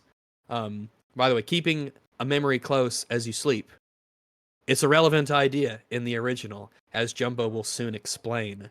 But yeah, the photo's just sitting on the dresser in the remake, and then oddly, when she says, "Hey, no, don't do that," she goes to grab. Oh, I guess before I forget, just to be very clear, in the original, the photo is blurry. We don't know what the photo is. It is purposefully blurred from the viewers, from the viewers' clarity. Essentially, we have no idea what it is yet. The reveal isn't until later. All we know is that it's probably a photo. It's very precious to her. She doesn't say what it is. So in the remake, He's about to eat the photo, but instead she grabs the book of photos that's next to Stitch, even though he's about to eat that one particular precious photo. She grabs the photo book next to him and pulls it away instead of like getting the one from his mouth, which is a weird little difference there. Yeah, that photo just flies away as well when she grabs the book. It's like really weird. And just the delivery, the line Um, is so important to get right, and it's just read so casually. It's a little, I guess, I don't know exactly when to talk about it because like an entire couple of scenes are just not present in the remake. So when we get to that scene, yeah, I'll save it for a little bit later when I think we should really get into it. Which was my least favorite scene in the movie. It's coming up in a bit later. Um, yeah, she says it's her favorite photo, doesn't protect it. She grabs the book next to it, really strange. She just says that the photos are off limits and he should never ever touch them. But the delivery here with this actress is it's just got a lot less emotion and impact than the original. As Nala mentioned, there's a particular uniqueness to the anger in the order that she tells to Stitch, and when he sort of violates her privacy by her personal boundaries when it comes to this item. At this point, she puts a garland around Stitch's neck, and he chills out on the chair next to the bed. And Lilo tells Stitch about how smart Nani is. Yeah. Awesome. Nani's the film is smartest just- in her whole class. She was great at training. She had a whole room filled with trophies. Shut the fuck up. Yep. Boring. She's amazing. Nani sucks, but they tell us she's amazing. So thanks. I love that when that happens. In particular, as they're going through the photo album and Lilo is telling Stitch how amazing Nani is, she points to a particular photo of her training for surfing where she's underwater with a boulder in her arms and is moving along the seabed. This is way more important than you would think it to be. Yes, One might say this it's the is, most important this is- detail ever. I saw that picture. I was like, actually, I wasn't thinking anything. It's like, okay, that's nice for her. Anyway, This is a Well, setup for later. This photo is didn't very think- important. If anything, this photo is the most important in the movie, not the Didn't photo think of it the would be. family. I didn't think we had a Chekhov's picture here, but we do. Yeah, we do. Lilo Mhm. says that Nani and Mimi used to go to the beach all the time, and she used to be fun. And it's during this that Stitch. This could have been well executed. I like the idea of Stitch drinking the lava lamp juice that's in there. But it's an alright gag, but it's in a horrific movie with terrible visuals, so it just doesn't work. But it feels like something that would have slotted well into the original. That bottom, by the way, those things get hot. Lava lamps, they get hot. Hmm. So don't touch a lava lamp when it's on. It will burn you. Lilo asks Stitch if he had a family. And he doesn't really know what that is. She says family is a mama and papa, the people who give you lots of hugs and kisses and are there for you, even when voice trails off, but Stitch says no family. Lilo asks if that's why he acts bad sometimes. And then she teaches him like this little dance that she did in the room. It's not very good how she does it, which I think is actually kind of important because in the original, she specifically says at the beginning that here let me get the line here because I think it's important. It tells us more about her character. But when she attacks Myrtle, she realizes she made a mistake and she's instantly regretful of it. She says that she likes to dance. She practices. It's something that she cares about. It's something that she wants to do. It is a passion of hers in the original. And she's quite good in the original in terms of how well she actually does the motions. Yeah, she's and in everything. sync. She's moving smoothly. This- She knows the moves, and weird that they didn't want to make sure the live action version had the same sort of skill level. But hey, you know what? Maybe they trained her as much as they could before they were like, "This is about as good as she's gonna get." Who knows? Yep. And so that's why I think it's actually relevant that it's noteworthy that the young actress here is just not doing very good. What's also important, at least in terms of being a criticism of the thematics, is the song that she sings as she is doing the dance. She doesn't do the song that was featured at the beginning of the movie, that more upbeat kind of tune. She says, she does a song called Farewell to Thee. And this song is very strange to play here. It comes up a couple times, and I wonder if now's the time to get into it. So I will save that for later because it will be relevant. Because in the original, this is the song that Nani sings to Lilo when she thinks that this is their last night together. But she doesn't have the heart to tell Lilo that at the time. This is when they're out on the hammock. Hmm. But this is the song that she sings here. It's a sad song. I'll get into the lyrics and the history of the song because it's actually quite relevant to the thematics of the movie and also to like both meta and not so much. So we'll couch that for later, and I'll explain why in a moment when we get there. Now, the next morning, we get the famous record player scene. And Oh we'll my talk about why God. it doesn't work in this version Oh and how my they butchered God. it. Because They there's killed a number it. of reasons why. They did, didn't they? They fucking murdered it. So what happens in the remake is Nani is working on bills in the kitchen. She's already up and out of bed. And Lilo is very excited to show her something that Stitch can do, a really neat trick. So she tells Stitch, just like we practice, and she puts his finger on a record player. You sure you wouldn't and rather then do the opens his original mouth. first? Because I feel like chat just it'll hit them even harder if you remind them of what the original is and then explain how they changed it. I think. Well, I'm basically done with it already in the remake because that's all that it is. And then, I guess whichever one. Well, I'll finish this one. It's fair enough. Either one can sort of work. But yeah, she puts his finger on the record and then opens his mouth and then closes his mouth and opens his mouth. And when his mouth is open, the sound of the record player song comes through his mouth. Now, this is a really poorly executed version of the joke from the original. So, in this version of it, Nani is distracted by the bills and won't pay attention to this phenomenon, this thing that Stitch can do. When in the original, she's transfixed by it. She stares at it. It's a really strange thing. In fact, even when Lilo is showing this off, there's almost this air of like comedic solemnity that she has when she does it with the timing. I love Even, her like, expression in the holding up original. her- It's yeah. hilarious. Holding up her finger and getting it all ready and showing, Nani, who's still in bed and still sleeping, this thing. Also, in the original also in the original, there is a reason why they have actually discovered this trick. It's not random, because that night when they're together, the previous night, what's the last thing they do to sort of lift the mood after they have their, sort of deepish conversation? It is Lilo says, "Oh, you look like an Elvis fan. Let's listen to the King." And she gets a record, and it's implied that they listen to Elvis songs, after the scene has concluded for us. And then that Mhm. opens up with them the next day. Look at this cool thing we learned about what he can do with a record player. They didn't discover it randomly. They set up that they were going to listen to records together that night. So there's even a reason there. It's some implied bonding between them and another Elvis connection.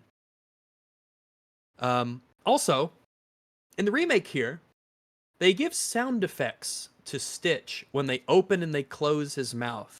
This sound of rusty metal hinges, like she's lifting and then closing the lid of a box.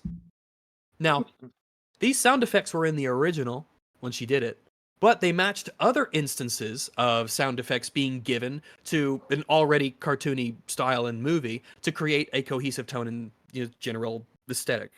So, like for instance, I noticed he sounds like a squeaky toy when he's being bounced around the wheels of the big rig and things of that nature. When the splashes of the laser blast hit the walls, you'll hear that you get that liquidy kind of sound. So having those cartoon sound effects here in a realistically portrayed movie makes no sense, but that's what they did in the original, so they're just doing it here because that's what was in the original. they're just poaching something that now becomes out of place. Yay. It's a very Well done. yeah. It's you somehow managed to just like in 3 different ways fuck it up. I mean, you know, the biggest You've one for also me hurt was Nani's to remove the Nani portion of the joke. Remarkable Yeah. to me. You decided it would be better to have her not react to the joke, to the situation whatsoever, than to react to it. Why? Isn't it funny that she Lilo missed it? comes to her. Well, Lilo comes to her excited to show her something, and she Yeah. ignores her.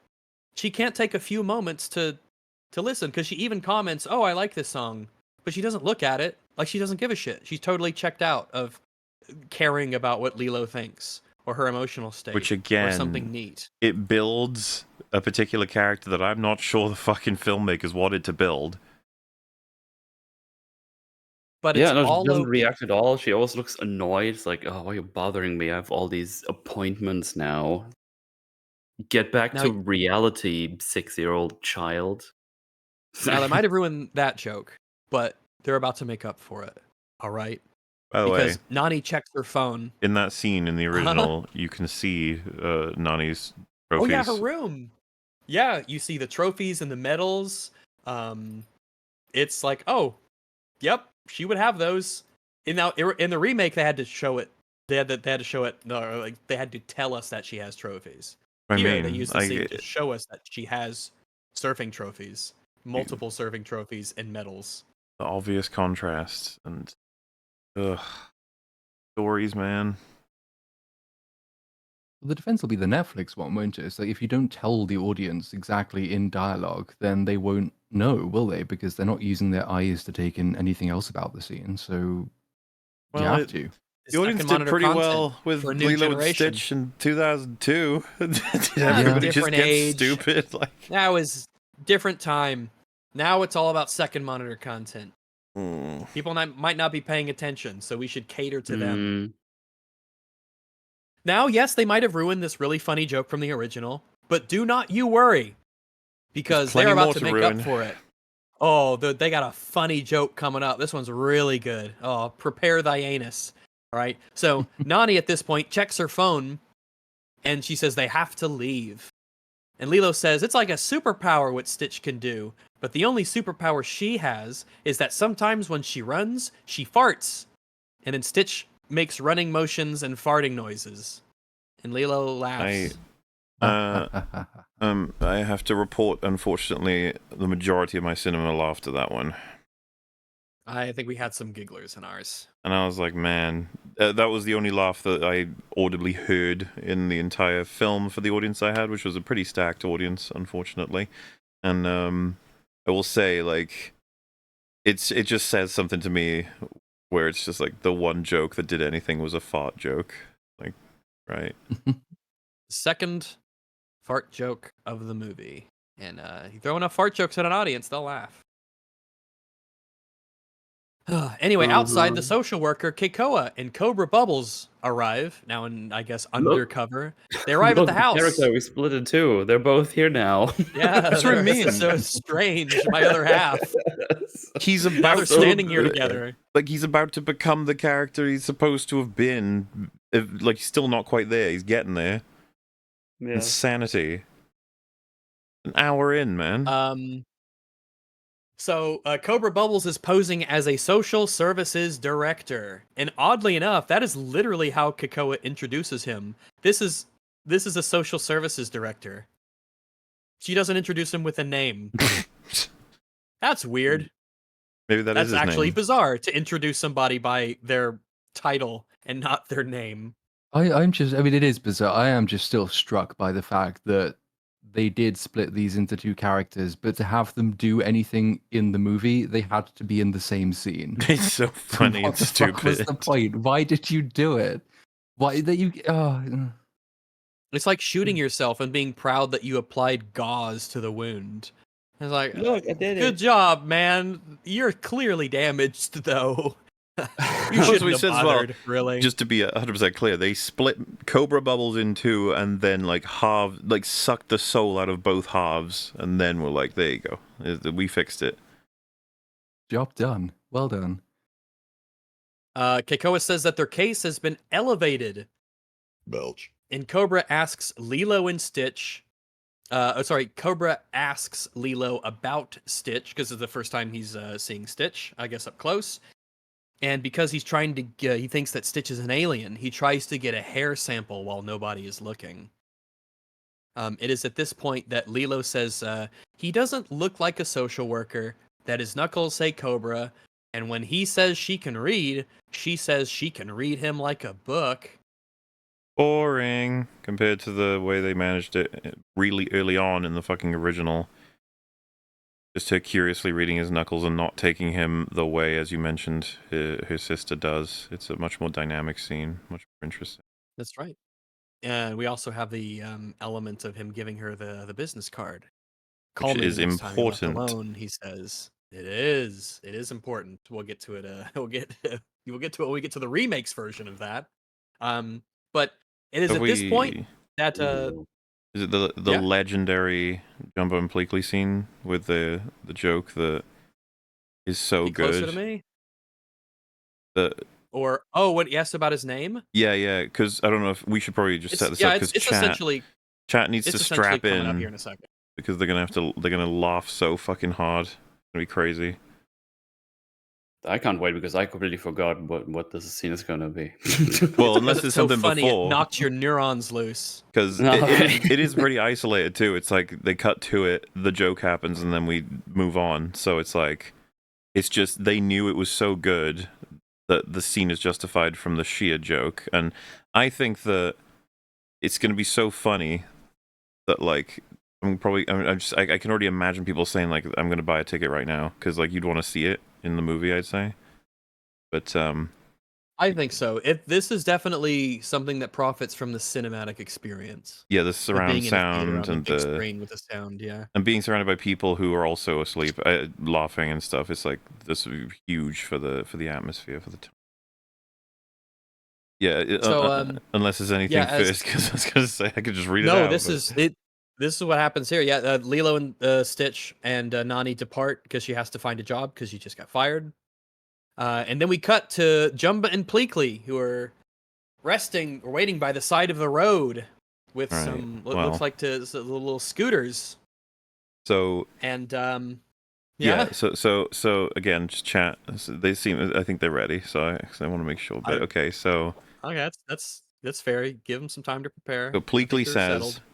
"I want to know more about you." Then Jumba says, hilariously, "What do you want to know about me, Pleakley?" He says, "Why is your name Jumba?" And his response is, "It's a family name." I'm going to go to bed. That's the scene. No wonder I didn't Can't remember go to bed that. until my 5-hour energy wears off. I mean, it should be soon, right? Actually, I think this joke hyper accelerated the depressive half of the 5-hour energy. Because boy, oh man, I mean, It is staggered. Like how? I mean, contain yourselves. what? You could have cut that. There was no need. Yeah. It wasn't even a is joke. a- Yeah, like, It's like what? I've been sitting here for ages It's wondering. like, it's the why is it shadow of a that- joke. In the last week, I watched the original once, and I watched the remake about 2.5 times. I don't remember this joke in the remake. It's just gone. I don't. Actually, yeah. Because you said you don't remember, there is specifically a cutaway joke scene of Pleakley and Jumba that I did not include in this discussion, and I'm gonna see if you guys even remember that I didn't have it. Maybe I shouldn't have told you, but if you remember which one it is, Have we then paused it? feel free to chime in. Ooh, isn't that the question? Oh, mystery. Oh, did I? Do you even know? Just goes to show how hilarious they are, Mahler. I mean, they're my favorite scenes. I did mention I would Not never yet. skip them. No, it isn't. It isn't yet, to answer your question. But it's upcoming. Oh, strap in. Oh boy. So yeah, they see the red Toyota pull up with the trio as they go to town. And then they try and chase the truck on these little electric scooters that they have acquired. Which is pretty fucking stupid if you know that you're going to be chasing a Toyota around. Yeah, well, this one is shit though, so it's fine. It's funny. He says, "Why did you choose this mode of transportation?" or something like that. It's really funny. It's so funny. Yeah, it's really funny. Yeah, it's good stuff. 2 knee slappers right in a row. Heart of the film. There should be warnings. Like you'd be crying. It's so funny. You will shit yourself. Yeah. Is what it should say. You Laughing. will shit You will be like on you the will people next to you. shit and fart constantly. You will shit on the writers. We have included complimentary toilet paper with your ticket because you will shit yourself laughing so hard at these jokes. I think Radda was just like, you guys are still going. You don't understand what the powerful hatred we have for the messing with such an amazing film. Dude, I didn't understand how bad this was when I agreed to this. When I This watched film- this, I was like, maybe I should have. They're all just the worst. They're all so bad. So They awful. fuck Every up single one is everything. worse. Don't Every stop single calling them time. bad. It's bad. Start calling I them get so annoyed. anti-good. Anti-good. I mean, that's probably a good way to describe them because they do kind of exist in opposition to the original films. Yeah, In they some stand in sense, they stark. kind of consume because some idiot might actually go, "Oh, well, we don't need to watch the original. We can watch the remake." And then that's one person who might have gotten to watch the original version of any given film that decides, "Nah, we can watch the live-action remake." Another lost soul. But yeah, kind of. And it doesn't even make any sense. The idea like, oh, well, they need to be remade for a new audience. Oh, yeah, I'm sorry. It wasn't typical for somebody to watch older Disney animated films like 40, 50 years removed from their release. That never happened before. No. What did Yeah, we I do didn't grow before up they did watching live Snow action White. remake? Well, it's such a What did shame we too, do because before then? sometimes with the things we talk about, say for example, my hope would be with the Buffy reboot that it's so awful and noticeably awful that all it does, hopefully, is just some people check out the Make classic, it right? easier. They're just some people are compelled to be like, I'll check out the original, I guess, or something like that. Which we have with some other stuff. This does happen here and there when the new fucking remake thing comes out, and then we're like, well, at least a lot of people have decided to check out the original, blah blah. The problem here is that this is like really well liked. It's doing really well. It really only probably will just eclipse the original. Yeah, and isn't that Mhm. grim? It's just fucking Realizing that sad. for a lot of people, this will be the principal Lilo and Stitch story. This will be what they think of. I know that to all of us it seems insane, but that's That because is we insane. grew up with these movies. We grew up with the movies from like and you know the films that even came out before that because there was an era when they didn't do this. You know, like Sleeping Beauty we were talking about before. That came out in 1959. But Yep. like it wouldn't be odd at all if a huge number of people who grew up in like the 80s, 90s, or the 2000s watched it and didn't even realize that they were watching a film that was dramatically older than The Lion King. Especially kids, yeah. Yeah, like you wouldn't know. As a kid, you don't know that I like didn't Snow know. White is considerably older The than first than, one. like, Beauty and the Beast. Well, like I mentioned, Yeah, like yeah. you wouldn't know it was cool like to talk to my mum because both of us watched it as kids. It's like Yeah, and now it's like that's not really how it works. Now the generational experience is, well, I got to watch the original one, but you can watch this worse one. Yeah, it's for you. Not only is it worse, they made it for you.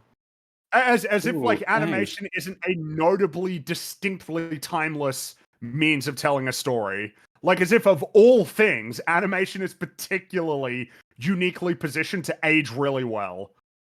I mean, you think about 10 years down the road, no one will know that this movie exists, and they'll still love the original. I fucking You gotta hope. give it that time, but You hope Jeez. so, but that's the Yeah, that's grim the reality optimistic. is that for some people they might be nostalgic for this version of the film. Like I don't you know, yeah. unfortunately, like my sister watched 2019 Lion King when it came out, and I was like, you know, I hesitated. I was like, "What do you think?" She was like, "Yeah, it was great." I was like, "Oh." Well, unfortunately, a lot of people were really I remember people saying that the Jungle Book remake by Jon Favreau was better than the original. I never agreed with that. It always really annoyed me that people said that. But I think that contributed to them gaining more momentum because they didn't just make money. People started praising these remakes. Cinderella got received pretty well. The Jungle Book got received pretty well. Beauty On and the top of Beast. making a lot of money. Beauty and the Ugh. Beast I think initially got responded to pretty well, and people kind of turned. That's on all it, they but it need. didn't matter. It made $1 billion. That's all they need. You know, It's the like, all Disney. you It's the need- Disney churn. If you just keep putting out really low lifespan movies that people like at the beginning and then forget, doesn't matter. They've already moved on to the next They've already thing. made their $1 billion, and then and then they're on to their next thing. Which isn't it nuts that live action remakes, Disney, Marvel, Disney, Star Wars, they're like the three that are all trying to crack this all the time, and they keep like failing, succeeding, failing, succeeding. It's fucking insanity. They're all just trying to find ways to make money. It doesn't matter if there's a story. Do you remember when Disney made films that were like kind of risky, regularly when it comes good? to- Well, there was that, certainly with the animated films, but you know, like, Yeah. I don't know how fondly people look back on the era of like the mid 2000s, for instance. But I mean, Pirates of the Caribbean might be based on a ride, but that's like a movie that had like a script. Yeah. That was an Good idea, movie. and it wasn't guaranteed to succeed. National Treasure wasn't necessarily guaranteed to succeed. And you know, they made stuff that people don't remember well. I don't know, The Race to Witch Mountain or whatever. Like, I don't know if that's one that people look back on. I think The Rock's in that one. I don't know if that's, and I know, and that is a remake, to be fair. But at the same time, it feels like that's a little bit different to remaking proven, surefire, guaranteed moneymakers like The Lion King. You know what I mean? It's like, now we're in that era. Why would they ever make something that's kind Anything of new? risky? Why would they do that? Like, hell, even remaking the old films can get you in trouble, right? Like, Snow White didn't do very well, but certainly it's a much more safe investment to make live action remakes of proven successful things than trying to make anything remotely new, even if Yeah, it's but with, based on a ride from a theme park. With Snow White, they almost had to do absolutely every single thing possible wrong in order for that not to make Yeah. money. It was quite impressive how like they Yeah. completely scored across the board, did everything wrong, and it's still like it got people to watch it, but it made it didn't make enough money for them. But I've got a section in my last video, sort of this era of cinema as Parasite, basically. They're not very good at telling stories, which is very irritating because telling stories is difficult and it is risky. But they are very, very good now at just putting stuff on screen that you vaguely recognize, and the audience will reward them. It might not have legs, it might not last for 10 years, it might not go down in pop culture history, but it will make you $1 billion, and that's all they think they need to do. So, like, the era of cinema being the medium by which new stories are brought to like the most amount of people possible is kind of over because the risk is not worth it. Why would they bother when they've got so many franchises they haven't yet plumbed? And they can just go in a cycle because like these things take ages to recreate. So just spend a decade doing older Disney adaptations, and then do a couple of whatever else you can find, and then 15 years have passed, and then they'll probably start thinking, well, we could do it again because it's a new generation now. Remake it for a modern audience again, a second time, and it might be slightly less successful, but it'll probably still be more successful than anything new and unique they tried to make because they are incompetent. So it becomes self-fulfilling. Too incompetent to tell new stories, so they have to do live-action remakes. And then because they make money, they'll tell fewer new stories because they can't make them. And then they'll never know how to make them. So we're stuck in the doom loop. Hooray for cinema. Mm-hmm. Back. So, how we feeling? Oh, Great. Doing pretty Tired. good? All right. Wanna Because die. arguably it gets worse from here, so strap in. Yeah, I'm So, looking for a trio already. So the trio goes to town to look for a job. And Nani says to Lilo that she has to find a job today or they will be separated. And she tells Lilo that they need to be on their best behavior. And off she goes to talk to a manager of a place there that they're at to try and go get a job. Lilo then tells Stitch that Nani is counting on them. So let's get to work. She says sit, and Stitch sits on a lawn chair behind him instead of on the ground. And this is like held on as if it's a hilarious joke. However, some people in my theater, I distinctly remember laughing at this. Did you I just get the medical help or anything just in case, or? No, they're beyond saving. It's terminal. Oh. So, I don't know, man. I guess it just works for some people. Humor's Mhm. weird. I didn't laugh once. No, I laughed once in this movie. We haven't gotten there yet. It's near the end. So she draws the diagram on the restaurant little blackboard of the bad level in Stitch's body, saying that his badness level is unusually high for somebody his size, but we'll fix that. So we'll go through the remake, do a little quick comparison to the original at the end, because this is way worse in this version, and we'll discuss why. So Yeah. she says, lesson 1 is to lend a helping hand or a helping paw. And the editing in this scene is particularly strange with her at the blackboard with like cuts of showing her back and her front. It's really, really weird. It's hard to describe unless you actually see it. It's just more strange cuts in editing in this movie. Where they go to to a resort hotel, because this is a little out of sequence in the remake, whereas it's linear in the original. You see them at a resort hotel again, and they're inside one of the rooms where Nani is having her interview process with one of the ladies from housekeeping, because that's what they say when they knock on the door. They go knock knock knock, housekeeping, and then you say, I'm busy, go away, but thank you. That's how they say. If they didn't say it like that, I wouldn't call it that, but I think it's nice, housekeeping. And the pair is sitting down on the floor and they're cleaning the sliding glass door, or at least they're trying to, but things don't go quite right. However, we cut to lesson 2. Don't wreck stuff. She then Oh, I uses wonder the if it's in that. restaurant's. Oh well, I hope this is gonna be great. She then uses the restaurant's glass, essentially like tall what are they called? They're the tall Champagne wine glass. glasses, champagne glasses. Yeah. Also, you use them for mimosas. Very important. You don't want to breach protocol. But she uses the restaurant's little wine glasses. Champagne glasses, the tall ones, narrow ones, to tempt Stitch, hoping that he won't break them. She just puts them on the table, and then he breaks a bunch, and then she puts them on the table, he breaks them. Now, Jumba and Pleakley are watching them as this is happening. So, in the bushes, Jumba and Pleakley are watching them. Jumba sneezes, and Pleakley gets really excited that Jumba has sneezed and asks him how he did it. Jumba then says he has no idea, he just looked at the light. Well, that's hilarious.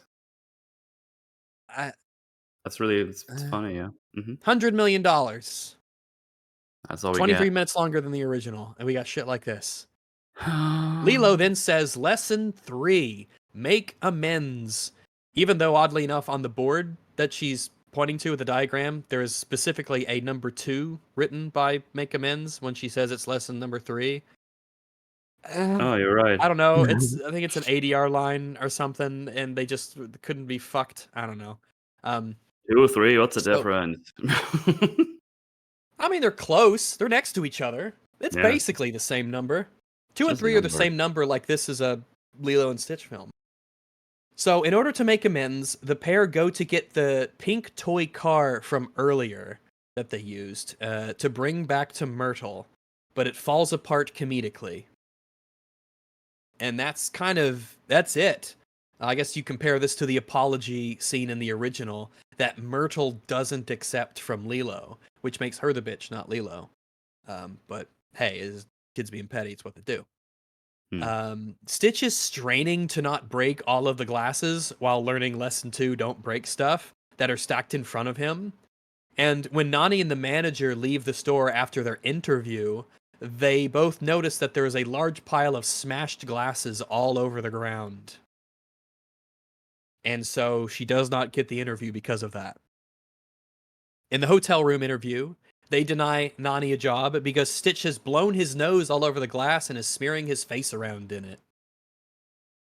During the sequence that we're talking about, by the way, they're playing the same song as they do in the original movie, the Elvis song that was she was teaching Stitch to play and to dance to, even though any Elvis elements have actually been removed, as we'll get to in a moment, because there's like storytelling reasons why I think that the failures of Nani getting a job and why don't make nearly as much sense. Because in the it's important to note that in the original there is a particular reason why they end up sabotaging Nani's job prospects in the way they do. It's accidental and it's very much unintentional in a more removed way than it is in the remake, because if anything, Arguably they're two eager hard to orcs. foresee because they're not It's not like he's just a Yeah, destructive element that's ruining everything. He's actually cooperating in all of these sequences. well, yeah. If anything, he's a little bit. They just get too eager and excited, or get carried away doing the good thing, and their good intentions are much more clear in the original, and their mischief isn't really intentional. Whereas in the remake, it seems to literally just be choices that they make. In particular, lesson 2: don't smash stuff. Oh, but he did. He wrecked all the glasses and Yeah. left it there. It's like, well, that's not the same as you earnestly trying to do something and really finding enjoyment in it, and your eagerness, like, sort of unfortunately leads to a coincidental negative outcome, for sort of a tragedy for Nani in a way. This is just different. And lesson 3, which was about making amends, has nothing to do at all with Nani's job search. It's just a random, like, non sequitur scene where they have somehow traveled to a location where the pink truck is, and have then pushed it all the way back to wherever Myrtle is to return it to her. We have no idea where they went or how they had the time to get there, if all of this is contextualized as them following around Nani as she goes to interviews. Well, you know how I So- said the Yeah. ripple effect that happens in this whole story for anybody who's familiar with Gantu? Same thing with Bubbles. Him being gone, it's like, what's the ripple effect? It's like, well, now you don't get the dialogue where he's frustrated with Stitch and says next time he sees him, he wants him to be a model citizen, which prompts Lilo to be like, well, Elvis was a model citizen. And now let's look at aspects of him as a character and see if you can get to replicate them, right? Like, all of this follows something else. It all comes from somewhere. Correct. Because in the original, obviously we didn't go over the scene. Oh, by the way, Nani has a Milan poster in her room in the original. I don't know if anyone brought that up, but I just made a note of that. The Milan poster on the other side of the bed.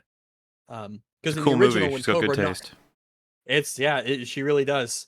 Cobra Bubbles knocks on the door in the original that morning, and this is the first Moulin. time where he meets Stitch. Stitch throws the book at his face, and Cobra's obviously very skeptical that Stitch is actually a puppy. You got the, thus far you've been adrift to the sheltered harbor of my patience. He basically gives them 2 tasks in the original. He says Nani needs to find a new job, and Stitch needs to have discipline and become a model citizen. And that's where the Elvis connection goes in. When they go out, when Nani goes out to look for a new job, Lilo takes a wagon with some speakers. She's got a Yeah. plan, and she uses Elvis as the model citizen example that Stitch should strive to emulate. And it's even a fun little detail how in the animated original they use an actual photo of Elvis in some Hawaiian themed attire. I think that was used for his movie Blue Hawaii, I think. I can't remember off the top of my head, but yeah, this actual photo of Elvis in it. The 3 traits in the original are dancing. Elvis is great at dancing. That's a good skill to have. Lilo has a passion for dancing, as has been established in the original, and then they dance together. And Stitch really gets into it, and they dance, and it's funny. The animation's great. But he tries a little bit too hard, and he ends up bumping into an old lady. See, they got a little bit overeager, and an accident happened. No foul play. And in the second step, Elvis played guitar. He sang, he played guitar. So at the coffee place where Nani tries to get a job, they try to, he uses the guitar and the speakers, and he really gets into it, but then the frequency of the guitar gets a little bit loud and it smashes the windows. Again, good intentions, they just got a little bit overeager. There's no malice or ill intent there. It's an accident. We also get a little bit of IRL world building in the original about how the owner says that she just hired Teddy, and with tourist season ending, she can't hire Nani. So a little bit of IRL world building about Hawaii, I suppose. Now, they stop at a hotel where she wants to get a job as concierge. And at this hotel, they have the 3rd lesson where Lilo says that Elvis is the face of romance, and Stitch is all dressed up and he's got a rose in You his gotta hand. love his shit. It's legitimately really yeah. funny. I assume you're playing the video. Oh, It's the face. I love the face he makes when he sits both. down. It's the face of both of them, really. It pairs so well together. He gets on the couch and he's just looking forwards with the rose. And he holds her hand and she just sort of perks up. He says, "Yeah, Elvis is the face of romance." And she's a little confused when they hold hands, but when she says to lean in and give her a kiss, that's when she panics and they leave the. She does. Elvis Nani doesn't get the job because of it, and they leave the hotel. But each of these 3 lessons takes place linearly at a location where Nani is attempting to get a job. Yeah. And then we have the 4th place that she goes to in the original, which is the beach to become a lifeguard. And stuff happens there that we'll get to in a second because it will become relevant later. Another strange change that they decide to make. But enough about talking about the good movie. We have to talk about the terrible one. The lessons are different. There's no Elvis connection here, so that's shame. That's good flavor that was just cut to have some of his songs be in the soundtrack, but to not have like a particular appreciation that Lilo has for Elvis be actually used to Do you further her think they even connection and understood improve what that Stitch. was? Do you think they thought all the way through the original the music was just, well, Elvis is cool, so we'll have Oh, that? no, they didn't. No, the answer is no, they didn't. They had no clue. Like I said, if you asked them, they wouldn't be able to tell you. The Elvisness has indeed been drained from the remake. This is a note. Even though they have some Elvis songs in here, it is notably Elvisless. So Yeah. there you go. That's the way of putting it, but I mean, it's true. So we cut to Nani, David, Lilo, and Stitch because David has joined them at this point. In between scenes, they're on a bench, a little bit dejected, but Stitch goes and brings Nani a poster that has a job offer that they need people to teach surfing. And she looks at it, and David says, "Maybe you can do something you love." Oh, like marine biology? She can teach marine biology. Yay! Oh, awesome. She loves that shit. So, in this version, the reason why they go to the beach is so that she can be a surfing instructor, which seems to be she has the job and she does it. She's doing it, right? She is doing the surfing instructing. There's people there with boards on the beach. They're learning the techniques. She seems happy. And as this is happening, we have the song playing, Hawaiian Roller Coaster Ride, which is specifically, by the way, a song that was written by Mark Kiali'i Huamalu specifically for the 2002 film. Wow. So that's neat. Also, it's a really good song because even in the original, at least they poach the good songs. So boom, there you go. So as Nani is out there doing some surfing instructing, David is there surfing with Lilo, gives some shots of that. But there's a specific conspicuous shot of people on the beach nodding, being impressed at how good Nani is surfing. This whole sequence was so cringe for the editing. They keep cutting to shots of Nani smiling and being like, it's the most obvious, like, you see she's finally found her like equilibrium, and you just know that Lilo and Stitch will ruin it. Look at her, she's so happy with her marine biology, which is obviously not what's happening and is completely at odds with like what we know about her apparent ambitions for universe. Why would they want us to desperately see that she is at peace? She is completely like this is her element when it's got nothing to do with her ambitions in the film. They genuinely believe that surfboards and marine biology are connected through the sea. It's so fucking stupid. Also, to answer chat, do you recommend watching this movie even just for context? No. Avoid. No, this movie sucks balls. This sucks. No. Don't do it. No. Big old dookie All balls. right.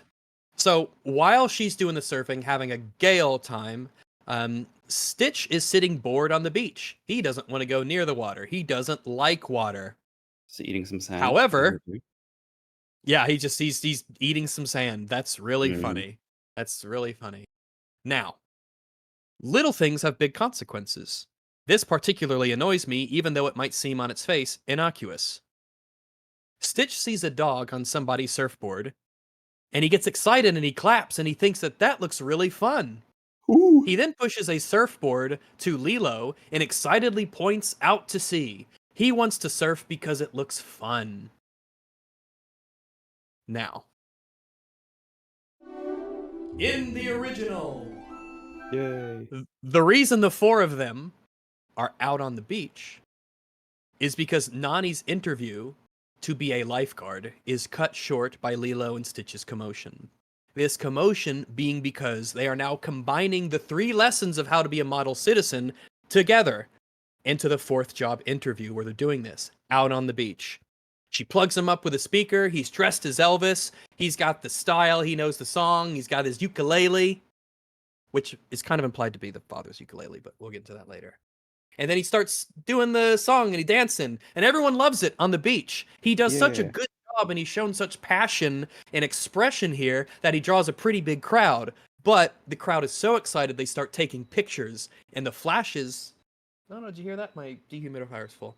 But the flashes panic him, and he can't help it. He gets like fucking PTSD or something. The flashes scare him. He panics, and he kind of goes haywire and starts causing a bunch of commotion. And then the beach clears as everybody runs away from this weird creature that's attacking everybody, knocking over the lifeguard stand as the insanely hot lifeguard that Nani is talking to just walks away. She doesn't get the job. All right, so that's the setup for the reason they're surfing on the beach in the original. Right? Binds it together way better. There's a reason why the dog surfing on the surfboard annoys me immensely, right? How in the remake, he only wants to surf because it looks fun, right? Mhm. So what happens next in the original? Why are they out there surfing? Well, everyone's in a pretty bad mood. Both Lilo and Nani are sitting dejected right next to the toppled over lifeguard stand. And who should approach them but David with some Yay. surfboards. David loves to surf. He's out here. There's been commotion. He comes over to see what's going on. Small town. Makes sense that he would bump into him. Now, David says that he isn't a doctor, but he knows that there's no better cure for a sour face than a couple of boards and some choice waves. What you Ooh. think? To which Nani is happy to oblige and says that's a great idea. So David comes by and cheers them up when they are at a low point. That's why his inclusion in the remake is just so minimal. When he's he's an important character. In the original, I mean, he literally saves Stitch's life, so he's super, super important. Absolutely. They go out to sea on their surfboards. Just on the all note of four that low them. point, by the way, because everything means things in the original, but just this little moment with Stitch picking up the broken ukulele. Mm-hmm.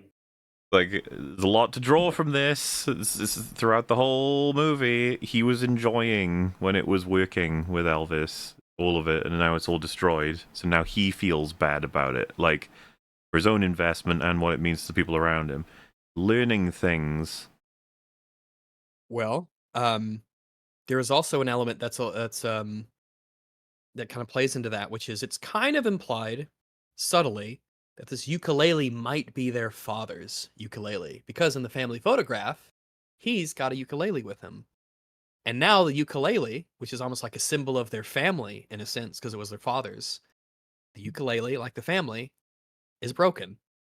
And Sitch recognizes that. And him recognizing these things is something that's actually kind of devoid from the original. Kind of devoid from the remake in ways that the original accounts for. Some specific examples I'll have that are coming up pretty soon.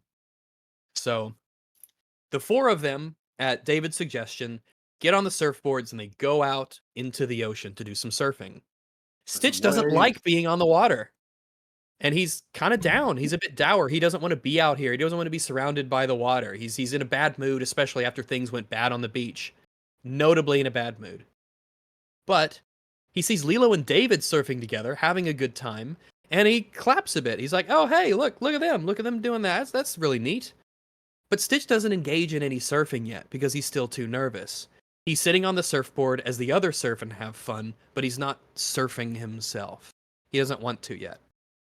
But later in the day, because in the original they spend time at the beach, essentially the rest of the day they spend at the beach until the sun starts to set. And you see this very noticeably by the fact that the color hues change in the backgrounds. It is later in the day. He watches the other three having fun on the beach together as they are out there all the time, and he watches them playing with a sandcastle, building something together, having fun, and then he tries to emulate that. He tries to make something of his own while he's all alone. But he can't get excited by it because the fun didn't come from making the sandcastle, at least in part. It came from doing it with other people. But he's sitting to the side alone, still kind of nervous and still a little reticent to reach out, a bit. And even later, as the day keeps dragging on, he eventually, nervously and slowly, drags a surfboard to Lilo and lightly taps her on the back and indicates that he would like to now go out surfing with her and the others. And Jumba's watching this from a tree nearby in the original. He says, something's not right. 626 is returning willingly to water. He cannot swim. Why will he risk drowning? And it's at this point that Stitch goes out with Nani and Lilo on a surfboard, and they surf proper for the first time. He's terrified at first. He's scared. He's nervous. But then he grows to really like it. And he even grabs Nani's leg to steady himself. And him, trusting her in that way, it's a first. He hasn't done this before. His connection with Nani has been tenuous at best. But here he's kind of relying on her to steady himself because he's afraid. He's almost subconsciously learning to trust her as he sort of kind of becomes a part of this group, becomes a part of the family. Now, in the original, it's important to say Stitch risks being in water because he so wants to be included in this family. He so wants to be with the others, and he sees the happiness that it brings, and he wants that, and he notices it's something he's missing, that he doesn't want to keep watching from a distance. He'll literally, at this point, risk being around water and maybe dying just to spend time with him. That's kind of how desperate and how much he wants it. But in the remake, he wants to surf because he sees a dog and it looks fun. Yeah, the original sounds like way too much effort. The truth is, It they is a didn't small know. change. They didn't know. Yeah, they just didn't know. No. When they made It this, is they a didn't small know what they were change. adapting. There's a still in particular I picked out for a couple reasons. Stitch, obviously you can see the shadows have grown long as they've been out there. Stitch is nervous. And look in particular at Lilo's wonderful expression as she's really glad to see that Stitch is, showing this initiative, wanting to join in, wanting to do things with her. Take that step and try something new that he didn't like before. And for no reason at all in particular, this might be her reaction in the new film. It's not quite the same. She looks almost like, this bitch want to surf with me. What the fuck? How come he's bugging me? Giving people terrible vibes. This kind of she's doing the Beepo face. All of this to say that this tiny, small, little change of a bit of mannerism, even though it's kind of in a way the same thing, changes immensely a bunch of the development that Stitch has to go through in this scene. If anything, the most important element of this scene in the original is to show that Stitch is stepping up, wanting to be part of the family. He wants to do this. He's realizing how important it is to him, and he sees what he's missed. It does not exist in the remake. It just doesn't happen. No. He wants to surf There's because nothing, no. it looks fun. And The dog's having they've fun. already cut out the development for all of the the tertiary characters around the scene, so they're not even doing that. They've got nothing to do but focus on this particular angle, and they don't even do that to Stitch. It's then who are we doing work for at this point? Anyone? If anything, the only work that is being done here is it's just to be more masturbatory towards Nani. Wow, she's such a good surfer. We have to show everyone being amazed at how good she is. That's the only character work that's really being done here. It is insane if you, especially after the description you've just given in the summary, POV character is Stitch. POV character in the remake is Nani. Yep. The fucking focus is so obsessively on her and how she feels and how much she's enjoying everything and how much they're ruining her life. Which, again, is I wonder if that's going to play into the story they are writing. And the answer is yes. Yep. I mean, she is the protagonist. She gets everything. She gets the focus. She gets the setback. She gets the sort of mini hero's journey. She gets the second act low point. She gets the reward at the end. She gets it's her story in this movie. She is Not- the oh, protagonist. which is a little bit This movie weird. thinks she's When- the movie thinks she's hot shit. Yep. But it's weird. The film's not Really? called Nani. It's not what it's called. They must have forgot. It's called Beige Creature, as was established. So yeah, in the remake, it's Crikey. Stitch instantly loving surfing, and he has no fear or apprehension to even overcome it all. They just removed his growth in the scene, which is the whole point. But Yeah, but look, he has little What do I floaters know? on. Isn't that cute? yeah, even though the floaters wouldn't do anything, the water wings. But we'll get to that in a second. Oh my because, god, we will get to that in a second. Yes, Jesus. All right, so Jumba and Pleakley, and we're talking about the remake now. Make sure to compartmentalize these two very different experiences. We're talking about the remake.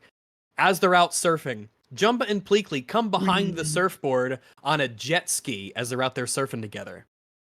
Jumba shoots 2 darts from his dart gun, both of which hit each of Stitch's water wings and deflates So- them. And this so Damn it. fucking this is stupid. played- Why Bruh, did this you? is played for tension, even though we know that they won't do anything. Why did you give him those? What was the point You're in just gonna get having rid him? of them. They were like, "Oh, you see, we can't have him go out there because he'd be too afraid to do it. So we have to give him water wings, and then we're gonna have to get rid of them by having him expertly shoot both of them." And it's just like, did you watch the original? And again, we've just established they have no idea why Stitch decided to go out on the water in the original. Absolutely no clue. They have no idea. In fact, I wouldn't be surprised if they fucking told each other, man, it didn't really make much sense in the original when Stitch went out on the water. They even lampshade it when Jumbo was like, oh, well, why would he risk drowning? Never answer that. That's weird. But we can. Water wings. Yeah, there we go. So fucking clever, dude. Even though they should all know, certainly Stitch should probably know. I would imagine he knows this. He already hates water, so he probably understands. In this, Stitch has a particular behavior, a particular attribute when he gets wet that we'll get into. Stitch pulls Pleakley off the jet ski when Pleakley tries to grab him with a little loop stick. I don't actually know what they're called, where they grab animals with. Actually, tell me what it is in the comments if you know. I'm a little bit curious now. I know what a retro. Is it marine it's played for biology? I think it's marine, but he pulls Pleakley off of the jet ski with his marine biology stick. Mhm. Classic blunder. And moments later, Jumba also falls off when he hits a wave. He just hits the wave, and the jet ski flies away, and he falls in the water. Yeah. Then Nani, Lilo, and Stitch fall off the surfboard as David, on the beach, runs into the water to go help them. He doesn't bring a surfboard with him, though, and he didn't in the original, but I feel like he probably should have, but I don't know, maybe he knows something I don't. I have faith in the original. Now, Stitch panics because he can't swim, and he ends up, pushing Lilo down to try and get himself higher above the water. This is something that real people do. If there are any lifeguards in the chat, or anyone who's taken classes similar to this, real people who are in water and panicking and do not know how to swim, they will push you the fuck down to try and save themselves. Because it's just they think they're going to die. They are panicking. They are not thinking rationally. In fact, one of the things that they'll teach you is that if you're going to rescue someone in the water, dear God, bring some flotation devices for them. Or if you simply must go, approach them from behind and grab them so that they don't have the ability to really pull you down to try and push themselves up. So, at least in this aspect, it's realistic for Lilo to do, or for Stitch to do. I was always Though it is different than the original. somewhat in impressed by comparison. it as a moment in the original, because it does feel a little bit risky, right? Especially you get that what would be iconic for Lilo and Stitch shot where he's pretty much in perfect sync with them while surfing. It's like the poster for the film as well, right? The three of them together on the surfboard. Yeah, like the thing, when they're facing towards the camera. Yeah, Which is the perfect time to drag us all the way down. And the way they do it very carefully is that, yeah, he is very close to dying in water. They aren't fully aware of what that means, and his desperation while also being pulled by Jumba, he's grabbing onto Lilo to save his life. and then like the reaction, which is reasonable from Nani to kick him away. Nani, yeah. It's like it's a rough scene. Like it's sad, but like everything makes it's legitimately sense. sad. It's yet another moment of like, if only they knew what was really going on. You know? It's like when they accidentally ruin her interviews. This is just another sort of element of that. He's almost like the universe is conspiring against him, that he's some destructive force, and that's just what he has to be. I suppose we can wrap up the scene because there's not really that much to say. Cobra Bubbles is watching this from the beach, and he's kind of seeing this happen as he watches those people try to grab Stitch on the surfboard. And he gets on his radio. Code 51. I repeat, Code 51. Send in extraction team now. Whoa. But HQ on the other end says her hands are tied until the sample of hair that he got earlier is processed. Cobra says that somebody else is after the alien as well, and the next chance he gets, he's catching them. All right. All right. Oh, Cool. I don't know why he wouldn't just like stay here and capture the two obvious humans who are now in the water and have to come back to shore, but I don't know. Why not introduce new problems into the plot? Fuck Yeah, it. why not? It's a tradition at this point. Lilo is brought back to shore by Nani as they lay her on the beach. She coughs up some water, and David brings Stitch back. Though I don't know how he really is able to do that. We'll keep that in given mind, future Rags. We're gonna scenes. keep that in mind. Stitch was pretty far below the water. David just brought him back. Pretty simply, actually. Yes. All right. Yep. Put a pin Very in that. unintentionally, a very yeah. unintentional David Chad moment. Definitely not intended by the way they want to characterize him in this movie. But I No. think they just, or like it's easier if we just don't think about it. In any case, Nani calls for an ambulance to bring Lilo to the hospital. Now, very quickly, before we kind of get too far ahead of ourselves. In the original, Jumba and Pleakley grab Stitch underwater themselves, and Stitch uses their handcuffs to cuff their hands together and then bite the air tank, which then sends them flying away and bouncing kind of off Like Team into Rocket. sea. Yeah, basically, Pleakley and Jumbo are blasting off again.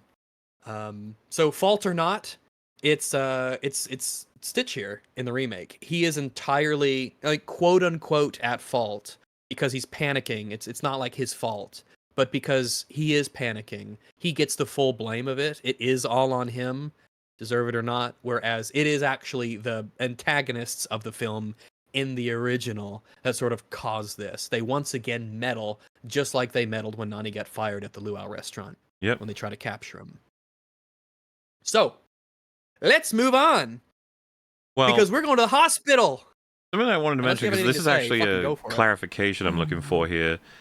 So, what we saw in the original was that effort with the Elvis performance goes wrong, and he scares the shit out of loads of people, ruins everything, and you get that little motion from the lifeguard lady basically signaling, no way, you're not going to become a lifeguard, not happening.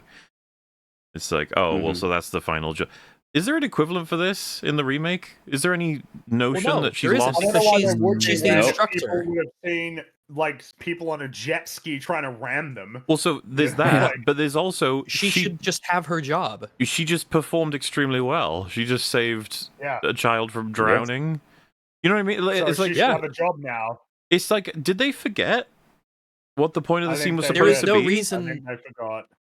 The only low point-esque thing that happens here is they think that for some reason, they take her to the hospital, I guess just to be safe. Like, okay. Right. But there's a slight moment of tension where it might be implied that something's wrong, but oh, no, nothing is. There's nothing grim or sad Like, she still got that until job. we get to later on in the hospital. Yeah, she still has the job. They just why don't wouldn't account she? for that. Like, it's just She not... did shit. The film specifically wanted me to know that she is so fucking good at this job. Everyone is impressed. Yeah. This is what I don't get about. I thought there was something missing from that sequence because I was just like, doesn't she need the scene now where she gets told she can't Oh. have that job as well? Muller, there are things that are literally missing from this scene. Smaller details than you might know, or a lot of people might remember. Important ones. So you might know it, but we'll get to it in a moment anyway. So I guess keep it in mind if you're storing it in your memory banks there. I know they're running dry at this point. My brain's turning to mush. Yep. Now, in the remake, we'll finish up this sort of element because it leads back into why the original is better. So at the hospital, fucking Tutu is there with them. Ugh. Love seeing her. Yep.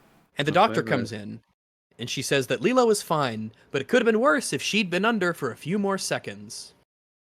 Jeez. Mhm. Anyway, the doctor says to go see the front, and they'll run her health insurance. Uh-oh. Oh, no. no! Wait a minute. Fuck! Your roosts are coming home to chicken. Now, Nani has not got the health insurance. We can see on her face. This is like the one time in the movie where the actress kind of like has an emotion, and I could kind of tell what she's thinking. She has forgotten to get the health insurance. She didn't do it. Now, Keikoa, remember that's essentially the Cobra replacement, the social worker. Miss Keikoa is there now at the hospital, and she says that it's time to think about what's best for Lilo because the state will pay for the health insurance and all the health stuff, but you'll have to relinquish guardianship of Lilo. And as she says this, Really Nani's staring. sinister. If- It's just like, Yeah. we will Yeah, bribe makes- you to yeah, get it's rid of your kid. Libertarians rise up. The If- state yeah, and if is holding you're our children child. hostage. Before it is said what Nani's response to that statement is, I would just want to just establish for a moment. Could you picture just going up to someone who is panicking about being able to pay for the health insurance of their sister who almost drowned, and then someone's just like, "You could give her up." Yeah. Absolutely fucking insane. However, we are dealing with Nani here, new Nani. So, what does New she Nani. say in response to that statement, Rags? All right, so Keikoa says that they will have some they'll have some time alone, to which Nani says to say goodbye. Keikoa says, "No, we don't say goodbye. We say ahuyo Oh, until we meet again." I think I'm drawing further back here. So when you said it's time for you to think about what's best for Lilo, the state will pay for all of this, but you have to relinquish guardianship, right? I considered that a shocking thing to just say in this moment. And then Nani Yeah. You're disappointed taking advantage of someone who's desperate to Nani pay for health. disappointed the ever-loving shit out of me when her response was, "What would that look like?" I was like, "What?" You just immediately entertaining it, not even really pushing back, but also being like, "So, what do I get out of Tell this?" me more. Like, is there any marine biology in it for me? Just wondering. If this was a cartoon, she'd have those dollar signs on her eyes Yes. like Looney Tunes. That's all I And they could would see roll in the scene. like, Like- slot machines. Being told like the government are going to take your sister. Yes. Oh. What does that look like? It'll save you. Maybe It'll this save is you some for the best. dosh. Imagine like two people that take care of their, I don't know, elderly parent or whatever, and then the state is like, we could have them euthanized, and one of the kids is just like, We could okay, but just what would kill that them. look like? I'm not saying we do it. What would it look like? I just want what Like, what is- theoretically, hypothetically, In Hypothetically, theory, or is it an yes. electric if chair? we did institute Canadian healthcare, it's just fucking All they had to do child. was just copy the original film. That's all they had to That's do. all they had to do. All they had to do was just do the same thing again. But they changed it. It's Springy. significantly. Oh, we're not done with changes. Not even in this scene are we done with the changes, Fringy. No. You fool! You've No. spoken too soon. There's I was gonna say, so there's there's some- sights I can show you. There's someone I definitely want to mention. I don't know if I think it's a roundabout. It's the because again, starting with it's a small thing with Stitch. So like all the drowning sequence takes place in the original, and Lilo's safe, Stitch is safe, but we've got the really bad result with Bubbles, where he explains like, this is way too much, gone way too far, everything is a fucking calamity. I'll be picking up Lilo tomorrow. Right? Very fucking Yep. sad. Second act low point begins. But before the scene Yeah. cuts out, you have David saying, I really believed they had a chance, and then you came along. And it's like, Nice Yes, and you're harsh, right. man. it's nice and particularly harsh. particularly rough. Stitch does not take that well. His Yeah. No, he does not. this whole So- expression. so Look at I'm- him. Yeah. I'm glad that you brought this up specifically because this is a Mhm. noteworthy change in the remake. Because they knew to have this scene sort of in the remake, Sort but of, they left yes. out the most important part. So, Exactly. so what they did is the version of this scene takes place in the hospital in the remake, in the waiting room where David and Sitch are sitting there waiting to see what happens.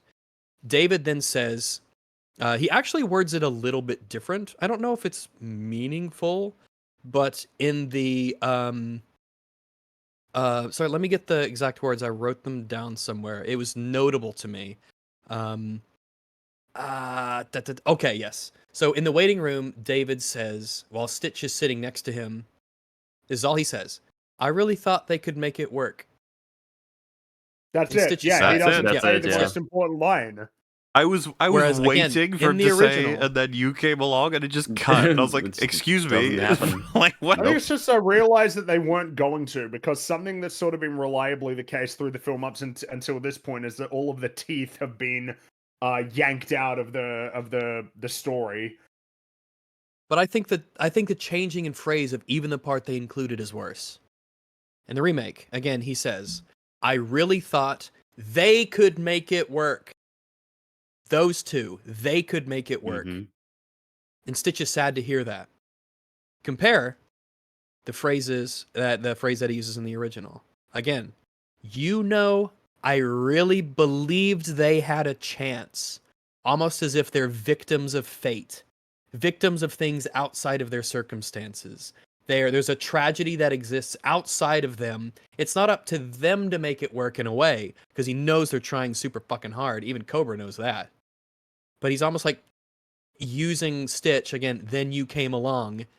You're the outside force You ruined it. that came in and He ruined ruined things. everything. Yeah. Even the phrasing that they change has implications, minor as they may or may not be. Again, it's like the surfboard thing earlier. It seems like a minor innocuous change. It's got big repercussions. I think this is another example. But yeah, he doesn't say that you came along.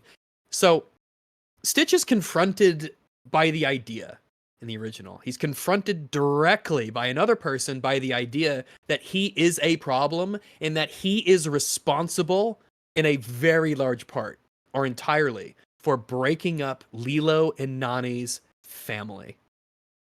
It is very important that you have these words. Stitch needs to be confronted with this. It is essential because it is what informs what he does in the next scene. At least the next scene in the original. Well, the next, yeah, exactly, because the scene isn't the same in this one. Yeah, which They is changed it fucking again. insane. we're gonna- But We're going to have a long chat in a few moments about that, but before we move on, having go him on, Malik. recognizing it's a family he desperately wants to belong to, basically realizing that's locked off, and secondly that it might not even be a family that's joinable anyway because it's destroyed, more than likely, thanks to him. That's like, again, second act low point. This is some conventional writing structure. It's really good to pile all of this on one of our primary POV characters. He's going through a lot. It's going to change Please- him. Please keep this in mind. There's a few things, and then we're going to have a big discussion about why this movie fails horrifically. One of many, but what I think is maybe the biggest misstep that this movie takes. They're certainly one of the biggest. It's hard to rank them, you know, and I don't think I really want to. So, and also, just to not to gloss over it, Kakoa says, no, we don't say goodbye. We say ahuyo until we meet again. This is essentially the because film that's the introducing setup. the idea that, Yeah. no, you're not like, it's just temporary. There's You can another ditch her. there's another Hawaiian term that we can rely on to justify why we changed the ending of something that was deeply integrated into a Hawaiian theme. Yes. Like, I think oh this no, is there's a- another one that actually supports our idea for the story, so it's Yep. okay. There's The even a social word worker for it. is, yeah, the social worker who is portrayed as a good and benevolent figure in this movie is essentially the voice of the film saying, she can go to college. I hate I'm genuinely it. fascinated. Like, are there any Hawaiians, like maybe in chat? And like, are you at all offended that they're turning a word meaning something like family into something synonymous with sell your kid for money? They're twisting your there must beautiful be- language into something nefarious. Don't let them do it. It's just, yeah. How do you, yeah. Um, Can we talk about shout out to the marine biologist from Hawaii in the chat.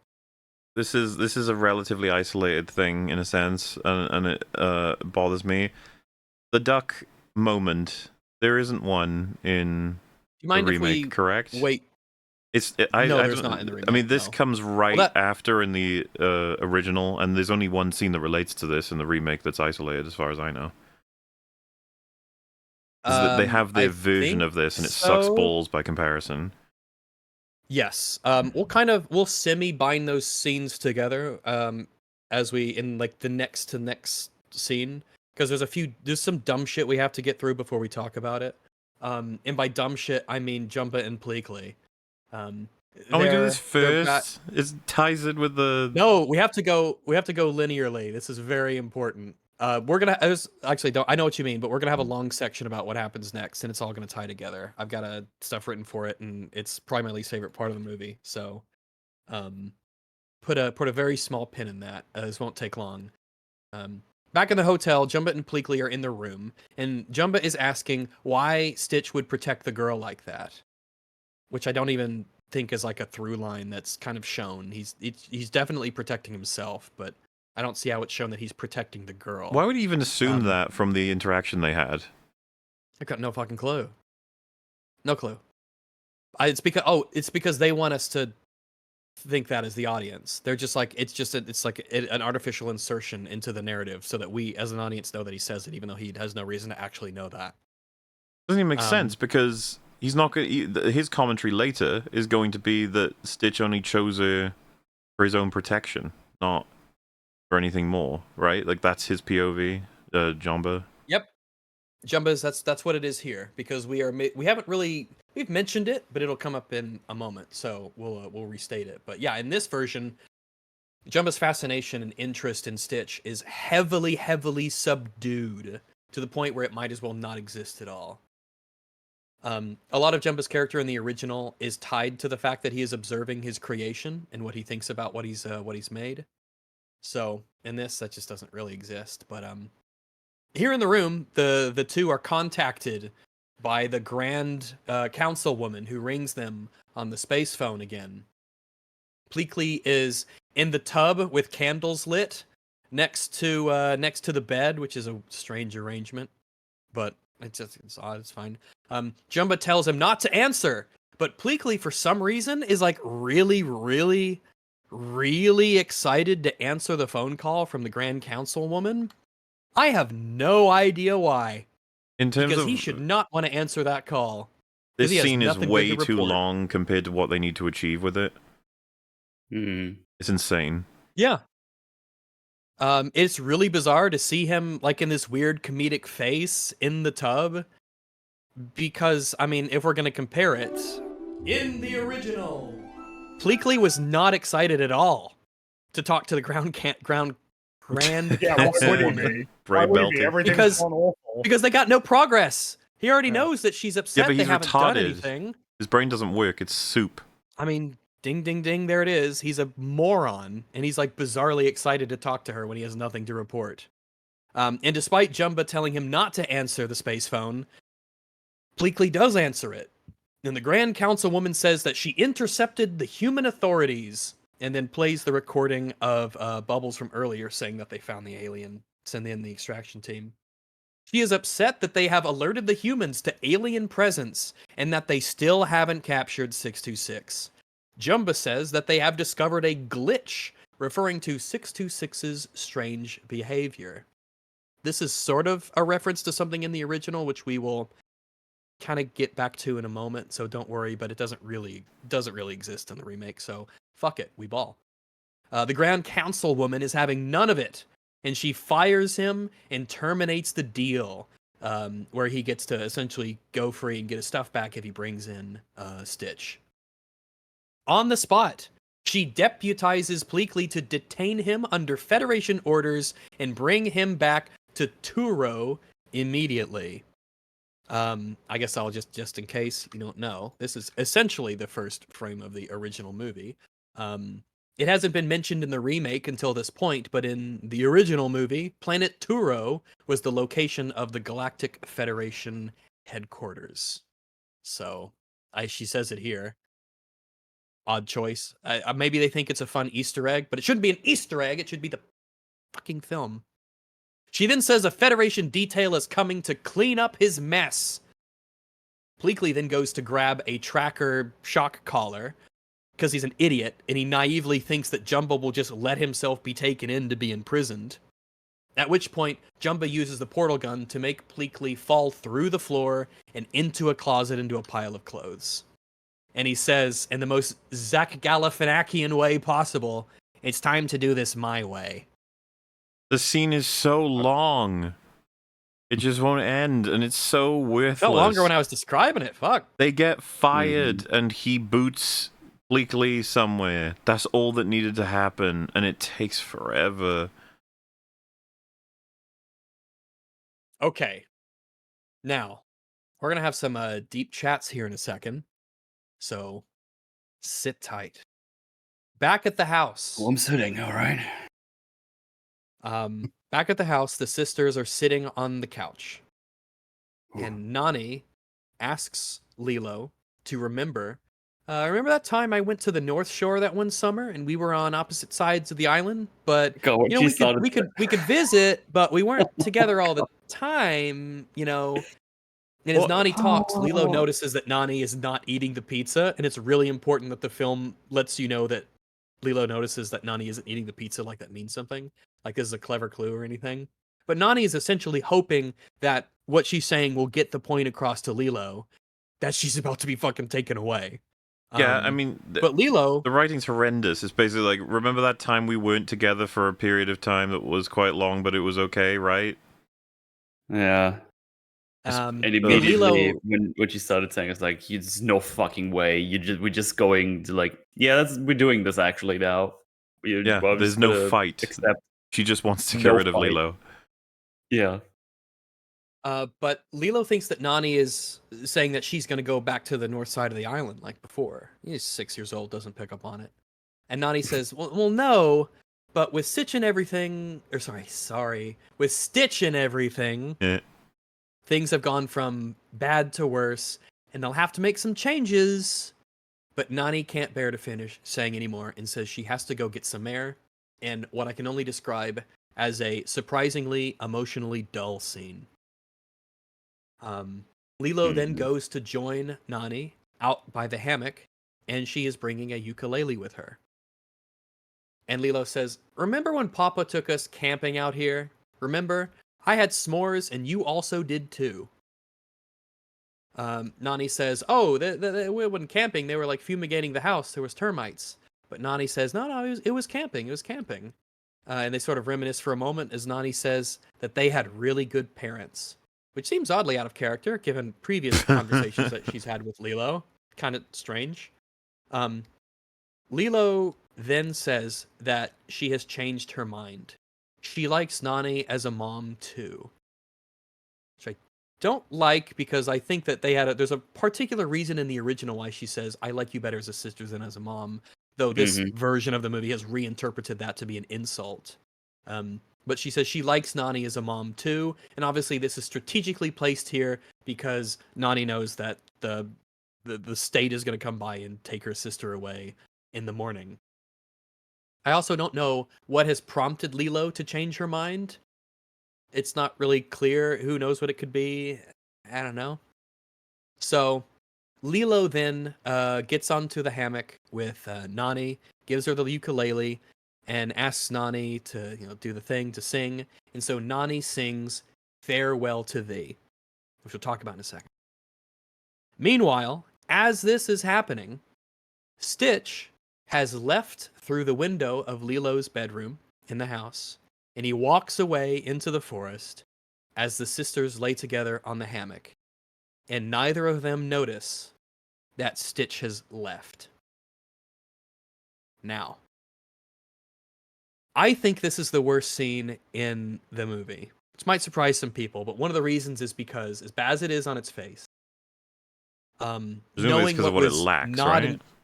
It's because of what it lacks from the original, what they decided intentionally to not have. To the point where there's not even a parallel to be said, scenes just do not exist that are, and I know this is an overused phrase, and it's really gay, but those scenes are the fucking heart of the Lilo and Stitch movie, and they are Well, not present. To be here. clear to people listening, right, it's like we've talked about, we haven't even gotten to all of the consequences of Gantu being missing. We've gone through a decent chunk of them, like Jumbo being completely fucking ruined. But, Bubbles is missing. We've got loads of different scenes that lack a lot of the groundwork for character to make them more meaningful. But they have outright removed a scene that this is one where I would just be like, guys, are you okay? Like, do you actually know how stories work? This is rough. This is really rough. So let me see if I can pull up something here. Okay, I just want to make sure I got my spots because I want to make sure I kind of do it a bit of justice here.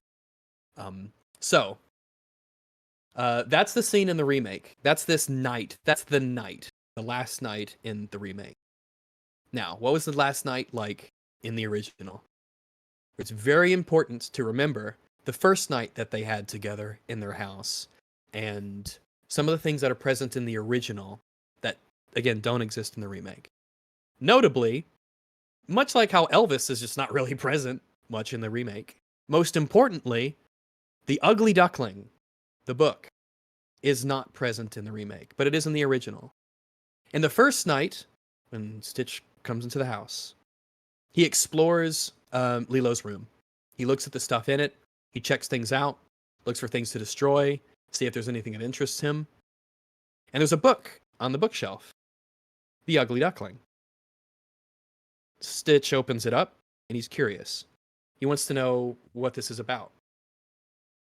And so he brings it over to Lilo, and Lilo tells him the story of the Ugly Duckling, where you have a duckling who's, well, the Ugly Duckling, he's not like the others, and he's missing his family, and he's sad, but then he eventually finds his family, and then he's happy again. Very short, very concise, very simple, right? But Stitch listens to her explain this, and it resonates with him so much, even if maybe at the moment he might not quite understand it, because it's earlier in their relationship, but he takes the book back to his own little bed, and he keeps it there. This isn't one that he discards like the rest of the books. And really, it's the only thing he really keeps. Is the only thing in that room that Lilo gives him that he holds onto and gives it a special place. Much like, by the way, the parallel between how Lilo, she has something very special to her that she keeps close to where she lays her head down at night. Now Stitch has one too. So, in the original movie, as Stitch sort of sits there in his bed, thinking, musing things over, with the thought of this story in his mind, Jumba is watching through the window. Jumba says that Stitch was designed to be a monster. But now, he has nothing to destroy. He wasn't given higher programming. And Jumba even seems to pity Stitch. And he asks aloud what it must be like to have nothing. Not even memories to visit in the middle of the night. What is the photograph? What is it to Lilo? It's her most precious possession. It's literally, in a sense, a memory that she keeps under her pillow as she sleeps through, the middle of the night. Now, this conversation doesn't take place in the remake. It simply doesn't exist. What Jumba says about Stitch doesn't exist. It's not a scene. The Ugly Duckling doesn't exist. It's not a component of this narrative. It's just not there. It's just not there. Well, bear in mind the idea that people can take any meaning from art is deeply threatening to this movie. So of course they're going to ditch the Ugly Duckling because you can't have people expecting meaning to come from books that you read in a way that you can't expect them to take meaning away from films. It's a silly idea. It's risky. You can't be doing that. And obviously, Jumper isn't a character. But it is just for every change that's made, it's usually multiple characters who are having something important of them sacrificed. Because it is a moment of self-reflection for him in the original as well, right? Like, he's watching, he's seeing this change, he's kind of reevaluating by one remove his own life and condition in that moment. It's changing his own outlook, which is very important for a payoff that is absent from the remake. There's nothing to talk about in a way, because it's just like the movie doesn't have anything to say. It's just like, well, this is the vague direction of travel that the original took. So we'll ape the basic structure, I guess. Maybe that's all we really need. And we'll go through it because there's still more. But what you said was right. A lot of the times when we say the film has nothing to say, they're trying to say something, or they think they've said something. But in this case, maybe more than any other example I've ever seen, as we're about to elaborate on, it literally has nothing to say because it's been deleted. It's been removed. It doesn't Well, it exist. should be re-emphasized. This movie is 20 minutes longer, the remake. Yep. And you just explained back-to-back scenes with all the layers and scenes that happen, which You're not even are, done yet. I'm pretty sure. Oh yeah, I know. There's Oh, yeah. more. Even But you then, just said you went through these two scenes back to back, saying from the original, like 5 to 7 minutes, just explaining everything that's happening, and then you go to the remake. He saw a dog on a surfboard, and that's where he went to the water. Well, they're Like, oh, it's like Disney are okay. meaning vampires, but for their a Yeah. lot of stuff they've created. A lot of their victims are some of the stuff that they made. Fucking insane. It's the most we're not done. straightforward blueprint. You get to copy it. You're actually legally allowed to copy it. if they copied it Yeah. 1-to-1, I'd be like, I mean, yeah, that's just the right move. That's just the right move. But there's still more, unfortunately. So remember how in the original, David is there on the beach. He really believed they had a chance until you came along, he says. Stitch, Cobra Bubbles has come, there at the beach to take her away the next day. Nani thinks that in the morning she's gonna lose Lilo. But she actually wants Lilo. A difference between the two. This is really awful for Nani. She tried her hardest, but it didn't work out. On the way back, as Stitch returns from the beach towards the house, he sees on the steps leading up to their house a mother duck with ducklings. Right? This makes him obviously long for a family. Very sad for him to see that. He sees a thing that he can't have. And I say that he can't have because of what he's about to do. Because out on the hammock, and this is again in the original, Nani tries to tell Lilo that they're going to be separated, but she can't bring herself to do it out of legitimate sadness.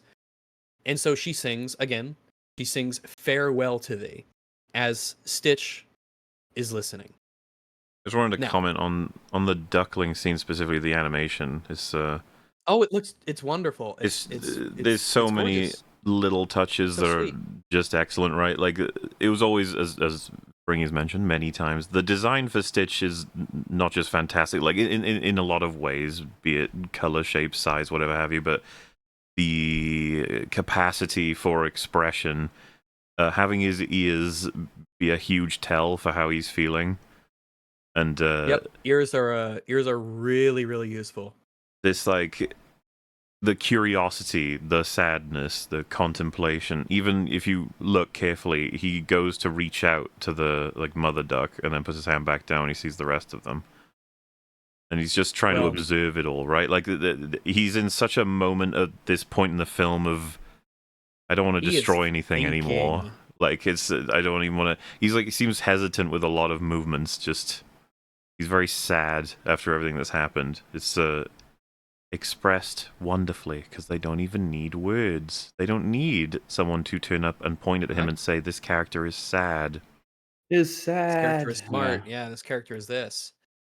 So he sees the ducks, the family, walk away. He becomes pensive and he thinks he's clearly thinking about something. As up the stairs, Lilo and Nani are in the hammock, and Nani is singing "Farewell to Thee." Now, the lyrics of this song in English are, "Farewell to thee, farewell to thee, the charming one who dwells among the bowers. One fond embrace before I now depart, until we meet again."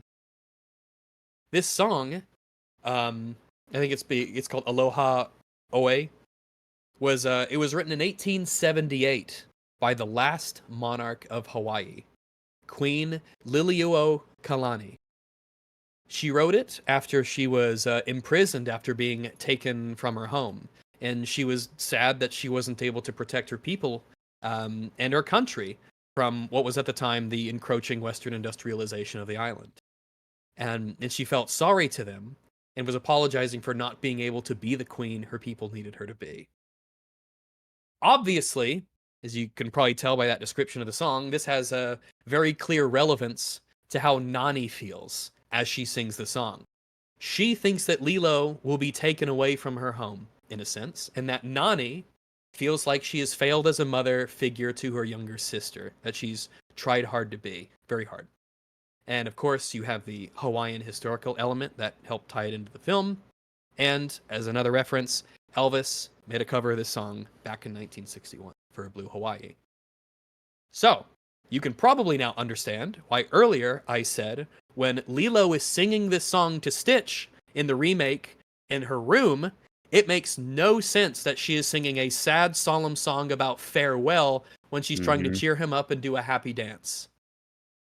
You might recognize the tune, and that's probably what they're playing off. Oh, you recognize this tune from the movie.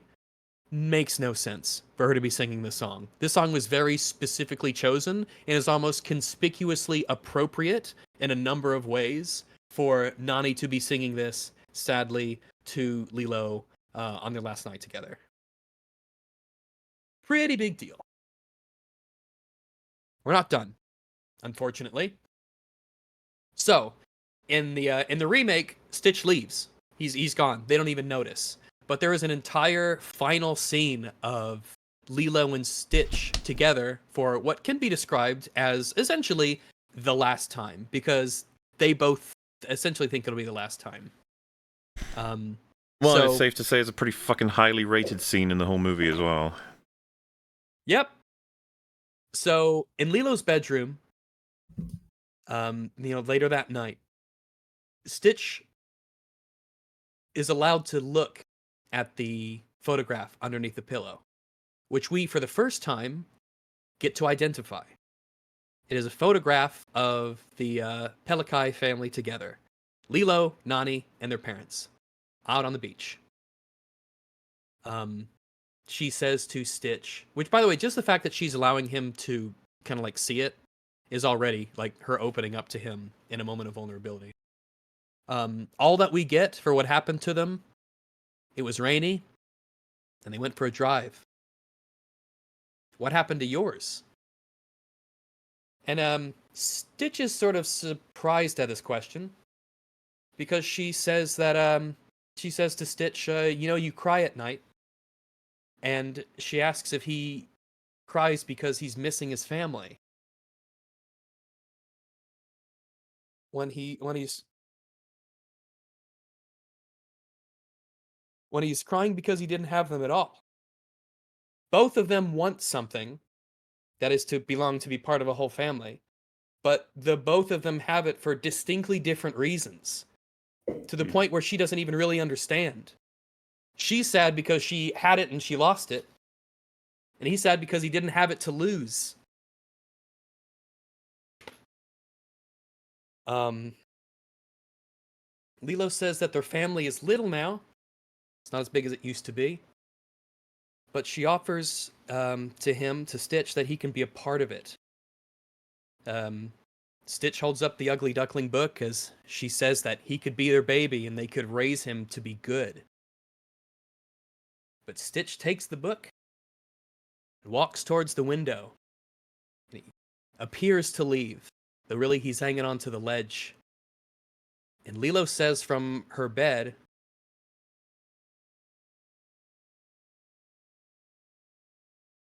Lilo says that she'll remember him. Like she remembers everybody who leaves. As she puts the photograph back underneath her pillow. Stitch listens to this, unbeknownst to her, but then exits the window, wanders off into the forest in the night. And he opens the Ugly Duckling book as he's all alone. And in a sort of quiet desperation, he calls out into the darkness, "I'm lost." I cannot believe that they cut this out. Yeah, it's I fucking can't. crazy. I don't All of it. understand why they would cut this out. What were you thinking? Yeah, Just none if of you, this if you are is going to get none of one this is scene present right, in the remake. It literally it doesn't probably exist. is this one. It is like the emotional crux of the entire film. It is the moment you have to have in, and you have to get it Mhm. right.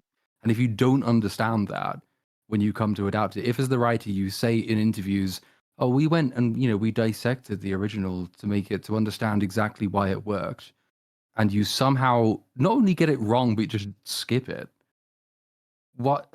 Quit your job. Don't write again. Yeah. Well, this is the end of the second act low point. This is the most important part of the second act low point. Stitch believes that he is lost and that he has to wait for his family. Mhm. In a way, it's even a bit worse, I suppose, and even more tragic because Stitch, because he has been confronted, in the original at least, he's been very directly confronted with the idea that he is responsible for the breakup of Lilo and Nani. The tragedy is that he has to let go of a thing that he desperately wants to be a part of in order to save it. And, that's true love, right? When you make But again, that the whole personal thing of the ugly sacrifice. duckling, the conclusion is he is the ugly duckling in the family. He's not meant to be part of that family. That's the reason why he's lost, because this family that's there, that obviously he will become, or prove that he was already a part of anyway. He doesn't believe that anymore. That's why he's lost. He is the ugly duckling, stranded and alone. Yep. Why they would cut this, I have no idea. I don't understand. Well, and if you don't I need the fucking legitimately 1-2 am baffled. the 1-2 punch, it's bad enough that they cut it. They have added new content that would outright skewer this scene's meaning. Yeah. It's absolutely fucking insane that you have Lilo, one of the most like heartfelt moments in the scene to end. She says she'll always remember the ones that leave. Considering the ending of the remake is absolutely fucking insane. Jesus Christ, yeah. Mm-hmm. So yeah, that's the scene I hate the most in the remake. Pretty terrible. In the remake, we don't have him going out with the book because again, the book doesn't exist. He doesn't wander out into the forest Nope. to be alone in essentially desperation, crying out, "Maybe if I do what the book says, I can get a family." Instead, in the remake, he returns to the rescue, and he goes back into the cage, into the back where he waits and falls asleep. Don't really know why he went there. Not certain. No clue. I but think I that's know where he the goes. reason why. It's because the third act is pretty different in terms of like a lot of the plot happenings. And Yeah. obviously, in the original film, when Stitch wanders into the forest, that's where Jumba finds him, which then initiates that sequence, which again will lead to Gantu showing up and becoming, basically like the main Oh, yeah, threat dude. that needs to be defeated. Because all of that's been changed and remixed. Yeah, the third like act what is would literally happen if Also, now with Jumba being completely altered, Gantu being missing, Bubbles being split in half, and all of this context being missing from the family, I had no idea what the third act was going to look like. I was just like, we're fucked. The whole story has been fucked. This So is the scene that we just talked about there. Kind of like this going forward plays out very differently. For the most part, the rest of the movie is pretty much kind of the same plot-wise. Obviously, a worse version of it, but it's kind of the same in terms I of the would big say beats. I would actually disagree a little bit. I think that Yep. some of the changes are like start. I know It what you depends how mean in the broad you sense that get. a lot of the overarching beats seem to be Yeah, the it, same. it's a the yeah. I notable think it's a matter of differences in broadness. remixes and how it plays out dramatically changes the ending of the film. Well, And it let me kind of ask you makes this. it clear that, like, yeah. Let me ask you this.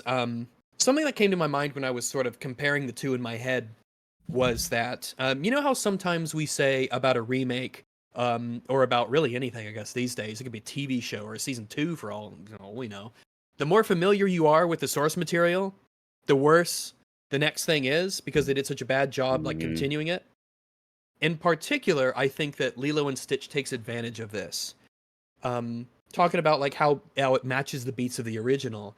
if you have like a very passing sort of casual memory of what happened in the first movie, the more that you are in sort of that state of remembrance, then the closer to it the remake feels. But this may be more than most of the things we say it about. The more familiar you are with the original, the worse that the remake really is. I think they're taking advantage of a lot of people not remembering a lot of the finer details or the exact structure of the original, especially because there's kind of two sort of similar kinds of sequences where they go out for the day, come back home, then they go out for the day and come back home as a broad like plot synopsis.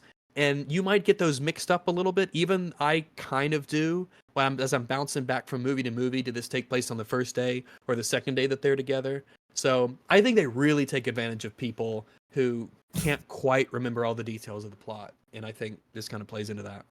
Well, and I hate to say it, but That's just a theory. I hate to say it, but like the truth is as well, there are plenty of people in this world, and you can't blame them necessarily, that would watch these films back to back and be like, "Yep, good stuff, both of them." Moving on. Mm-hmm. They absolutely exist. Absolutely. And Using how the long word have we been watch seeing it in with that Star sentence. Wars? New crap, Too love it. long. Old stuff, love it too. And I'm like, well, what did you love? What did you love then? Yeah, well, I'm glad you're having a good time. No, actually, fuck you. I was actually, by the so way, yeah, kinda- another reason that he went where he went in the original was he's like recreating the page in the book, right? Yeah, he's essentially like, you could say out of Mhm. desperation Since- almost. He has since gone they've- out into the woods at night to recreate the page that he sees, hoping that the story will come true. Yeah, the next Yeah. page. But since they've removed all of those elements, they truly were free to put him wherever they wanted. And what's interesting to me is that why the fuck would he ever want to go back to the animal shelter cage? Like what? And you know what would be the logic in the remakes film for that? And I imagine the creators would be like, well, where else would he go? I guess it's like, is it I the guess place it's all that the you, only like, places you you've pick up? got. Oh, I'm trying to think like as it's the place where you like abandoned animals go maybe, but even that doesn't really work because he's not abandoned, he's leaving. Well, that's kind of what I'm getting Um, at when I say where else. I actually think they'd say where else would he go? Because there's no other thing in the story that we can use. We've got nothing left. We didn't set anything up. So he goes there. Fraud. We don't know what we're doing. Hey, at least there's a set they can use again.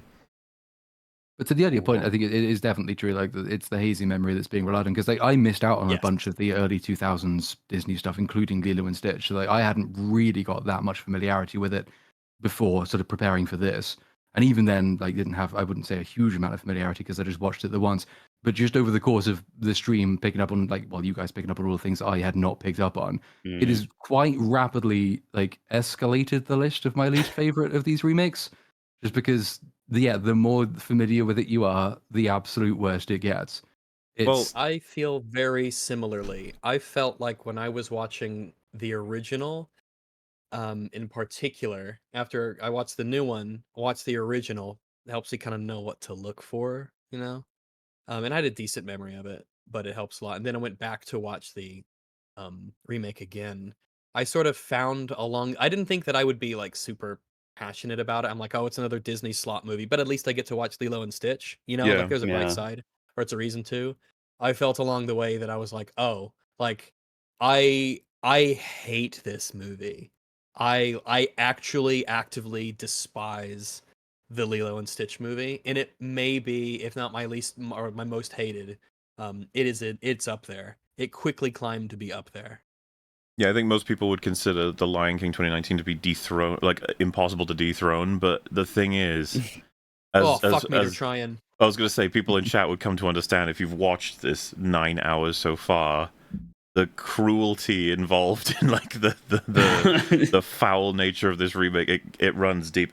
And as someone else was going to highlight, which I think I did mention last week, our Snow White coverage, comparing and contrasting and talking about the breaking down, that wasn't even 4 hours long. There's a reason for this. I mentioned before, you are now dealing with films that like Lilo and Stitch was a little much more. I was much more attached to this film, and I think I could say the same. I presume for Fringy and Rags as well. It was always going to prompt a hell of a lot more passion and discussion and breakdown, because I saw this countless times. I don't even remember how many. Snow White, I really like and think is good, and if not great, and have a lot of respect for its creation, but it doesn't prompt as much of a fire as stuff like this does. Yeah. And what yeah. sucks is that there's so many more to come. Yeah, there's a lot more, and of course, particularly the inevitability of going for the Pixar stuff is going to actually make my head explode. Oh no. I will not be able to bear the live action remakes of the Pixar Golden Age films, of which it's inevitable that they'll be coming for them. Yeah, like Why wouldn't they? It's just money on the table for them. You have to understand, right? Like, our careers are breaking down and loving stories. These are the stories that got us there. It's like they made us fall in love with all this shit. So it's not some kind of like, yeah, it's a fun story about family. It's more of a, well, there's this, to do this and all this and the way, and then it's just like, yeah, we're gonna remake it. You're like, oh. Well, you know what they say in the wise words of Gandalf the Grey: many that live deserve death. Give it to them. Be eager to deal out death. Can I have Quickly. some death right now? I mean, it's like a countdown for me. 2 years, so they'll be coming after Buffy, probably. That's about it. That show will be out. Yeah. So yeah, let's the third act. Oh boy, what a crazy yeah. Oh, let's get it over with. Let's go. Oof. So let me see. Sorry, let me refine my place here. I just skip around to make sure everything was get my ducks in a row, so to speak. So the next morning, they were talking about the remake. This is a remake, all right? So in the next morning, Kikoa, the social, I feel like I keep feeling, even though she's popped up now and again, whenever I say Kikoa, her name, I have to remind people who that is. But the social worker, Kikoa, and Cobra Bubbles are at the door to get Lilo. They're both back. And they're both back. But Lilo is not in her room. She has left probably in the morning because, again, they don't know that Stitch has departed. They don't see him go. But she's left, and we see an open window in the room. I think in particular, I made a note to say that in these scenes, Nani's actress is particularly not good. This is a very emotional scene for her. She is leading the social workers to the room of her sister so that they can take her away. And her face is just, it's just dull. I suppose that would be appropriate, Rags. That is her character. Just another day of having a face. We cut to Lilo, who is wandering around in the woods looking for Stitch. I guess she didn't wake up Nani and be like, oh, where's Stitch? Where's Stitch? I can't find him. Help me. Nope, she has gone out on her own. She then, for reasons that I don't think I'll be able to elaborate to you, walks into the back door of the rescue shelter and finds Stitch there in the cage. Well, where else would she look? I mean, we don't really have many other locations that would even begin to make sense. I would say the beach would be more likely for him. I don't know, man. Could be fucking anywhere. In the cage. Anywhere, yeah.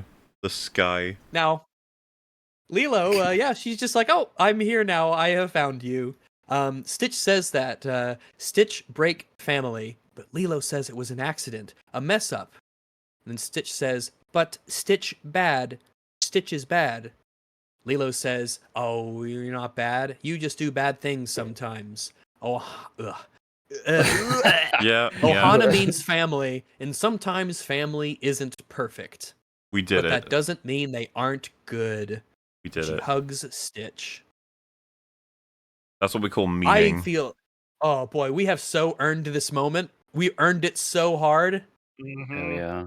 So they meaninged all over the place with their meaning. For some reason, it's reminding me of Gandalf in Rings of Power saying, I am good. It's kind of the equivalent level of I am good going on there.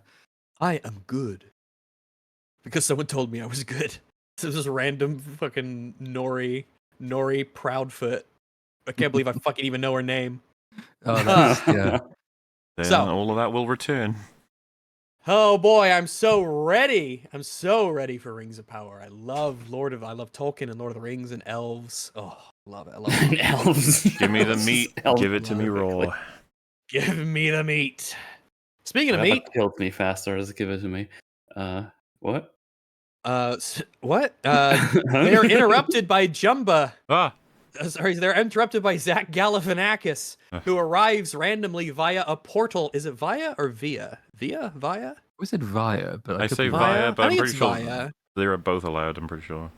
I've heard them both, which makes me wonder. Well, we say via. via in Germany, so you can use Ah! that. If you Rags, want they're to. historically the bad guys. You don't want to. You don't want to do that. You want to go against Shut whatever they up. decide. Interesting. By the way, via is the Latin word for road, so that's fun. Anyway, they're interrupted by Jumba, who arrives via a portal in the wall. If you would like to ask me how he knows to show up here, please refrain. Well, where else 'cause would I he have no go? answer for you. It's like I everyone just goes to the dog I shelter can't- every day in the morning. It's the just new to see- happening place, man. That's just where to everything see- happens. Hey, everybody, come on down to the animal shelter. You wouldn't believe all the shit that goes on down here. Buy a dog, buy some candy. Fuck you. See people with teleporters. It's fucking crazy out here. Obviously in the original, and we'll go to the original scenes in a little bit. But the reason that Jumba can always find Stitch is because, again, they can track him because they have his DNA. They have a DNA tracker of him. They know where he is at all Yep. times. They have a narrative reason to show up whenever, essentially, it is appropriate for the story, or whenever they decide it's a good time. When there's a reason for it, they will show up. It's explained. It's a mechanic of the story. Yep. And this, he just sort of arrives because this is the place to be. Now, Zach Jumba says that this animal belongs to him. But Lilo stands up and says, he's not an animal, he's my friend. Nothing wrong with being an animal. First off, yes, animals can be friends, just to be clear. I mean, not to get, righteous indignation from my brothers and sisters out there. But I didn't hear anyone clapping when Lilo stood up and said the thing. He's not an animal, he's my friend. Like, we earned this moment. Anyway, Jumba gets distracted by a dog in the kennel next to him who makes some noise. So Stitch takes the opportunity to knock the portal gun out of his hand. Then, Stitch accidentally creates a portal over Jumba in the ceiling when he's smacking the gun around on the ground. And then Stitch, with the gun now operating properly, creates another portal beneath the portal where Jumba is standing, creating a perpetually falling loop of portals in the ceiling and floor that Jumba is trapped in. Mhm. Lilo What says, portal? "Whoa, cool! You're a genius, Stitch." A genius, come on. It's like the first thing that you do with a portal. Look, in the world that she lives in, like on the grading curve, this is probably the most intelligent thing she's ever seen and What will about ever see in her life. The Yeah. follow-up hilarious joke where Jumba's falling infinitely and he says, I'm the one who created him, so I'm the genius. Yeah, I made him. I'm a genius. Ah ha ha ha! Mhm. Also, Um, in the OG, Stitch just knows how to use weapons. He doesn't have to accidentally activate the gun. Yeah, you don't have to fuck around with him. They've got a Yeah. trigger. You point it at things, you pull. He's a smart guy. He He can flew a figure it fucking out. spaceship, but now he's retarded. Yeah. The guy's got skills. All right. Yep. So, yeah, Jumba, what a terrible fate to befall Jumba. He has to basically choose at this point how he'd like to die. Yep. Because there's not really anything he could do. The film will very specifically, and has here in particular, momentum is conserved through portals, like the game. So he's just like perpetually falling. The film just doesn't want to address the real implications of what this means and how you are virtually It's funny meme. He will be at you're dead. vertical, what is it called? Terminal velocity, right? Terminal velocity. Terminal velocity. A great game for Mac, by the way, back in the day. But yes, he will be at terminal velocity until he Zach Galifianakis hits the- is at terminal velocity. Make of that what you will. Anyway, they leave him in the portals for him to fall forever. What a terrible fate. Stitch then puts the gun on his back as they leave, using a strap that, I shit you not, just appears as he puts the gun on his back. The strap just appears. You can go frame by Nice attention frame. to Well, where detail else would it there. be? It just, I suppose so. Where? Well, I mean, that's why they're at the kennel. Where else would you be? Yeah, the straps are all in the kennel. The pair run back home, but Nani isn't there because she and David are out looking for her in the woods because she's lost. They don't know where she is because, you know, Lilo didn't leave a note or anything, even though she left her a note earlier to insult her, but I guess it's not important enough now. Cobra is out looking as well in the forest, and they show him noticing claw marks on a tree. Okay. I don't know. That's Is how this everyone supposed to ended be, up like- at the same place because they all tracked the marks on the. He made sure to do that. What are the marks? His claws. Skin Whose marks. Good old Stitch clawing up them trees. From when? When he was angrily In the clawing up woods? them trees. Yeah, It's like that's it's right. weird. It's a specific scene where Cobra Bubbles notices these obvious like scratch claw marks in a tree. I don't know. Stitch, damn it. What are we Clawing up doing? them trees. Leave him alone. Tutu shows up on her four-wheeler and motions for Cobra Bubbles to get on the back. Yeah. All right. All right, cool. Um, Thanks. Well, no. so- something. So Jumba hits as Jumba is falling perpetually, he hits the button on his belts to transform his body back to his normal alien self. In this, God, just thinking about how this would actually play realistically is kind of It should harrowing. be. You dead, yeah. boy. He dies. so He bad. dies Yeah, in well, battle. well, It Jeez. played realistically though. All right, just switch back. Yeah.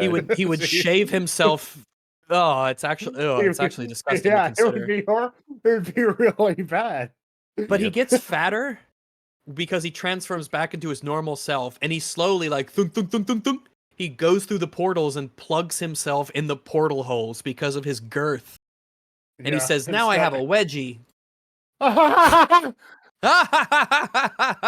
Okay. It's so Wanna funny. die. At the house. Yeah, this is fucking hilarious. It's so clever. He should be dead. I mean, he should hope he should be dead from that, or else he'd be in the horrific pain, and then, assuming he couldn't kill himself by reaching over and grabbing the ledges that fly past him, he would die of dehydration. Death by Um, wedgie. So back at the house, the Pelikai residence, back at the house, Lilo has called a pizza place, a pizza restaurant, because there's a coupon that has their number on it, and she asks if they know where her sister is. And the person on the other side is like, "Well, no, why would I know that?" And Lilo says, "Because this is the only number that I could find." I don't even Like remember Like it's this. supposed to be a joke or something because I don't blame you for why not is this- remembering Why is this this. happening? Like when you were explaining Because that, I you was like, where the fuck does this go? Because I don't remember this. It's right After- before Jabambas Jumba, arrives. shows back up. Yeah. Is it because And- they ordered pizza the night before and she thinks that's the connection? Like they'll know. I No. could just believe that someone would have like some pizza coupons around, but the point is mostly to contrast it with the first movie, because in the original, the reason that she calls for help is because in their first meeting, Cobra Bubbles gave her his card and says, "The next time you're left here alone, give me a call."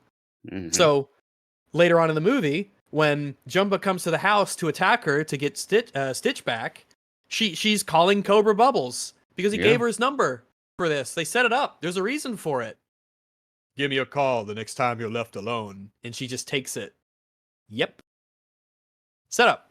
There It's you go. very And funny, this- by the way, the call she gives Bubbles. Yeah. Half the shit she says is Aliens hilarious. attacking my house. And I love the notion of Pleakley being like, "Don't you worry, nothing's happening here. It's all fine." And then he's just like, "Who is that?" Like, Who is that? Who's that? Shame. Remember other movies.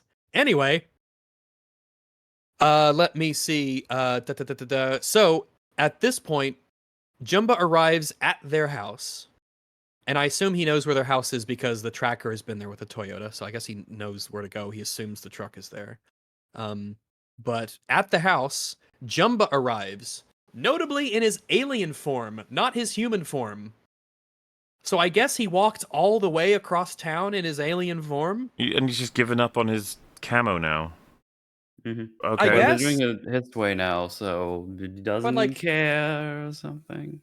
But I sort of like, listen, I'm not saying this to sound mean, but believe it or not, Zach Galifianakis is in better shape than Jumba Jukima.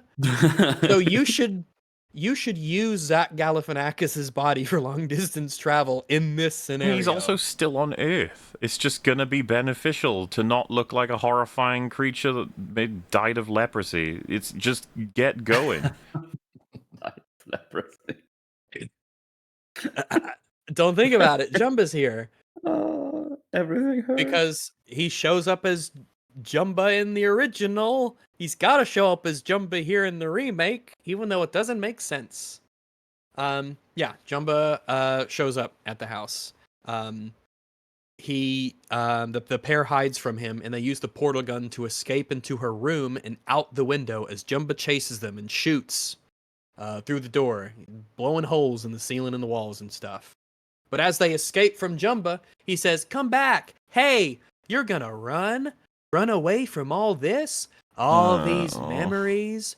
Humans are so attached to each other, to their things, to the alien experiments they've stolen from me." And then he starts blasting holes all over the place randomly in the house. The delivery And he says, is that attachments bad. mean you care. Oh, well, first of all, my delivery was good. His is really bad. It's but hideous. he It's sa- so awful. I hate it.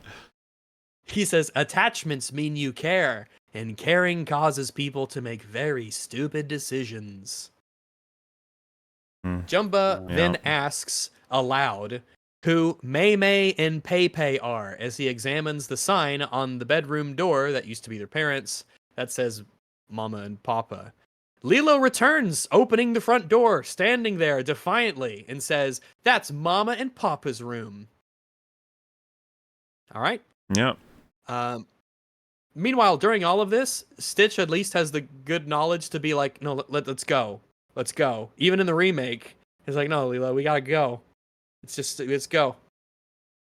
So, while Lilo has him distracted, Stitch shoots a portal on the window, notably on a window, which just seems extra strange, I suppose, than shooting it on a wall. But he shoots it on the window next to Jumba, and then he blasts a portal beneath him as he's on a tree, and he jumps into it, and the momentum means he can tackle Jumba. It's portal shit. Whatever. And he gets him. I have an outrage, which is Do it! Again, we've not recently visited the original's version of this ending because it's probably pretty difficult now to start comparing because they're so in completely different fucking directions.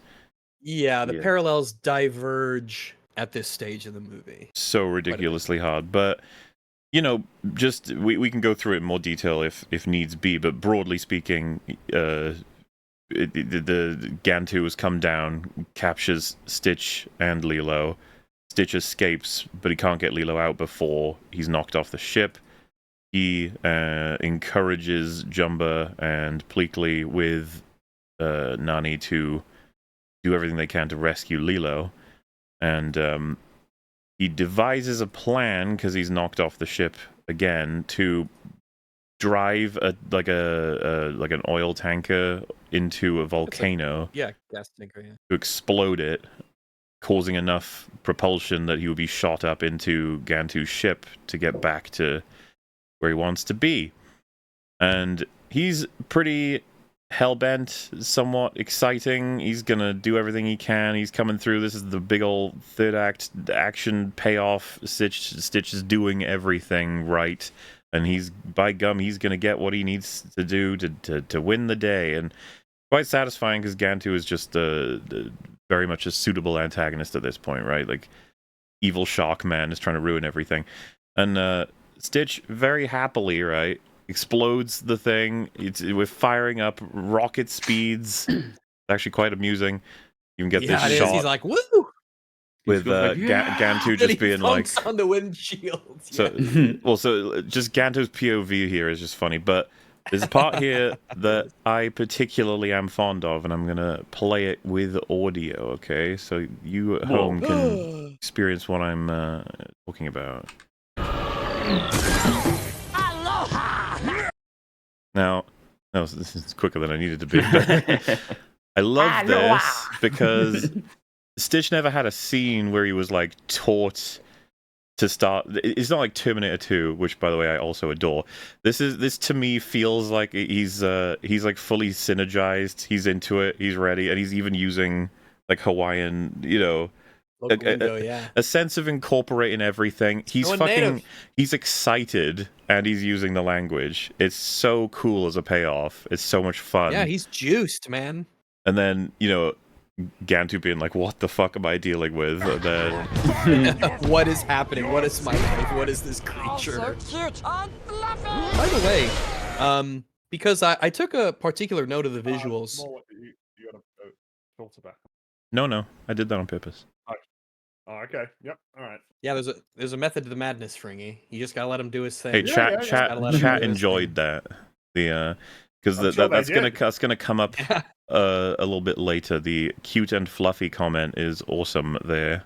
Repurposed. He's like, "You're foul, you monster!" Just called him all the insults, and then he says, "And cute and fluffy" on top, and throws him out. So cute and fluffy. The reason I bring all of this up is because I am upset that instead of this awesome fucking payoff that like culminates everything that he's learned and been interested in, it's all for Lilo, right? And the family's trying to save, and he's super fucking juiced by the whole situation. And then what do we get in the remake? That portal thing that Rags described of him jumping down and jumping forward. It is during that jump that he says aloha to Jumba, and you can barely fucking hear it. That is right. Yes. Yeah, you might miss it. It's so sad. Strange if you did. I don't understand this. Like, they knew about this payoff. I know why. They presumably saw this or saw it in the script, and it's like, do you understand how fucking iconic it is to do this and then to switch it into, throw it in during a move that people might not even hear? It's like, cool. This is why, Thanks, man. This is the reason why. Because they have made a big mistake, believe it or not, a big mistake, which is, in the original film, Stitch saves Lilo, which is really, really important given what he was created to do, that he is the one who goes to save her. This is going to be flipped in the remake. And oh boy, I can't wait, Fringy. Where's the opportunity for Stitch to blast himself into the sky, smash through the window, and shout aloha? Where's the opportunity if you flip it? There is none. Oh, but in the fight, he could do it. So, yeah, he does it in the fight. Say it. Mm-hmm. That's why. That is actually the reason why they would have done it. Because they were like, well, we got to put it in somewhere. there, but like, that's gotta be we're somewhere. not actually doing it the same way as before. Side note, to help us cool down after that, because I too am very upset that basically the entire action sequences, this is plural, at the end of the Lilo and Stitch original were completely changed. We get no spaceship stuff, essentially. Super lame. The actual one is super it sucks. lame. I mean, the fact when he crashes through, grabs her, and says, like, no one gets left behind, and she kisses him. Like, that's wonderful. That's sweet. And then they jump off, and they get to safety. It's great. Yeah. Fuck that. They're gonna do something way cooler. However, let me ask y'all a question. This is pure speculation. I looked around for longer than I should have because I was really curious. So, in the scene that Mahler had aforementioned described, when he takes the oil tanker up the volcano, there is a scene where he kind of goes over the lip of the crater where all the lava is, and the truck, in that fucking delightful style, it sort of like goes forward and kind of hangs in the air a little bit, and before it descends. Pure speculation on my part, but one of the movies that I watched over and over as a kid was a 1999 movie called The Rescuers Down Under. I love this movie. It's great. What an absolute banger. Now, the bad guy of that movie, who's a real fucking jerk, by the way, McLeach. He has like this half-track mean truck on it. And on his introductory scene where he goes to get Cody, who's fallen into the trap near the beginning of the film when they first meet, there is a scene that has always stuck out to me where McLeach's half-track plows through the woods and goes over a hill and kind of hangs in the air for just a moment. I wonder if this was a direct inspiration of it to somebody. Mhm. I don't have any evidence of reused footage or assets, and they have a slightly different angle, but that just all that means is that they just recorded at a different view potentially, and then like used it to draw over in something. And obviously there's like a dozen-year difference between the two. But I was like, man, this really kind of makes me think about this other movie that I really like. And I don't know, it's something that stood out to me as something that was similar. So there you go. I don't know. Maybe there's some connection there. Maybe not. Fucking loved like Rescuers Down Under. It's got such great music, great visuals. The Rescuers Down Under did for Australia what Lilo and Stitch did for Hawaii. Okay, it makes those places look fucking awesome.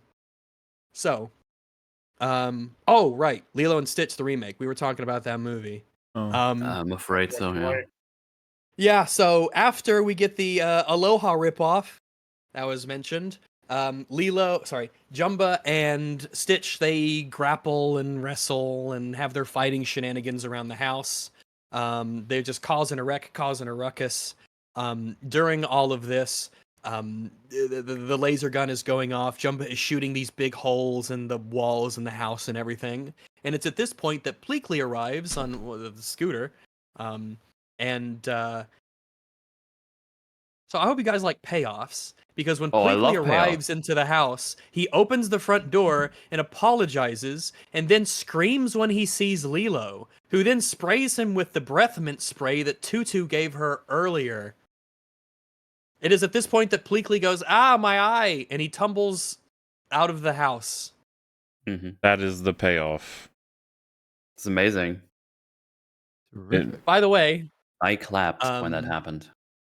yeah, and if we're gonna be contrasting that with what happened in the original, when Pleakley arrives at the house at this this point in the movie, he is thrilled that Lilo is alive, and he even says, "You're alive," because he's worried that Jumba, who is now unchained because they've been fired and no longer have to follow the rules, has like harmed or killed her or vaporized her with his laser gun.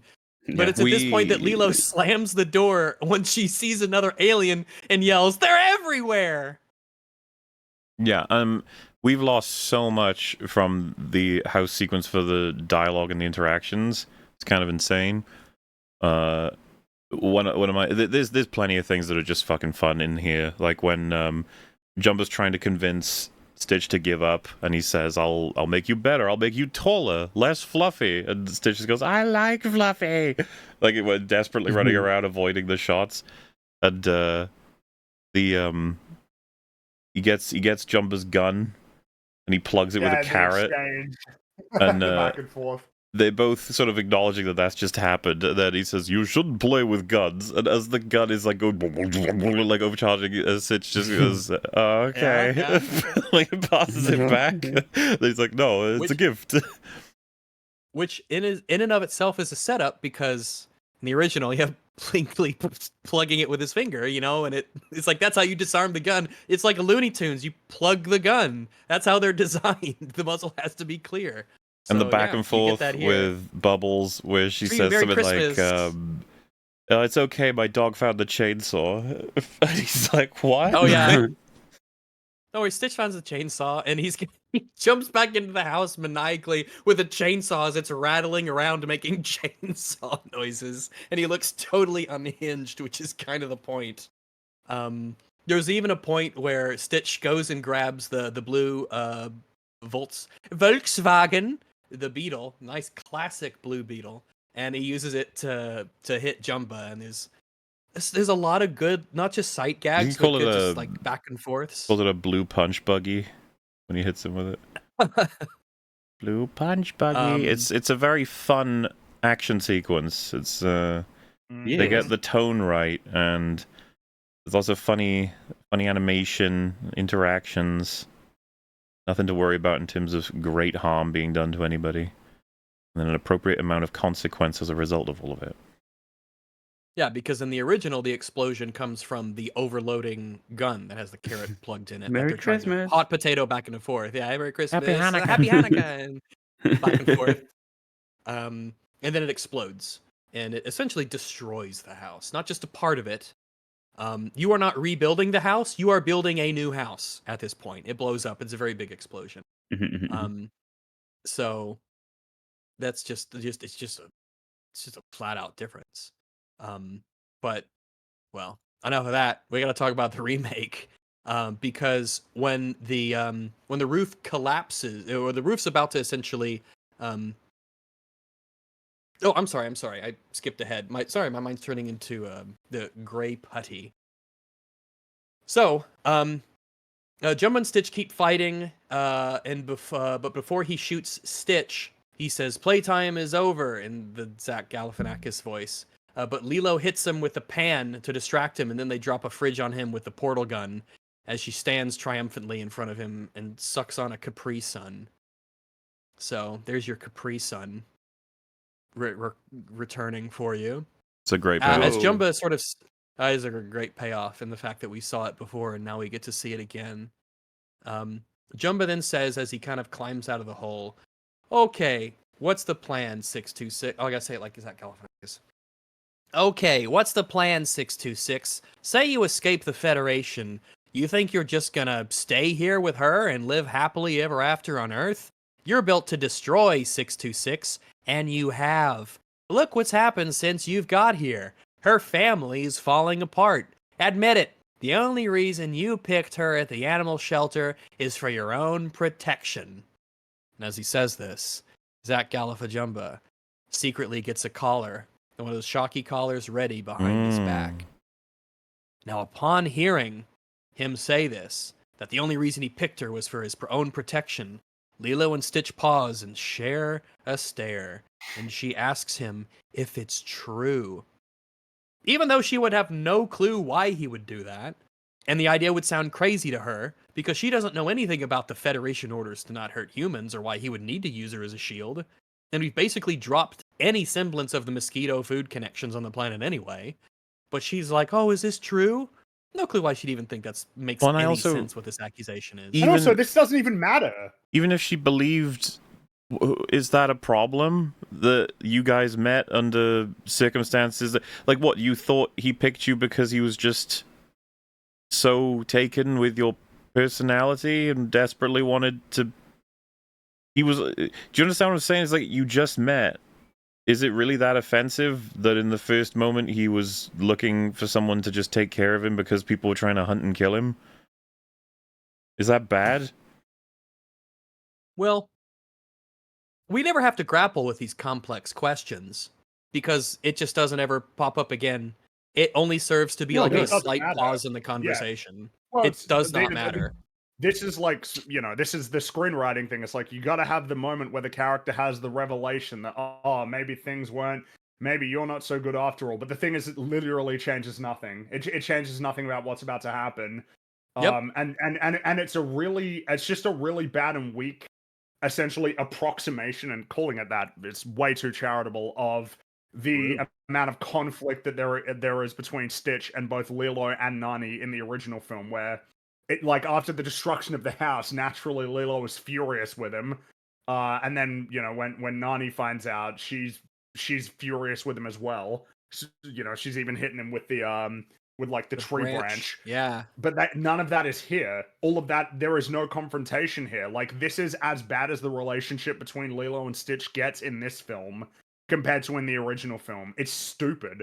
It's pointless. It doesn't change anything. The next scene plays out as though this revelation didn't even happen. So what's the point? Yeah, it didn't mean anything to the writers, so it can't mean anything to the story. Pause in the fight, sort of. But they already had one. Basically. As much as it is a pause in the fight, the insanity that Stitch, after the guy who's trying to kill him and attack people he cares about, telling him, "Hey man, probably won't work out ultimately." It's like, okay, I give up. What? That doesn't make any fucking sense. No, it doesn't. Why? Who cares if Jumba is correct? You would not give yourself up to the man who just nearly killed you and the person you care about the most. Why would you ever do that? Worst case scenario, what happens? He kills them. Lilo is slightly perturbed at what Sitch did, maybe, but at this point, the film at least wants to say they're Ohana and everything. So it's Jumba says that he doesn't think that's bad. Him using her as a human shield. He doesn't think that's bad. He says he thinks everything Stitch does is genius. He says if you care about this little girl at all, you'll leave her here. And then Sitch. Fuck! I even wrote in my notes, Sitch. Damn. I'm sorry, Sitch. Stitch then puts on the collar, sadly, with what I can only describe as no emotion on his face whatsoever. And he turns to leave in captivity with Jumba as the house begins to collapse from all the laser holes in the roof. Stitch then says, Lilo, run, as the roof starts to collapse.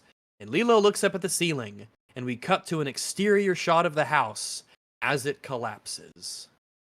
And you're like, oh, so she ran through the portal, obviously. Does Stitch believe she got flattened? He does, right? I guess don't... maybe. Well, he must. Right? Yeah. What did he see? But that's the big question. What did he see? How did he not see her run through the portal? It doesn't make any sense. Looking at the portal. How did neither of them see her get? She's in the ship. Yeah, she's in the ship, and neither of them noticed her do it. She hid from Stitch as well as Jumba. Both of them. Jumba, which is impossible when it's just, there's just no way it works. The ship is a room. It happens just so we're clear. off The ship is a screen, room. So well, where else would she things go? that happen off screen don't happen. If it happens off really. screen, then anything could happen. Yeah, Anything could happen. That's just where we are now. Well, what you asked, where would she go? Well, in the original, she was captured by Gantu. Where else would she go? With Stitch. So, like, that's Dog taken care of shelter. in the original. There's a reason for her to not be able to, like, she's busy being captured right now. But in the original, nah, she doesn't get captured. Only Stitch does, because he gives himself up. On the note of losing Gantu, by the way, they do need to Yeah? lock in Jumba as evil, and so we get our overcompensating writer's very clever toolkit being like, okay, what should we have Jumba say to make sure the audience know that he's just evil? And you get a little animation for it too. He's like, I'm gonna turn 626 into 627. And you're going to be a true super duper evil monster, and nothing will be able to stop me. It's so amazing that you can describe it like that, and it's still not as like cartoonishly stupid as what he really says. Just to I guess catch us up. I can't. Tutu and Bubbles on the four-wheeler. They see the smoke coming from the collapsing house, and they radio Nani and David to meet back up at the house. And then we go to Jumba's ship, where Jumba tells Stitch that he made the right choice. The ground councilwoman was going to exile him and waste all of his brilliant science. Jumba then says he's going to he's going to remove his capacity for love. I forgot about then that. I'm going to remove your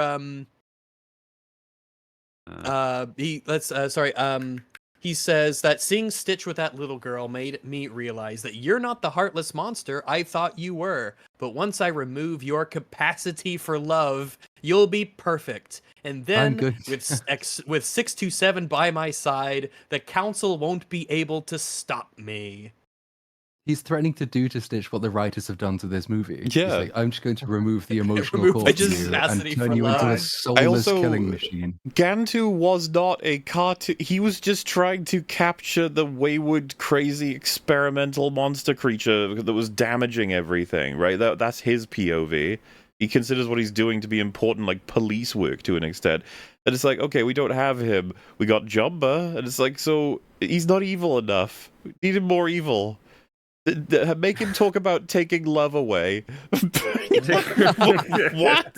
But even that makes a problem because, like, why did you give him the capacity to love in the first place if the only thing that separates him from perfection is the capacity to love? If that's just something you could not give him, why did you give it to him? Yeah. Shitty This, by the genius way, you are. this makes for a weird contrast with Jumba's curiosity about Stitch's God, I did it again. Stitch's behavior in the original, like not having things to destroy, thoughts about family and things of the like. He no longer has any elements of this legitimate curiosity about his creation and what it will do and what it might mean. He's just like, I'm gonna make you evil. You won't be able to love anymore, which sounds it's just like so cartoonish and evil. Yeah. Jumba laughs at the he laughs like a villain and says, "Don't look so sad, 626. We have each other. I'm your Ohana, just like your friend Lisa used to say." And it is at Which- this point that we get the reveal that Lilo has snuck onto the spaceship and was hiding behind the cockpit chair. Wow. Where else Wow. would she be? Did we say dog shelter I- already? Dog shelter. I Yeah. don't- I don't know. Well, she ain't man. in the fucking dog shelter, is she? Damn it. Meanwhile, Well, back at the house, the four have arrived there. That is Cobra, Tutu, David, and Nani. Remember, David was a character. I That was remember. fun. yeah, he's still here. Yeah, I remember David. The four arrive back at the house where Pleakley is there in the rubble with his alien form. When he shows up, they freak out and they throw some stuff at him, but he activates his cloner device to look like a human, the actor that they paid. And then Cobra puts the alien in handcuffs immediately, saying, "Agent Cobra Bubbles, CIA." What? He's like, "Oh, okay, this might cause an intergalactic incident, but whatever. Just arrest aliens. It's fine." What? It's fine. It's something to think about. I'm not even necessarily blaming him. Just something to think about. Pleakley tells them that he knows where Lilo is because he's got a tracking device. But Cobra says, "Enough. I'm taking you away, and that's that." Even though Nani's like, "Oh, where's Lilo? We got to get to Lilo." So I like how you can't even. There's just retardation everywhere. It's like, this is an alien, and the house is exploded, and people we care about are missing. We're not going to ask him questions. We're just going to go. Like, maybe he's like more than willing to talk. Just, can we at least ask what the he fuck? seems quite amicable Yeah, and it's helpful. like, and no, I'm taking friendly. you away. You're like, okay, all right. Cool. It feels an yeah. appropriate time actually to check out that quote regarding making Jumba the villain, considering the recent discussion about the whole taking love away. Take the love away. Yeah, okay, yeah. Why Yeah. I had it? Did I get rid of it? God damn it! Cool. Well, It's let me take a your second. subconscious brain's defense mechanism. Everything is to slower right now. delete. I think I am tired. I don't know why that would be, but hang on. Yeah, like physically, mentally, emotionally, Yeah, I'm just spiritually. moving slower, figuring things out slower. It's like, come on, brain. What are you... I feel like my character has been split in two, and those are each their own unique hollow husk of Yeah, the original. feels thematically I've been- appropriate. I've been split in twain. So this is what I found regarding the changes in this film, and especially with the context we just got provided. I think this is pretty funny. Captain Gantu isn't in the Lilo and Stitch live-action movie, and Dean Fleischerkamp, the film's director, gave an interview to Cinema Blend about why. He said, quote, "Gantu was one of those things that just didn't work so well in live action. We explored it a bit, but ultimately we had to make the decision." Camp continued, "And also, I do stand by the decision, because I feel like a lot of the things that in trying to ground these characters more and tell a story with a little more emotional depth, Jesus, Oh my especially god, Go get fuck over yourself. Get Oh, over what a yourself. a little more vomit. emotional depth, especially between the sisters. I feel like you have to free up real. What? I feel like you Oh have my to. god! I feel like you have to free up real estate to allow that breathing room to do these things. One of the most notable changes made in Lilo and Stitch live-action remake is leaving Gantu out and making Jumba the villain. While it would have been cool to see how a live-action version of Gantu, whatever, this was ultimately a logical choice, as Camp told Entertainment Weekly, quote, "I thought there was a nice opportunity here for Jumba to turn and become the villain in the third act." Lilo How is that a Stitch. logic? How is that? How How is does that a make it the turn? logical Well, just- choice? How is Just that the to logical finish it off, choice? Lilo and Stitch is a sweet and heartwarming story about family, and this twist makes the story even more compelling. Why? Why are Okay, you whatever, saying these whatever AI, things? whatever Why? AI generator over at Cinema Blend, shat this out. Yeah, sure. Well, yeah, just to be sure. clear, this image is pure cancer. Like, what the fuck? It's filled with horrors. It's actually delusional. I don't think this man should be out alive. Like, I think he should be sectioned. He certainly needs This is a man-made tests. horror that is within my comprehension, which is why I show such revulsion at it. I wish I didn't understand A this little more monstrosity. emotional depth. Oh. They removed the last night of Lilo and Stitch together. That entire set of scenes, they removed it. They got rid of it. And this asshole is talking about how they had to free up real estate to get a more emotional Thank depth between the Rags, sisters. we needed those Jumba and Pleakley jokes about his family name, about him being tranked, about him dragging the body around. We needed all of those scenes. You forgot one that I purposefully left out There's as no- a well, test to see if you guys would remember it. I named as many as I could remember, okay? You go- Remember when they're in the bushes outside the resort, and he's like, and Jumba says we have to stick together, and so No. Plinkley like leans in really, really close to physically touch Jumba, and Jumba's like, not like that. Oh, yeah, I remember. That's yeah. what I left out. That was so funny. I can't believe I forgot it. Just we had to leave out. We had to leave out the film's villain so we could leave time for a scene where Nani says she'll sell her sister for insurance money. That's what that quote should have read. Thank That's what goodness. we That made to time breathe. for. They were able to twist the that's a story and breed. make it more compelling by having Jumba be the villain, whose motivation is to steal love. Like, you And it go- makes it so much more heartfelt and resonant. Yeah, because, more fuck it, depth, I don't bro. even know what words mean anymore. Jumba comes through in the original. Yes, he does. He like I know. he Yeah. frustratingly because joins it was the family established and that he everything. legitimately sympathizes with Stitch, agrees to be instrumental, necessary in them saving Lilo, even though he knows that this is letting Stitch go and he's been trying to get him the whole movie. Let us He enjoy. does heroic stuff at the end. We must enjoy the moment because this joke got cut because this fucking remake sucks balls. But basically, like, for anyone who hasn't seen Lilo and Stitch, the good one, the only one, The only one. Stitch is captured, and to be honest with you, like, Pleakley and Jumbo's mission is complete, but then they start hearing out Nani basically explaining how much she loves her sister and wants her back. I know that sounds alien at this point, and so Stitch is obviously taking it not particularly well either, and so he compels Jumbo to help, and we get this exchange, which is wonderful. What? After all you put me through, you expect me to help you just like that? I'm gonna pause for the safety, but that's the first half. All right, yeah. we all good. Good idea. Just you know, because who doesn't love this As shit? much as I just like to sit here and watch Lilo and Look Stitch. at the movie. Stitch's expression in this screenshot. He's like, After all, you put me through just like that? Just like that? Fine. it's so great. Fine. Fine. He's very persuasive. He's very Just like that. Versus just like that. Not that we ever got that version, thank fuck. Yeah. Yeah, and there's like the little bits where Nani confronts Stitch and gets really angry.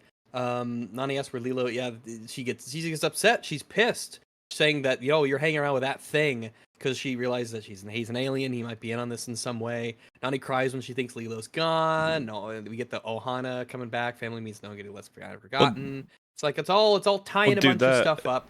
When We she can says begin this that next segment. Lilo's gone, like, and she needs help with it. Jumba's reaction is very like, fuck, like you know, like that sucks.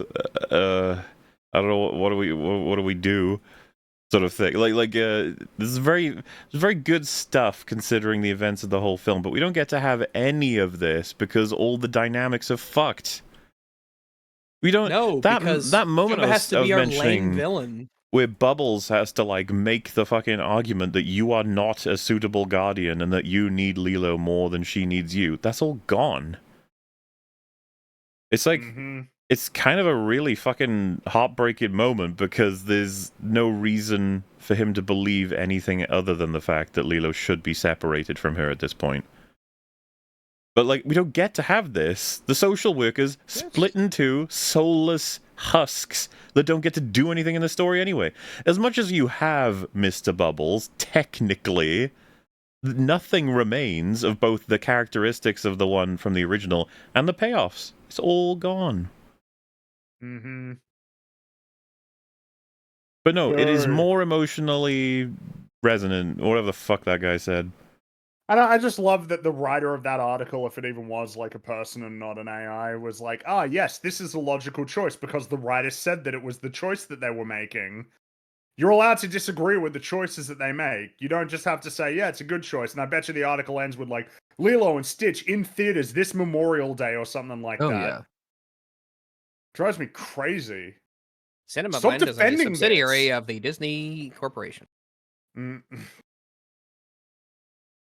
So where we left off on the remake was how mysteriously, beyond all reason and logic, Lilo has snuck aboard Jumba's ship as she hides behind the cockpit chair. Literally don't know how it was possible because the ship, by the way, is hiding underwater, and it spools up the hyperdrive, and it will be ready in 2 minutes. We then have to go back to Cobra's van.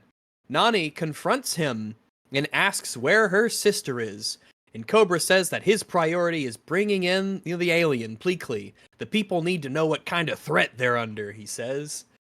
And then Pleakley rambles about not being a threat, and it's his first mission. Just and being blah, a blah, blah, as the retard. window rolls up. Yeah, fuck you, I hate you, die. Nani asks, to Cobra Bubbles, aren't you supposed to protect them? And then he says, I took an oath to protect the American people. And then Tutu asks, what you think we are? Wow, that's changed his radio. whole fucking point of view. He never considered you guys people. Good job. Well, you know what they say, the needs of the few outweigh the needs of the many. That's kind of what I'm getting This is at. an alien life form. I find this so cringeworthy that they're like, don't you realize we're the American people too? As though he hadn't considered that. The whole point he's making. Yeah, and then his next response is, I mean like collectively. I mean like the whole populace, not just specifically. Yeah, not you selfish fucks that are trying to prevent like important galactic defense for Earth. This movie takes place in 1955. Hawaii's not a state yet, or Alaska. They're not technically Americans by some twisting of legal. Blah, blah, blah. He's fine. He's in the clear. Anyway, on the radio, he hears a voice on the radio. Someone saying that Agent Cobra Bubbles, you were right. We haven't seen anything like this before. I guess analyzing the hair sample now that it's processed. There's something big at play here. Have you found any more evidence?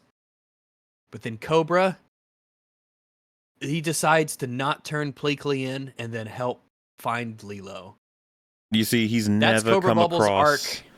He's never come across a situation as complicated as this, where they need to find Lilo and Stitch. Therefore, mentioning that aliens are real to the government wouldn't make sense right now. I don't even really follow what the difficult decision for him to make there was. Well, yeah, it'd be like, aliens are real, scramble some jets. Like, we need help to rescue a kidnapped American citizen. This is again, the problem is that they don't have a second ship that they have access to in this. There's only one ship.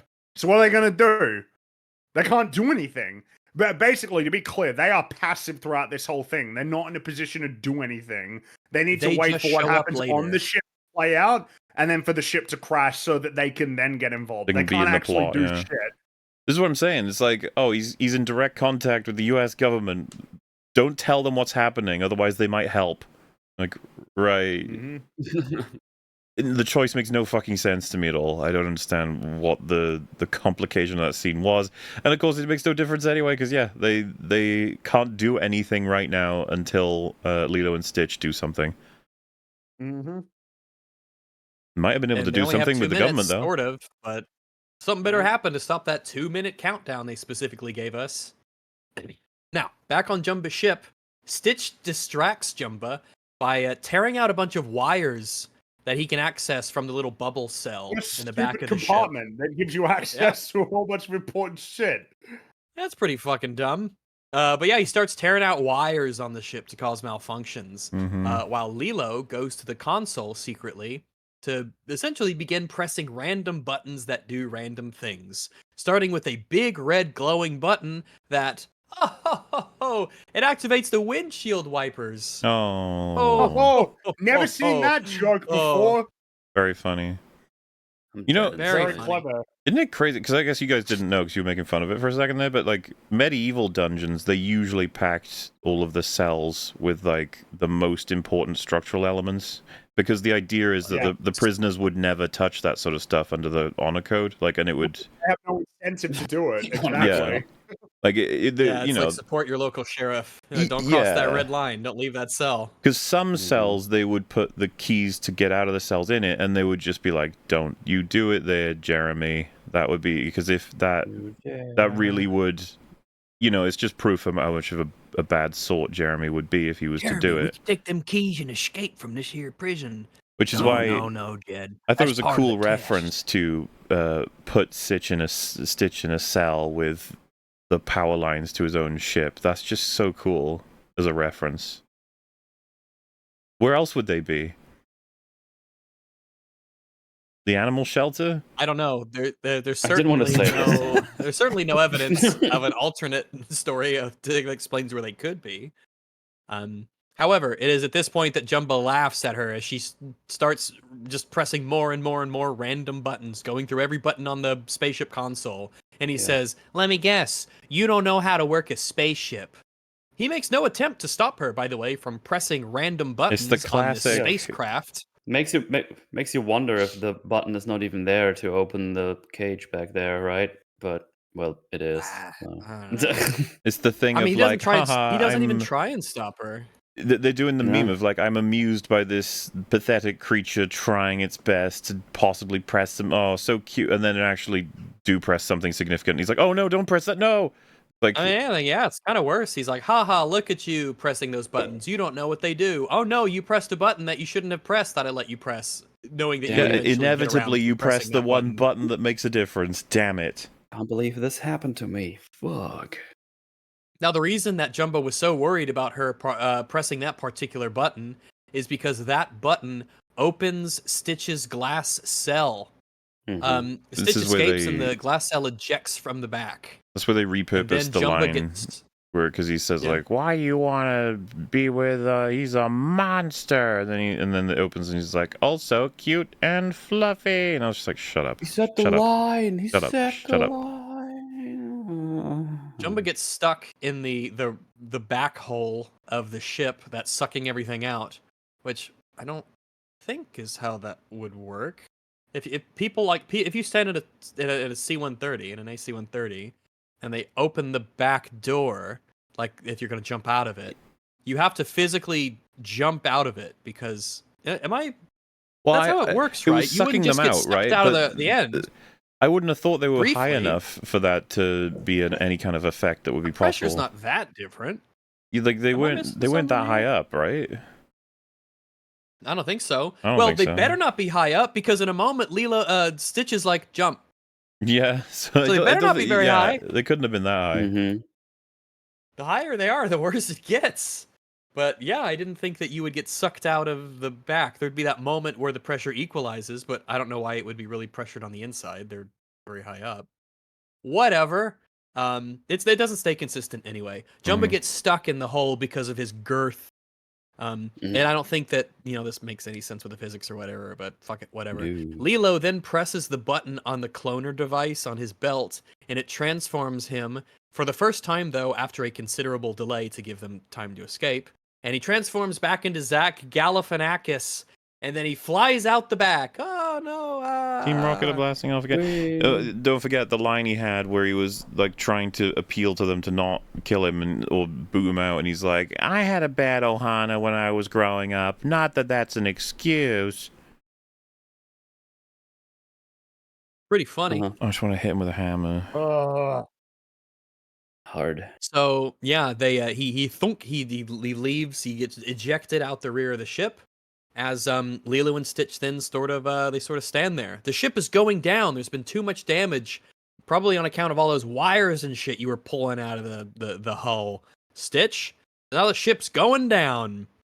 They're standing there at the rear exit of the ship, this open hole, and Stitch specifically tells her to jump, which is insane because she would die.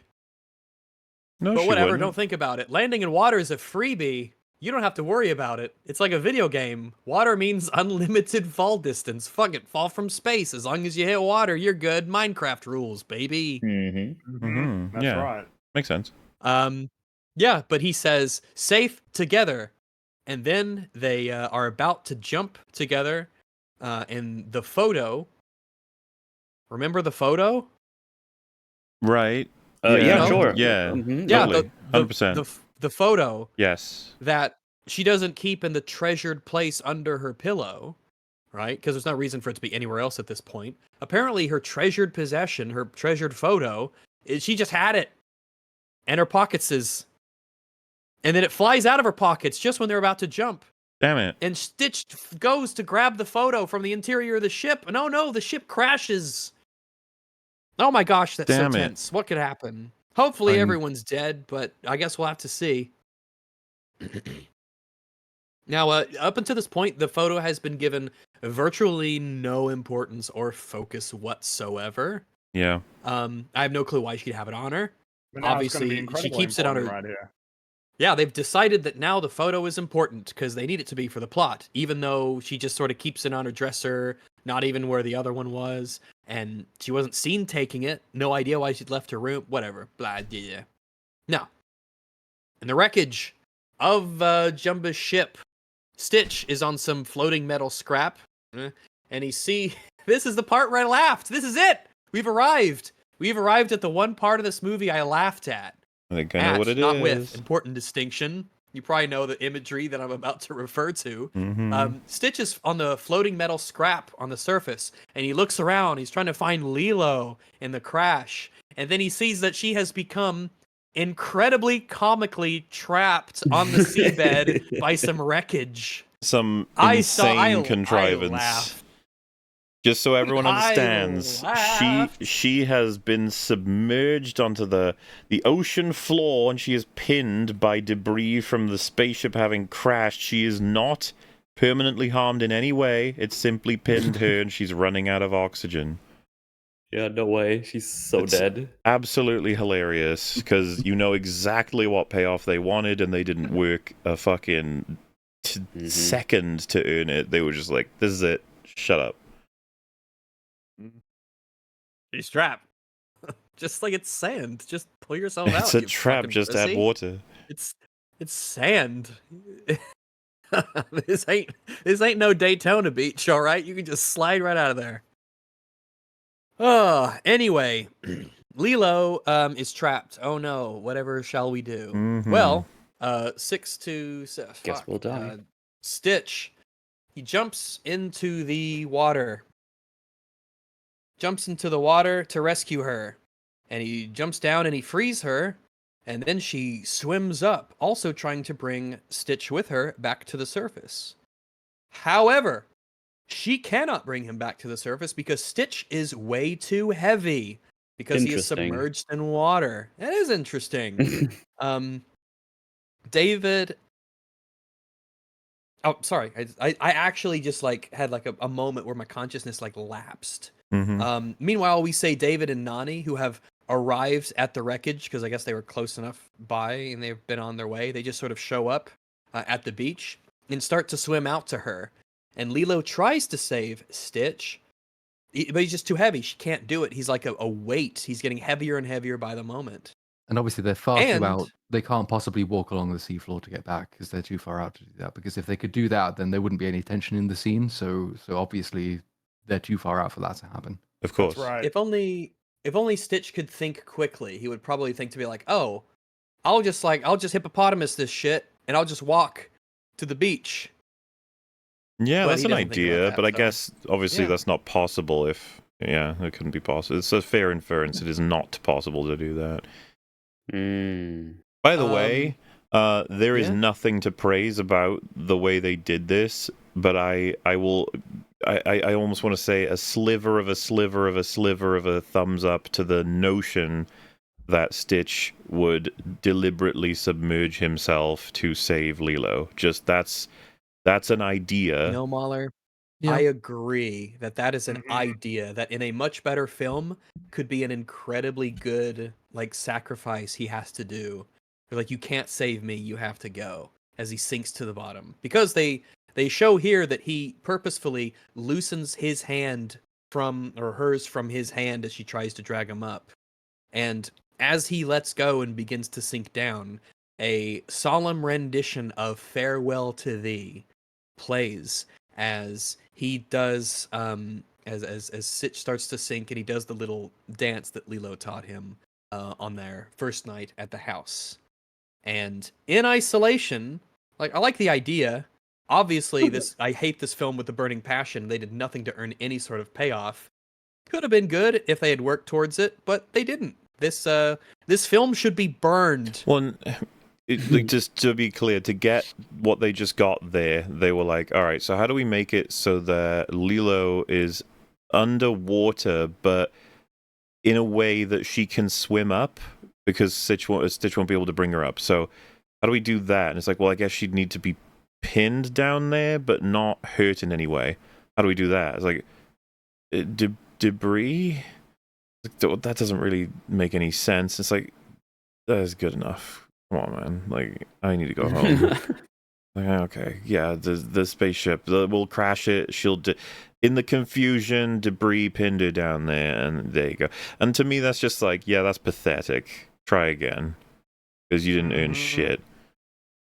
Yeah, but the lazy rule is if it happens off screen, anything goes, right? Because like, True. there's no Well, what way else could have that could happen happened? without her being smacked. Like if she's like she drops out of the ship and she plunges into the ocean. Well, she's conscious presumably, so she'll float to the top. Then she gets smacked by a falling chunk of metal and she's dead, or she falls down and she's unconscious and also has no air in her lungs, so she sinks, and then a falling chunk of metal hits her and she's also dead. So she's dead. But if it's off screen, she doesn't have to be, so it's great. Ship it. Yeah, good job. You just never know Nice. what crazy things happen off screen. She's just down there, below the debris, without any injuries. Just very unfortunately trapped. Dang. Airway breathing circulation. How could this happen? So yeah, that happens. Sitch sinks to the bottom. She has to swim up. Lilo does because she needs oxygen or else she'll die. And then Loser. she gets on David's surfboard because David and Lilo have gone. Or sorry, David and Nani, my brain, have gone out to go and help them to help bring them back. Lilo tries to save Stitch, but he's too heavy. Oh no. However, oh wait, actually, there's part of a scene it kind of goes into the thing we said earlier. Like there's a sliver of a good idea in here that's horrifically executed. As she swims up and gets on David's surfboard and they start to return to the beach, Sitch, still conscious before he passes out, he watches them return and sort of seems to like make peace with his decision to let go, knowing that she's safe. Which is like, oh, let's like there's buried an idea, but you don't get any credit for it. Fuck you. Lilo is screaming up on the surface for Nani to go get Stitch, saying, "What about Ohana? Nobody gets left behind." Well, Because remember Ohana? She says, well, you're I've in got some luck news for you. because I would assume we got two adults there. Which one of them would be more hell-bent on getting Lilo out? Probably Nani. And which one of them is actually someone who has previously saved Stitch from drowning? David. Pretty easily, David. apparently. So we're in luck. They're both ready to go on the jobs they have assigned. Let's go. Yes, Or they but both the thing have is, to though, work together to pull him up, or like fucking has it been- something. Has it been Mhm. established that David can walk along the bottom of the, the He doesn't the- need the to. sea? He saved Stitch by getting him up from Before, the water yeah. before. What? Yeah. He saved him the previous day. No. His molecular density means that that's not. Yeah, gonna he work. got him from that last time. Yeah, No, he did. He pulled him out of the Well- water. Something's different this time. No, he was Oh, underwater, dragged down by that evil, bad alien men, and they showed us. They explicitly showed us he saved him. Yep. No, they didn't. True. Oh, okay. Nani then swims down to get Stitch and tries to lift him. Stitch at this point is passed out on account of ain't got no oxygen to his brain. And That's since he's bad. too heavy, she has to carry him underwater towards the shore like the photograph. Oh my And- god. Like a look at boulder. this And the movie wants you to photograph. know this is the most important part of the film, and she's the fucking hero, and this is incredible. It's incredibly heroic. Everything about it is camera angles, music. Like it's just so. And it was so heroic. beautifully Brilliant set moment. up. Yeah, I hope you remembered that one thing from earlier that we didn't really draw that much attention to. Because if you legitimately forgot that photo existed and you're watching this part of the movie, you probably like took a nap or something. I don't blame you. Then it's like, Guarantee you, oh they yeah, I were guess so you'd be proud just, of this. you just be like, oh, I guess that works. Yeah, she walks along the bottom to the shore. Yeah, it's fair enough. She's yeah, probably it's like down Pirates of thinking, the well, Caribbean. At long last, those marine biology lessons have come in handy. Right. I knew that they would be useful for something. Bro, the film is not called Nani. it's I'm like the sea anemone crawling along the ocean it's floor. so cringy. Fuck off. I like the Yeah, starfish. it is. Yeah. She's saying, be the starfish, be the starfish. Oh, fuck me. Hey, we are so close. We are getting closer with every passing Yeah. second, every moment. It'd Be be still nice if my sun heart. is out. But we are getting close Um, to the scene that annoyed me the most. Well, yeah. She yeah. brings him to shore by carrying him like a boulder. Actually, I wasn't talking about that one, but yeah. Wait, what do you mean? How do you There's know I'm two not scenes. talking about the one that you're talking about? That, This is I just remembered that because I almost ejected it from my mind the actual like ending of this film because there's the no, ending we of can't the hold original off. film. There's nothing but And then there's bad the actual now. ending. Not that that's Yeah. Oh, a yeah, fucking it's- change of pace. It's all bad, but please contain your premature ejection Ejaculation. for this because we're gonna have to talk. It's great mundane Matt references as she carries him like a boulder across the ocean and back to What the a fucking beach. idiot! He's ruined boulders for me, honestly. Go He on, really go on, has. boulders. You guys pretending Yeah, like with you've me and my son never. collecting boulders. Everyone collects Got out boulders. boulder Why? farming?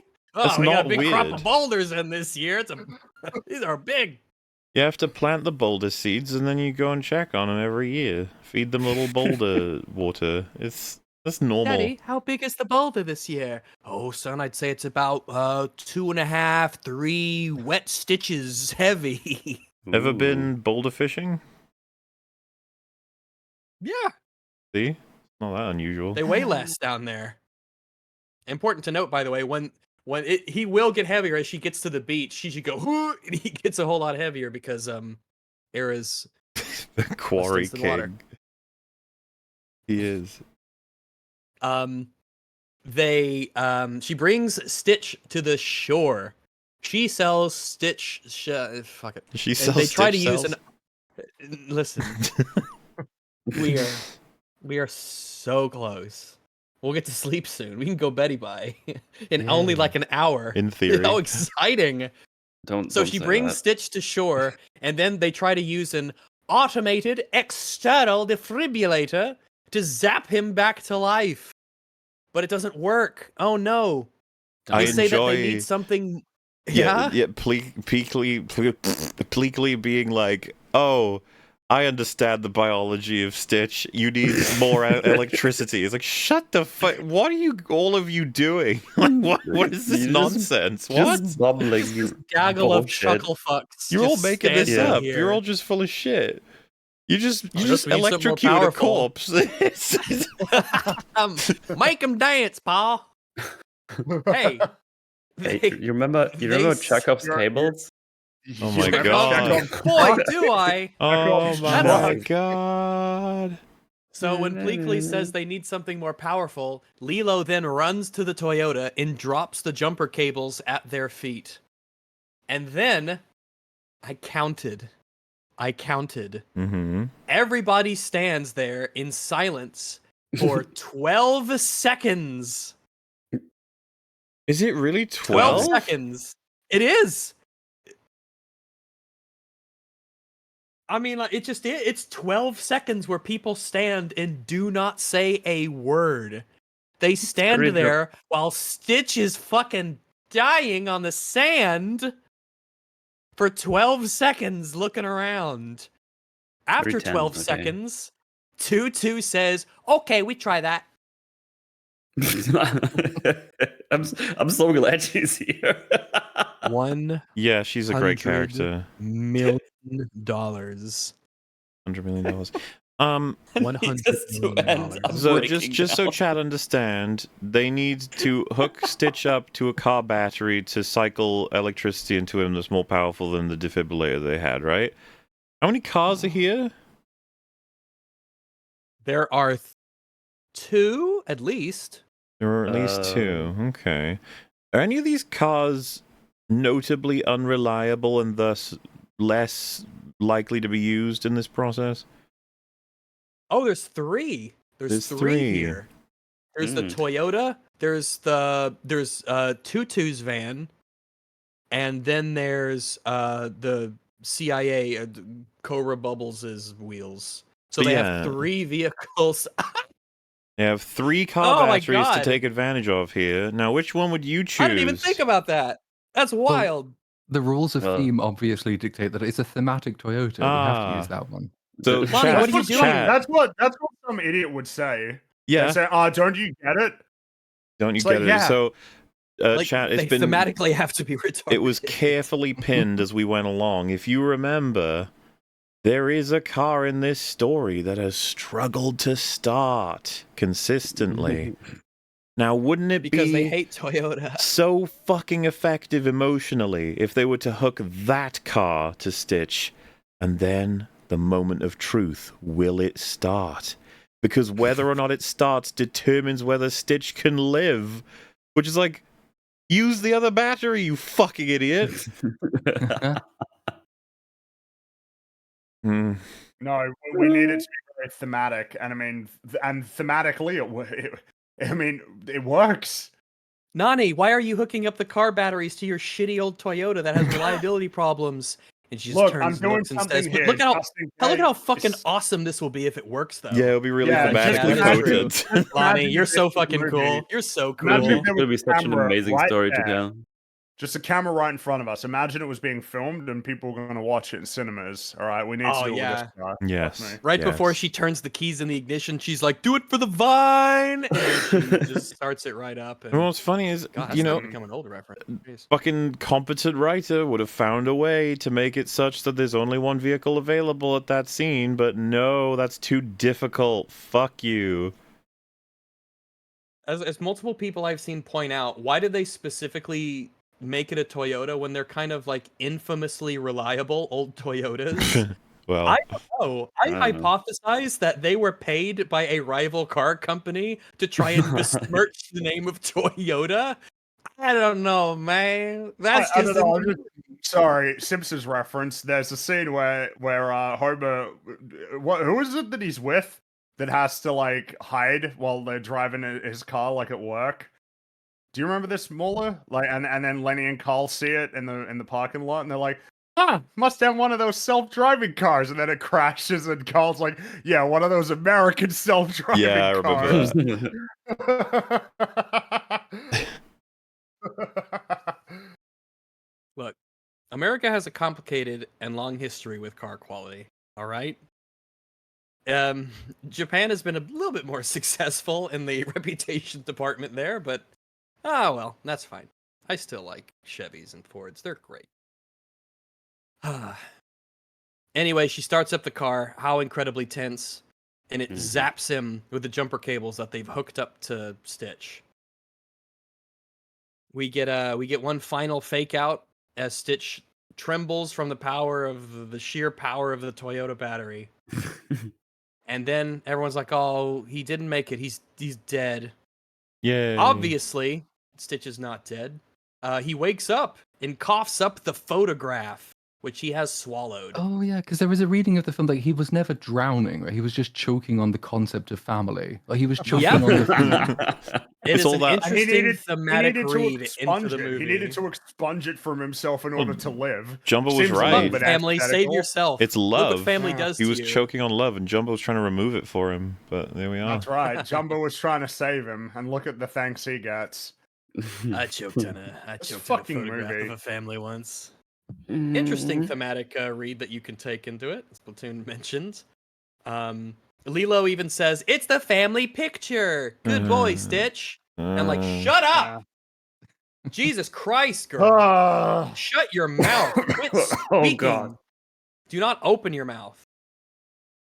Then the Grand Councilwoman arrives on a shuttle. Yeah. By the way, you as can the see huge the ship from massive earlier. ship. Yeah, in- the huge yeah. ship from earlier is just sitting there in the atmosphere. So much for staying hidden. They just got stealth. Shut up. It's kind I will of say- vaguely cloud-esque. This is the scene that probably annoyed me the most, and it's not because it is singularly the worst scene in this film, but obviously I believe that the scene where she arrives and essentially makes the decision to let Stitch stay on Earth is the best scene in the original film. I really Interesting. like it. Fair. I Fair. really Totally like fair. I really like the ending of the original film and that scene. And this might be the clearest example of how you can have a scene that effectively achieves the same things in terms of plot, but ruins everything by making really stupid changes constantly. A noteworthy one is that this scene is like way longer for no fucking reason, and it doesn't even deliver like more information. It's real estate. It's real a lot of It's it's business just really, development. it's really wordy.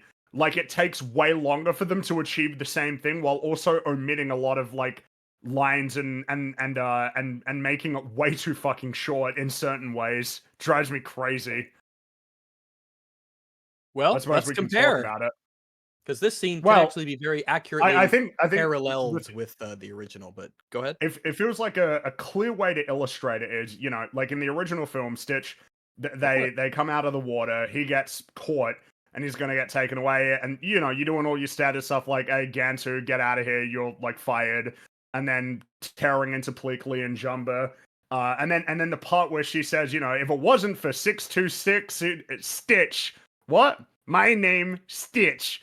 I was like, all right then, if it wasn't for Stitch, and already you're like, okay, so here's how it plays out in the remake. If it wasn't for 626 Stitch, my name Stitch. Fine then. If it wasn't for, can Stitch say goodbye? It's like, what are you doing? You've already fucked it up.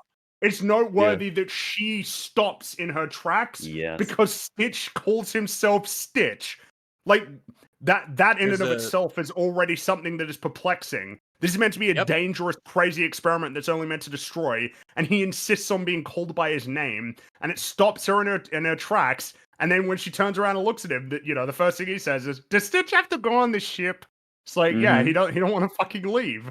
And of course, they're sort of protracted, like, yes, can Stitch say goodbye? Yes, thank you. Yes. And then sort of just waddling his way down the steps. Which then brings us to my favorite line in the film, which I could try and do it in the Stitch voice, but I'd prefer that we actually just play the scene, if possible. What he says when she asks, "Who are you?" I love it. I'm gonna have to get the timing right, I suppose. Well, you were nearly there when I was actually saying it, but I think you skipped ahead a little bit. Yeah, I mean, go for it. I mean, we're in the home stretch. I feel a second wind. No, you right now you're too far ahead of it.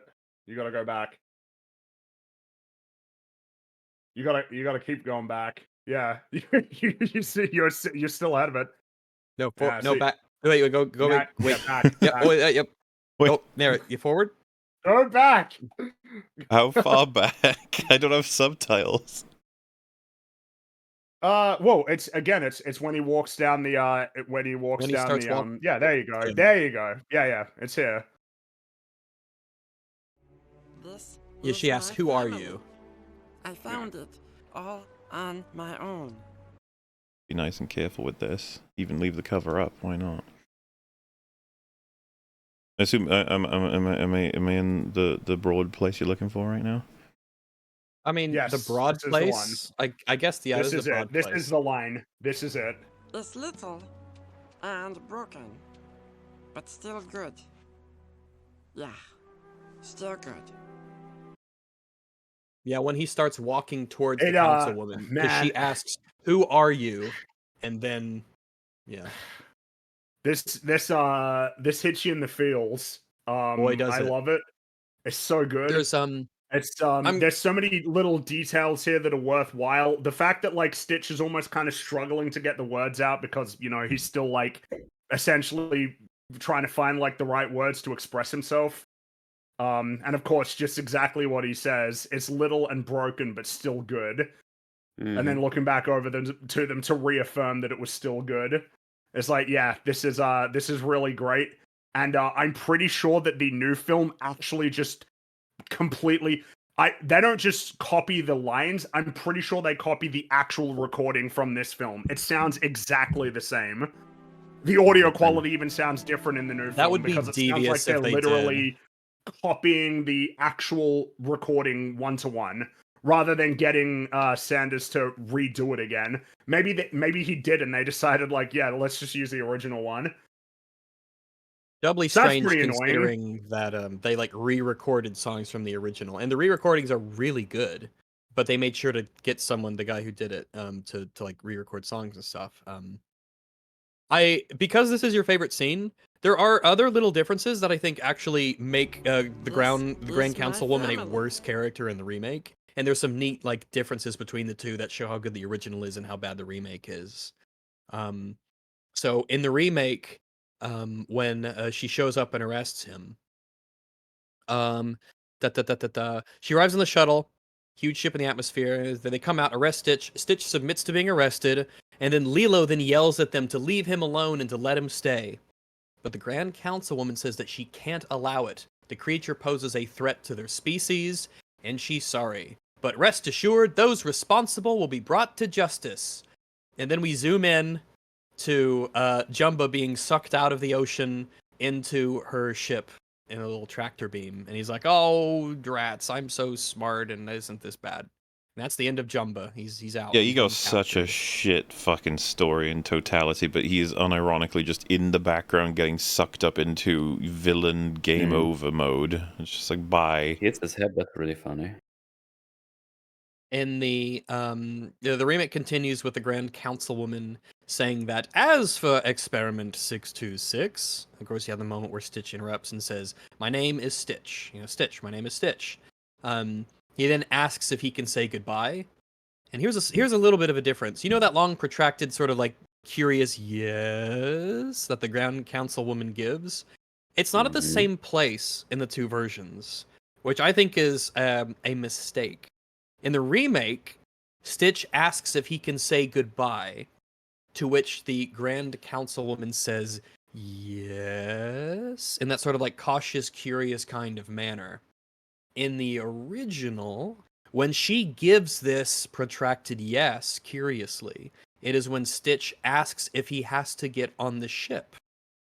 I think this piques your curiosity because obviously the last time they met, Stitch was being like evil and destructive. It's a big difference to see him being civil and inquisitive here. Permission to say goodbye to people that he cares about. Like, I know what you're getting at, Rags. It's like there's the setup with the way that she says yes both times is really meaningful. The first one is more of a confused one. The second one is, I'm still a little bit confused, but I'm willing to give this to you. Yeah.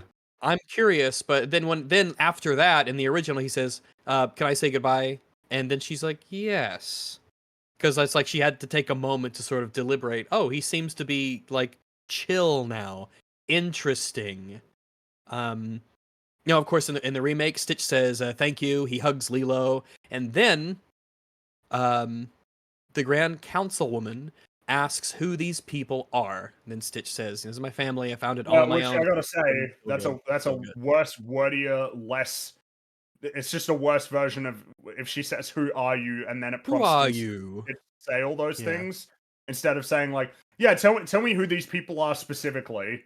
Like, why would you write it like that? Like, do you think it's confusing? Do you think people don't understand what's happening here? They thought they fixed it. Yeah. They did. They changed it purposefully, but they could have left it the same, and they chose to do this. Dude, I actually do wonder how long it would be before you would contemplate suicide listening to their fucking writing team say, dude, it's so weird. She says, like, who are you? And he doesn't answer about who he is. He answers about, like, who those people are.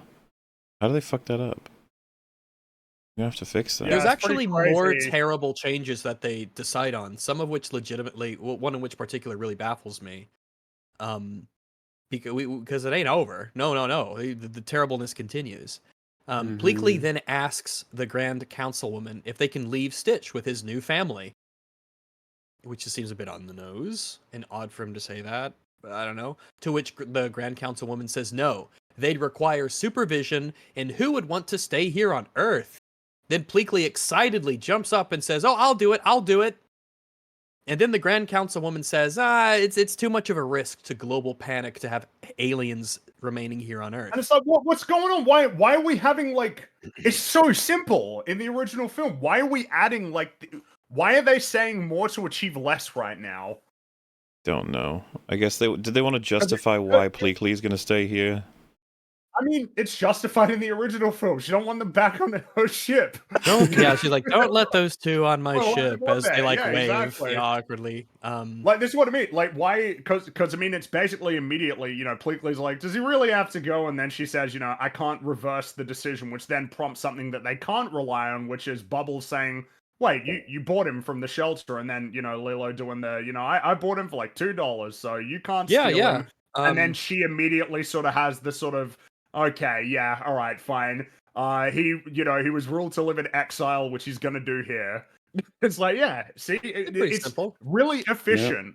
And you gotta wonder There's- if the reason why it's more efficient is it's just like, yeah, when it's in animation, you can't waste time because it's all shit that people have to work on. They have to draw Making everything. frames, man. We're out here drawing frames. We're in the frame mines. Someone had to animate all this. So, but I guess the thing is that maybe the director was really far removed from the process of actually having all of this get made. He's not in the dungeon. Like he doesn't have to see. It's the some proximity poor of suffering. If it's far away, guy fuck it. I don't care. It's not my having to problem. figure it all out.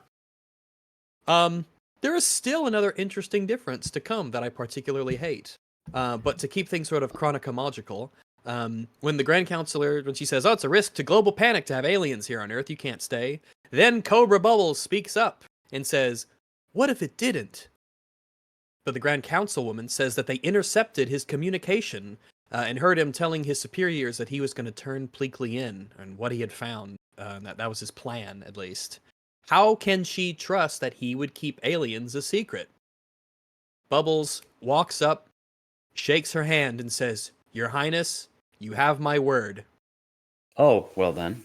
Like, whoa, shit. I mean, if I have your word, random person I Your don't know. Yes. Sorted. That's that. Yeah.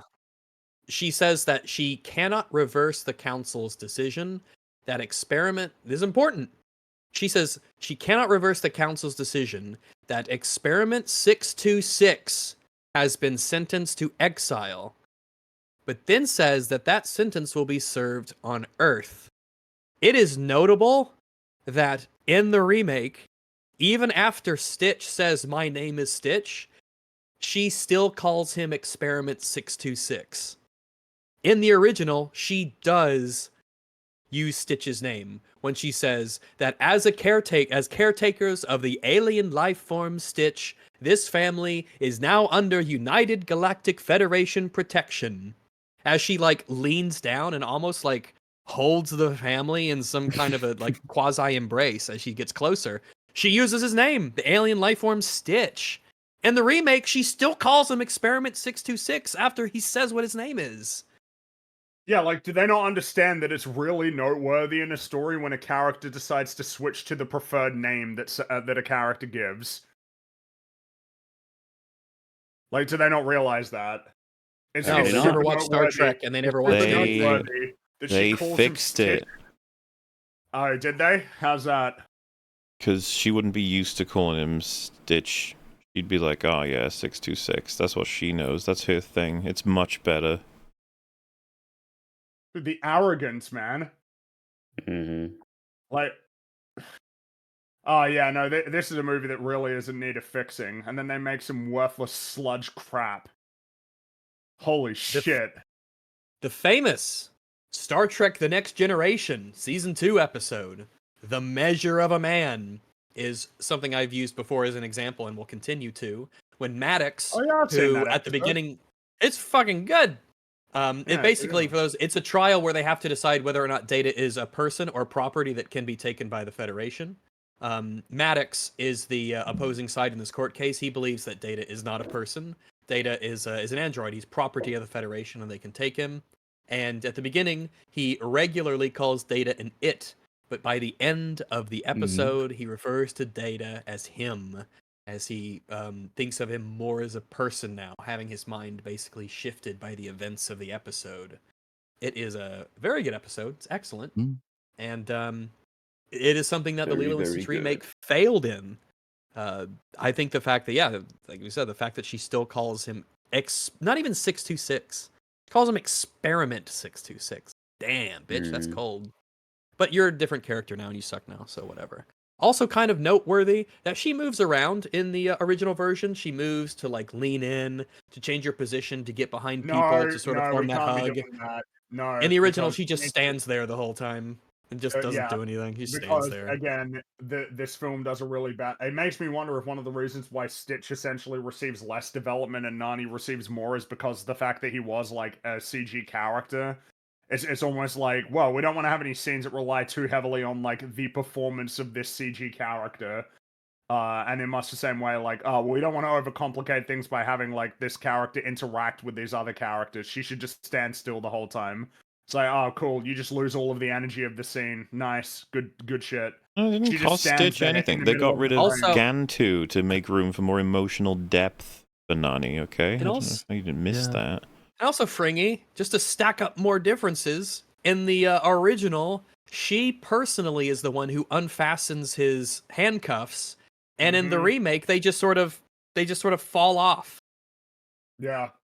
The fact that she personally isn't the one to I'm unlock also- him, I'm is also we pretty lose something. sure that they literally reused the same shot of like Stitch getting hugged. Like, I'm pretty sure they reuse it like twice in the film because I think it's like it literally looks like, because there's meant to be two scenes where that happens. Obviously, there's when he gets revived, and then the second time when he gets released. And I'm pretty sure they just reused the shot because I guess they forgot to do. They just forgot to shoot the scene properly. And believe it after what we've been through today. I believe genuinely it. looks Fuck it. like it. I think the main tell is that not like makes the same sort of movement to like scratch the fake whatever they would have had as a stand-in, like a a big plush stick. Yeah. It's the same gesture. It's like identical. So yeah, I'm pretty sure they reused it. But yeah, that's pretty bad if that's true. I could be misremembering, but I'm pretty sure they did. $100 million. Hey, man, that's where $100 million gets you. That's right. Which I all guess right. is really Yep. No, go for it. All I was going to say is remember that $100 million is comparatively cheap for these remakes. I think The Little Mermaid had a budget of $250 million. Woo! God. That's Mhm. insane. Unfortunately, Yeah, the no, lower Well, that's the why. budget That's why it's means two the and a half more times better. Well, this successful film this one will be. Oh fuck! It might be Well, I mean, two and a half this, times. this better. film is Oh. going to have made more money in total in its second weekend, which is right now. It will make more money than I think the Little Mermaid remake made in its entire theatrical run. Therefore, rejuvenating essentially Disney's interest in remaking stuff. Tangled and is probably making back on the prequels. menu, boys. Yeah, I'm sorry. It was delusional to ever think that it was going to stop because of Snow White. That truly was like delusional thinking. Sorry if you It's felt not that even- way. Then, dude, like- I mean, good for you, but like, yeah, that was never going I've to happen. seen plenty of Obviously. people who railed against Snow White saying that the Lilo and Stitch remake is actually pretty good. Yeah, this is what annoys me is like, can we all get on the based train where we just say that all of these films are just terrible and they shouldn't exist? Instead of being arbitrarily like, well, I can tolerate this one as long as they make these specific creative or casting choices. It's so dumb. Like, these films shouldn't exist. They're anti-art as far as I'm concerned. They stand like in direct opposition and sort of sneering at the original films that are like actually in many cases like genuinely great films. Some of them are even masterpieces, like some of the best films ever made.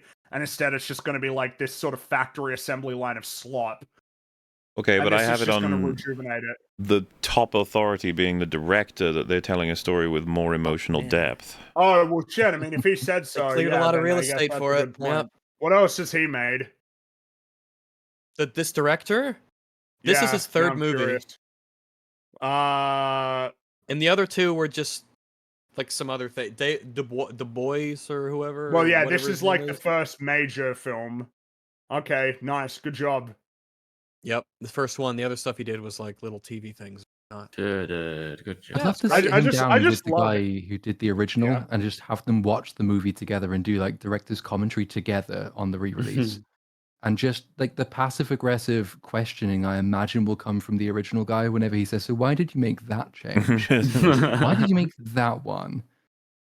He's like, "Well, it just gives it greater emotional heft." Man, Oh, I don't even really? know how that would feel to have poured your heart and soul into something that really did have a cultural impact and effect, and then to watch them remake it and misunderstand like everything, and then to watch it make more money. Yeah, it's a bit grim. I mean, it's something that was said by How to Train Your Dragon, not Sanders, Dean. God damn it. Yeah, Dean DeBlois. French names, all right, because he's doing the How to Train Your Dragon one. And I think he said something along the lines of like, it was going to happen no matter what, so that's why I wanted to do it. Like the idea that he could Yeah. have more control over it because it was going to happen with or without him. Which is pretty grim. I mean, you know, it's unfortunate, like back to back, the creations of both of these men getting these live action adaptations that both of them, because How to Train Your Dragon, that will make a lot of money for sure. And both of them will essentially perpetuate Disney doing more live action remakes of films. And two, it's now going to prompt Universal to also do the same thing because they'd kind of be silly not to at this point from a strict financial perspective. They got a lot of stuff that they could make adaptations for that would make a lot of money. Can you imagine semi-photorealistic minions in the Despicable Me movie? God, that's In going to my happen one nightmares. day. Gosh, that'll just Yeah, ruin well, my as soon love I your have for nightmares them. will soon become reality. And of course, I don't particularly care about like Illumination's output, but I mean, I still at the same time Like I'm the general fundamentally opposed artistic to like output of making Same any principle. humanity. It's the same principle. Like, I don't want live action remakes of animated films, even if they're animated films that I don't particularly care for. I want them to be good. I want people because people are going to see them. People will be influenced by them. It's still part of like I don't human want them to cultural exist. output. Even if they were If- reliably better, I'd still be opposed to their existence. Yeah, I would too. But I I'd rather suppose be better than it makes bad, it a hell but- of a lot ugh. easier. It makes it a hell of a lot easier that they're basically all shit. Yeah. And yet you guys keep watching them. We are telling you not to. This is the whole point here. We but- are telling you that you should not watch these movies. If each one of us, there's 5 of us on this panel. If we can convince 6 people to not watch this movie, we are a net positive. Fuck I think off. we- Mhm. I think And, we that, did and that. that's under the conclusion that all of us watched this while paying them to. I don't know what you mean. I don't know what you mean either. Yeah, I don't even know why Yeah. you're saying that. Anyway, let's Anyway. inch closer to that finish line. Please. Anyway, everybody embraces and they hug, and the Galactic Councilwoman says they'll be checking in now and then they get on their ship and they fuck off. Nani then says, "Let's go home," and they watch the firefighters Which brings tending. us to the best scene in the movie, right? Woo! Mhm. We still got some juice in this tank or whatever. Nani Mhm. says, "Let's go home," and then they watch the firefighters tending to the house, putting out the fire of what's left over.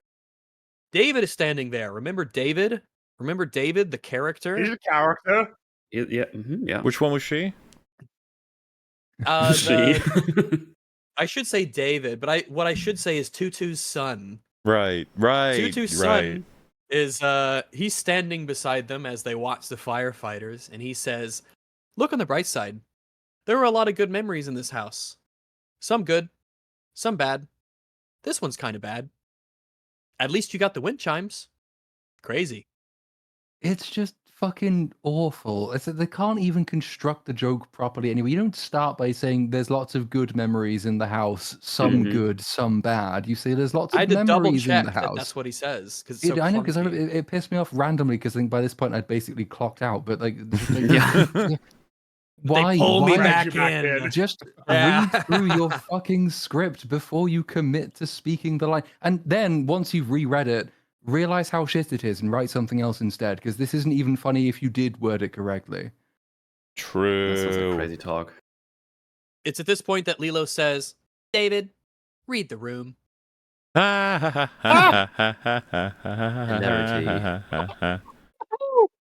And then Nani says, "He's right, though." Oh, okay then.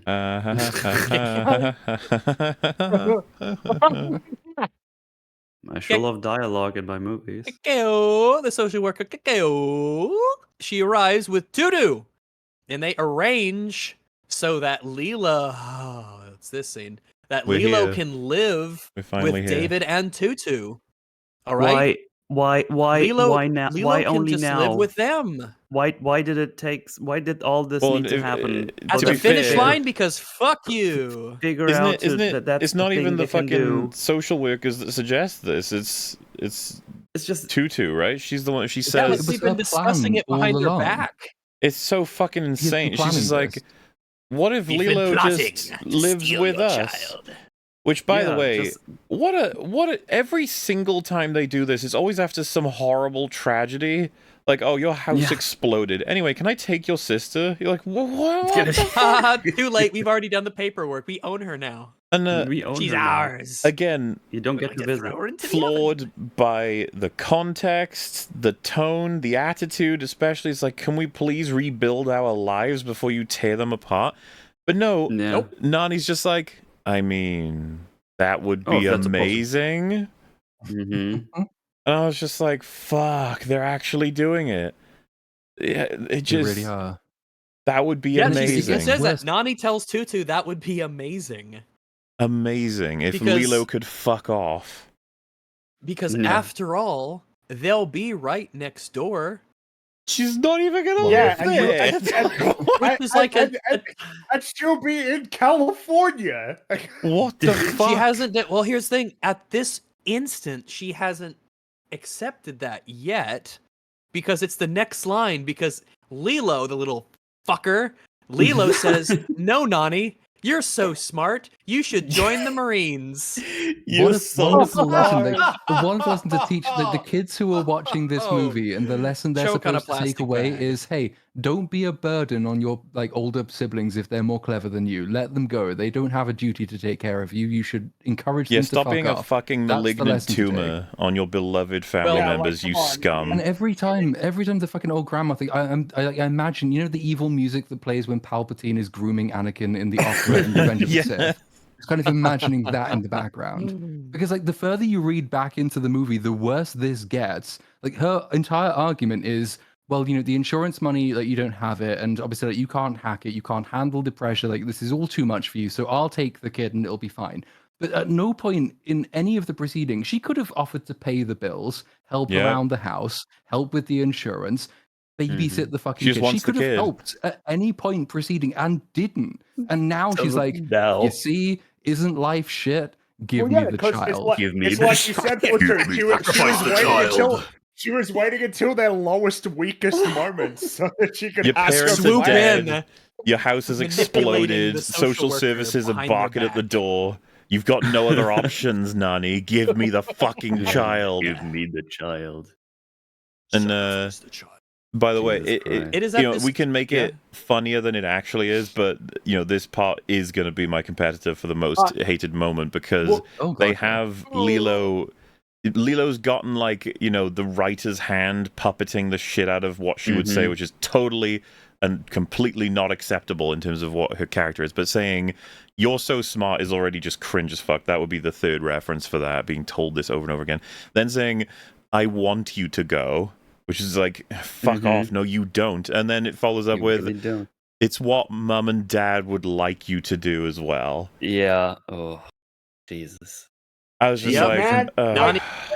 Nani declines when Lilo first brings it up, but then Lilo's insistent. But she does say that it's what their parents would have wanted. Yeah, the Force ghosts Here's of mum the and dad thing. appear over her shoulder and say, "Yes, you should go to California." yes, abandon study her. marine That's what we would biology." want. Abandon your sister Here's now. the thing Mm-hmm. about a lot Wait, of the before you- great Disney. Yeah.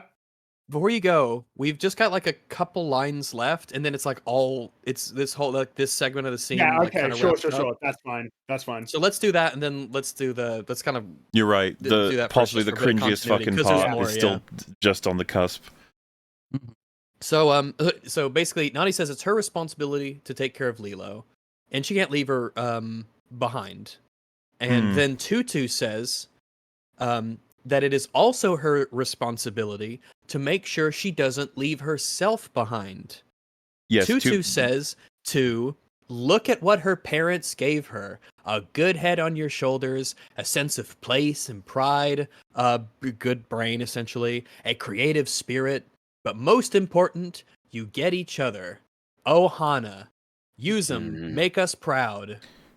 So to be clear about the potential winner for worst butchering of any given aspect, this could be it, because you could tell the writers had a problem to solve, which was Ohana means family, and family means nobody gets left behind, but she's clearly leaving Lilo behind. Okay, well, we got this. We're so fucking good at this. So you have her say, but wait, doesn't nobody get left behind? And then we'll have the fucking goofball Nan character that we've invented just say, yes, but that also means you can't leave yourself behind. And then they all clapped and had champagne because they'd completed the script.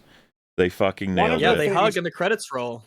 One of the Not that we're one done, of the but- noteworthy and important things about a lot of Disney, I mean, it really extends beyond Disney, DreamWorks, Aardman, like a lot of the great animated films. A lot of the time, they are singularly focused on their theme. There is a singular sort of thing that they are trying to explore, and basically every aspect of the story is channeled into that theme. So Finding Nemo is a pretty straightforward one, right? It's about essentially a willingness to let go, to allow, that Marlin needs to allow Nemo to essentially live completely and fully, and to trust him to make his own decisions and to lead his own life, but to still be a part of his life and appreciate, and foster that relationship. It's like, yep, that's really that's super crystallized. That is the core of the film. Kung Fu Panda, you could point to that as being like, it is hero's journey, the unlikeliest of people emerging as being like the greatest practitioner of kung fu that there ever was. And then of course, like, the fundamental point of there is no secret ingredient, it's just you. It's something that essentially Po had to realize for himself throughout the whole film. Whatever it is that he thought that he needed to make himself, almost make himself into something that he's not. What made him special was who he is. And it's reflected in the way that he fights. Like, he has a very much a panda kind of fighting style compared to someone like Tigress, which is much more of the sort of straightforward, conventional, wow, she's like insanely fast and quick and strong. You can do this with a wide array of these films, obviously. Oh, yeah, like Little Mermaid is very similar to Finding Nemo in a sense. It's like the parent. It's almost a lesson for the parent more than it is a lesson for Ariel. Is that you have to let your kids grow up, be responsible, but don't be overbearing. Let her, grow out into the world. You can't be too strict and deny her reality. You've got Peter Pan. Don't fear growing up. Responsibility isn't just a burden. It's not something to be terrified of. It's something that you should, in a way, aspire to. It's how you take care of other people. Like, almost as Snow White is sort of how you act in the world is how you are going to be treated by the world. The better you are to people, the better people will be to you. And like all of this, you're right. Like every single Disney movie has always been very, very much foremost a theme movie, and it's a simple theme, but it's a timeless theme. and that's what sets them all apart. Yes. Like simple moral lesson And in the case with of, wonderful characters portraying it. in the case of Lilo and Stitch, it's pretty straightforward. If you don't like, it's basically impossible to misunderstand. It's Ohana means family. Family means no one gets left behind or forgotten. That is the point of the film. And of course, you know, that Stitch sort of reiterates the conclusion. You know, the family is little but broken but still good. Yeah, and then that sense that there's also a reflection of, you know, his own flaws, Lilo's flaws, Nani's own flaws, but like that none of that essentially erases that who they are and what they are together is good. That is the point of the film, and as was kind of highlighted by Mola, the way that they have had to twist and buckle and contort Ohana to like be what they need it to be for the story that they wanted to tell breaks the film. This breaks it. In a way that I think Yep. is like kind of unprecedented. Nothing. I mean, maybe there is, but like this stands out. And I now don't- recency bias, obviously, I but mean, I don't know if this has been done like this before. So Surely Not out there, shockingly, but but it's quite interesting to note like that there are a number of similar instances that might not be quite so shameless, but they are all present. So in the way that the Disney Plus Peter Pan remake kind of sacrificed the entire concept of motherhood in order to get its new theme across of like, you know, modern woman is about much more of the individual than it is caring and responsibility and the family message and things like that. There have been others. I'm sometimes trying to think what other it's recent simple remakes there stuff, were. well, you know, in The Little Mermaid, it is really important that Eric is the one who takes out Ursula, because essentially the humans kind of have something to prove to the mermaids. So it's really important that he's the one who takes her out and saves Ariel. But by flipping it, you remove that completely. It's like, yeah, the mermaids deal with their own mermaid problems with no human intervention at all. So, like, why would there even be this attitude of like, the world should be like Elaine? There's not really any reason for that to be the case. Though I Doesn't suppose in Mulan that case, do like a really similar butchering job with the themes of its movie? It's been so long since I've seen it, but I'm sure Mulan does the kind of similar. Like Probably. we're doing away with the idea of self-sacrifice, and we're very much leaning into the idea that to be your complete self, you have to be the completely fulfilled individual and fuck everybody else. Like you have to be the leader, you have to be the warrior, you have to fight, you have to earn the glory and to be recognized for it. So like there's a lot of this, and it's sort of been building up slowly over time. But this is probably because this one is expressed so neatly in a word and a concept. The fact that it's playing such an obvious linguistic game makes it much more clear as an example. It's almost impossible to miss that they are Yeah. redefining a word because the word symbolizes one very specific thing. And here they are actually with a scene to try and justify inverting the meaning of that word. A word that Yeah. means family and therefore self-sacrifice for the greater good and thereby better like personal fulfillment, because you will find more happiness if you let go your childish things and join together as the whole, is now no, we can do that, but you should go on and like pursue what are arguably the same kind of excessive motives that we're supposed to have outgrown by this point in the story. Everybody else has had to do that except for Nani. She's the one who's supposed to say, fuck you, sister, actually I'm going to go to California and study a useless degree. Or, well, maybe not a useless degree, but it's in California, so probably a useless degree. You know what the best thing about it is, and that's probably the thing that pissed me off the most, is when we get to the end credit scenes, mid credit scenes. We're not there Yeah, yeah, yet. there's a few. And I Obviously, don't know if we want to go on those immediately because I I mean, want we're to almost rant about there. those because Yeah, we that might that as actually well. We're pissed me almost off the there. most. So, couple little things. This is where they hug and the credits begin to roll, but you can't leave yet. Fuck no. Just credits don't mean anything. You're still trapped here in this hellscape with us. The credits roll over a cover of Burning Love, Elvis's Burning Love. That's done by someone whose name I didn't even care to look up because I think it's an awful cover. It sounds like a Kids Bop song. It sucks. In the original, yeah, it's just the worst version. yeah, Burning Love in the original was the version by Winona Judd, and it's a great cover. It's a great Burning Love rendition. It works really great. It's energetic. It's awesome. She's got a great voice. Excellent song. Fantastic. So even like as all this plays, you get a shitty song to play over it. Gee, thanks so much. That seems to be like a theme I notice a lot of the times in movies is terrible ending. Actually, credits while music, we're but- talking about all this, by the way, Molly, you should pull up the image, the final image from Lilo and Stitch, the original of the family photo. with Stitch. Ah, yes, yes, please Injected do. into it. You should just leave that on the screen for a while as we talk It's about. like an antidote. as we talk Mhm. about it. Let me use the real quick. I'll be right back. Yeah, because you are There it is. correct. Yeah. A very sweet image. Like this is it. Yeah. This is it. This is the movie. Look. That's the movie.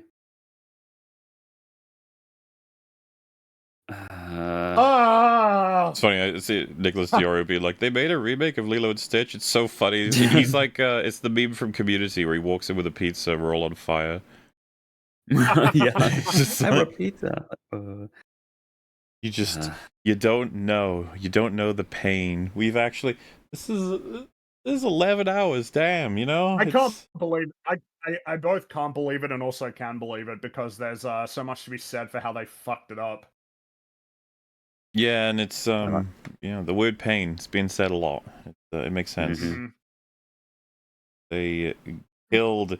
It's the meaning vampires. That's what I mean. It's like they're taking shit away, or at least trying. And just for what? Like, oh yeah, no, you gotta go get a university degree. It's like, okay, yeah, all right, bad. jeez. Also, Like- you hear the rumors, right? Because this all started when the film came out. I saw a tweet, and I'm pretty sure we would have like been in a call talking about it for We ages. all Just like, saw it. oh, you Yeah. know, Nani, the social services take Lilo, and Nani goes to uni. It was like, no. Like, no. What do you, way. no. Are you guys talking about the airport? And like, No. had to you, step you away gotta from wonder if the reason why is like, overload. oh, Nani needs something. It's like, oh, she had something. It was the desire to retain the unit to keep them together. That was what she wanted. Her fucking struggle was perform. She was doing one of the most difficult jobs ever, right? Balancing everything, trying to be the proper guardian, be a loving parent, be the sister that's needed, struggling to like maintain this thing And after of the two course, parents like- have fucking died. They're running out of money. Their house is You a know, disaster. I mean, Mhm. is it if it was like in order to have this story, you also have to ignore like, you know, she probably. I would imagine that she'd want to stay in Hawaii just in general. Why like couldn't not just they- because, you know, Lilo's there, but because that's her home and that's where her roots are and everything. She as can love well. surfing. And it's, It's you know, fine. She Yeah. can stay there and love Well- surfing. well, it's just she was coherent. She wasn't lacking. She wasn't missing anything. No. I'd and you say can she's you one can of the smell stronger- the insecurity of it. Yeah, she needs to want to get a university degree because otherwise she's got nothing going on except for, you know, that desire Yeah, to what a make sure shitty that the family stays Dead together. end life that Nani will have otherwise. We can't What, have that. living in a tropical paradise? Yeah. This is what's Like, meaningful. This is the picturesque. emotional depth he was talking about. Going to university to study marine biology, which you almost want to ask the writers, like, what do you think marine biology is? Out of curiosity. Yeah, like what are you doing? What is marine biology about? It's like, well, it's about the ocean. It's like, yeah, what about the ocean specifically? You study the water and the waves, and you study the tectonic plates. I don't know. Shut up. And you're just like, oh, yeah, okay, yeah. And then of course it is particularly awkward when a lot of people point out that nowadays remote, you know, there's like often a lot of Oh, options yeah. for remote Absolutely. learning or, you know, taking Well, courses remotely. They provide They their have own internet in caveat Hawaii, to though. that. Yes. I Yeah. that one. Well, Rags, you want to you want to Mm. explain the mid credit scene? Bring us home. I want to rant in the about mid-credit this scene, thing. that shows them. There's a few little bits. They're rebuilding the house together. Blah blah blah. Bullshit. Fuck off. At the airport, Nani is boarding a plane to leave Hawaii to go to college. We Yay. assume in Fine. California, I believe is the implication here. Yay. San Diego. They hug, but yeah, Yay. they hug. Even Lilo has a San Diego sweater on that she's wearing Ugh. for the university there. But yeah, they hug. She gets on the plane, and yeah, she leaves. She leaves him behind. Abandons. No, no. You see, we have a Mhm. clever workaround for that, where everyone will be satisfied. So sometime later, Lilo and Nani are having a call on the computer webcam machine. They chat. Now Nani steps away from the camera for a moment in her dorm, and there's a flash of blue light. And then she appears in Lilo's room because she's using the portal gun. Because that's how that These- works. These motherfuckers. These absolute Cowards. fucking cowards. Cowards, This is, liars, These cowards, this liars, is, cowards, fucking liars. cowards. what's known as I'm gonna use this my is known last as two what's cells having your of- cake and eating it too. Yeah, I'm gonna use my last 2 brain cells here at 7 a.m. in the morning, trying to get the words out because that pissed me the fuck off. Not I only, have my ass and eat it too. and you you already did the linguistics, like, oh, Hana, that means this and this now. Actually, you need to go away. It's fine. No problem. And at some point, they must have realized, oh wait, maybe that was That's bad. was a bit. That's actually kind of bad, isn't it? You know what? Everyone is doing fucking after credit scenes. Everyone is doing mid credit scenes. Reshoots. And then they were like, oh fuck, maybe we can do something that's a bit less like Cringe. aggressive. It's like, oh, they have a So- portal gun now. Yeah. So this how just- about we just shoot a portal gun and they can see each other whenever they fuck they want, making the whole point of their stupid fucking Ohana rewrite pointless. They can Yeah. just see each other whenever the fuck they want. There is no So what the decision fuck did anymore. you- They went, There's- yeah, oh this- fuck, and Well, made like, What the there's this still a fucking point of decision. anything you've done? Why did you change anything if in the end they can just see each other anyway? There is still So, a decision fuck because, off. like, if you can portal back from California, you can portal to California. Why'd she? So Why yeah, fly? she's still left home. She's still left Lilo. She's For no still reason, gone away though. to spend the rest of her time there. So now Yeah. she can come back when she chooses to, because that's the most important thing. Is like You don't your need own a choice and dorm agency in the room. matter. Just live at But home no, and go but to college The, in the only way essentially you the would do next that is room. if you. No, right, she you needs would, to be but, like, free. She's the like a only way bird you in a make the cage. decision she makes is if she wants Lilo to is the live in cage. California. Mm-hmm. That exactly. That's the choice now. Do you want to live in California or want to live in?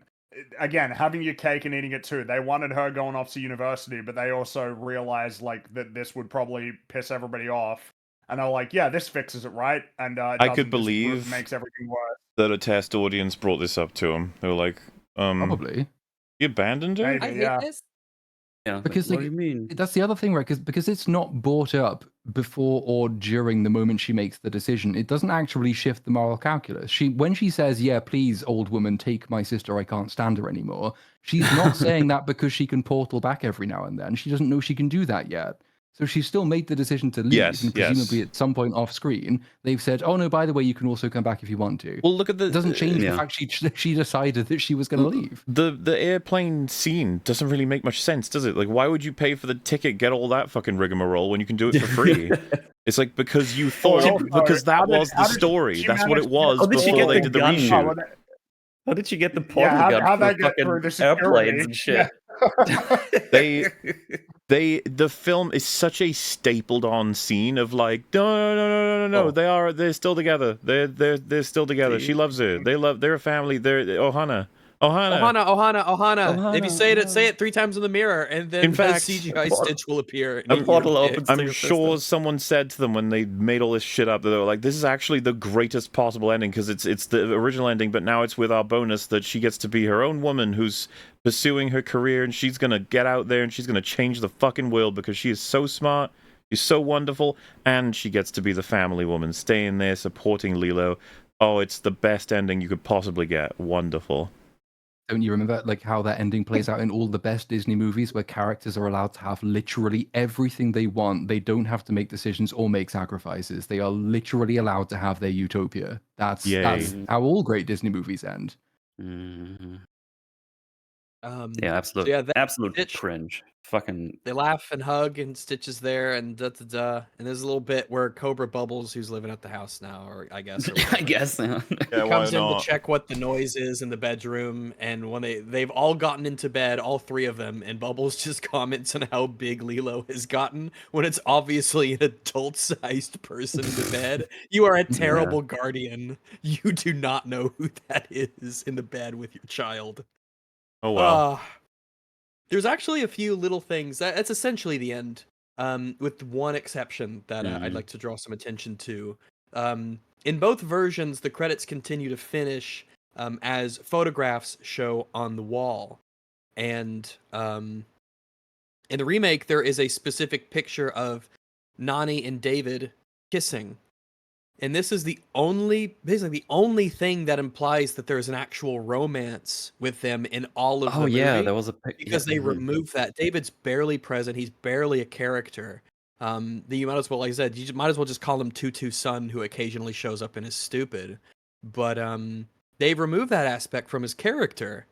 It's almost like they feel that they need to be like, oh no, they're together, they're a thing. One of the reasons I think they did this is because In the original. some of the photos that pan by, prominently some of the first ones show the four of them, David and Nani having like romantic beach, the music time, and they're going to Graceland, and they're being a couple, and Lilo and Stitch are there alongside them. They don't even in the new one, they don't even show them kissing. You don't Bro. have to. We know that they smooching. They're a couple. Dude, the fact But this is obvious. there's an image for a photo in the original of Lilo learning about space and planets and showing the class. That's just so fucking funny, considering what we said about like, the original here being like, hey, there's some Wait a DNA you could minute. use here for marine biology, of course. There is one that's last thing great. that I'm curious what it means, but one of the photographs that's was on the screen a second ago when she's reading the book to Stitch, the book is titled "Tedious Stories for Children." So I wonder I'm not sure what that really means. Maybe they're just poking fun at some old fairy tales and stuff because Lilo and Stitch is kind of breaking the mold in a sense, and it's new, and they're like, "Ah, look at these old, we're doing something new." I don't know. I'm not sure. That's just what the book says in the photograph. So there you go. Um. Uh, that's all. Yeah. That's what I got. I mean, because I hadn't thought about that picture, but I assume that the point of the image maybe is to show that that's how strong their connection is, that she's reading boring stories and he's enraptured with it. Yeah, maybe that's very very possible. I'm just not quite certain what to make of it, but I wonder what it means. Maybe someone's got a good idea, but I'm sure it was called that for a reason. It's the original. Everything was done for a reason. Lilo and Stitch. Year of our Lord 2025. Versus 2002. Who was the winner? You decide. It's neck and neck. Yeah, it's really close, actually. It's terrifying. But, God. news Inside just joke come of the in, and director, yeah. we have a winner. It is the 2025. The box office has destroyed the 2002 one. Not even That's close. true, yeah. Oh shit, that is true, isn't it? Fuck. Well, yeah. Remember the original film, which was a sort of notable success in the post-Renaissance era, for an $80 million budget, made about $273 million. This film had a $100 million budget and has thus far already made $469 million. Cool. Yeah, Very which excited by about the that. way, it was the biggest Memorial Day debut ever, of 182.6 million in the US. So which is Fringy, better I than don't Top like Gun these Maverick. facts you're sharing today. They make me I sad. don't Yeah. like these facts. It They actually make me it angry. did better than was projected. The projection, the initial projection was 165 million. It went up to about 175 to 180, and it ended up being 182.6 million. So yeah, super duper successful. It may well end up being the highest grossing film of the year. The way that it's going, that is not something that should be ruled out. Which, you know what that means? They will almost certainly make sequels to this. And of course that they will keep making more. They will keep making more live action remakes. If we're And other lucky, studios will take note. we can watch Minecraft and Lilo and Stitch 2 back to back. Oh god. Double feature, Fuck EFAP me. double feature, Maybe. chicken jockey. Chicken jockey. Chicken. So yeah, it's pretty bad. And I mean, what's to be said about that? A few people have said it. But it's like, I mean, at the end of the day, the success or failure of films in the main metric that matters to studios, which is how much money they make, is entirely in the hands of the audience. And the audience has said, "Good job," as far as Disney is concerned. Good job, Yep. you did Here is it. my money. This is good. This was a good use of $100 million. This was a good use of a whole bunch of people having to do a whole bunch of work to make this. Good job. Not only do we like it, but we will give you more money than you would have hoped to have made from, the original film. Nice. In the There will be original, more. in the original, there's just kind of scrolling through some little notes I just took here and there. In the original, early on when he's in the kennel and he's frustrated and he's pounding his head against the wall a bit, he pushes the brick forwards through the wall and it actually moves as he bangs his head. And I think what they did was they took like a cutout of that watercolor portion and they slid it underneath the right-hand side, so it doesn't look like it's animated, but he's like pounding it and it's kind of subtle. And I didn't notice it actually in earlier viewings, so that's kind of neat.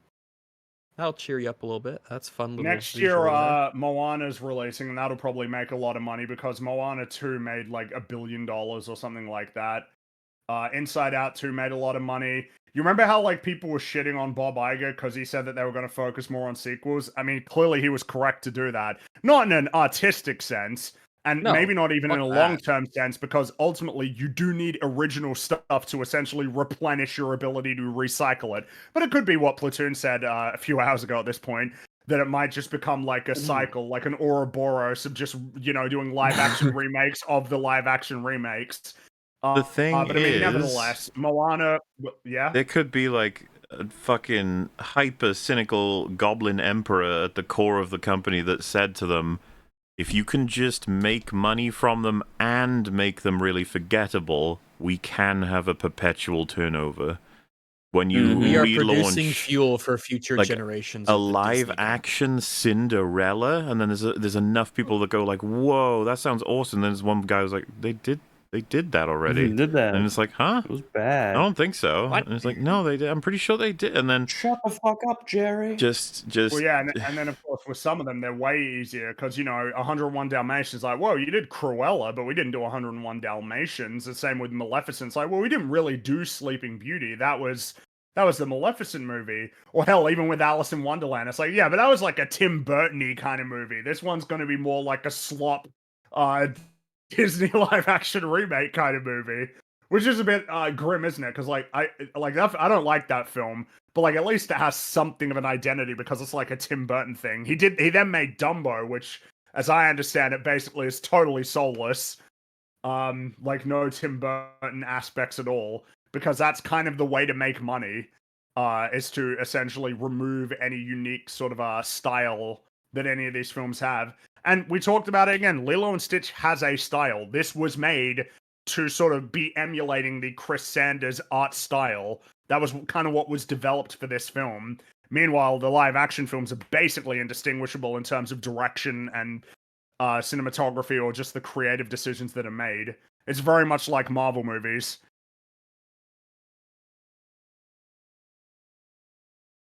Mm-hmm. There will be more. Don't expect it to be better. Be glad that you got the original films in the first place. They will always And be good. be glad that you essentially got them and that you were able to sort of experience them as they were initially without essentially having to like navigate through a landscape where you have those films, but then you also have these sort of pitched alternative / replacement films that for many people might be their one and only experience I mean, watching these movies. Though it's safe to conclude that a good contingent of the people watching this movie are Disney adults.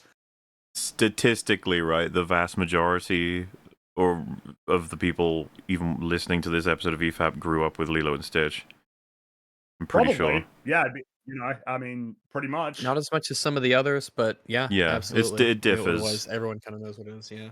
Well, because you probably got a large Wait. number of people who have grown up with The Lion King, hence why. But I mean, hey, yeah. Lilo and Stitch is proving that it's going to be pretty competitive with The Lion King live action, but not really live action remake in terms of the amount of money it makes. Because I was 9 when this came out. It's just, that's definitely a perfect age range for something like this. Mm-hmm. Mm-hmm. And again, Treasure Planet, expect that will come eventually because Disney is probably aware of how many people make YouTube videos about how much they like it and how many views those videos get. And they'll be like, well, shit, it didn't do so well at the box office, but this probably is ripe for a adaptation You know? It has a super high, like people really, really like it. It did make a lot of money at the time, but now pretty much everyone knows about it. It has a very big, Mhm. it's like the Road to El And of course- Dorado and the Emperor's New Groove and stuff like that. Yeah, and I mean, you know, Super again, positive Shrek is reputations. inevitable. Shrek will be remade, and Pixar, that's probably going to happen. It wouldn't surprise me if it was in the next 5 years, maybe even less than that, because again, the reality is, with what has been rewarded at the box office, they would be a little bit silly not to do it. You know, their number one job is to make money and return value to the shareholders. And making an Incredibles live action film that would almost certainly make $1 billion. Yeah, that's even if it's shit. It's just money that's available to them. Toy Story. The reason The Monsters, Inc. Incredibles hits me harder than a lot of them is the one that's like, God, that's so, like, it just takes one so fucking bean perfect from counter that to point out perspective. how perfect that is to Yeah. make money. Exactly. And remember, they're not even bound, you know, The Lion King is a film that doesn't have any human characters, and that doesn't mean anything. Like, that doesn't prevent them from making it. So Monsters, Inc. and stuff like that is Yeah. definitely on the table. God, they're Could you gonna look imagine so me disgusting. finding Mike is gonna look the finding- horrifying. Yeah, well, he's gonna look like Plinkly, He'll yeah, look like Pleakley, yeah, Pleakley with just the Plinker, head, like, but the the legs. Plinker. But they won't bring back John Goodman or Billy Crystal. It'll be like some new losers who'll be It'll be playing Zach them, but not Galifianakis. not putting on voices at all. And of course, there'll be more video game adaptations that suck as well. We're definitely entering into that era. You know, the whole thing of how does it feel to see your favorite things go up in flames? It's like, yeah, that's going to happen more often It's now, great. guys. Get used to it. Be glad that you had the originals. Those statements are it. fucking old. They are old. They are old. Mm. And they become more poignant now because there's more shit that's being ruined. I mean, no, And they might I'm almost be- to the point of saying, like, there needs to be new statements of, like, how does it feel to see nothing you love survive? Oh shit. You know, your hope Yeah. is dead, quote, whatever it was. Wasn't Andor Hope is fun? dead. wasn't Andor was That great. fun. That Thank was God. nice.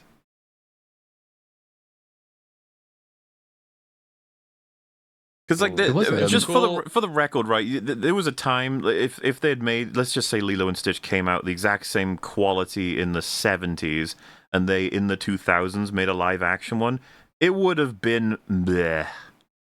It would have been this. It's like we're in this No, you're weird right, you're fucking right. era where they decide that it needs to be antithetical. It has to destroy what its source is.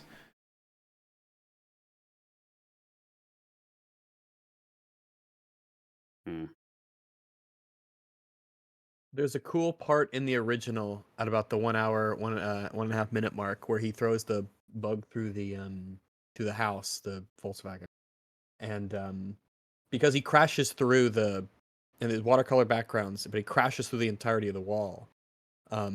They have the unbroken wall that he's about to come through in a few frames, and then as he like smashes through, you can't notice this in real speed, but you can see that they animated over the background so that it can like go towards the viewer being broken, and then it kind of gets a gray filter over it, and then they replace it with a watercolor of the broken window and the broken wall and everything.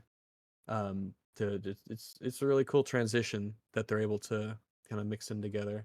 It happens so fast; it's excellently executed. That's cool. Cool. Like how Well- like when on the first night when Stitch is being destructive in the house and Nani's pulling him and he makes the scratch marks on the background. It's like, well, the background technically doesn't change. They animate the claw marks over what essentially the background is to give it the appearance that he's digging into the background itself, and that's kind of neat. Yeah, it's cool stuff. The Lovely silver stuff. lining, if such a thing could be said, of this whole event is that this did give us a big old excuse to praise the fuck out of a great movie. Yeah.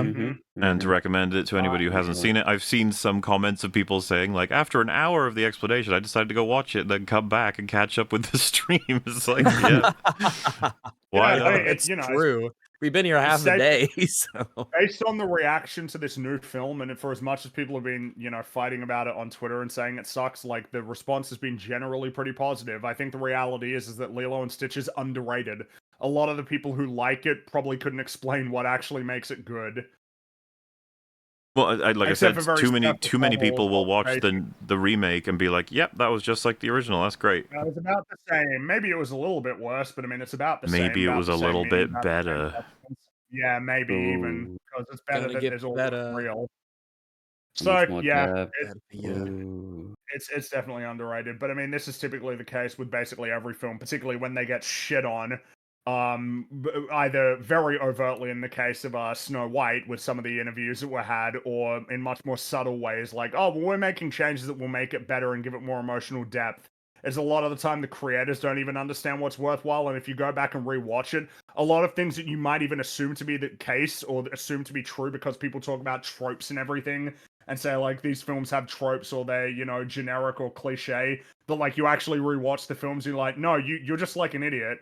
These are just actually genuinely great films that are like more nuanced and multifaceted and more tightly constructed than you were willing to even give them credit for.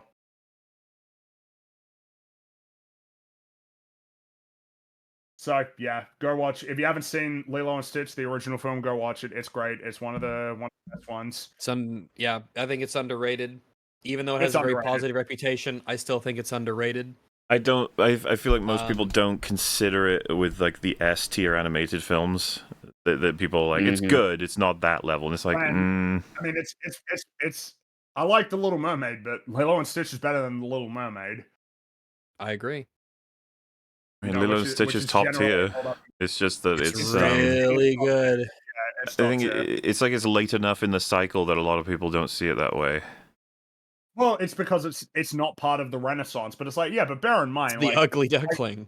I really like Hercules, but I mean Hercules ain't like the Lion King or Aladdin. You know what I mean? Like it's like the Renaissance, I like Tarzan a lot too, but like again, Tarzan isn't necessarily, the Renaissance includes plenty of films that are good or even great, but are not, necessarily right up there like super duper at the top. The Lilo and Stitch is really very impressive. It's a really great film. I agree. Which brings us to the end, I suppose.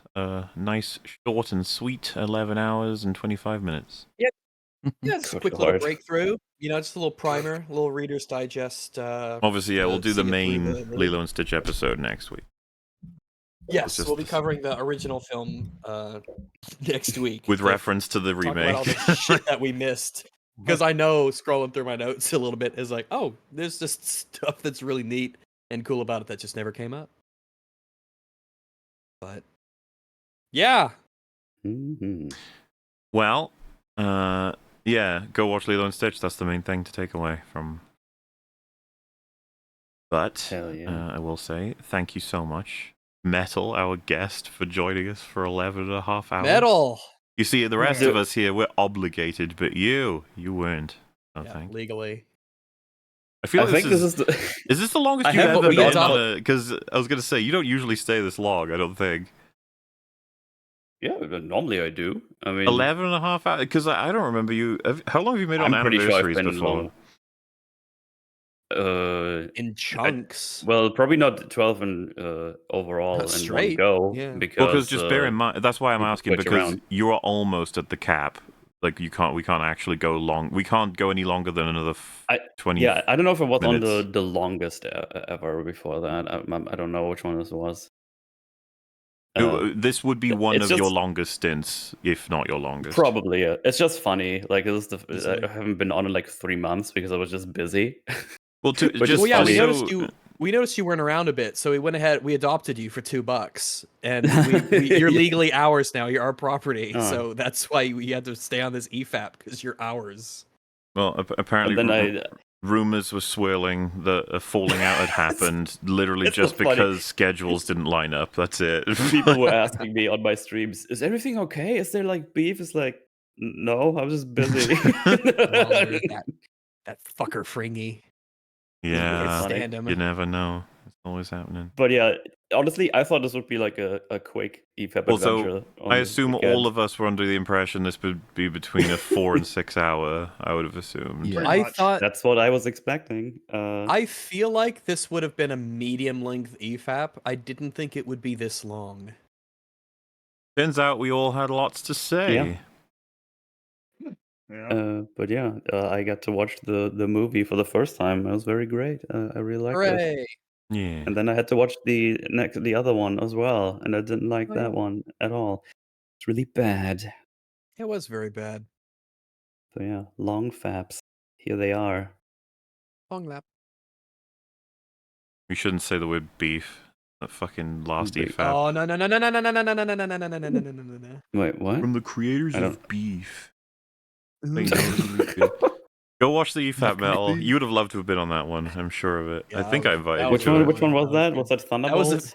that It was the retarded Avengers, episode 1. Oh, I mean, of yeah, which that was a Sunday one. was Well, yeah, I a- do the Forges. It was a and I rousing found success. Sunday. People very much like that format. I'm not particularly surprised, to be honest with you, but like it's gonna Yeah, probably turn up in future. need to check that out. Regardless, Metal, where Yeah. can people find you? What are you up to, and what have you done? I've done lots of things actually. I covered all of The Last of Us over the last 7 weeks on my channel. I did Yay. rando rants on those. I did light editing on those ones because that's the thing that fits in my schedule of my wage slave lifestyle. But yeah, I think the pretty fun watch. Go check those out. They're like uploaded there with some visual context and stuff. And yeah, I actually covered the whole show every week without missing it. So that was nice. Also nice of them to not do 3 episodes per week. That was also very considerate of them towards me, I think. Then next thing is going to be the edited version of my rant about The Last of Us Part 2, the game, which came out on PC. Because, yeah, I went on like a big The Last of Us arc. I played the first game, the second game, and watched the show all at the same time. I don't know why it Why? turned out that way, but I did it, and it was pain, but it's over now, and I'm very happy. Now you know everyone And, wasn't lying to you. Yes, it was even worse than I expected, and part 2 Yay. was so goddamn long. Like, that game just kept going. I think it took me like 7 streams overall or something. I don't know. It's insane. But yeah, the random that's coming out after this, I might do like a super cut on the show rant for like a one big video if people just want to have one of those. Probably just nice to have that around. We'll see. And then I'll go ahead and finish a video that's been on the sidelines for a while. So yeah, full edited video coming as well in the future at some point. And obviously just gaming streams every week. So fun. So I'm doing some retro gaming. I've been started playing Vagrant Story, which I never played back in the day. I always heard things about, and seems to be kind of a fun little RPG to play. So yeah, things happening. Go check it out. Sounds Definitely. very homo. Very homo. Yeah, Metal. Yes. Read the room. Yeah. Read the room. Stop being such a homo, Metal. Yeah, I get it. Or be more of one. I can't tell. Do I both. don't know. What's the Forge gonna be on next time? Oh yeah. I guess I have to sleep a couple of hours and then prep the Forge for tomorrow. I still have to watch it. We're doing The Outlaws 2017, which is with the chat from Train to Busan. Oh hey. It's a Korean one, so that should be a fun one. I heard good things about it. Swalpool recommended that. He's going to join us tomorrow as well. Yeah, that's going to be in about 12 hours. Beautiful. 11. Shit. Yeah. Be there or be square. Time? Yeah. Be there and be square. Well, I have to sleep first. It's it's almost 8 a.m. Fuck my life. Jesus. Okay. Yeah, that's happening. Oogly boogly. Subscribe. All right. Link in description. Beautiful. Woohoo. Springy, Rags, Platoon. Is there anything you guys want to mention since the last week? should have some dog bite stuff out later this week. The main channel videos, I think it's gonna be a long one. I might do a short one before it though. I'm not sure though. But there should at least be some dog bite stuff on. And probably on. I haven't decided fully the dates. I think Tuesday. Pretty much for certain. I'll be finishing the. Not finishing. I can't do it in one stream, but I'll be resuming my Golem work, and the other one will probably be later this week. I think it depends on some other scheduling stuff that I have. So that'll be out. And yeah, I will hopefully see y'all there when I have fun with that. I have a video. I was trying to defeat the sunk cost fallacy and continue the Minecraft video, which I should not have done, but I did, and it's finished and it's out. And the sunk cost fallacy holds. Shouldn't have been made, but it's been made, so you can go watch that instead. And Just loss is your gain. yeah, not really, but yeah. And I might have time for Gotham tomorrow, is the hope. And then it'll be Thunderbolts, because I'm still behind on that. And then it'll Golem be the next Bonanza. thing. Yeah. Glum. Gandalf would be proud. I'm working, but not right now. I might sleep. Yeah, that's a good Oh, plan. it's sleep time. It's It's what life needs to come a back. 5-hour energy crash is. It's a phenomenon. I'm gonna be honest, it's way past sleep time for me.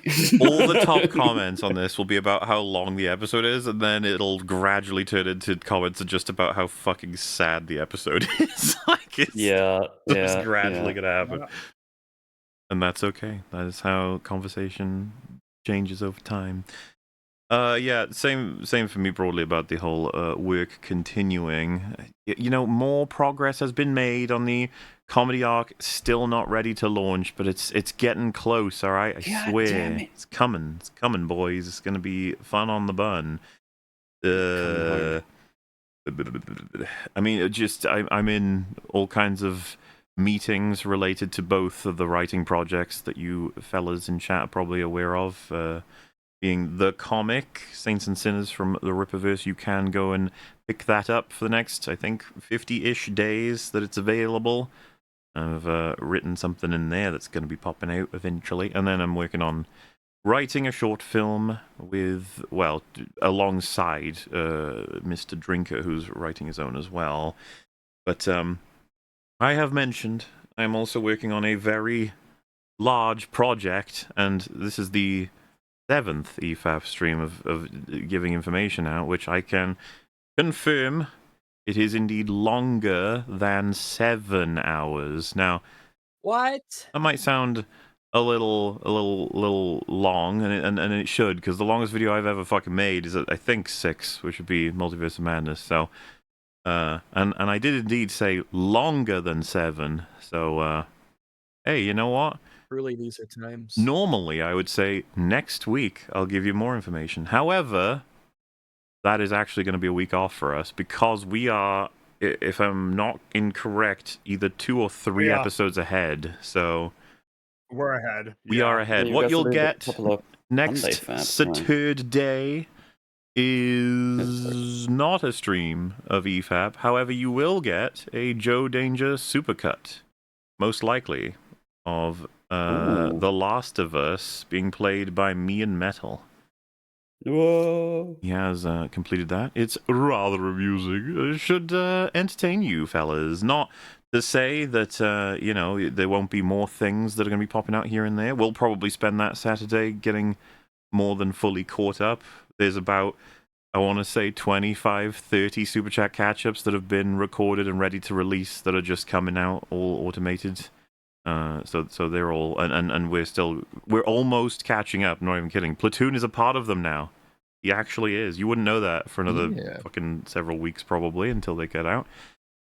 But you know, things are all moving forward, and work is happening, and I'm just looking forward to reaching certain parts of this year to be able to maybe further announce or further release some things. It's bubbling. You know, there's lots of stuff going on. It's very exciting. But other than that, is there anything you guys want to say? Anything else before we head out? No. Good night. No, I dare not say more. Okay, well, fair enough then. I suppose on that note, chat, thank you so much for hanging out with us. We appreciate it. Now we're going to say good night, goodbye, We'll see you next time. Doodle pip. Bye, See you big later. flim flam. Bye. Go slam that flimbus.